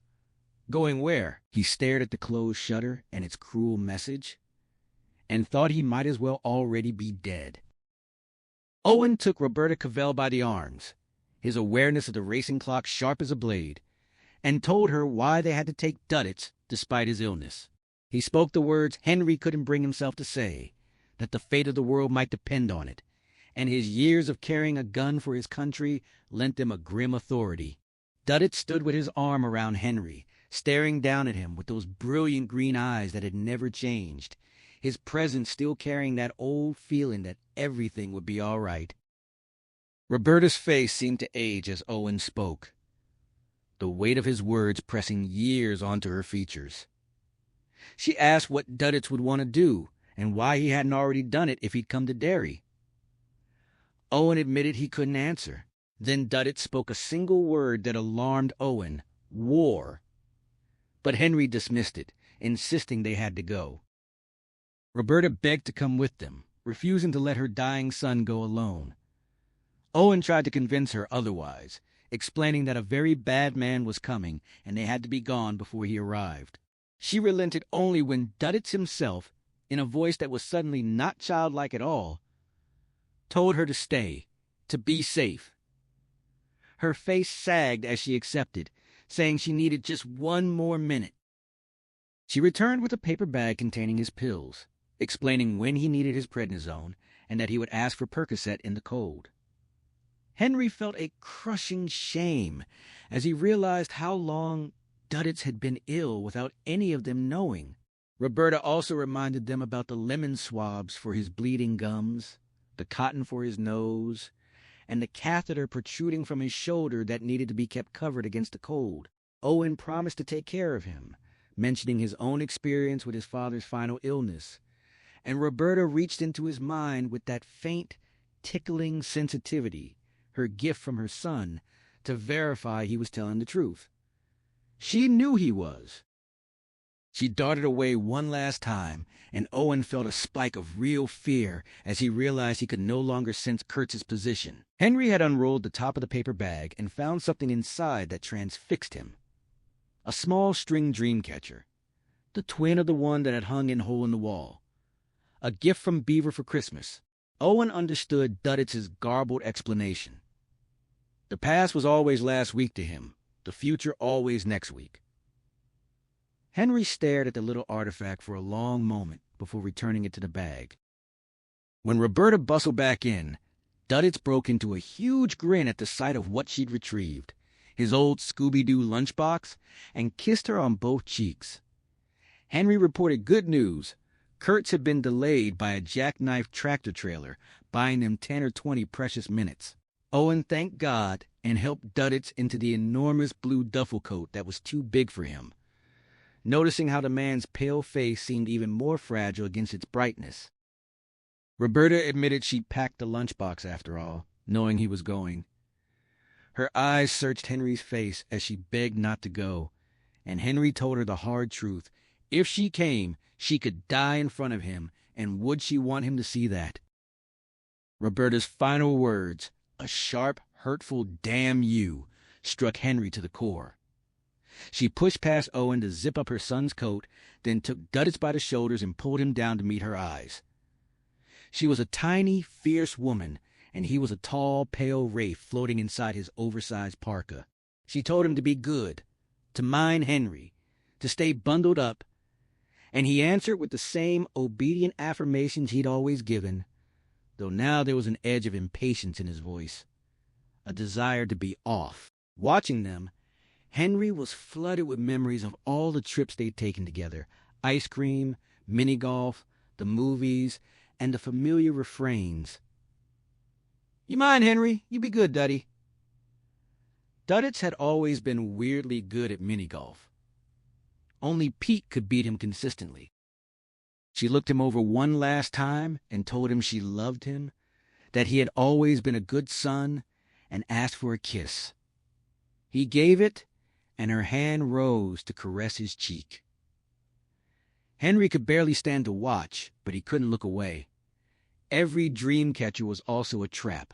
Duddits gave her another quick kiss, but his eyes kept darting toward the door, eager to go, Perhaps because he knew the pursuers were close, or because this was simply another adventure, like the old days. Roberta let him go, her hands leaving her son for the last time. Henry asked why she never told them, never called, and she answered with a question that silenced him. Why had they never come? He thought of Pete, sitting in the snow by the overturned Scout, writing Duddits' name over and over, and of the calls Duddits had made since Jonesy's accident, calls that had gone unanswered. Now they had come at last, but only to take him away with a bag of pills and his old lunchbox. There was no kindness in the Dreamcatcher, only the weight of what they'd meant and what they'd failed to do. Roberta asked him to take care of her son, and Henry promised only that they would try. Owen threw the Hummer into reverse and shot backward down Dearborn Street, the vehicle's rear end fishtailing as they smashed into a snow-covered car and burst through the frozen roadblock at the intersection, swinging onto Kansas Street toward the turnpike. Duddits sat in the back, placid and unconcerned, his lunchbox on his lap. Owen asked Henry why Duddits had said Jonesy wanted war, but Henry's telepathic answer was lost. Owen could no longer hear him. The virus on Owen's face had turned white and was flaking off like dead skin, leaving only irritated, chapped flesh beneath, no worse than recovering from a cold. Henry corrected him. Duddits had said water, not war. Jonesy wanted water, or rather the other one did, the one he called Mr. Gray. Back in the house, Roberta went into Duddits' room to gather his scattered clothes. But within minutes, her legs gave out, and she sank into his chair by the window. The sight of his bed, with the circular indentation of his head still visible on the pillow, was a cruel reminder of where he'd spent so much of his time. She'd let him go, she realized, not because Henry and Owen believed the world depended on catching Jonesy, but because Duddits had wanted to go. The dying got to take trips with old friends. She pressed his shirts to her face, inhaling his familiar scents, shampoo, soap, the arnica cream she used on his aching muscles, and reached out for him with her mind, desperate to find him. But he was gone, blocked off from her, and she knew that meant he knew something terrible was coming. She began to cry again. Kurtz's composure fractured when they saw the road flares and police lights ahead. A massive overturned semi blocking the highway like a dead dinosaur. A bundled cop waved them toward an exit ramp, and Kurtz fought the almost overwhelming urge to simply open fire. They were so close by the hands of the nailed-up Christ, and now this. Freddie suggested they could blast through on the shoulder, disappear in 60 seconds, but Kurtz knew better. Freddie wasn't the driver he thought he was, and even if they got past, they'd be marked, a complication he couldn't afford after General Randall had revoked his get-out-of-jail-free card. He was strictly a vigilante now. He told Freddie to follow the cop's direction, to wave and smile as they took the ramp, and then leaned in close to whisper a promise. If Freddie tried to ditch them, he'd put a round in the back of his neck. Freddie's face remained expressionless as he acknowledged the order. Kurtz then shook Perlmutter awake, pressing his pistol to the back of the man's head and demanding a debriefing. Pearlie groaned, but sat up, a perfect tooth tumbling from his mouth onto his parka. He reported that Owen and his companion were still stopped in Derry. Good news! But 15 minutes later, as they re-entered the turnpike, he announced the quarry was on the move again. Kurtz's rage boiled over at the news. Perlmutter groaned in despair, clutching his rising stomach as his face grew slick with sweat. Then he released another long, ghastly fart, a sound that reminded Kurtz of the bull roarers they'd made at summer camp. Tin cans on wax string. The stench was immediate and overwhelming.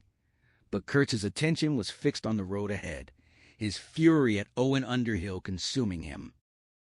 The stench in the Humvee was unmistakable, the smell of the red cancer feeding inside Perlmutter, first on his waist and now on the good stuff.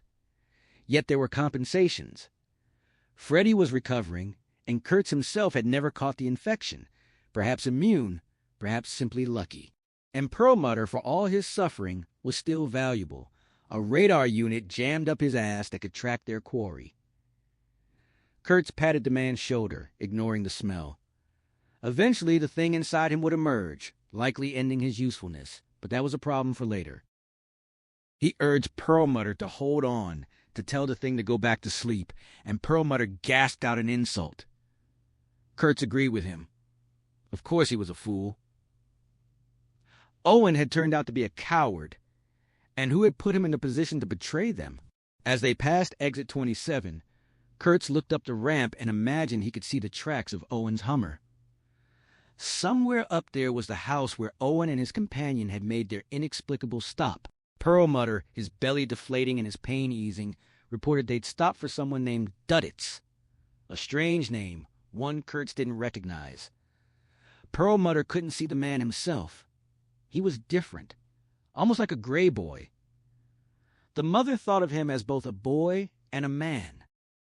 Freddie suggested the man might be retarded, and Perlmutter agreed, adding that whatever he was sick. Kurtz patted his shoulder again and asked about the quarry, Gary Jones and the supposed Mr. Gray, but Perlmutter had lost them. They were blocked off, a black hole. Dreamily, he added that he could hear many voices, that reinforcements were already being sent. As if conjured by his words, the largest convoy Kurtz had seen in 20 years appeared in the northbound lanes. Enormous plows, sand trucks, and a double line of Army vehicles carrying heavy ordnance. Missiles, radar dishes, rangefinders, troop carriers. Thousands of men prepared for anything from World War III to Doomsday. Kurtz hoped any remaining Imperial Valleys would head for Canada. Their pleas of no infection would do them no good. The whole thing was meaningless now. Owen had been right.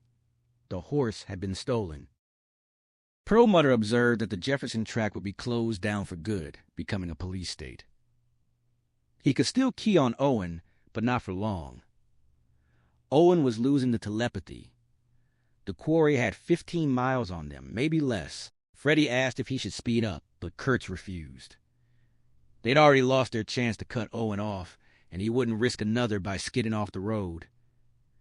He settled back, arms crossed, watching the snowy world pass by. The snow had stopped, and road conditions would improve. It had been an eventful 24 hours. Blowing up an alien spacecraft, betrayal, mutiny, civilian riot, and being relieved of command by a sunshine soldier. His eyes slipped shut, and after a few moments, he dozed.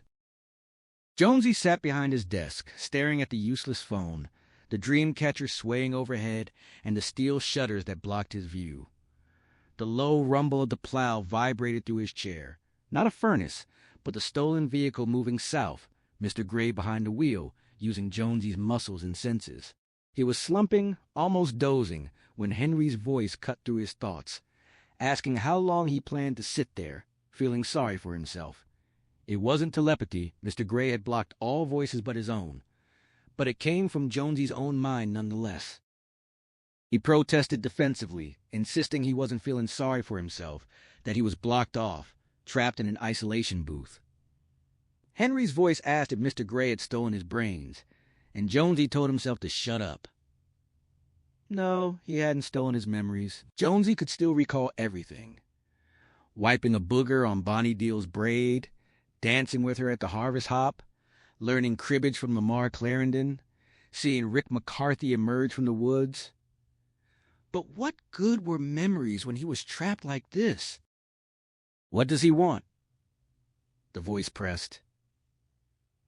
Jonesy looked up at the Dreamcatcher and felt the rumble of the plow. The answer was obvious. Water. Mr. Gray had gone to the standpipe, or where it had been, because he wanted water, but the standpipe was gone, destroyed in the storm of '85, and Derry's water supply was scattered elsewhere out of reach. So Mr. Gray had turned south towards something else. Jonesy collapsed to his knees as the realization struck him. The dog. Lad, the border collie they picked up. He could still smell it, even here, farting just like McCarthy had. Mr. Gray had fed the decomposing body of one of the Grays to the dog, seeding the virus inside it, and now he was heading south, toward the Quabbin Reservoir, the water supply for Boston, and millions of people. Jonesy had told the story of the Russian woman who drowned herself in Shaft 12, and Mr. Gray had listened. He knew about the aqueduct, the pure gravity-fed system that carried water 65 miles east. If Mr. Gray could get the dog into the water, the virus would spread through Boston's supply, infecting millions. And there was nothing Jonesy could do to stop him. Jonesy had his memories, all of them intact, from wiping a booger on Bonnie Deal's braid in first grade, to watching Lamar Clarendon teach them cribbage to the moment Rick McCarthy emerged from the woods and he'd mistaken him for a deer. He could recall everything, but the advantage of that eluded him. His own mind taunted him. After all the mysteries he'd read, all the alien invasion movies he'd watched, he still couldn't figure out where Mr. Gray was headed. He rubbed his temple, frustrated. This wasn't ESP, just his own internal voice, and he couldn't shut it up. He was trapped, a motor without a transmission, a brain in a jar dreaming useless dreams. But the question persisted. What does he want? Start there.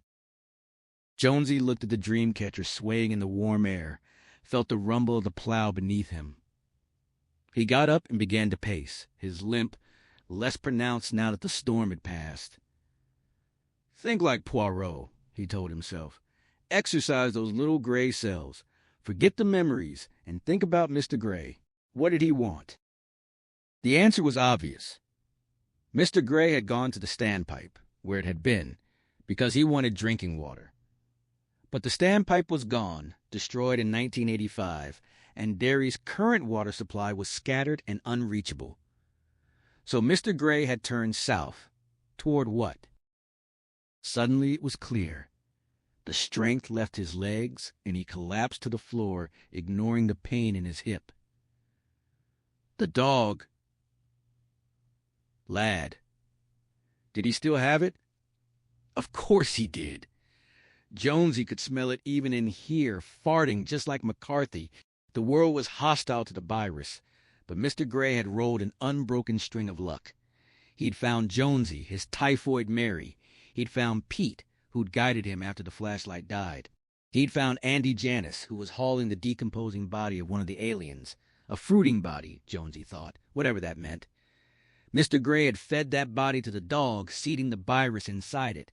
The process started in the gut, not the lungs, just as McCarthy had ingested virus when he'd eaten moss in the woods. And now Mr. Gray knew about the cottage in Ware and the story of the Russian woman. Everyone knew that story. The Quabbin Reservoir, the water supply for Boston, and millions of people. Mr. Gray was one roll away from breaking the bank.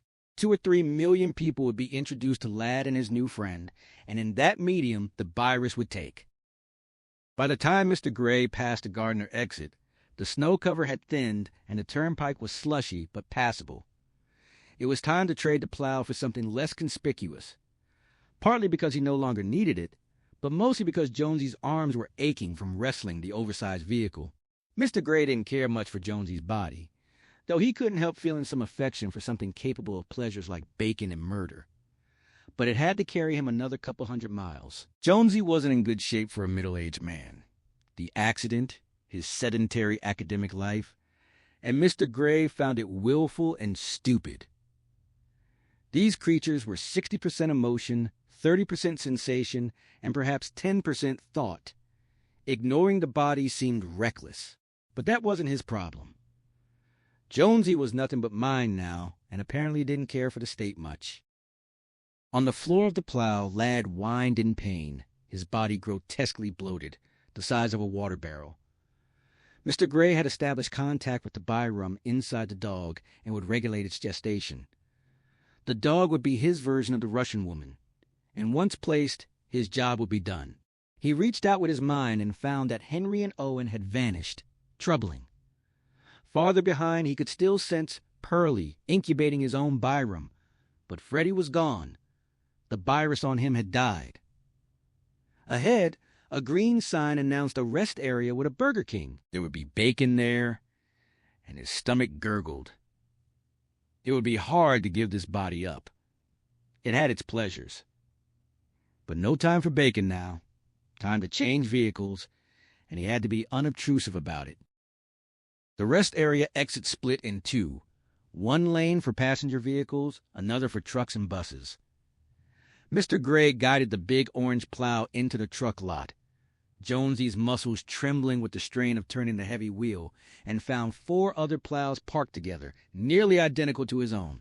He nosed into a space at the end and killed the engine, then reached out to sense Jonesy still hunkered in his perplexing safety zone. He murmured a greeting, but received no answer, only the sense that Jonesy was listening. He asked what Jonesy was doing, but still nothing. Mr. Gray hated having him in there, a tiny fishbone stuck in his throat, not big enough to choke, but plenty big enough to annoy. He put on the gloves that had belonged to the Dodge Ram's owner and told Jonesy he was annoying. This time there was a reply. Jonesy suggested Mr. Gray go somewhere he was wanted, and Mr. Gray admitted he couldn't. He extended a hand to the dog, who sniffed gratefully at the scent of its master on the glove, and sent a calming thought before getting out of the plow and walking toward the restaurant. Jonesy taunted him, saying Henry and the others were right on top of him, but Mr. Gray dismissed it. If he couldn't feel them, they couldn't feel him. Jonesy laughed, and Mr. Gray stopped, startled. Jonesy claimed the rules had changed, that they'd stopped for Duddits, and Duddits saw the line. Mr. Gray denied knowing what that meant, but Jonesy insisted he did. He knew about the one named Pete's similar talent, though likely not as strong as Duddits's. Mr. Gray didn't like leaving a trail Duddits could see, but he knew something Jonesy didn't. Apparently believed Henry, Owen, and Duddits were only 15 miles south of his position, 45 miles behind, hardly sniffing up his tailpipe. Still, he shouldn't linger. The back door opened, and a young cook emerged with 2 bags of garbage. Mr. Gray considered killing him. It would be enjoyable, but the man was younger and stronger, and murder had annoying side effects, like making stolen cars useless. Instead, he projected a command, asking which car was the cook's. It was his mother's Subaru, all-wheel drive, and the cook handed over the keys willingly. His consciousness gone, but his alert expression still in place. Mr. Gray told him he wouldn't remember. To go back to work, and the cook agreed, picking up his bags and heading for the dumpsters. Mr. Gray unlocked the red Subaru and climbed in, finding half a bag of barbecue potato chips on the seat. He devoured them greedily as he drove back to the plow, licking the grease from Jonesy's fingers. Delicious, like bacon. He loaded the dog and was back on the turnpike within 5 minutes, heading south and south and south. Henry was deep in a vivid memory of Dairy Days, 1981. The fireworks, the music, the towering, stilt-walking cowboy, Duddits with his cotton candy, Beaver shouting at the cowboy. When Owen shook him awake, his voice frantic, Henry surfaced slowly, still smelling peanuts and cotton candy.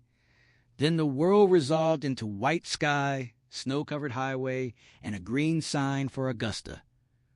Duddits was coughing, bleeding, and Owen was terrified. Henry unbuckled his seatbelt and twisted around, his overstrained thigh muscles shrieking in protest. It wasn't as bad as he'd feared, just a trickle from one nostril and a fine spray of blood from Duddits' mouth when he coughed. But in Duddits' fragile condition, anything was potentially serious. A random cold germ could kill him. Henry had known from the moment he'd seen Duddits that he was heading home. He called sharply for Duddits to breathe through his nose, demonstrating, and as he inhaled, he noticed something different about himself. What was it? No time to think.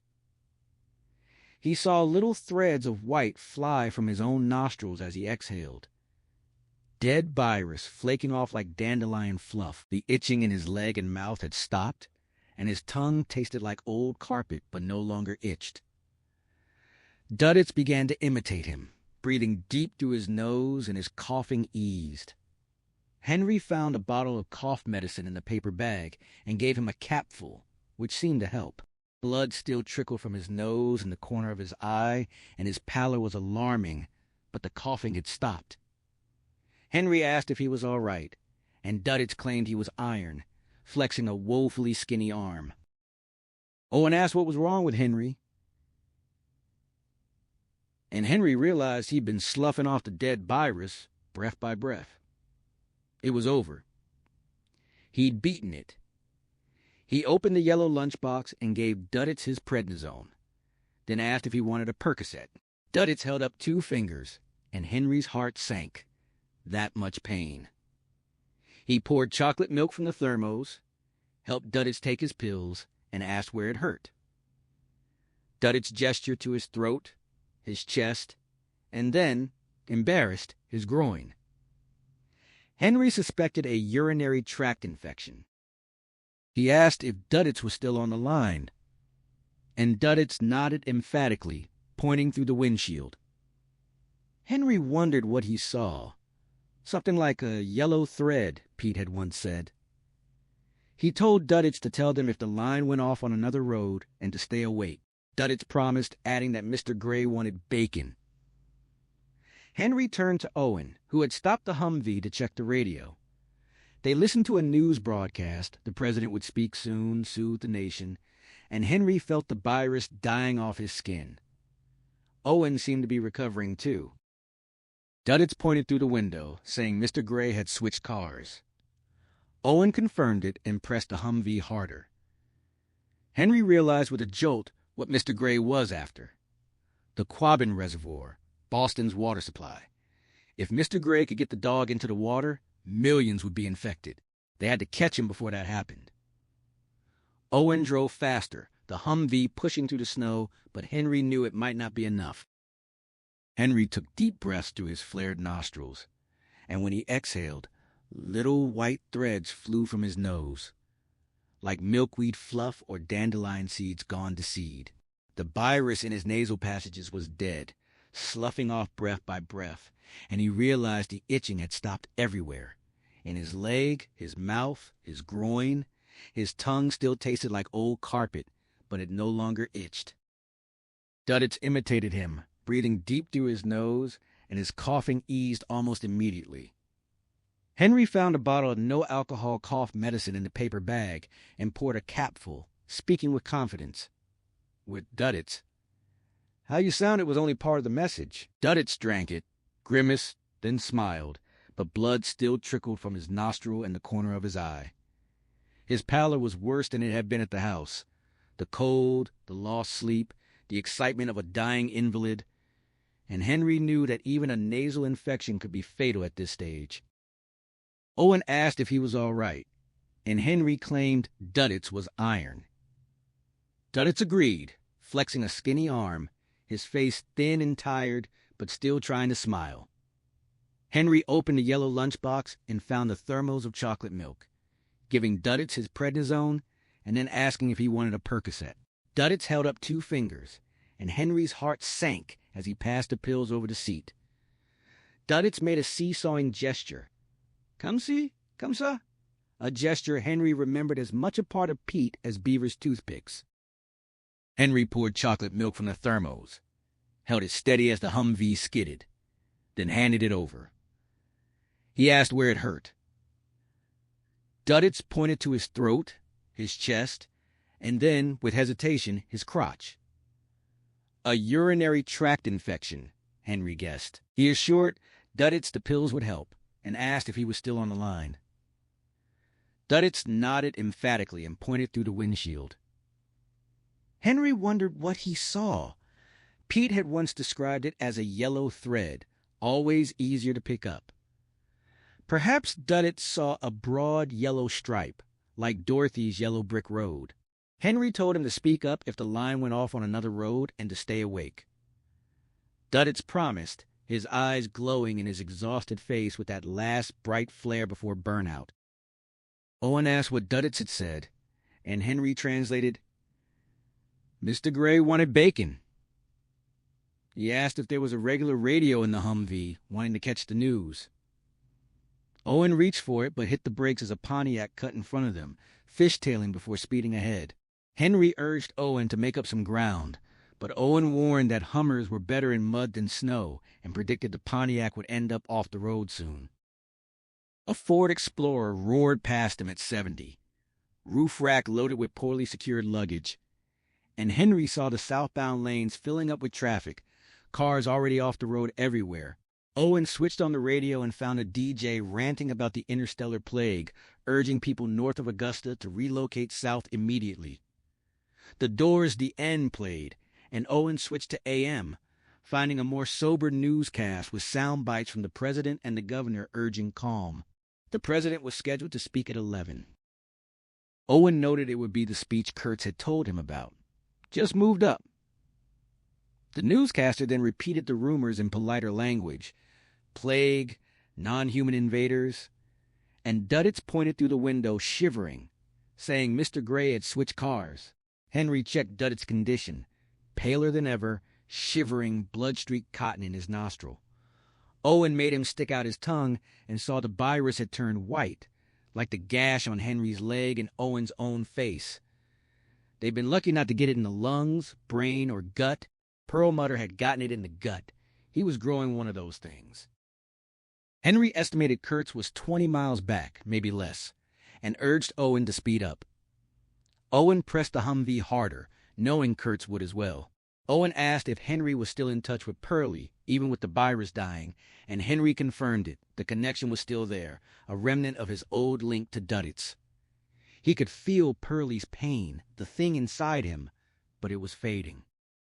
The conversation in the Humvee turned to the strange new abilities that had taken root in Henry, and he explained that his connection to Duddits, and the others' connection too, had always been there, dormant and unnoticed, until now. It had strengthened, bringing with it a chorus of voices from those still carrying the active virus, most of them somewhere behind the vehicle. He admitted that, for the moment, he was hearing them clearly. When Owen asked about Perlmutter, Henry confirmed that he was one of those voices. Owen was baffled until Henry clarified that Perlmutter's enhanced sensitivity stemmed from the parasitic creature now gestating inside him, a detail that turned Owen's stomach with a sudden, visceral queasiness. The signal Perlmutter was tracking, Henry explained, seemed non-human, possibly a link to the entity they were chasing, though he couldn't be certain. Whatever it was, Perlmutter had locked on to it. A stretch of silence followed as Owen guided the Hummer through the messy, slushy roads. The storm had thinned the usual traffic, which Owen took as a small mercy, even if some drivers were reckless. They passed an abandoned, overturned Explorer, its luggage scattered across the roadside. They had managed to outrun the worst of the fleeing crowd. Owen felt a heavy responsibility settling on him. He wanted to voice his intention to sacrifice himself, to step out of the vehicle and let Kurtz have him, if it would end the chase. He recognized that he was the primary target, but before he could articulate it, Henry cut him off, sensing the thought and rejecting it outright. Henry knew that Kurtz wouldn't stop with Owen. His friend would be killed too, and Duddits as well. They were in this together, and Henry declared they would remain together, repeating an old, familiar sentiment. From the back seat, a voice, weak but clear, affirmed their shared purpose. They had work to do. Henry reached back and gave Duddits' cold hand a brief, reassuring squeeze. A short time later, Duddits came alive, directing them toward a rest area just below Augusta. The others assumed their quarry might have stopped for food, but Duddits guided them past the main building to the employees' parking lot. They stopped, and despite his obvious frailty, Duddits got out. He stood for a moment, looking frail in the wind, before nodding to himself and climbing back in, pointing them toward the exit. He was exhausted but satisfied, having confirmed what Henry suspected. Mr. Gray had switched vehicles. The realization sent a jolt through Henry. He understood the aliens' plan now, heading for the water supply in western Massachusetts, and pressed Owen to increase their speed. Owen pushed the Hummer to its limit on the slushy roads, but he was doubtful they could close the gap. He feared that without a breakdown or accident, the lead was insurmountable. As he drove, Owen was pulled into a brief, disorienting dream, a familiar nightmare from his childhood, where he was pursued by a faceless terror. Now the thing chasing him had Owen's own face, splotched with the virus, reflecting in a still lake. The dream's accusing eyes seemed to blame him for crossing some line, for disobeying. He tried to defend himself, but in the dream, his hand was gray and had only 3 fingers, a horrifying sign of contamination. He woke with a start to find Freddie Johnson shaking his knee. He was back in the Humvee, still in the morning light. His pocket watch had run down, but he guessed it was around 9. He'd slept for about 2 hours, and he felt better. He asked Freddie what was wrong. Freddie reported that Perlmutter had lost contact with Owen, speculating that Owen had managed to fight off the infection. Looking in the rearview mirror, Kurt saw Perlmutter's sly, knowing expression. When pressed, Perlmutter admitted he was out of touch with all of them, but hinted that he still had more to offer. Kurtz threatened him, and Perlmutter finally confessed that Jonesy and Mr. Gray were near Portland, moving on to a bypass. He added that they had a dog with them, a connection he could still feel. Kurtz listened, his mind calculating the distance. He then made a cold promise to Perlmutter. He would buy him water if he proved useful, but he was ready to dispose of him if he wasn't. Kurtz felt a grim satisfaction. He was closing in. He drew his pistol, ready for the final confrontation, and urged Freddie to push the vehicle harder through the worsening snow. Kurtz, aware that Perlmutter could read his thoughts, chose his words with care. He offered a glimmer of hope, suggesting that with the right medical intervention, Perlmutter might be freed from his parasitic burden. A whiff of chloroform, and the problem would be gone. He turned his attention to Freddie, asking for the distance to their quarry. Learning it was roughly 70 miles, he ordered Freddie to increase their speed, cautioning him to avoid the ditch. He calculated that if Owen and the others were following the same lead, they were all still on track. He clarified the situation with Perlmutter. Mr. Gray was inside Jonesy, and they had a dog with them. Perlmutter confirmed that the dog could sense their thoughts, but didn't understand them. Kurtz was struck by the bizarre notion of Perlmutter listening to the dog like a radio. He decided to make a stop at the next exit to appease Perlmutter's thirst, despite the delay it would cause. The rest area ahead, where the chase had previously paused, was crowded, but they had enough change for the vending machines. Meanwhile, the president's speech had effectively quelled the nationwide panic. Broadcast from the White House, it offered reassurance that the visitors had shown no aggression and that the virus they carried was contained and dying within the Jefferson Tract. The president compared the situation to travelers bringing insects through customs, a problem now under control. He urged citizens to return home, invoking FDR's words about having nothing to fear. The speech succeeded in breaking the momentum of the exodus, though it omitted the slaughter of the aliens, the destroyed ship, the interned hunters, and the fire at Goslin's. Most people heeded the call and went home, but for some, returning was impossible. The 3 groups continued their parallel journeys south through the dark, snowy afternoon. The rusty red Subaru led the way, with Henry, Owen, and Duddits 55 minutes behind in their Humvee. Kurtz's group, having just left the rest area, was 75 miles behind the Subaru and 20 miles behind Owen. At 11:43 a.m., as the president concluded his speech, the Subaru was crossing into New Hampshire, Owen's Humvee was passing Exit 9 in Maine, and Kurtz's vehicle was near Brunswick. Mr. Gray, guided by Jonesy's memories, had left the main highway for a route that would take them to the Massachusetts Turnpike. Duddits, perceiving Jonesy's path as a bright yellow line, was directing the lead Humvee to follow. Their destination was the Quabbin Reservoir, just beyond Ware, Massachusetts.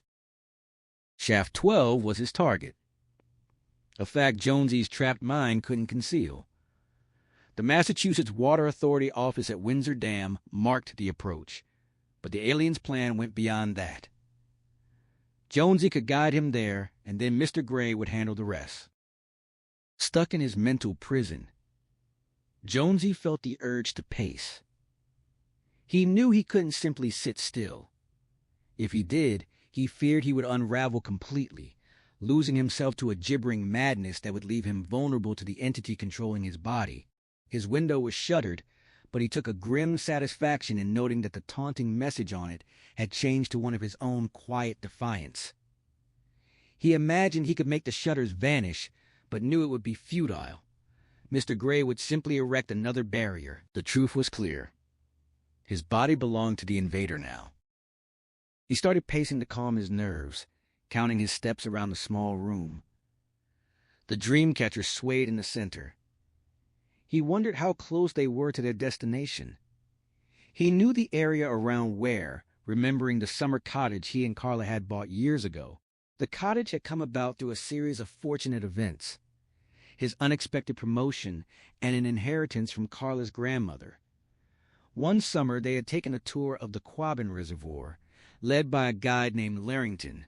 The guide had described the area as an accidental wilderness, a place where nature had reclaimed the land after the flooding of several towns in the 1930s. The reservoir was one of the purest in North America, and its water flowed to Boston through a massive aqueduct, a gravity-fed system that needed no pumps. 12 shafts provided access to the underground pipe, with shaft 12 being the intake shaft closest to the reservoir. Jonesy recalled the tour guide's reluctance to discuss a certain Russian woman.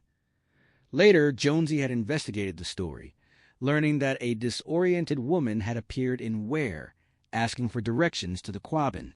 Her abandoned car was found at the dam, and searchers followed a trail of her clothing along East Street.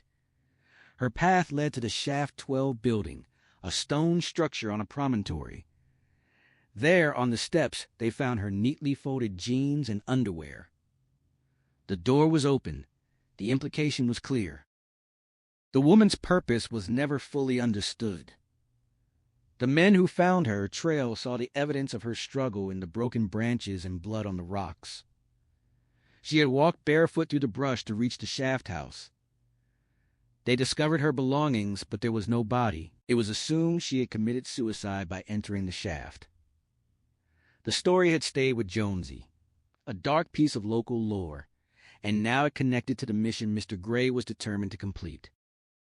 The iron cover atop Shaft 12 had been shifted, revealing a crescent of darkness.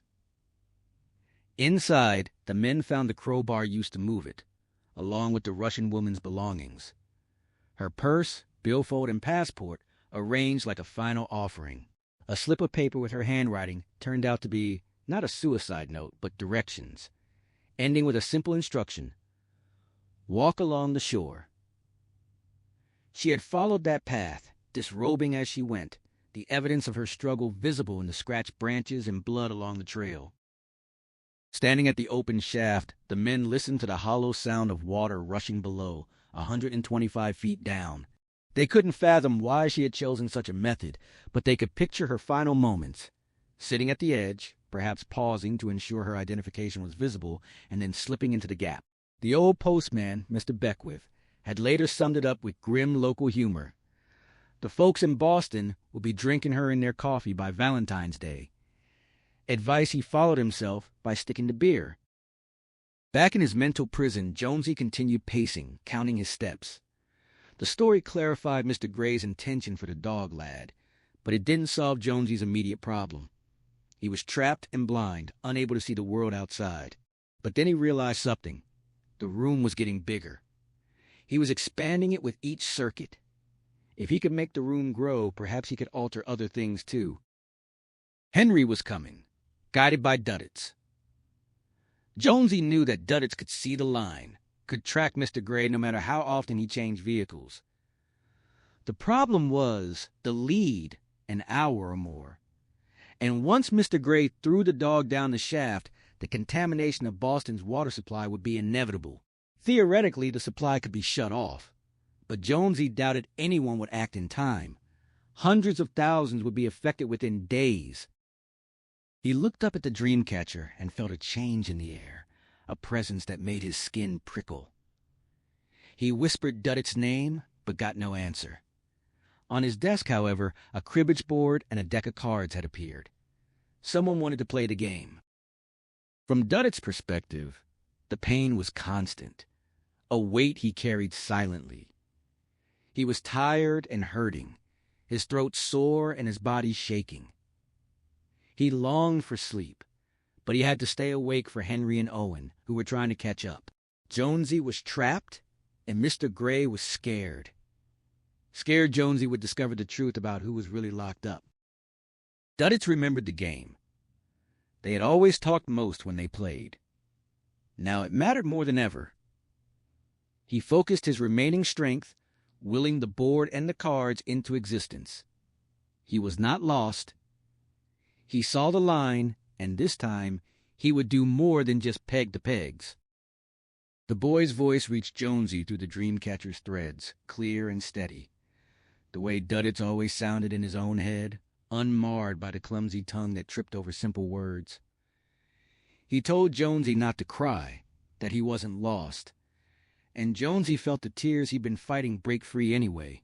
Duddits had crossed his thin arms over his chest, eyes shut, and in Jonesy's crumbling office beneath that woven charm, he was playing the game.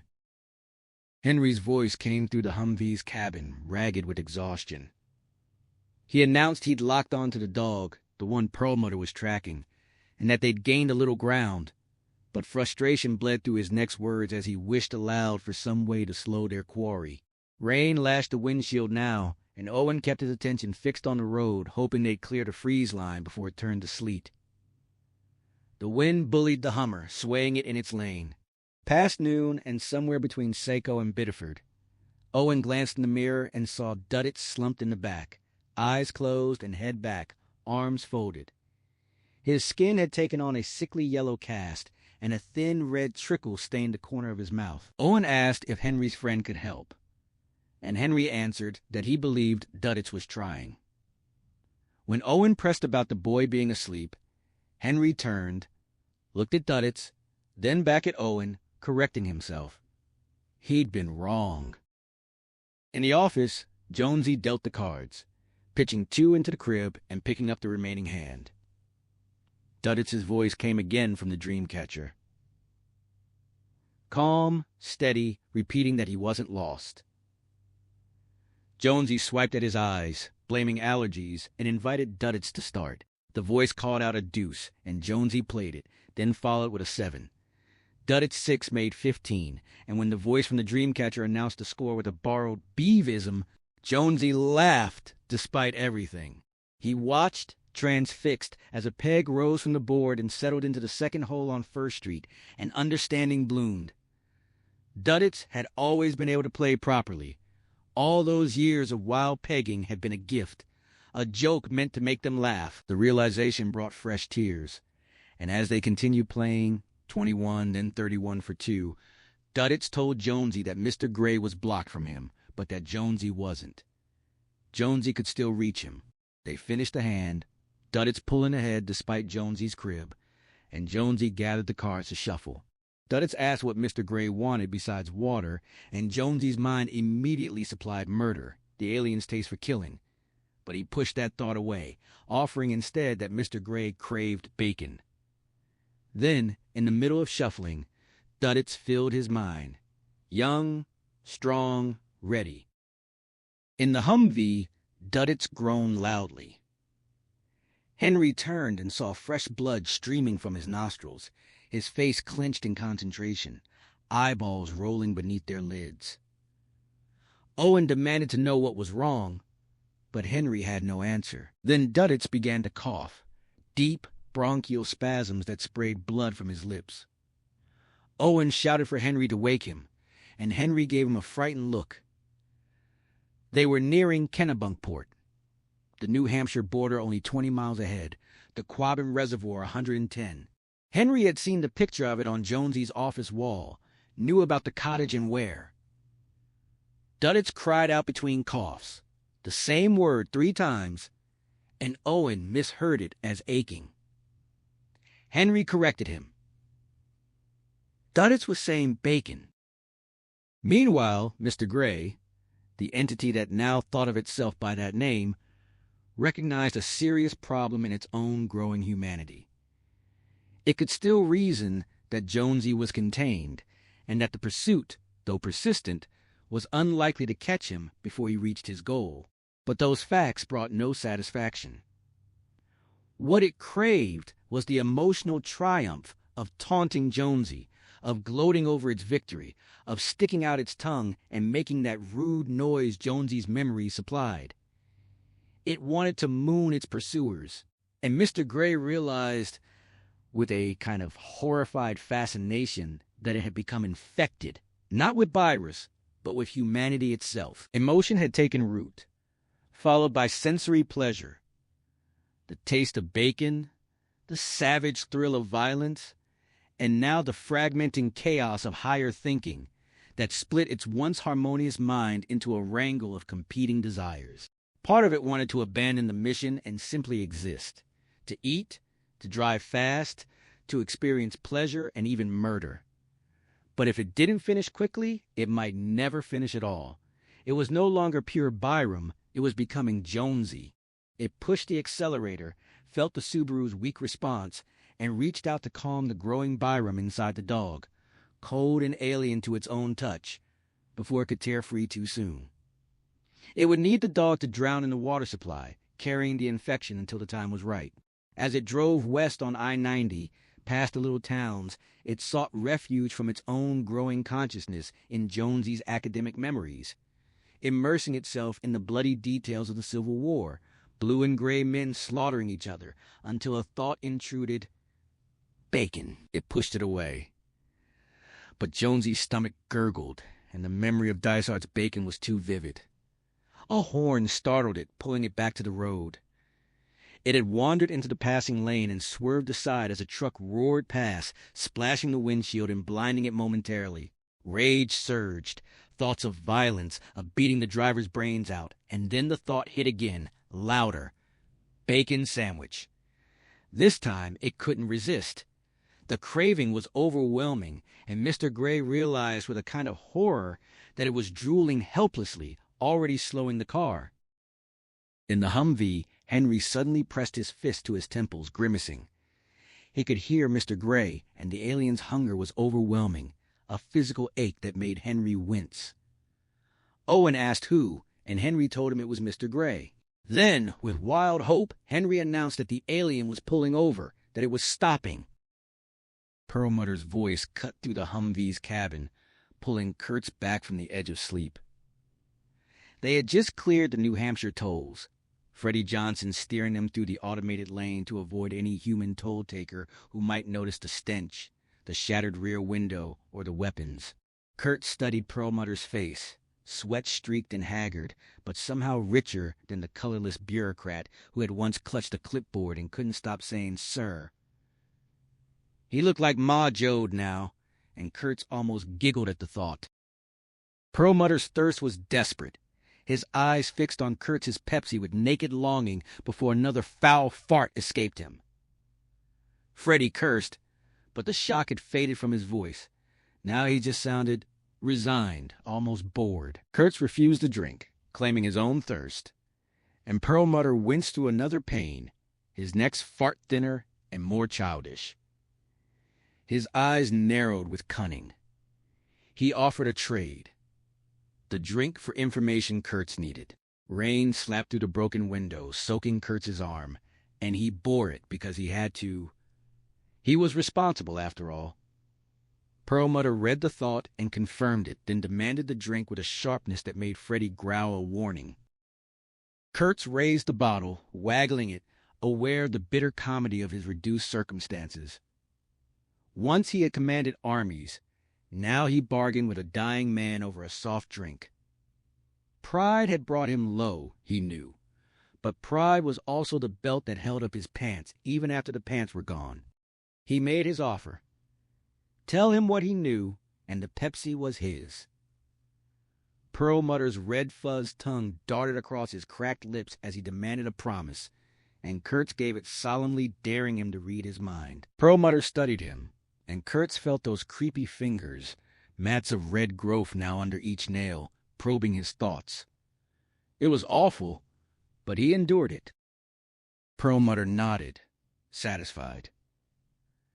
He was receiving more now, he said, his voice dropping to a horrified whisper. The thing inside him was eating his guts alive. Kurtz patted his arm as they passed the Massachusetts state line, promising care and pressed for details. Perlmutter reported that Mr. Gray was stopping. He was hungry. Kurtz's grip tightened, demanding location, and Perlmutter said it was close to the destination, a store with a chant about bait. Then, in a more normal tone, he added that Jonesy knew Henry, Owen, and Duddits were coming. That was why he had made Mr. Gray stop. Panic flared in Kurtz at the thought of Owen catching their quarry first. He slapped away Perlmutter's reaching hand when the man whined for the drink, demanding to know if the others knew about the stop. Perlmutter snarled back, correcting the name Duddits, not Dutz, and confirmed that yes, they knew. Duddits and Jonesy had worked together to make Mr. Gray hungry. Freddie announced his unease, and Kurtz silently agreed. Perlmutter begged again for the Pepsi, and Kurtz handed it over, watching him drain it. Then, as they approached the 495 junction, Perlmutter directed them to take it. Then 90 West, burping loudly but odorlessly. The thing inside him wanted more Pepsi. It craved the sugar and caffeine. Kurtz calculated Owen knew their quarry had stopped, so he and Henry would sprint to close the gap. Therefore, they must sprint too. Any cops in their way would have to die. This was coming to a head. He ordered Freddie to floor it, and Freddie obeyed. Meanwhile, in a little store that could have been Gosling's twin, ratty siding, mud-brown shingles, crooked chimney, rusty gas pump, the proprietor, Deke McCaskill, had spent his morning glued to the TV. He despised the president, called him Mr. Okefenokee, believed the whole space alien story was a hoax designed to hike defense spending. But the coverage had scared people, and the store was dead quiet when the bell above the door jangled at 1:15. Deke had been studying a magazine from the back rack, Lasses and Glasses, when he looked up and felt a bolt of unease. The newcomer wasn't right. Deke wasn't paranoid by nature, just lumpish. But he suddenly felt menaced. He wished for a crowd of customers, any customers at all. The man just stood inside the door at first, wearing an orange hunting coat out of season, his face scratched as if he'd spent days bushwhacking through the woods. His features were haunted, drawn, and his mouth moved silently as if he were talking to himself. The gray light caught his lips and chin, glinting wetly. Deke realized with a sinking certainty that the son of a bitch was drooling. The man's head snapped around in quick ticks, body perfectly still, like an owl scanning for prey. Deke considered hiding under the counter, but couldn't move fast enough. The man's head flicked again and locked onto him. Deke had been telling himself this was just nerves from all the weird news. Just a guy wanting smokes or a drink or a stroke book to get through a sleety night. That hope died when their eyes met. The man's eyes weren't empty. They were far too full, a ticker tape of racing thoughts, almost hopping in their sockets. They were the hungriest eyes Deke McCaskill had ever seen. Deke's voice came out as a croak when he told the stranger they were closed. His partner in the back, they'd forgotten to flip the sign. But the man in the hunting coat cut him off with a single word. Bacon. Deke knew with sudden, absolute certainty that if he didn't have it, this man would kill him. He might kill him anyway, but without bacon, yes, certainly. Relief flooded through him. He did have bacon. He directed the man to the cooler in back, his hand on the magazine feeling like ice, while whispering voices that weren't his own filled his head. Red thoughts, black thoughts, hungry thoughts. An inhuman voice asked what a cooler was, and a tired, very human voice answered, "Go up the aisle, you'll see it." Deke thought he was hearing voices, the kind that came just before people flipped out.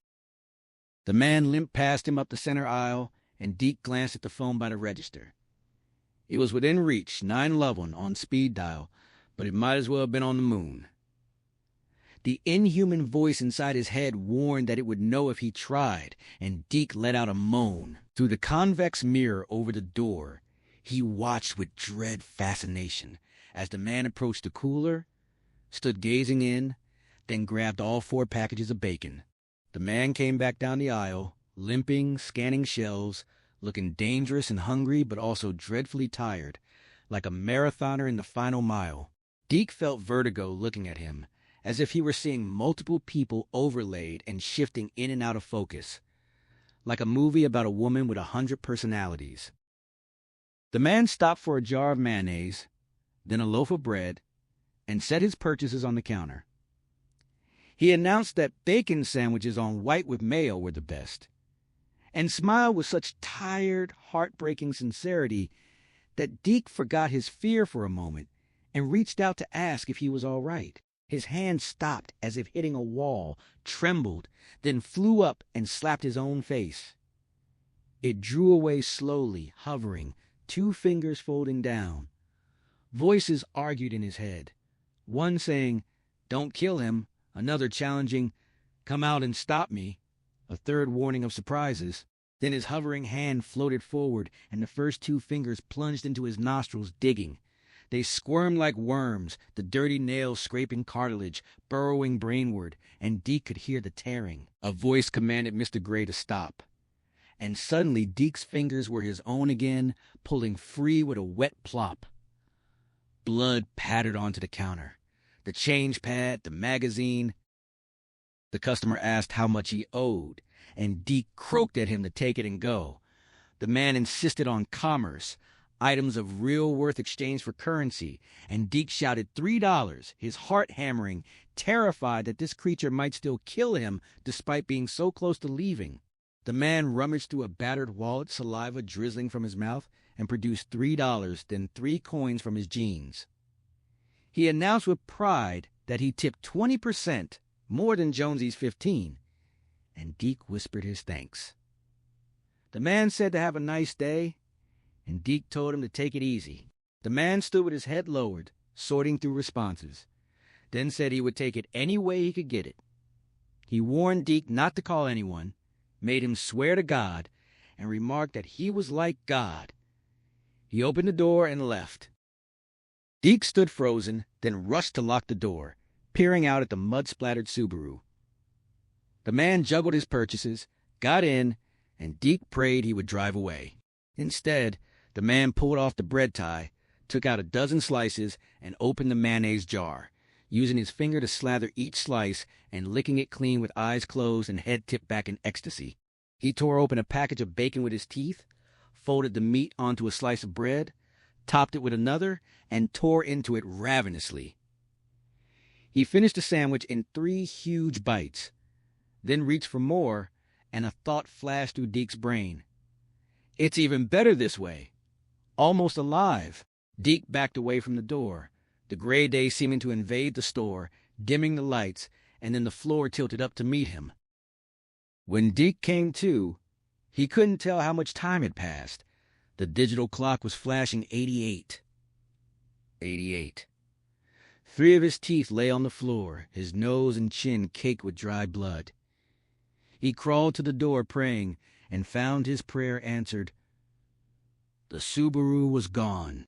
In its place were the empty bacon packages, the jar 3/4 empty, and half a loaf of bread being pecked at by crows. Farther off, more birds worked at a congealed mess of bacon and bread. The gourmet lunch had not agreed with him. Deke hoped the man had puked so hard he tore his plumbing loose, but then his own stomach lurched at the image of those teeth closing on raw, gray-brown flesh, and he gagged. A vehicle turned in. A camouflaged Humvee with 2 people in front and another in back. Just what he needed while on the verge of vomiting. He flipped the sign to closed and backed away, certain they'd come in and ask about the bacon sandwich man, and he'd tell, and then His own hand rose in front of his eyes, the first two fingers coated with dry blood up to the second knuckles, poked out and hooked, trembling, almost waving. Deke's hand trembled before his eyes, the blood-caked fingers almost waving, and a thought flickered through his mind, a mocking greeting to his own eyes, a promise that they'd be coming for him soon. Through the window, he saw the person in the back of the Humvee lean forward, say something to the driver, and the vehicle leaped backward, one wheel splashing through the vomit puddle. It wheeled around, paused, then sped off toward Ware and the Quabbin. When it disappeared over the hill, Deke began to weep. He staggered back toward the counter, his gaze falling on his 3 teeth on the floor. A small price to pay, teeny dues. And then he stopped, staring at the $3 bills on the counter. They had grown a coating of pale red-orange fuzz. In the Humvee, Dudditz's voice came from the back, urgent and garbled. "Not here. Keep going." Owen understood him well enough now and reversed hard, turning onto Route 32. Dudditz collapsed back, coughing again. Henry pointed out the evidence scattered in the rain, wrappers soaking into the ground, a jar of mayonnaise, and Owen threw the Hummer back in the drive, heading north. The rain had that fat quality he recognized. Soon it would turn to sleet, then snow. Exhausted and strangely sad in the wake of the telepathy's withdrawal, Owen's chief regret was having to die on such a dirty day. He asked how far ahead Mr. Gray was, not daring to voice the real question. "Are we already too late?" Henry answered absently that Mr. Gray was there, turning to wipe Dudditz's face with a damp cloth. Dudditz tried to smile through his ashy, sweat-streaked cheeks, the black patches under his eyes spreading like raccoon masks. Owen pressed, "If Mr. Gray was there, why had they needed to come here?" Henry explained he didn't want to risk Dudditz losing the line. Dudditz groaned and doubled over, wrapping his arms around his midsection, and Henry stroked his neck, telling him he was all right, but he wasn't. Feverish, crampy, despite the prednisone and Percocet spraying blood with every cough. Dudditz was several country miles from all right. The consolation was that the Jonesy-Gray combination was also a very long way from all right. The bacon had done it. They'd only hoped to make Mr. Gray stop for a while, never guessing how prodigious his gluttony would be. The effect on Jonesy's digestion had been predictable. Mr. Gray had vomited once in the parking lot and had to pull over twice more on the road to Ware, offloading pounds of raw bacon with convulsive force. Diarrhea followed. He'd stopped at a Mobile station and barely made the men's room. The clean toilets claim on the sign was certainly out of date by the time he left. He hadn't killed anyone there, which Henry counted as a plus. Before turning onto the Quabbin access road, he'd needed 2 more stops into the sopping woods. The rain turning to wet snow, Jonesy's body weakening considerably. Henry hoped for a feint, but it hadn't happened. Mr. Gray railed at Jonesy continuously, blaming him, ignoring his own hunger and compulsive greed, a selective arrangement of facts Henry recognized from his patients. In some ways, Mr. Gray was Barry Newman all over again. How human he's becoming, Henry thought. How curiously human. Owen asked just how their Mr. Gray was, and Henry admitted he didn't know. Mr. Gray had closed down again. He asked Dudditz if he could hear Jonesy, and Dudditz shook his head wearily, explaining that Mr. Gray had taken their cards. Mr. Gray couldn't enter Jonesy's office stronghold, but he had turned all the cards blank. Owen asked Dudditz how he was doing, and Dudditz said he was okay before shivering violently, his yellow lunchbox and medicine bag on his lap, the voluminous blue duffel coat wrapped around him but failing to keep him warm. He's going fast, Owen thought. The Humvee skidded, danced on the edge of disaster. A 70-mile-an-hour crash would kill them all and end any chance of stopping Mr. Gray. Then came back under control. Owen's eyes drifted to the paper bag, to the string thing inside. "Beaver sent to me for my Christmas last week." He tried to send a thought to Dudditz, feeling like he was tossing a bottle into the ocean. asking what it was called. Unexpectedly, a vision filled his mind. A large space, a combination living room, dining room, and kitchen with mellow pine boards glowing with varnish. There was a Navajo rug, a tapestry of tiny Indian hunters surrounding a gray alien figure, a fireplace, a stone chimney, an oak dining table, and at the center, glowing with its own light, hung a string creation, the Cadillac version of the one in Duddit's bag, woven in bright colors. Owen's eyes filled with tears. It was the most beautiful room in the world because Duddits felt that way, because it was where his friends went, and he loved them. The dying man in the back seat spoke clearly. Dreamcatcher. Owen nodded and sent the thought, "It's you. You're the Dreamcatcher. You always were." In the mirror, Duddit smiled. They passed a sign announcing the Quabbin Reservoir 8 miles ahead. No fishing, no services, picnic area open, hiking trails open, pass at your own risk. Owen asked if Mr. Gray might park and walk in, and Henry dismissed the hope. He'd drive as far as he could, and they should hope he got stuck. He was weak, wouldn't move fast. Owen asked about Henry's own speed, and Henry acknowledged the stiffness and aches, but promised to go as hard as he could if there was a chance. He didn't add that Duddits wouldn't be capable of any hike at all. Owen asked how far back Kurtz, Freddie, and Perlmutter were. Henry could feel Perlmutter clearly, and the ravening cannibal inside him, the weasel living in a world made of bacon, Archibald Perlmutter, once a captain in the U.S. Army. Henry didn't like to go there. Too much pain, too much hunger. He estimated 15 miles, maybe 12, but it didn't matter. They would beat them. The only question was whether they'd catch Mr. Gray.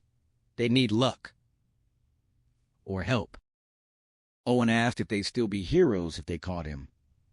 Henry gave a tired smile and said they'd have to try. Mr. Gray drove the Subaru nearly 3 miles up East Street. Muddy, rutted, now covered with fresh snow, before it crashed into a fault caused by a plugged culvert. The little car had fought gamely through several miles north of the Goodenough Dike, bottoming out hard enough to tear off the muffler and most of the exhaust pipe, but this brake was too much. The Subaru nosed into the crack and lodged on the pipe, engine blatting stridently. Jonesy's body was thrown forward, the seatbelt locking, his diaphragm clenching as he vomited helplessly onto the dashboard, nothing solid now, only bilious strings of saliva. For a moment the color drained from the world, and the roar of the engine faded. He fought viciously for consciousness, afraid that if he passed out even for a moment, Jonesy might somehow retake control. The dog whined, eyes closed, rear legs twitching, ears flicking. Its belly was distended, skin rippling. Its moment was near. Mr. Gray took deep breaths, coaxing the sick body back to calm. He didn't think the goal could be far now, but if the car was truly stuck, he would have to walk, and the dog couldn't. The dog must remain asleep, and it was already perilously close to waking. He caressed the sleep centers of its rudimentary brain, wiping at his slimy mouth. Part of him was aware of Jonesy still in there, blind, but awaiting any chance to sabotage the mission, while another part craved more bacon, the very stuff that had poisoned him. He spoke to the dog in the byroom, commanding them to sleep, and Lad's whining ceased, his paws stilled, the ripples on his belly slowing to a stop. The calm wouldn't last, but for now all was well. A taunting voice in his head said, "Surrender, Dorothy!" And he shouted it down, ordering Jonesy to shut up, then jammed the Subaru in reverse and floored the accelerator. The motor howled, scaring birds from the trees, but it was no good. The front wheels were caught, the back wheels spinning in the air. He slammed Jonesy's fist on the steering wheel, cursing with borrowed beaverisms, feeling behind him for his pursuers. He sensed only an approach, 2 groups, and the closer one had Duddits.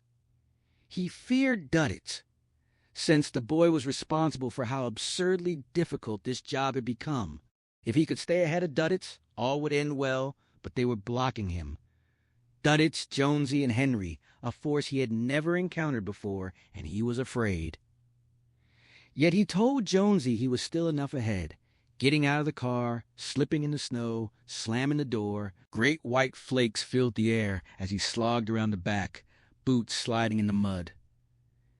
He paused to examine the pipe rising from the ditch, falling victim to Jonesy's sticky curiosity, then went around to the passenger side, announcing he would beat Jonesy's asshole friends quite handily.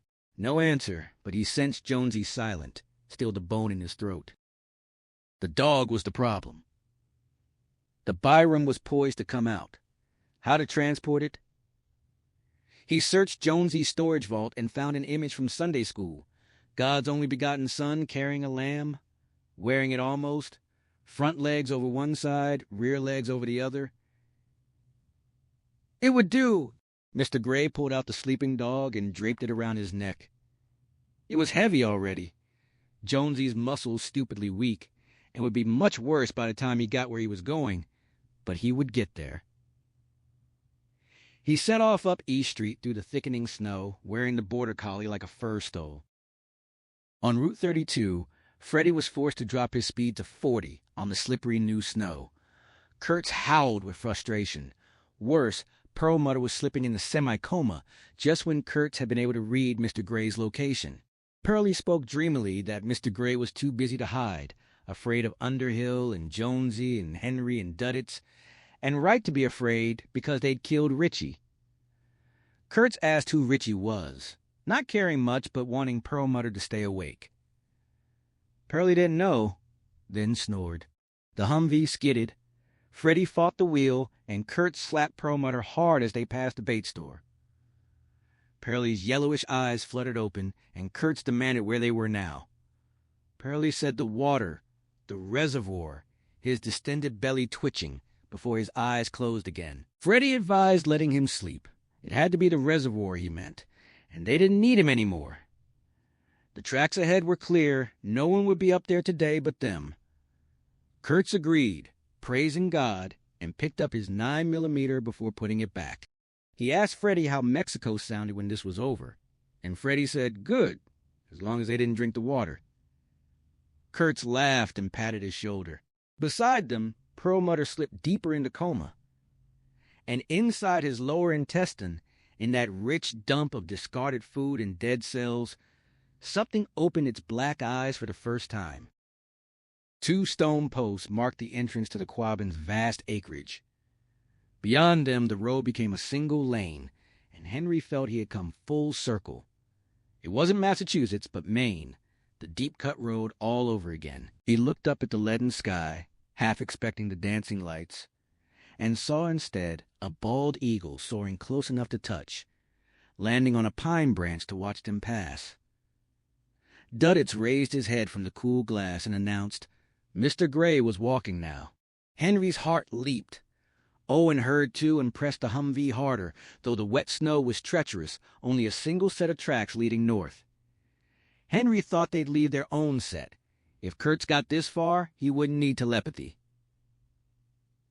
Duddits groaned, clutched his middle, shivered, and told Henry he was sick. Henry brushed his hairless brow, not liking the heat. Seizures might come next, and a big one might take Duds off in a hurry. A mercy, perhaps, but it still hurt to think of. Henry Devlin, the potential suicide, watched the darkness swallow his friends one by one. He told Duddits to hang in. They're almost done now, but suspected the toughest part might still be ahead. Duddits' eyes opened again, and he said Mr. Gray had gotten stuck. Owen missed it, but Henry translated, brushing Duddits' brow and wishing there was hair to brush. Remembering when there had been Duddits' fine blonde hair. His crying had hurt them, chopped into their heads like a dull blade, but his laughter had made them happy. When you heard Duddits Cavell laugh, for a little while you believed the old lies again. That life was good, that lives had purpose, that there was light as well as darkness. Owen's voice cracked with weariness as he asked why Mr. Gray didn't just throw the dog into the reservoir instead of going all the way to shaft 12. Was it just because the Russian woman had? Henry explained that the reservoir wasn't sure enough. The standpipe would have been good, but the aqueduct was better, an intestine 65 miles long with shaft 12 as its throat. He asked Duddits if they could catch him. Duddits shook his head, and Owen pounded his thigh in frustration. Duddits wet his lips and spoke two hoarse words Owen couldn't make out. Henry translated, "Only Jonesy." Only Jonesy could stop him, he guessed. The Hummer skidded again, and Henry grabbed the seat. Duddits' cold hand closed over his desperate intensity in his eyes. He tried to speak, but coughed instead. Gruesome, wet hacking that produced blood, some of it frothy and pink. Lung blood, Henry thought. Even as the cough shook him, Duddits' grip didn't loosen. Henry urged him to think it, to send it mentally. For a moment, there was nothing but Duddits' cold hand and locked eyes. Then the Humvee's interior faded, replaced by the payphone and Gosling's. The old-fashioned kind with different-sized slots for quarters, dimes, nickels.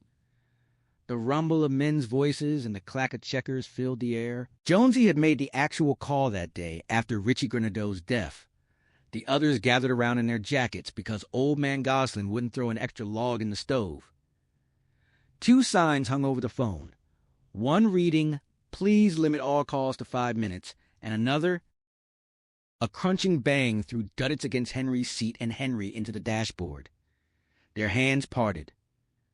Owen had skidded off the road into the ditch. Ahead, the Subaru's tracks faded under fresh snow. Henry called out, and Duddits nodded, but his struck cheek was already turning black with terrifying speed, leukemia's work. Owen dropped the Humvee into low range and crept up the ditch, canted at a severe angle but rolling once he got moving. He ordered Henry to fasten both their seat belts, cutting off Henry's attempt to explain what Duddits had been trying to tell him. Henry complied, thinking about the other sign over the payphone. Something about Jonesy. Only Jonesy could stop Mr. Gray now. That was the gospel according to Duddits. Owen was forced to drop to 20 miles an hour. The wet snow falling furiously, visibility nearly zero. Just before the Subaru's tracks disappeared entirely, they found the car itself, nose down in a water-carved ditch, passenger door open, rear wheels in the air. Owen drew his Glock and got out, ordering Henry to stay. Henry unlatched his belt and turned to Duddits, now sprawled against the back seat, gasping, one cheek waxy yellow, the other engulfed by spreading blood. His nose bled again, the cotton wads soaked. Henry apologized, calling it a fuckarow. Duddits nodded and raised his arms for a few seconds. Henry understood. He got out just as Owen returned, his Glock stuffed in his belt. The snow so thick breathing was difficult. Owen protested, but Henry explained he needed to get in the back with Duddits because he was dying. He had one more thing to tell him. Owen checked the mirror, saw Henry with his arms around Duddits, both belted and fastened his own. He told Henry to hold him good. There'd be a hell of a jounce. He reversed 100 feet, put the Hummer in low, and drove forward, aiming between the Subaru and the right-hand ditch where the crack looked narrower. The jounce was brutal. Owen's seatbelt locked, Duddits' body leaped, his bald head bouncing against Henry's chest. Then they were over and rolling up East Street. Owen could just make out shoe prints on the white road. Mr. Gray was on foot, and they were still rolling. If they could catch him before he cut into the woods. But they didn't. With a final tremendous effort, Duddits raised his head. Henry saw with dismay that his eyes were filling with blood. The sound of checkers and old men's chuckles returned, the phone swimming into view again. Henry told him not to try, to save his strength. But for what else? The sign on the left. Read, "Please limit all calls to 5 minutes," surrounded by smells of tobacco, wood smoke, brine. And the sign on the right? "Call Jonesy now." Henry's voice floated in the darkness. Darkness, his old friend, as he admitted he didn't know how. Duddits' voice reached Henry one final time, exhausted but calm, urging him to hurry. He could only hold on a little longer. Henry needed to talk to Jonesy. Henry lifted the receiver from its cradle, absurdly conscious that he had no change, not even a dime, and held it to his ear. Roberta Cavell's voice came through, impersonal and businesslike, directing his call to Massachusetts General Hospital. Out on the reservoir's eastern shore, Mr. Gray drove Jonesy's body along the path, flailing through the snow, slipping and falling and grabbing branches to get up again.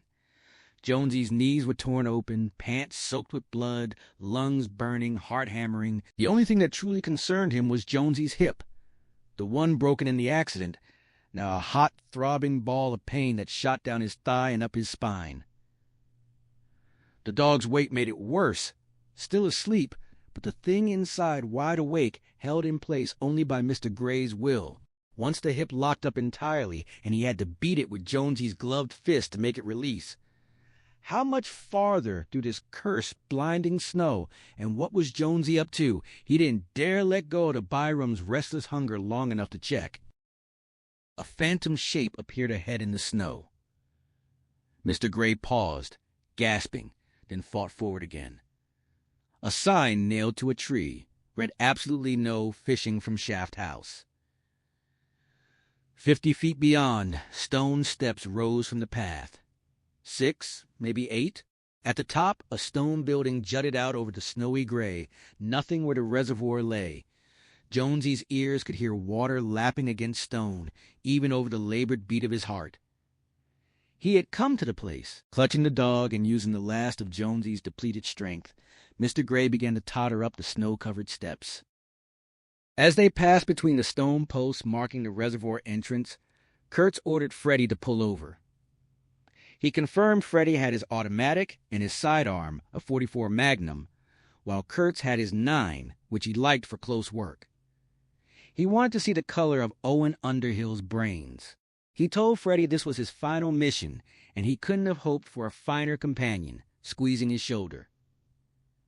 Perlmutter snored beside them, his distended gut having gone down after a series of spectacular farts. Probably for the last time, Kurtz thought. Freddie's eyes had grown bright, and Kurtz was delighted he hadn't entirely lost his touch. He ordered full speed ahead. Damn the torpedoes! And Freddie agreed. Kurtz guessed Sir was okay now. They were Quantrill's boys, 2 final Jayhawkers. Freddie grimaced and jerked a thumb at Perlmutter, asking if he should try waking him, but Kurtz said why bother, they didn't need him anymore. He pointed ahead at the access road disappearing into snow. The Subaru's tracks were gone, but the Humvee's tracks were still visible. Following them would be a walk in the park. He drew his .9 and held it against his leg, coming for Owen, who better get his speech ready for God. Back in the office, Jonesy had furnished so beautifully, everything was falling apart. He limped restlessly, lips white, forehead beaded with sweat despite the cold. The furnace howled and clanked, making the floor shake. White frost puffed through the vent, rotting and warping the paneling. Pictures fell like suicides. The Eames chair split in 2. Mahogany panels peeled free. Desk drawers jutted out. The shutters Mr. Gray had installed vibrated with a metallic squall that set Jonesy's teeth on edge. Crying out would be useless. He knew what was happening. He had slowed Mr. Gray down, but Mr. Gray had risen above it, either reaching his goal or almost there. As paneling fell away, he saw the dirty sheetrock beneath, the walls of the Tracker Brothers office as they'd seen it in 1978, lined up at the window with their new chum standing behind them. Another panel tore loose, revealing a bulletin board with a Polaroid, not a beauty queen, just some woman with her skirt hiked up. The nice rug shriveled like skin, exposing dirty tiles and those white tadpoles, artifacts of a hollow past. He paced, lurching on his bad hip, understanding everything. Mr. Gray was beating his body to death, and there was nothing he could do. The Dreamcatcher still swayed intact. He had thought himself ready to die. But not like this, not in this stinking office, under the indifferent gaze of that pinned woman. He deserved better.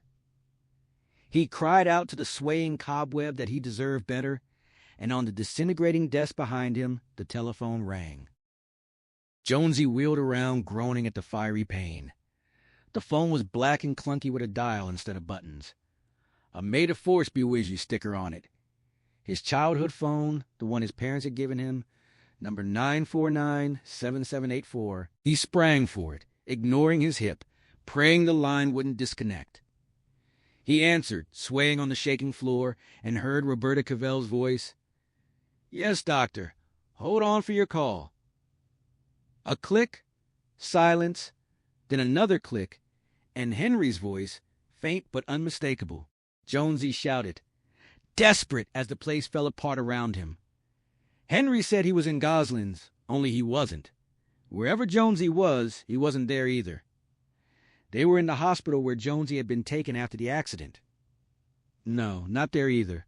They were in the Dreamcatcher Jonesy. They'd always been in the Dreamcatcher, ever since '78. Duddits was the Dreamcatcher, but he was dying, holding on, but Henry didn't know how long. The line crackled and buzzed, Henry's voice fading and returning, urging Jonesy to come out, to run along the Dreamcatcher and meet him. There was still time. They could take this son of a bitch. Then another click and the phone went dead. The childhood phone cracked open, vomiting a senseless tangle of red-orange wires, all of them contaminated with the virus. The phone clattered from Jonesy's grip as he raised his gaze to the Dreamcatcher hanging overhead. That fragile web of string that seemed to defy the room's collapse. A childhood saying surfaced in his memory, something they'd all repeated with the smugness of teenagers who thought they'd discovered a philosophical truth. But Henry's desperate call had just proven the lie in that old joke. Wherever they imagined themselves to be, that wasn't where they actually were. They were caught inside this web, suspended in its strands like flies. His eyes traced the Dreamcatcher's structure. 4 main spokes radiating from a central hub, countless threads weaving between them, all anchored to that single point where everything converged. The center, the place where all lines met and held together. Henry's voice still echoed with that urgent command, telling him to run along those strands, to find the meeting point while there was still time. Jonesy pivoted and broke into a sprint toward the door.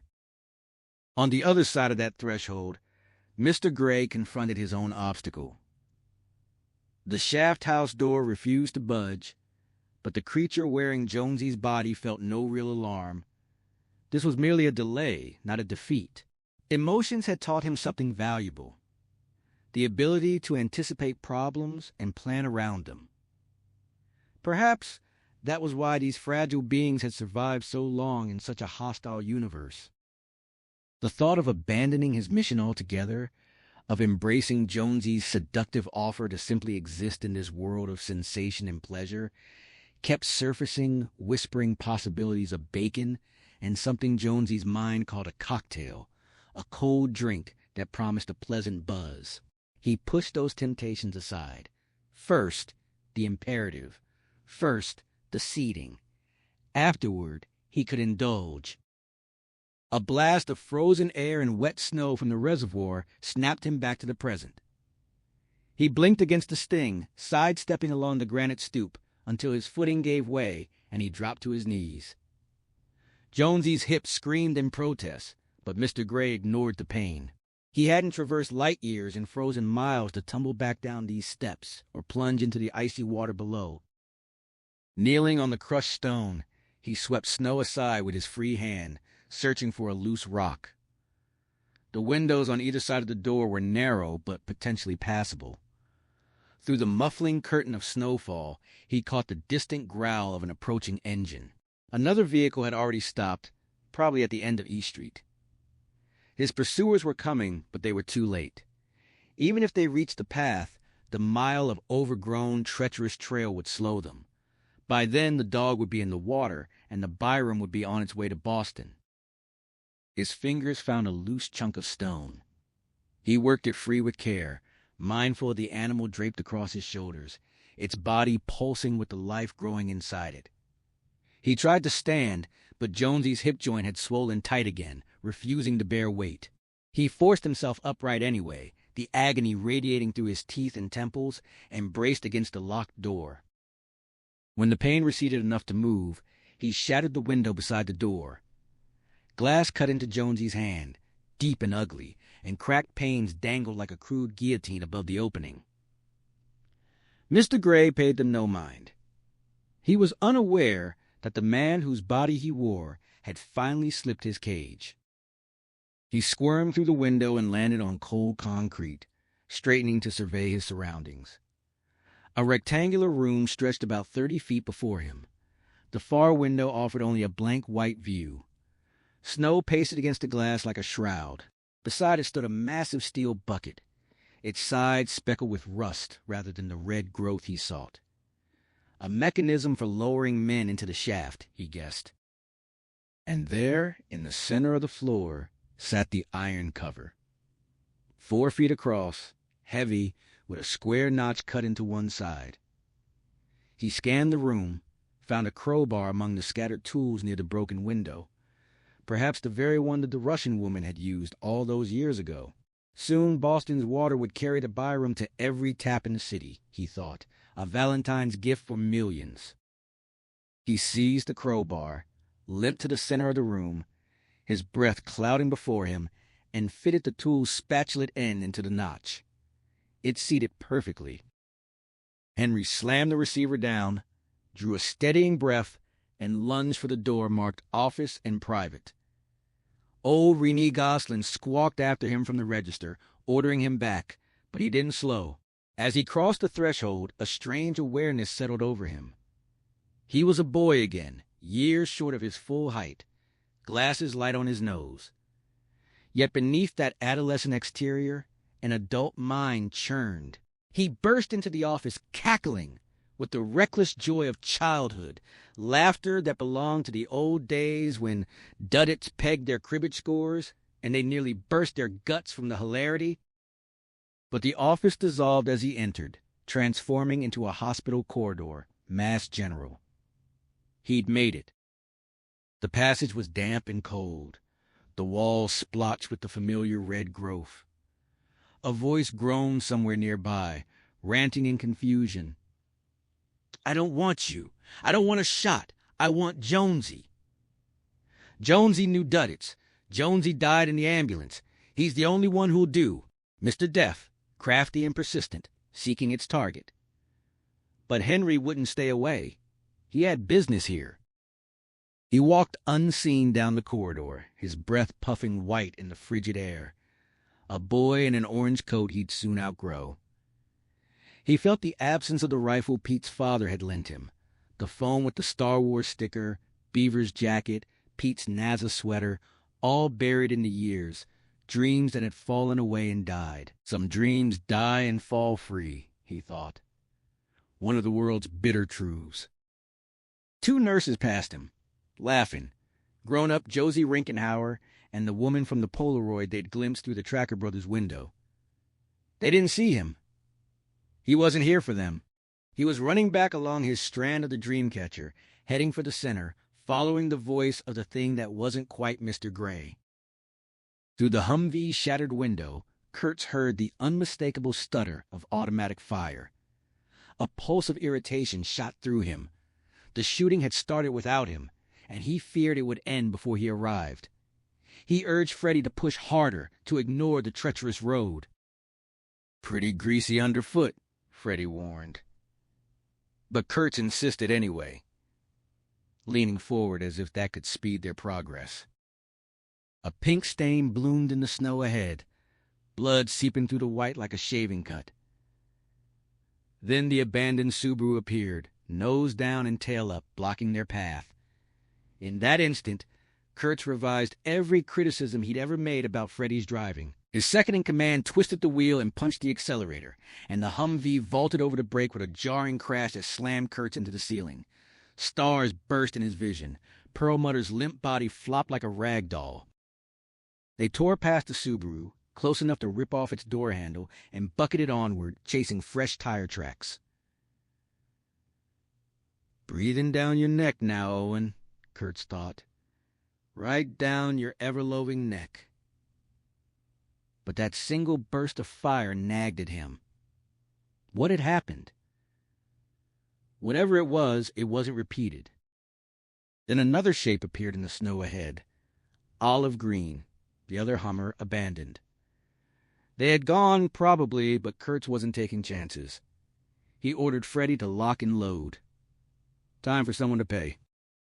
When Owen reached the point where East Street dissolved into the winding path along the reservoir, he could hear Kurtz's vehicle behind him, the engine carrying through the snow. The Humvees weren't quiet. Jonesy's tracks were long buried, but the trail itself was still visible, leading down toward the shoreline. He cut the engine, starting to tell Henry they'd have to walk from here, then stopped. In his concentration on the road, he hadn't checked the rear view. What he saw now made him pause, unprepared and appalled. Owen's first impression was of two men locked in a final, desperate embrace, their faces pressed together, eyes closed, blood smearing their cheeks and coats. He could detect no movement of their chests and feared they had died together. Duddits claimed by his leukemia, Henry perhaps succumbing to exhaustion and the relentless pressure of the past 30 hours. Then he caught the faintest twitch of their eyelids. Both of them, still alive, sleeping, dreaming. He started to call Henry's name but stopped himself. Henry had refused to abandon the detainees at the compound, and while that gamble had paid off once, it had also put Kurtz on their trail, a pursuer now far closer than he would have been if they'd simply slipped away into the storm. Owen couldn't bring himself to regret that choice, though. He climbed out of the Humvee, the distant scream of an eagle cutting through the snowfall from the north. From behind, southward, came the growing racket of Kurtz's pursuit, the sound muffled by the heavy snow but unmistakable. Impossible to gauge the distance accurately. The storm was a sound baffle, a white curtain that could hide a threat 2 miles away or 200 yards. Freddie would be with him, that perfect soldier, a grim enforcer of discipline. Owen circled to the back of the Hummer, cursing the slick footing, and popped the rear gate. He'd hoped for heavier firepower, perhaps a rocket launcher, but found 4 MP5 automatic rifles and a box of extended banana clips instead. He played it Henry's way back at the compound, and they'd save lives. But this time, he wouldn't hesitate. The debt for the Repello's shattered platter might never be fully paid, but he would not let that stop him now. Not if Kurtz had his way. Henry was either unconscious or locked in some strange psychic connection with his dying friend. Either way, Owen decided to let them be. If Henry were awake, he might balk at what needed to be done, especially if he believed Jonesy was still alive inside the alien's control. Owen couldn't hear Jonesy pleading anymore. The telepathy had faded, and he wouldn't let that stop him. The Glock was a good weapon, but the MP5 would be certain. It would tear Gary Jones apart. He grabbed one rifle and stuffed 3 extra clips into his pockets. Kurtz was close now, dangerously close. Owen glanced back at East Street, half expecting the second Humvee to materialize through the snow like a ghost, but saw nothing yet. He passed along the Hummer's flank, watching the windows glaze over with falling snow, and glimpsed the dim shapes of the 2 men still locked together in the rear seat. He muttered a quiet goodbye, hoping they would stay asleep when Kurtz and Freddie arrived, that their deaths would come without waking. Then he stopped, skidding on the snow, grabbing the hood to steady himself.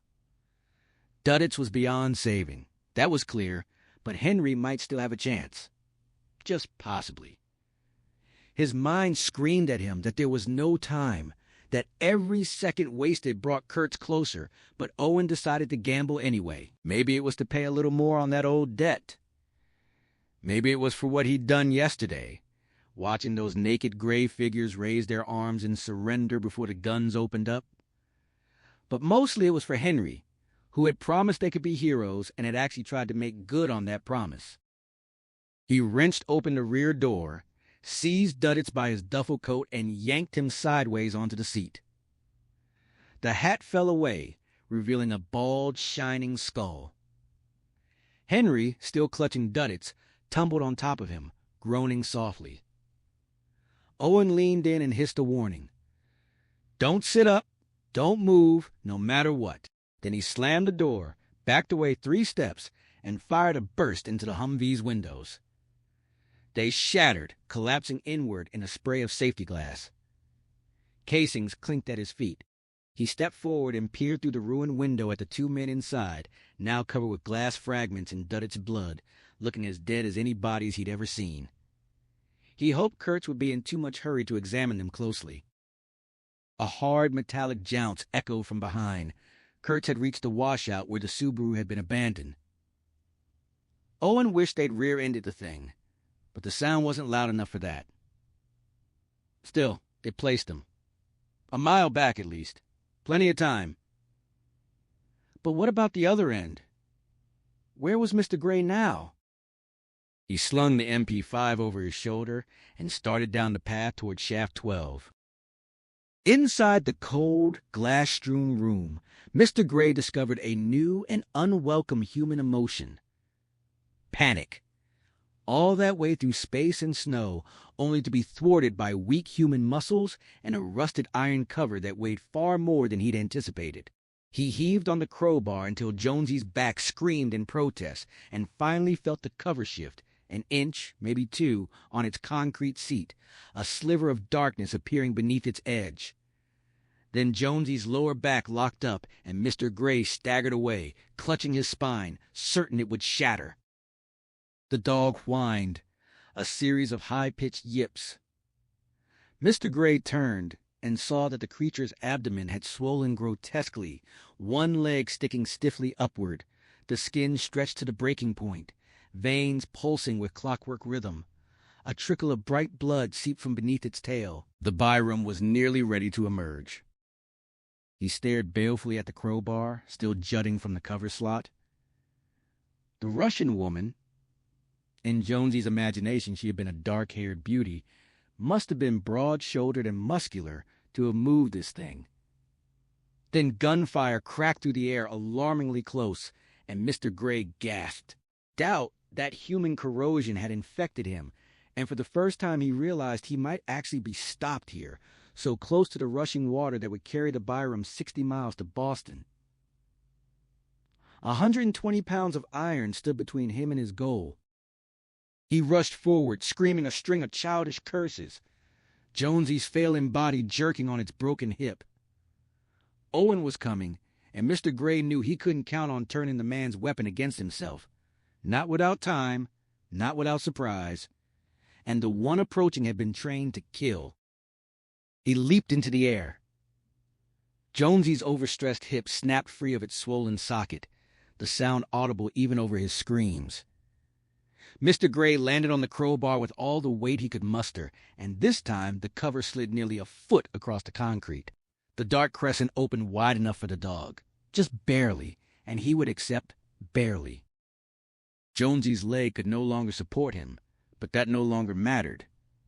Crawling would suffice.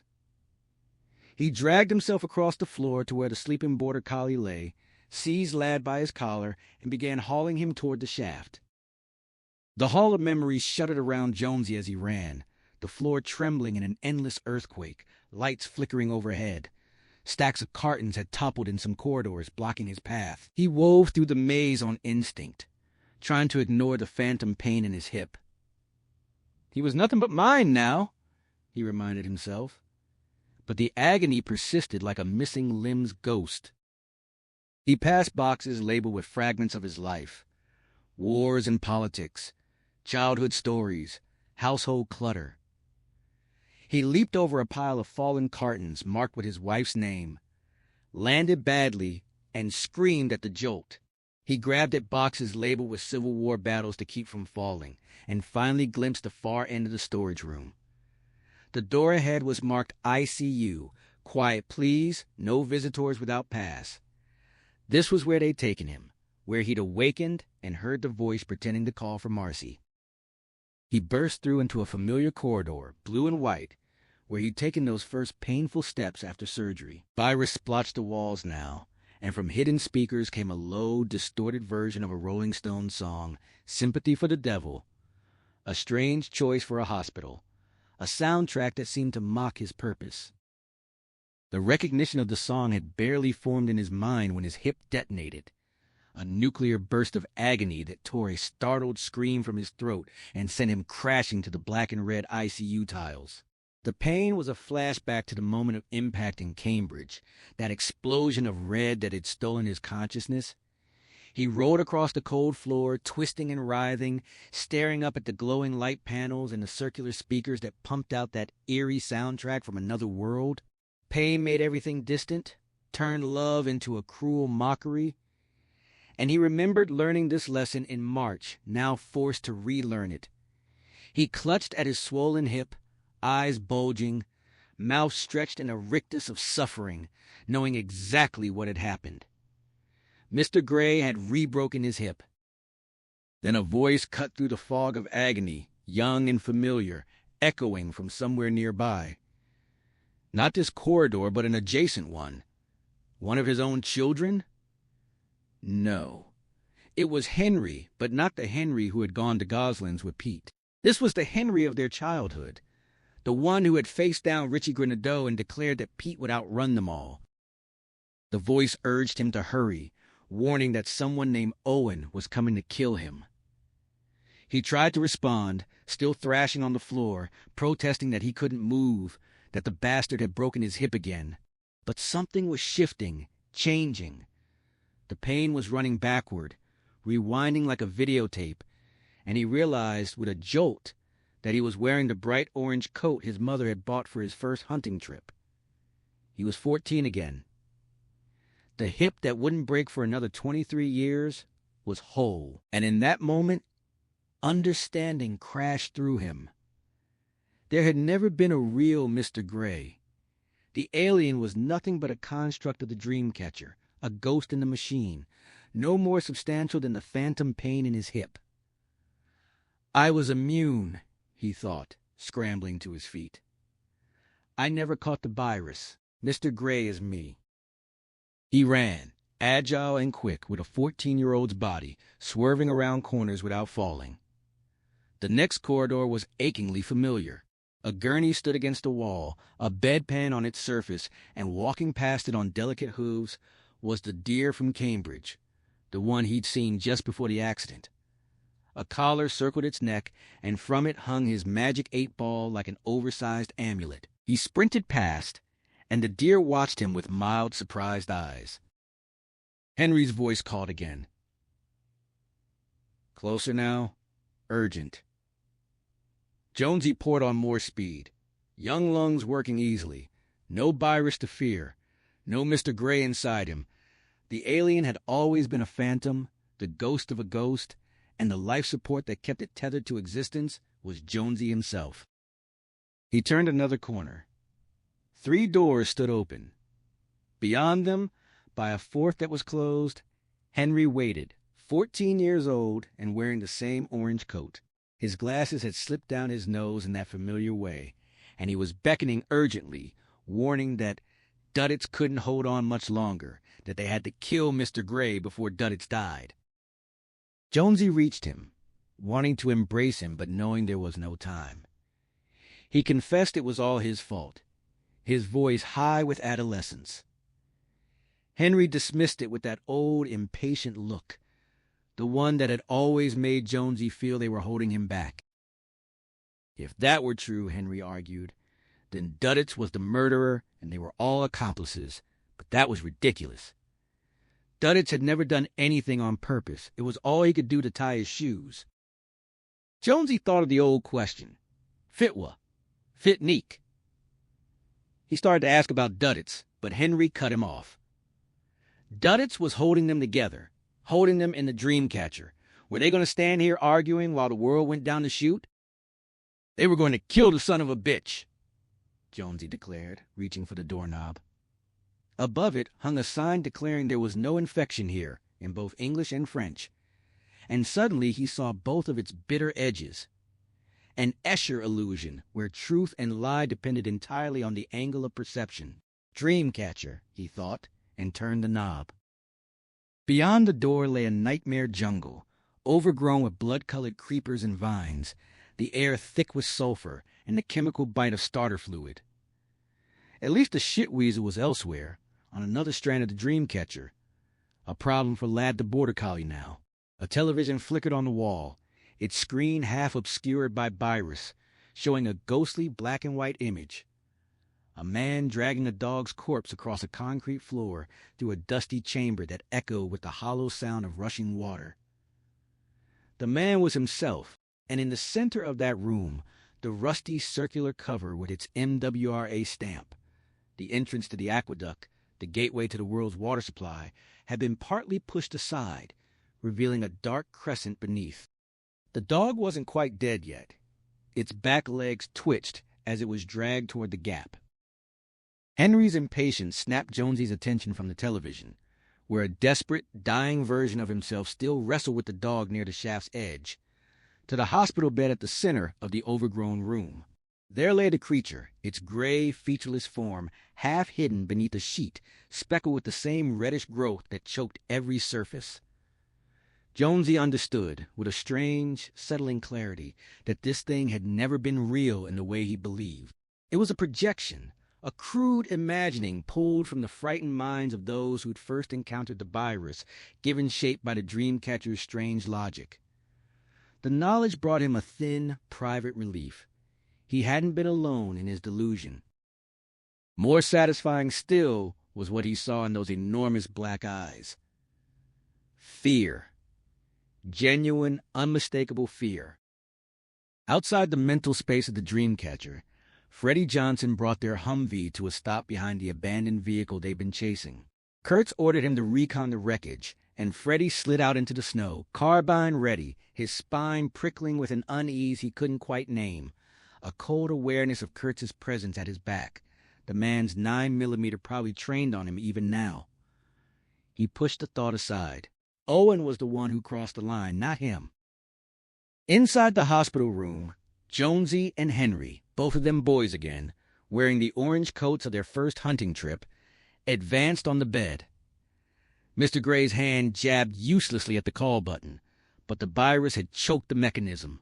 Jonesy glanced at the television and saw his other self still struggling with the dog, the outcome uncertain. Henry pulled the pillow from beneath the creature's head, and Jonesy gripped its thin, childlike arms, feeling skin that was neither warm nor cold. That felt, in fact, like nothing at all, like a dream. Henry pressed the pillow down over that featureless face, and the thing began to thrash beneath Jonesy's hands.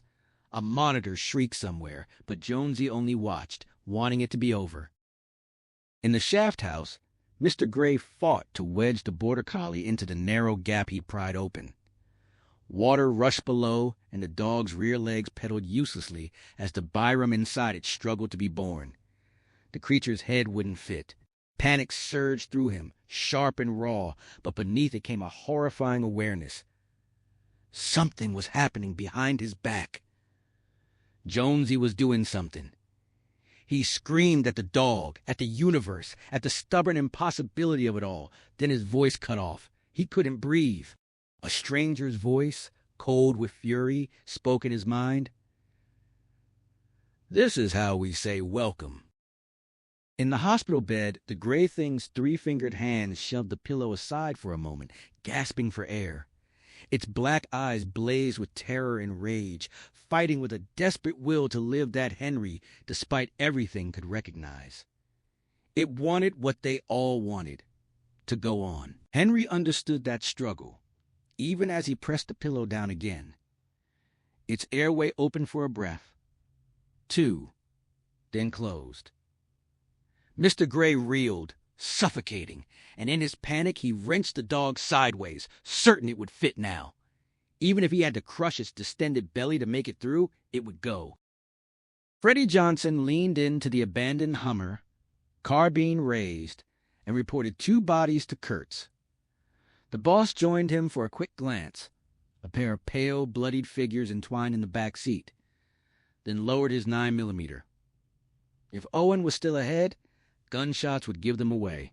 He turned toward the path instead, his skull's grin promising Owen would be in hell before he knew he was dead. Jonesy grabbed the remote from the bedside table, smashed it against the edge like a brittle shell, and was left with a jagged plastic shard. For a moment, memory held him. The bathroom door, the knob coming loose in his hand, the shadow of the creature falling over him. It had seemed so real then, as real as roses, as rain. He'd turned and seen it standing there, old and sick, ready for this very bed. It had whispered a name, pulled from his own mind like a cork, and then it had exploded into Virus. And now Jonesy plunged the shard down beneath the pillow. The realization hit Jonesy like a physical blow. It had all been in his head. Mr. Gray, the invasion, the alien presence, just another case of intergalactic schizophrenia. Henry's sharp command cut through his days, urging him to act, and Jonesy steeled himself, thinking of payback. In the shaft house, Mr. Gray felt the words pierce his consciousness, just as a searing pain tore across Jonesy's throat. His hands flew up instinctively, but he felt not the stubbled skin of his host, but his own ragged flesh splitting open. Shock overwhelmed him. This couldn't be happening. They always won. Always. Yet somehow it was. The Byram's awareness began to unravel, and with a final desperate shove, he forced the dog deeper into the gap. It wasn't quite enough.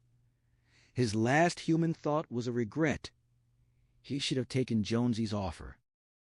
Jonesy drove the jagged plastic shard across Mr. Gray's exposed throat. The flesh peeled open, releasing a cloud of reddish-orange particles that settled like dust on the sheets. The body beneath his hands twitched once, then shriveled, collapsing into something recognizable, one of the discarded condoms from the Tracker Brothers' office. He started to think dead, but agony exploded through his head and throat, a necklace of fire. The room went transparent, and he saw the shaft house, the dog lodged in the gap, a vile red creature, part weasel, part worm, being born from its body. Brainless black eyes stared out, and Jonesy knew them. They were Mr. Gray's eyes. The creature stretched, trying to drop into the darkness toward the rushing water. He met Henry's startled gaze. Then they were both dissolving. Vertigo swallowed him, a moment of utter nothingness that felt like death. Pain pulled him back, not his throat but his hip, that old familiar torment. Concrete pressed against his knees, fur filled his hands, and he heard that inhuman chittering. This was real. This was outside the Dreamcatcher. The weasel thing dangled into the dark, its tail still caught in the dog's body. Jonesy lunged, clamping his hands around its slick, shivering middle just as it pulled free. He rocked backward, hips screaming, holding the writhing creature overhead like a carnival performer. It thrashed, teeth snapping at his wrists, tearing his parka sleeve and releasing clouds of white down. He pivoted and saw a man framed in the broken window. Camouflage parka, rifle in hand, face stretched with surprise. Jonesy hurled the weasel as hard as his failing strength allowed. It landed 10 feet away on the leaf-littered floor and immediately slithered back toward the shaft. The dog's body blocked part of the gap, but not enough. Plenty of room remained. Jonesy screamed at the man to shoot, to stop it before it reached the water. But the man only stood there, mouth hanging open. Owen stared in disbelief at the legless red thing squirming across the floor. He'd heard about such creatures, but seeing one was something else entirely. Jonesy was screaming at him, lunging awkwardly to intercept it, but the dog was in the way. Owen's arms refused to obey. The MP5 might as well have been in another universe. He was going to let it get away. He was going to stand here like a post and let it happen. God help him. God help them all. In the back of the Humvee, Henry sat up, dazed, glass crumbles falling from his hair. Duddits had to be dead. He'd spent the last of his strength. But then the dying man groaned, eyes opening to reveal bloody zeros. Duddits raised his hands in a weak aiming gesture and cried out, words that sounded like a call to action. 2 rifle shots rang out from the woods ahead, followed by a third. Henry whispered his name, and Duddits saw him. For an instant, Henry saw himself through those ruined eyes, a kid in oversized glasses always sliding down his nose. He felt Dudditz's simple, uncomplicated love and gathered the light body into his arms, weeping. He wished Beaver were there to sing Dudditz to sleep. "You were always the lucky one," he said. Dudditz touched his cheek and smiled. "I love you, Annie." His final words were perfectly clear. Kurtz halted at the sound of gunfire up ahead. Carbine whip cracks, then a third shot in silence. Freddie stood by a sign reading "Absolutely no fishing from Shaft House." He reported a building ahead, but no visible figures. Kurtz joined him, amused at the man's reflexive jump when he placed a hand on his shoulder. If he survived the next 15 minutes, he planned to go forward alone. No witnesses, no one to slow him down.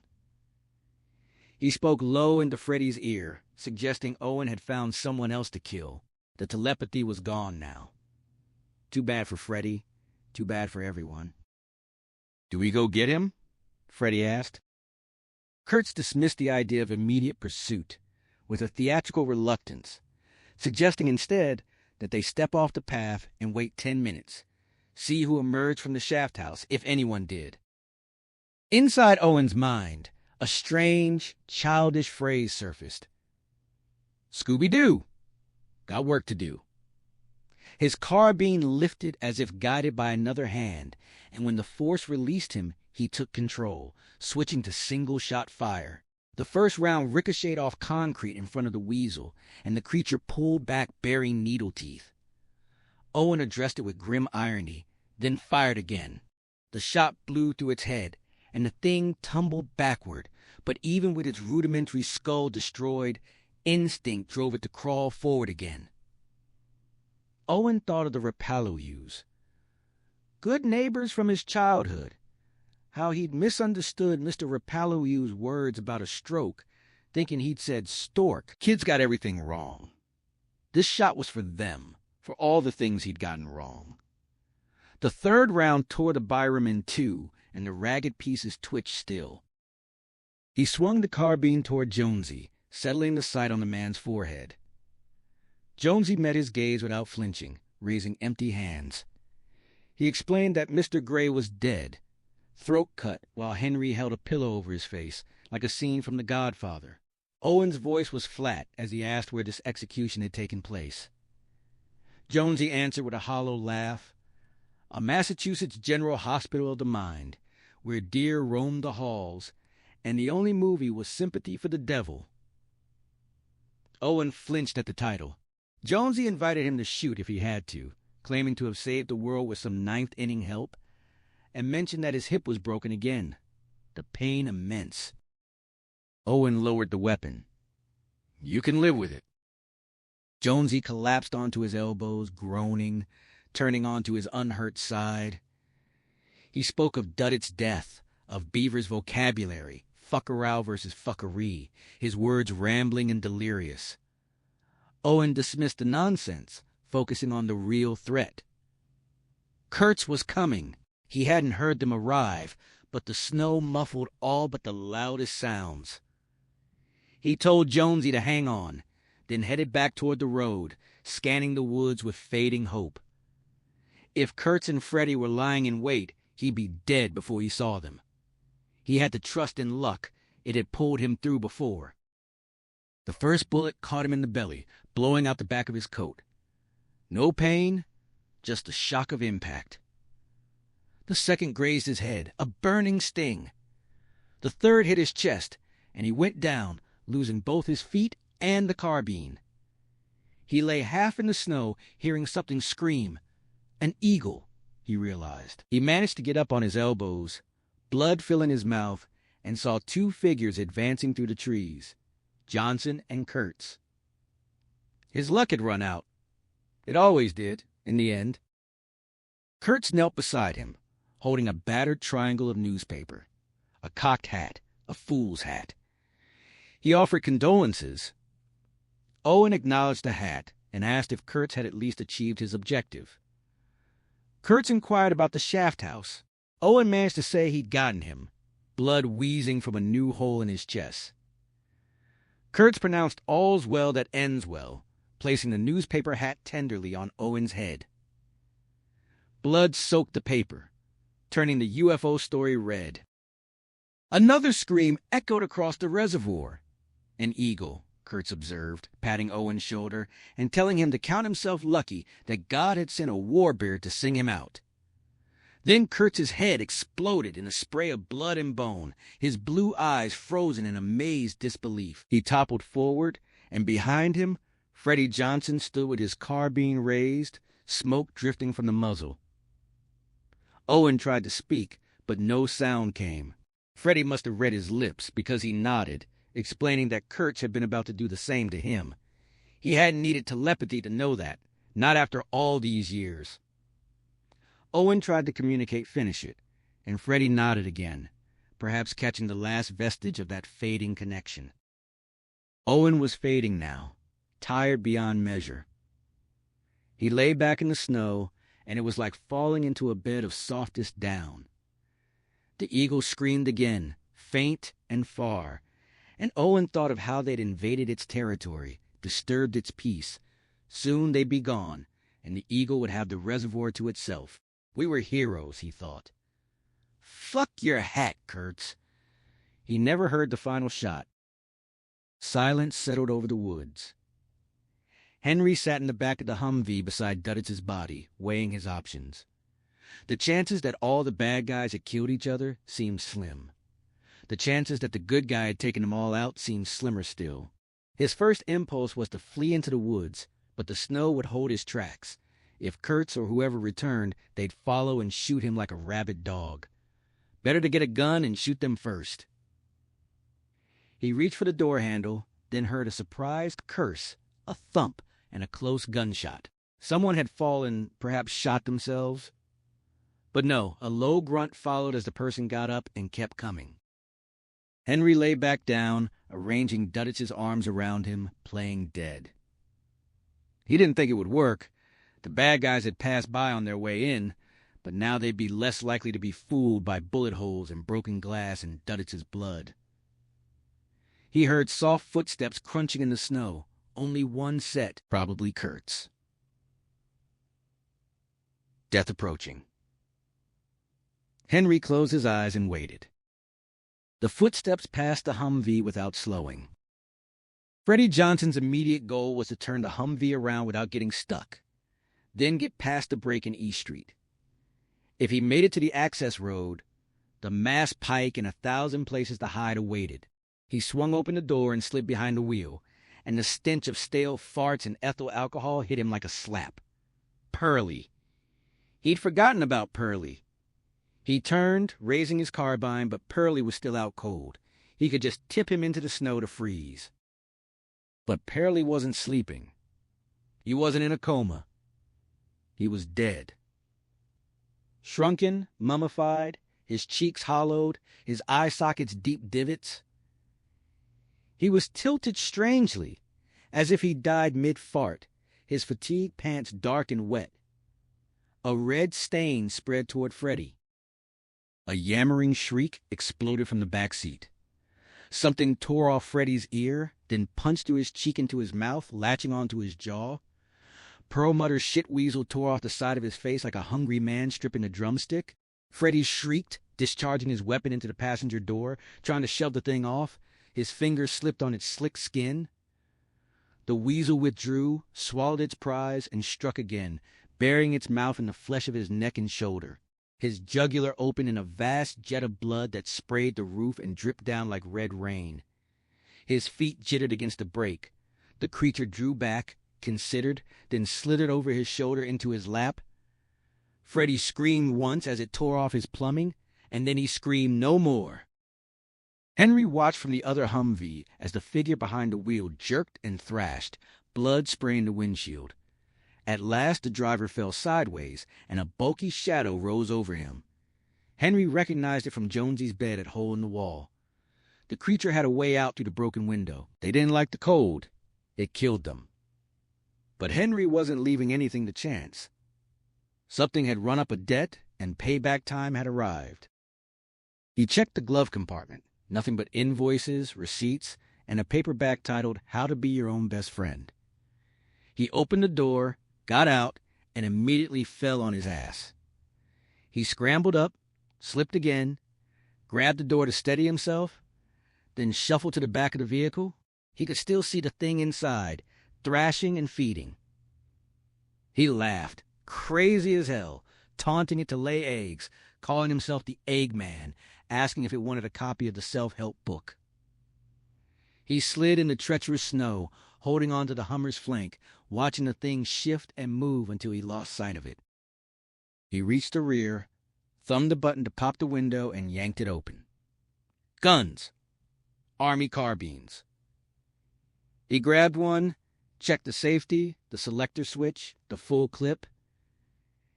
He laughed again, bending over with his hands on his knees, slipping in the slop, his legs and back aching, his heart aching most of all. He was the Eggman, the laughing hyena.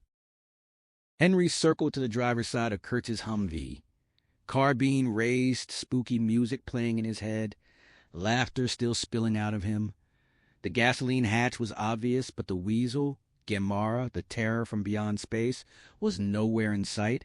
As if it had heard him, it smashed against the rear window, the one that was thankfully unbroken.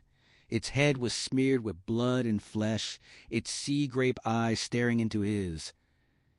Henry bared his teeth in return, giving it the finger for Beaver and Pete, and raised the carbine. The weasel dove out of sight, stupid but not utterly stupid. Henry had no intention of shooting through the window.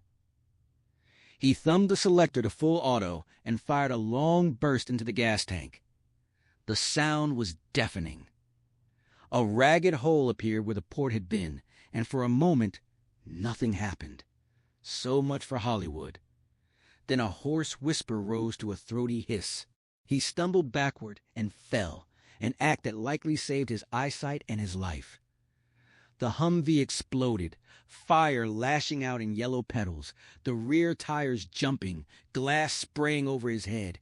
He crawled away, dragging the carbine, laughing wildly.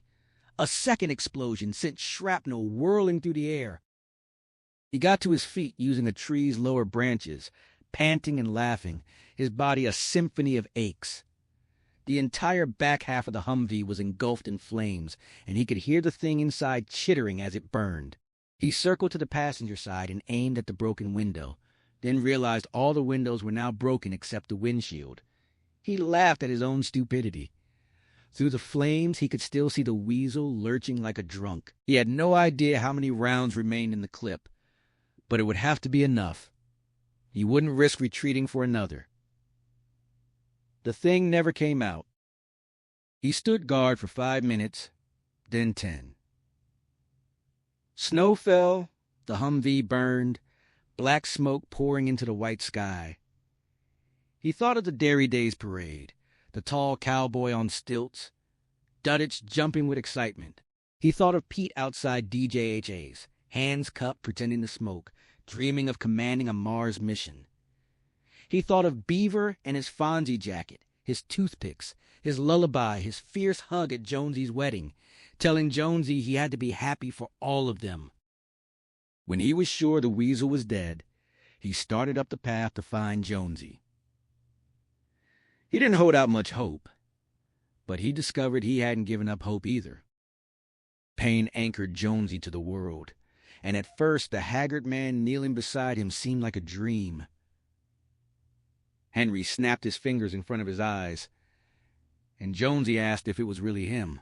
Henry confirmed it was, glancing at the dog still wedged in the shaft, then brushed Jonesy's sweat-soaked hair from his forehead. Jonesy managed a weak joke about how long it had taken Henry to get back from the store, asking if he'd remembered the bread. Henry said he had, but lost the hot dogs. Jonesy called it a pisser, said he'd go himself next time. Henry told him to kiss his bender, and Jonesy slipped in the darkness, smiling. Another summer down the tubes, Henry thought, but without sadness. Summer had been good, and fall would be good, too. No hunting this year, just occasional visits from his new military friends, who wanted to be sure he wasn't growing any red foliage. Fall would bring cool air, bright days, long nights. Sometimes, in the post-midnight hours, his old friend still came to visit, but he'd learned to sit with a book and wait for it to pass. Eventually, it always did. The sleep you miss one night often came the next, like a lover. He sat on the porch of Jonesy and Carla's cottage in Ware, drinking a beer, the south end of the Quabbin Reservoir 4 miles northwest. The hand holding the can only had 3 fingers. Frostbite had taken the others, perhaps during his ski out the Deep Cut Road, perhaps while dragging Jonesy back on a travois.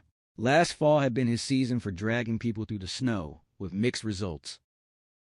On the beach, Carla tended the barbecue. No, the baby, toddled near the picnic table, waving a charred hot dog. The other 3 Jones kids splashed in the water. Henry thought the biblical imperative about being fruitful and multiplying had been taken to absurd lengths. The screen door clapped, and Jonesy emerged with a bucket of iced beers. His limp wasn't too bad. The doc had replaced his hip with steel and Teflon, telling him he could have gotten another 5 years out of the old one if he'd been more careful. Jonesy had had the operation in February, after their 6-week vacation with military intelligence had ended. The military had offered to cover Jonesy's hip replacement as a coda to their debriefing, but he politely declined. He didn't want to deprive his own orthopedist of the work or his insurance company of the bill. By then, both of them just wanted out of Wyoming. The underground apartments were comfortable, the food excellent, the movies always first run, but the atmosphere carried a distinct Dr. Strangelove edge. For Henry, those 6 weeks had been far worse than for Jonesy, whose memories of sharing a body with Mr. Gray had faded to dreamlike vagueness. Henry's memories, by contrast, had only sharpened, the barn most of all. The debriefers were compassionate, nothing like Kurt's, but Henry couldn't block thoughts of Bill, Marcia, and Darren Chiles, Mr. Bomber Joint from Newton. They visited his dreams. So did Owen Underhill. Jonesy settled into the rocker beside him with a grunt, setting down the bucket of reinforcements. Henry said he'd have one more, then drive back to Portland, an ooey he didn't need. Jonesy urged him to stay the night, watching Noel try to insert a hot dog into his navel. Henry joked about the kids squabbling and Mario Bava horror movies, but Jonesy admitted he'd pretty well signed off to fright flicks. They were having a Kevin Costner festival instead, starting with The Bodyguard. Henry called him a smartass, then raised his can to absent friends. Jonesy echoed the toast, and they drank. Henry reported that Roberta was doing well now, though he'd had doubts at the funeral. She was talking about opening a craft shop. Of course she missed him, after Alfie died. Duds had been her life. Jonesy agreed he'd been theirs too, and expressed guilt about leaving him alone all those years, not even knowing he had leukemia. Henry countered that sure they knew. Jonesy looked at him, eyebrows raised.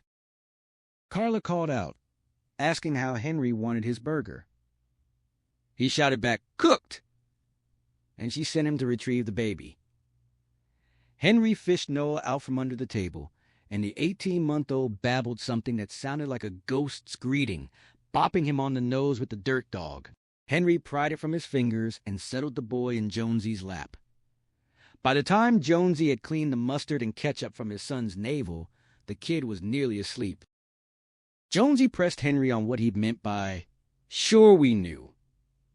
Henry suggested that maybe they'd left Duddits, or tried to, but did Jonesy really believe Duddits had ever left them? Jonesy slowly shook his head. Henry said some of it was growing apart, but some was the Richie Granado thing. It worked on them the way the business of the Repellois serving platter had worked on Owen Underhill. Jonesy understood. In Wyoming, they'd caught up on everything. Henry invoked an old poem about a man trying to outrun God, the Hound of Heaven. Duddits wasn't God, but he was their hound. They ran as fast and as far as they could, but Jonesy finished the thought they could never run off the Dreamcatcher. Then the Byram came. Stupid spores and ships built by some other race. Was that all they were? Henry doubted they'd ever know. Only one question got answered last fall.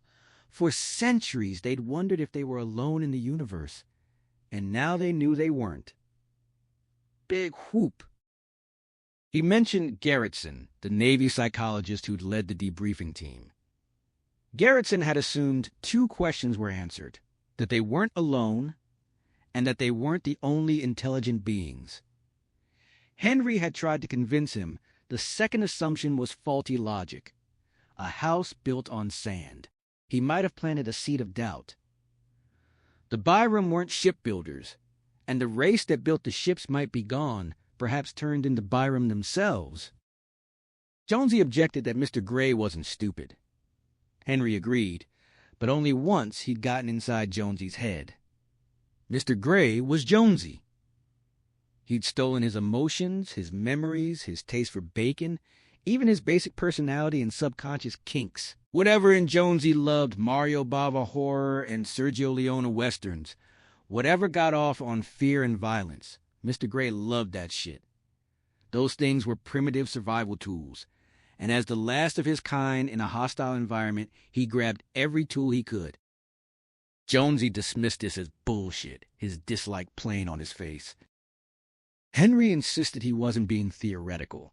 At Hole in the Wall, Jonesy had seen exactly what he'd expected to see: an alien straight out of the X-Files and Close Encounters. He'd inhaled the virus, there was no doubt about that physical contact, but he was completely immune to it, as at least half the human race seemed to be. What he'd actually caught was an intention, a blind imperative.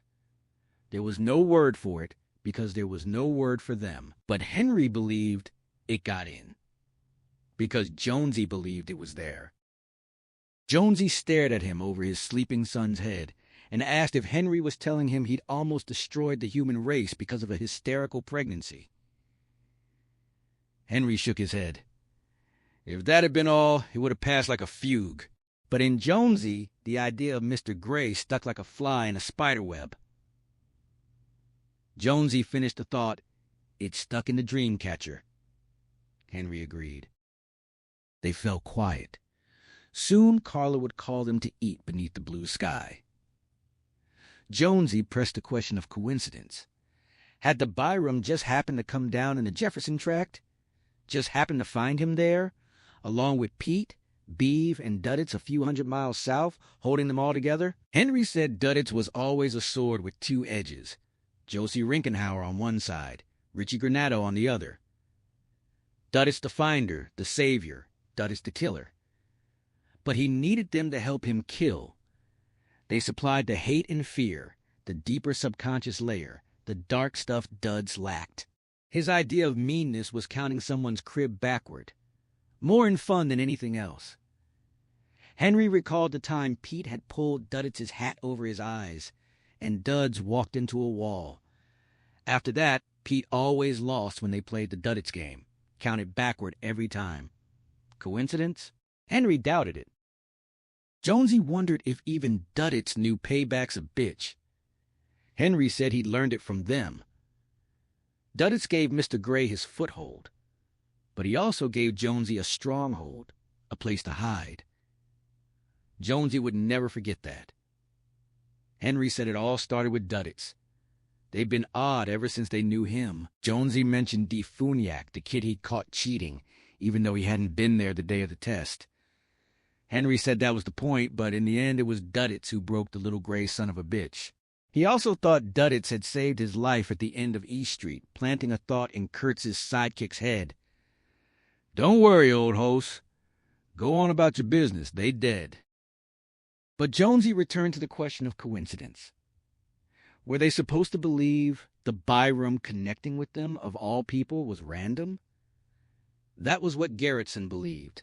Henry countered that brilliant scientists like Stephen Jay Gould believed the entire human species existed, thanks to an even longer chain of improbable coincidences. Did Henry believe that? He lifted his hands, unsure how to answer without invoking God, who had crept back into his life over the last few months. What he believed was that Duddits was them. L'enfant c'est moi, toi tout le monde.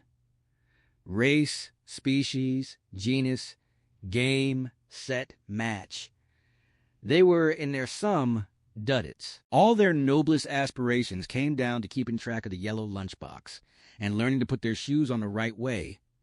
Their wickedest motions came down to counting someone's crib backward and playing dumb about it. Jonesy found the idea both inspiring and horrible, and Henry said it didn't matter.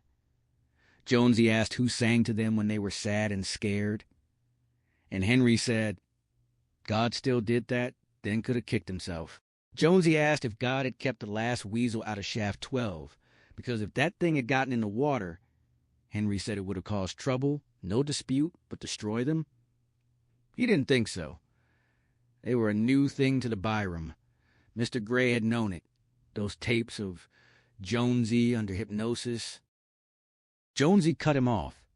He'd listened to 2 of them, and it had been the biggest mistake of his time in Wyoming.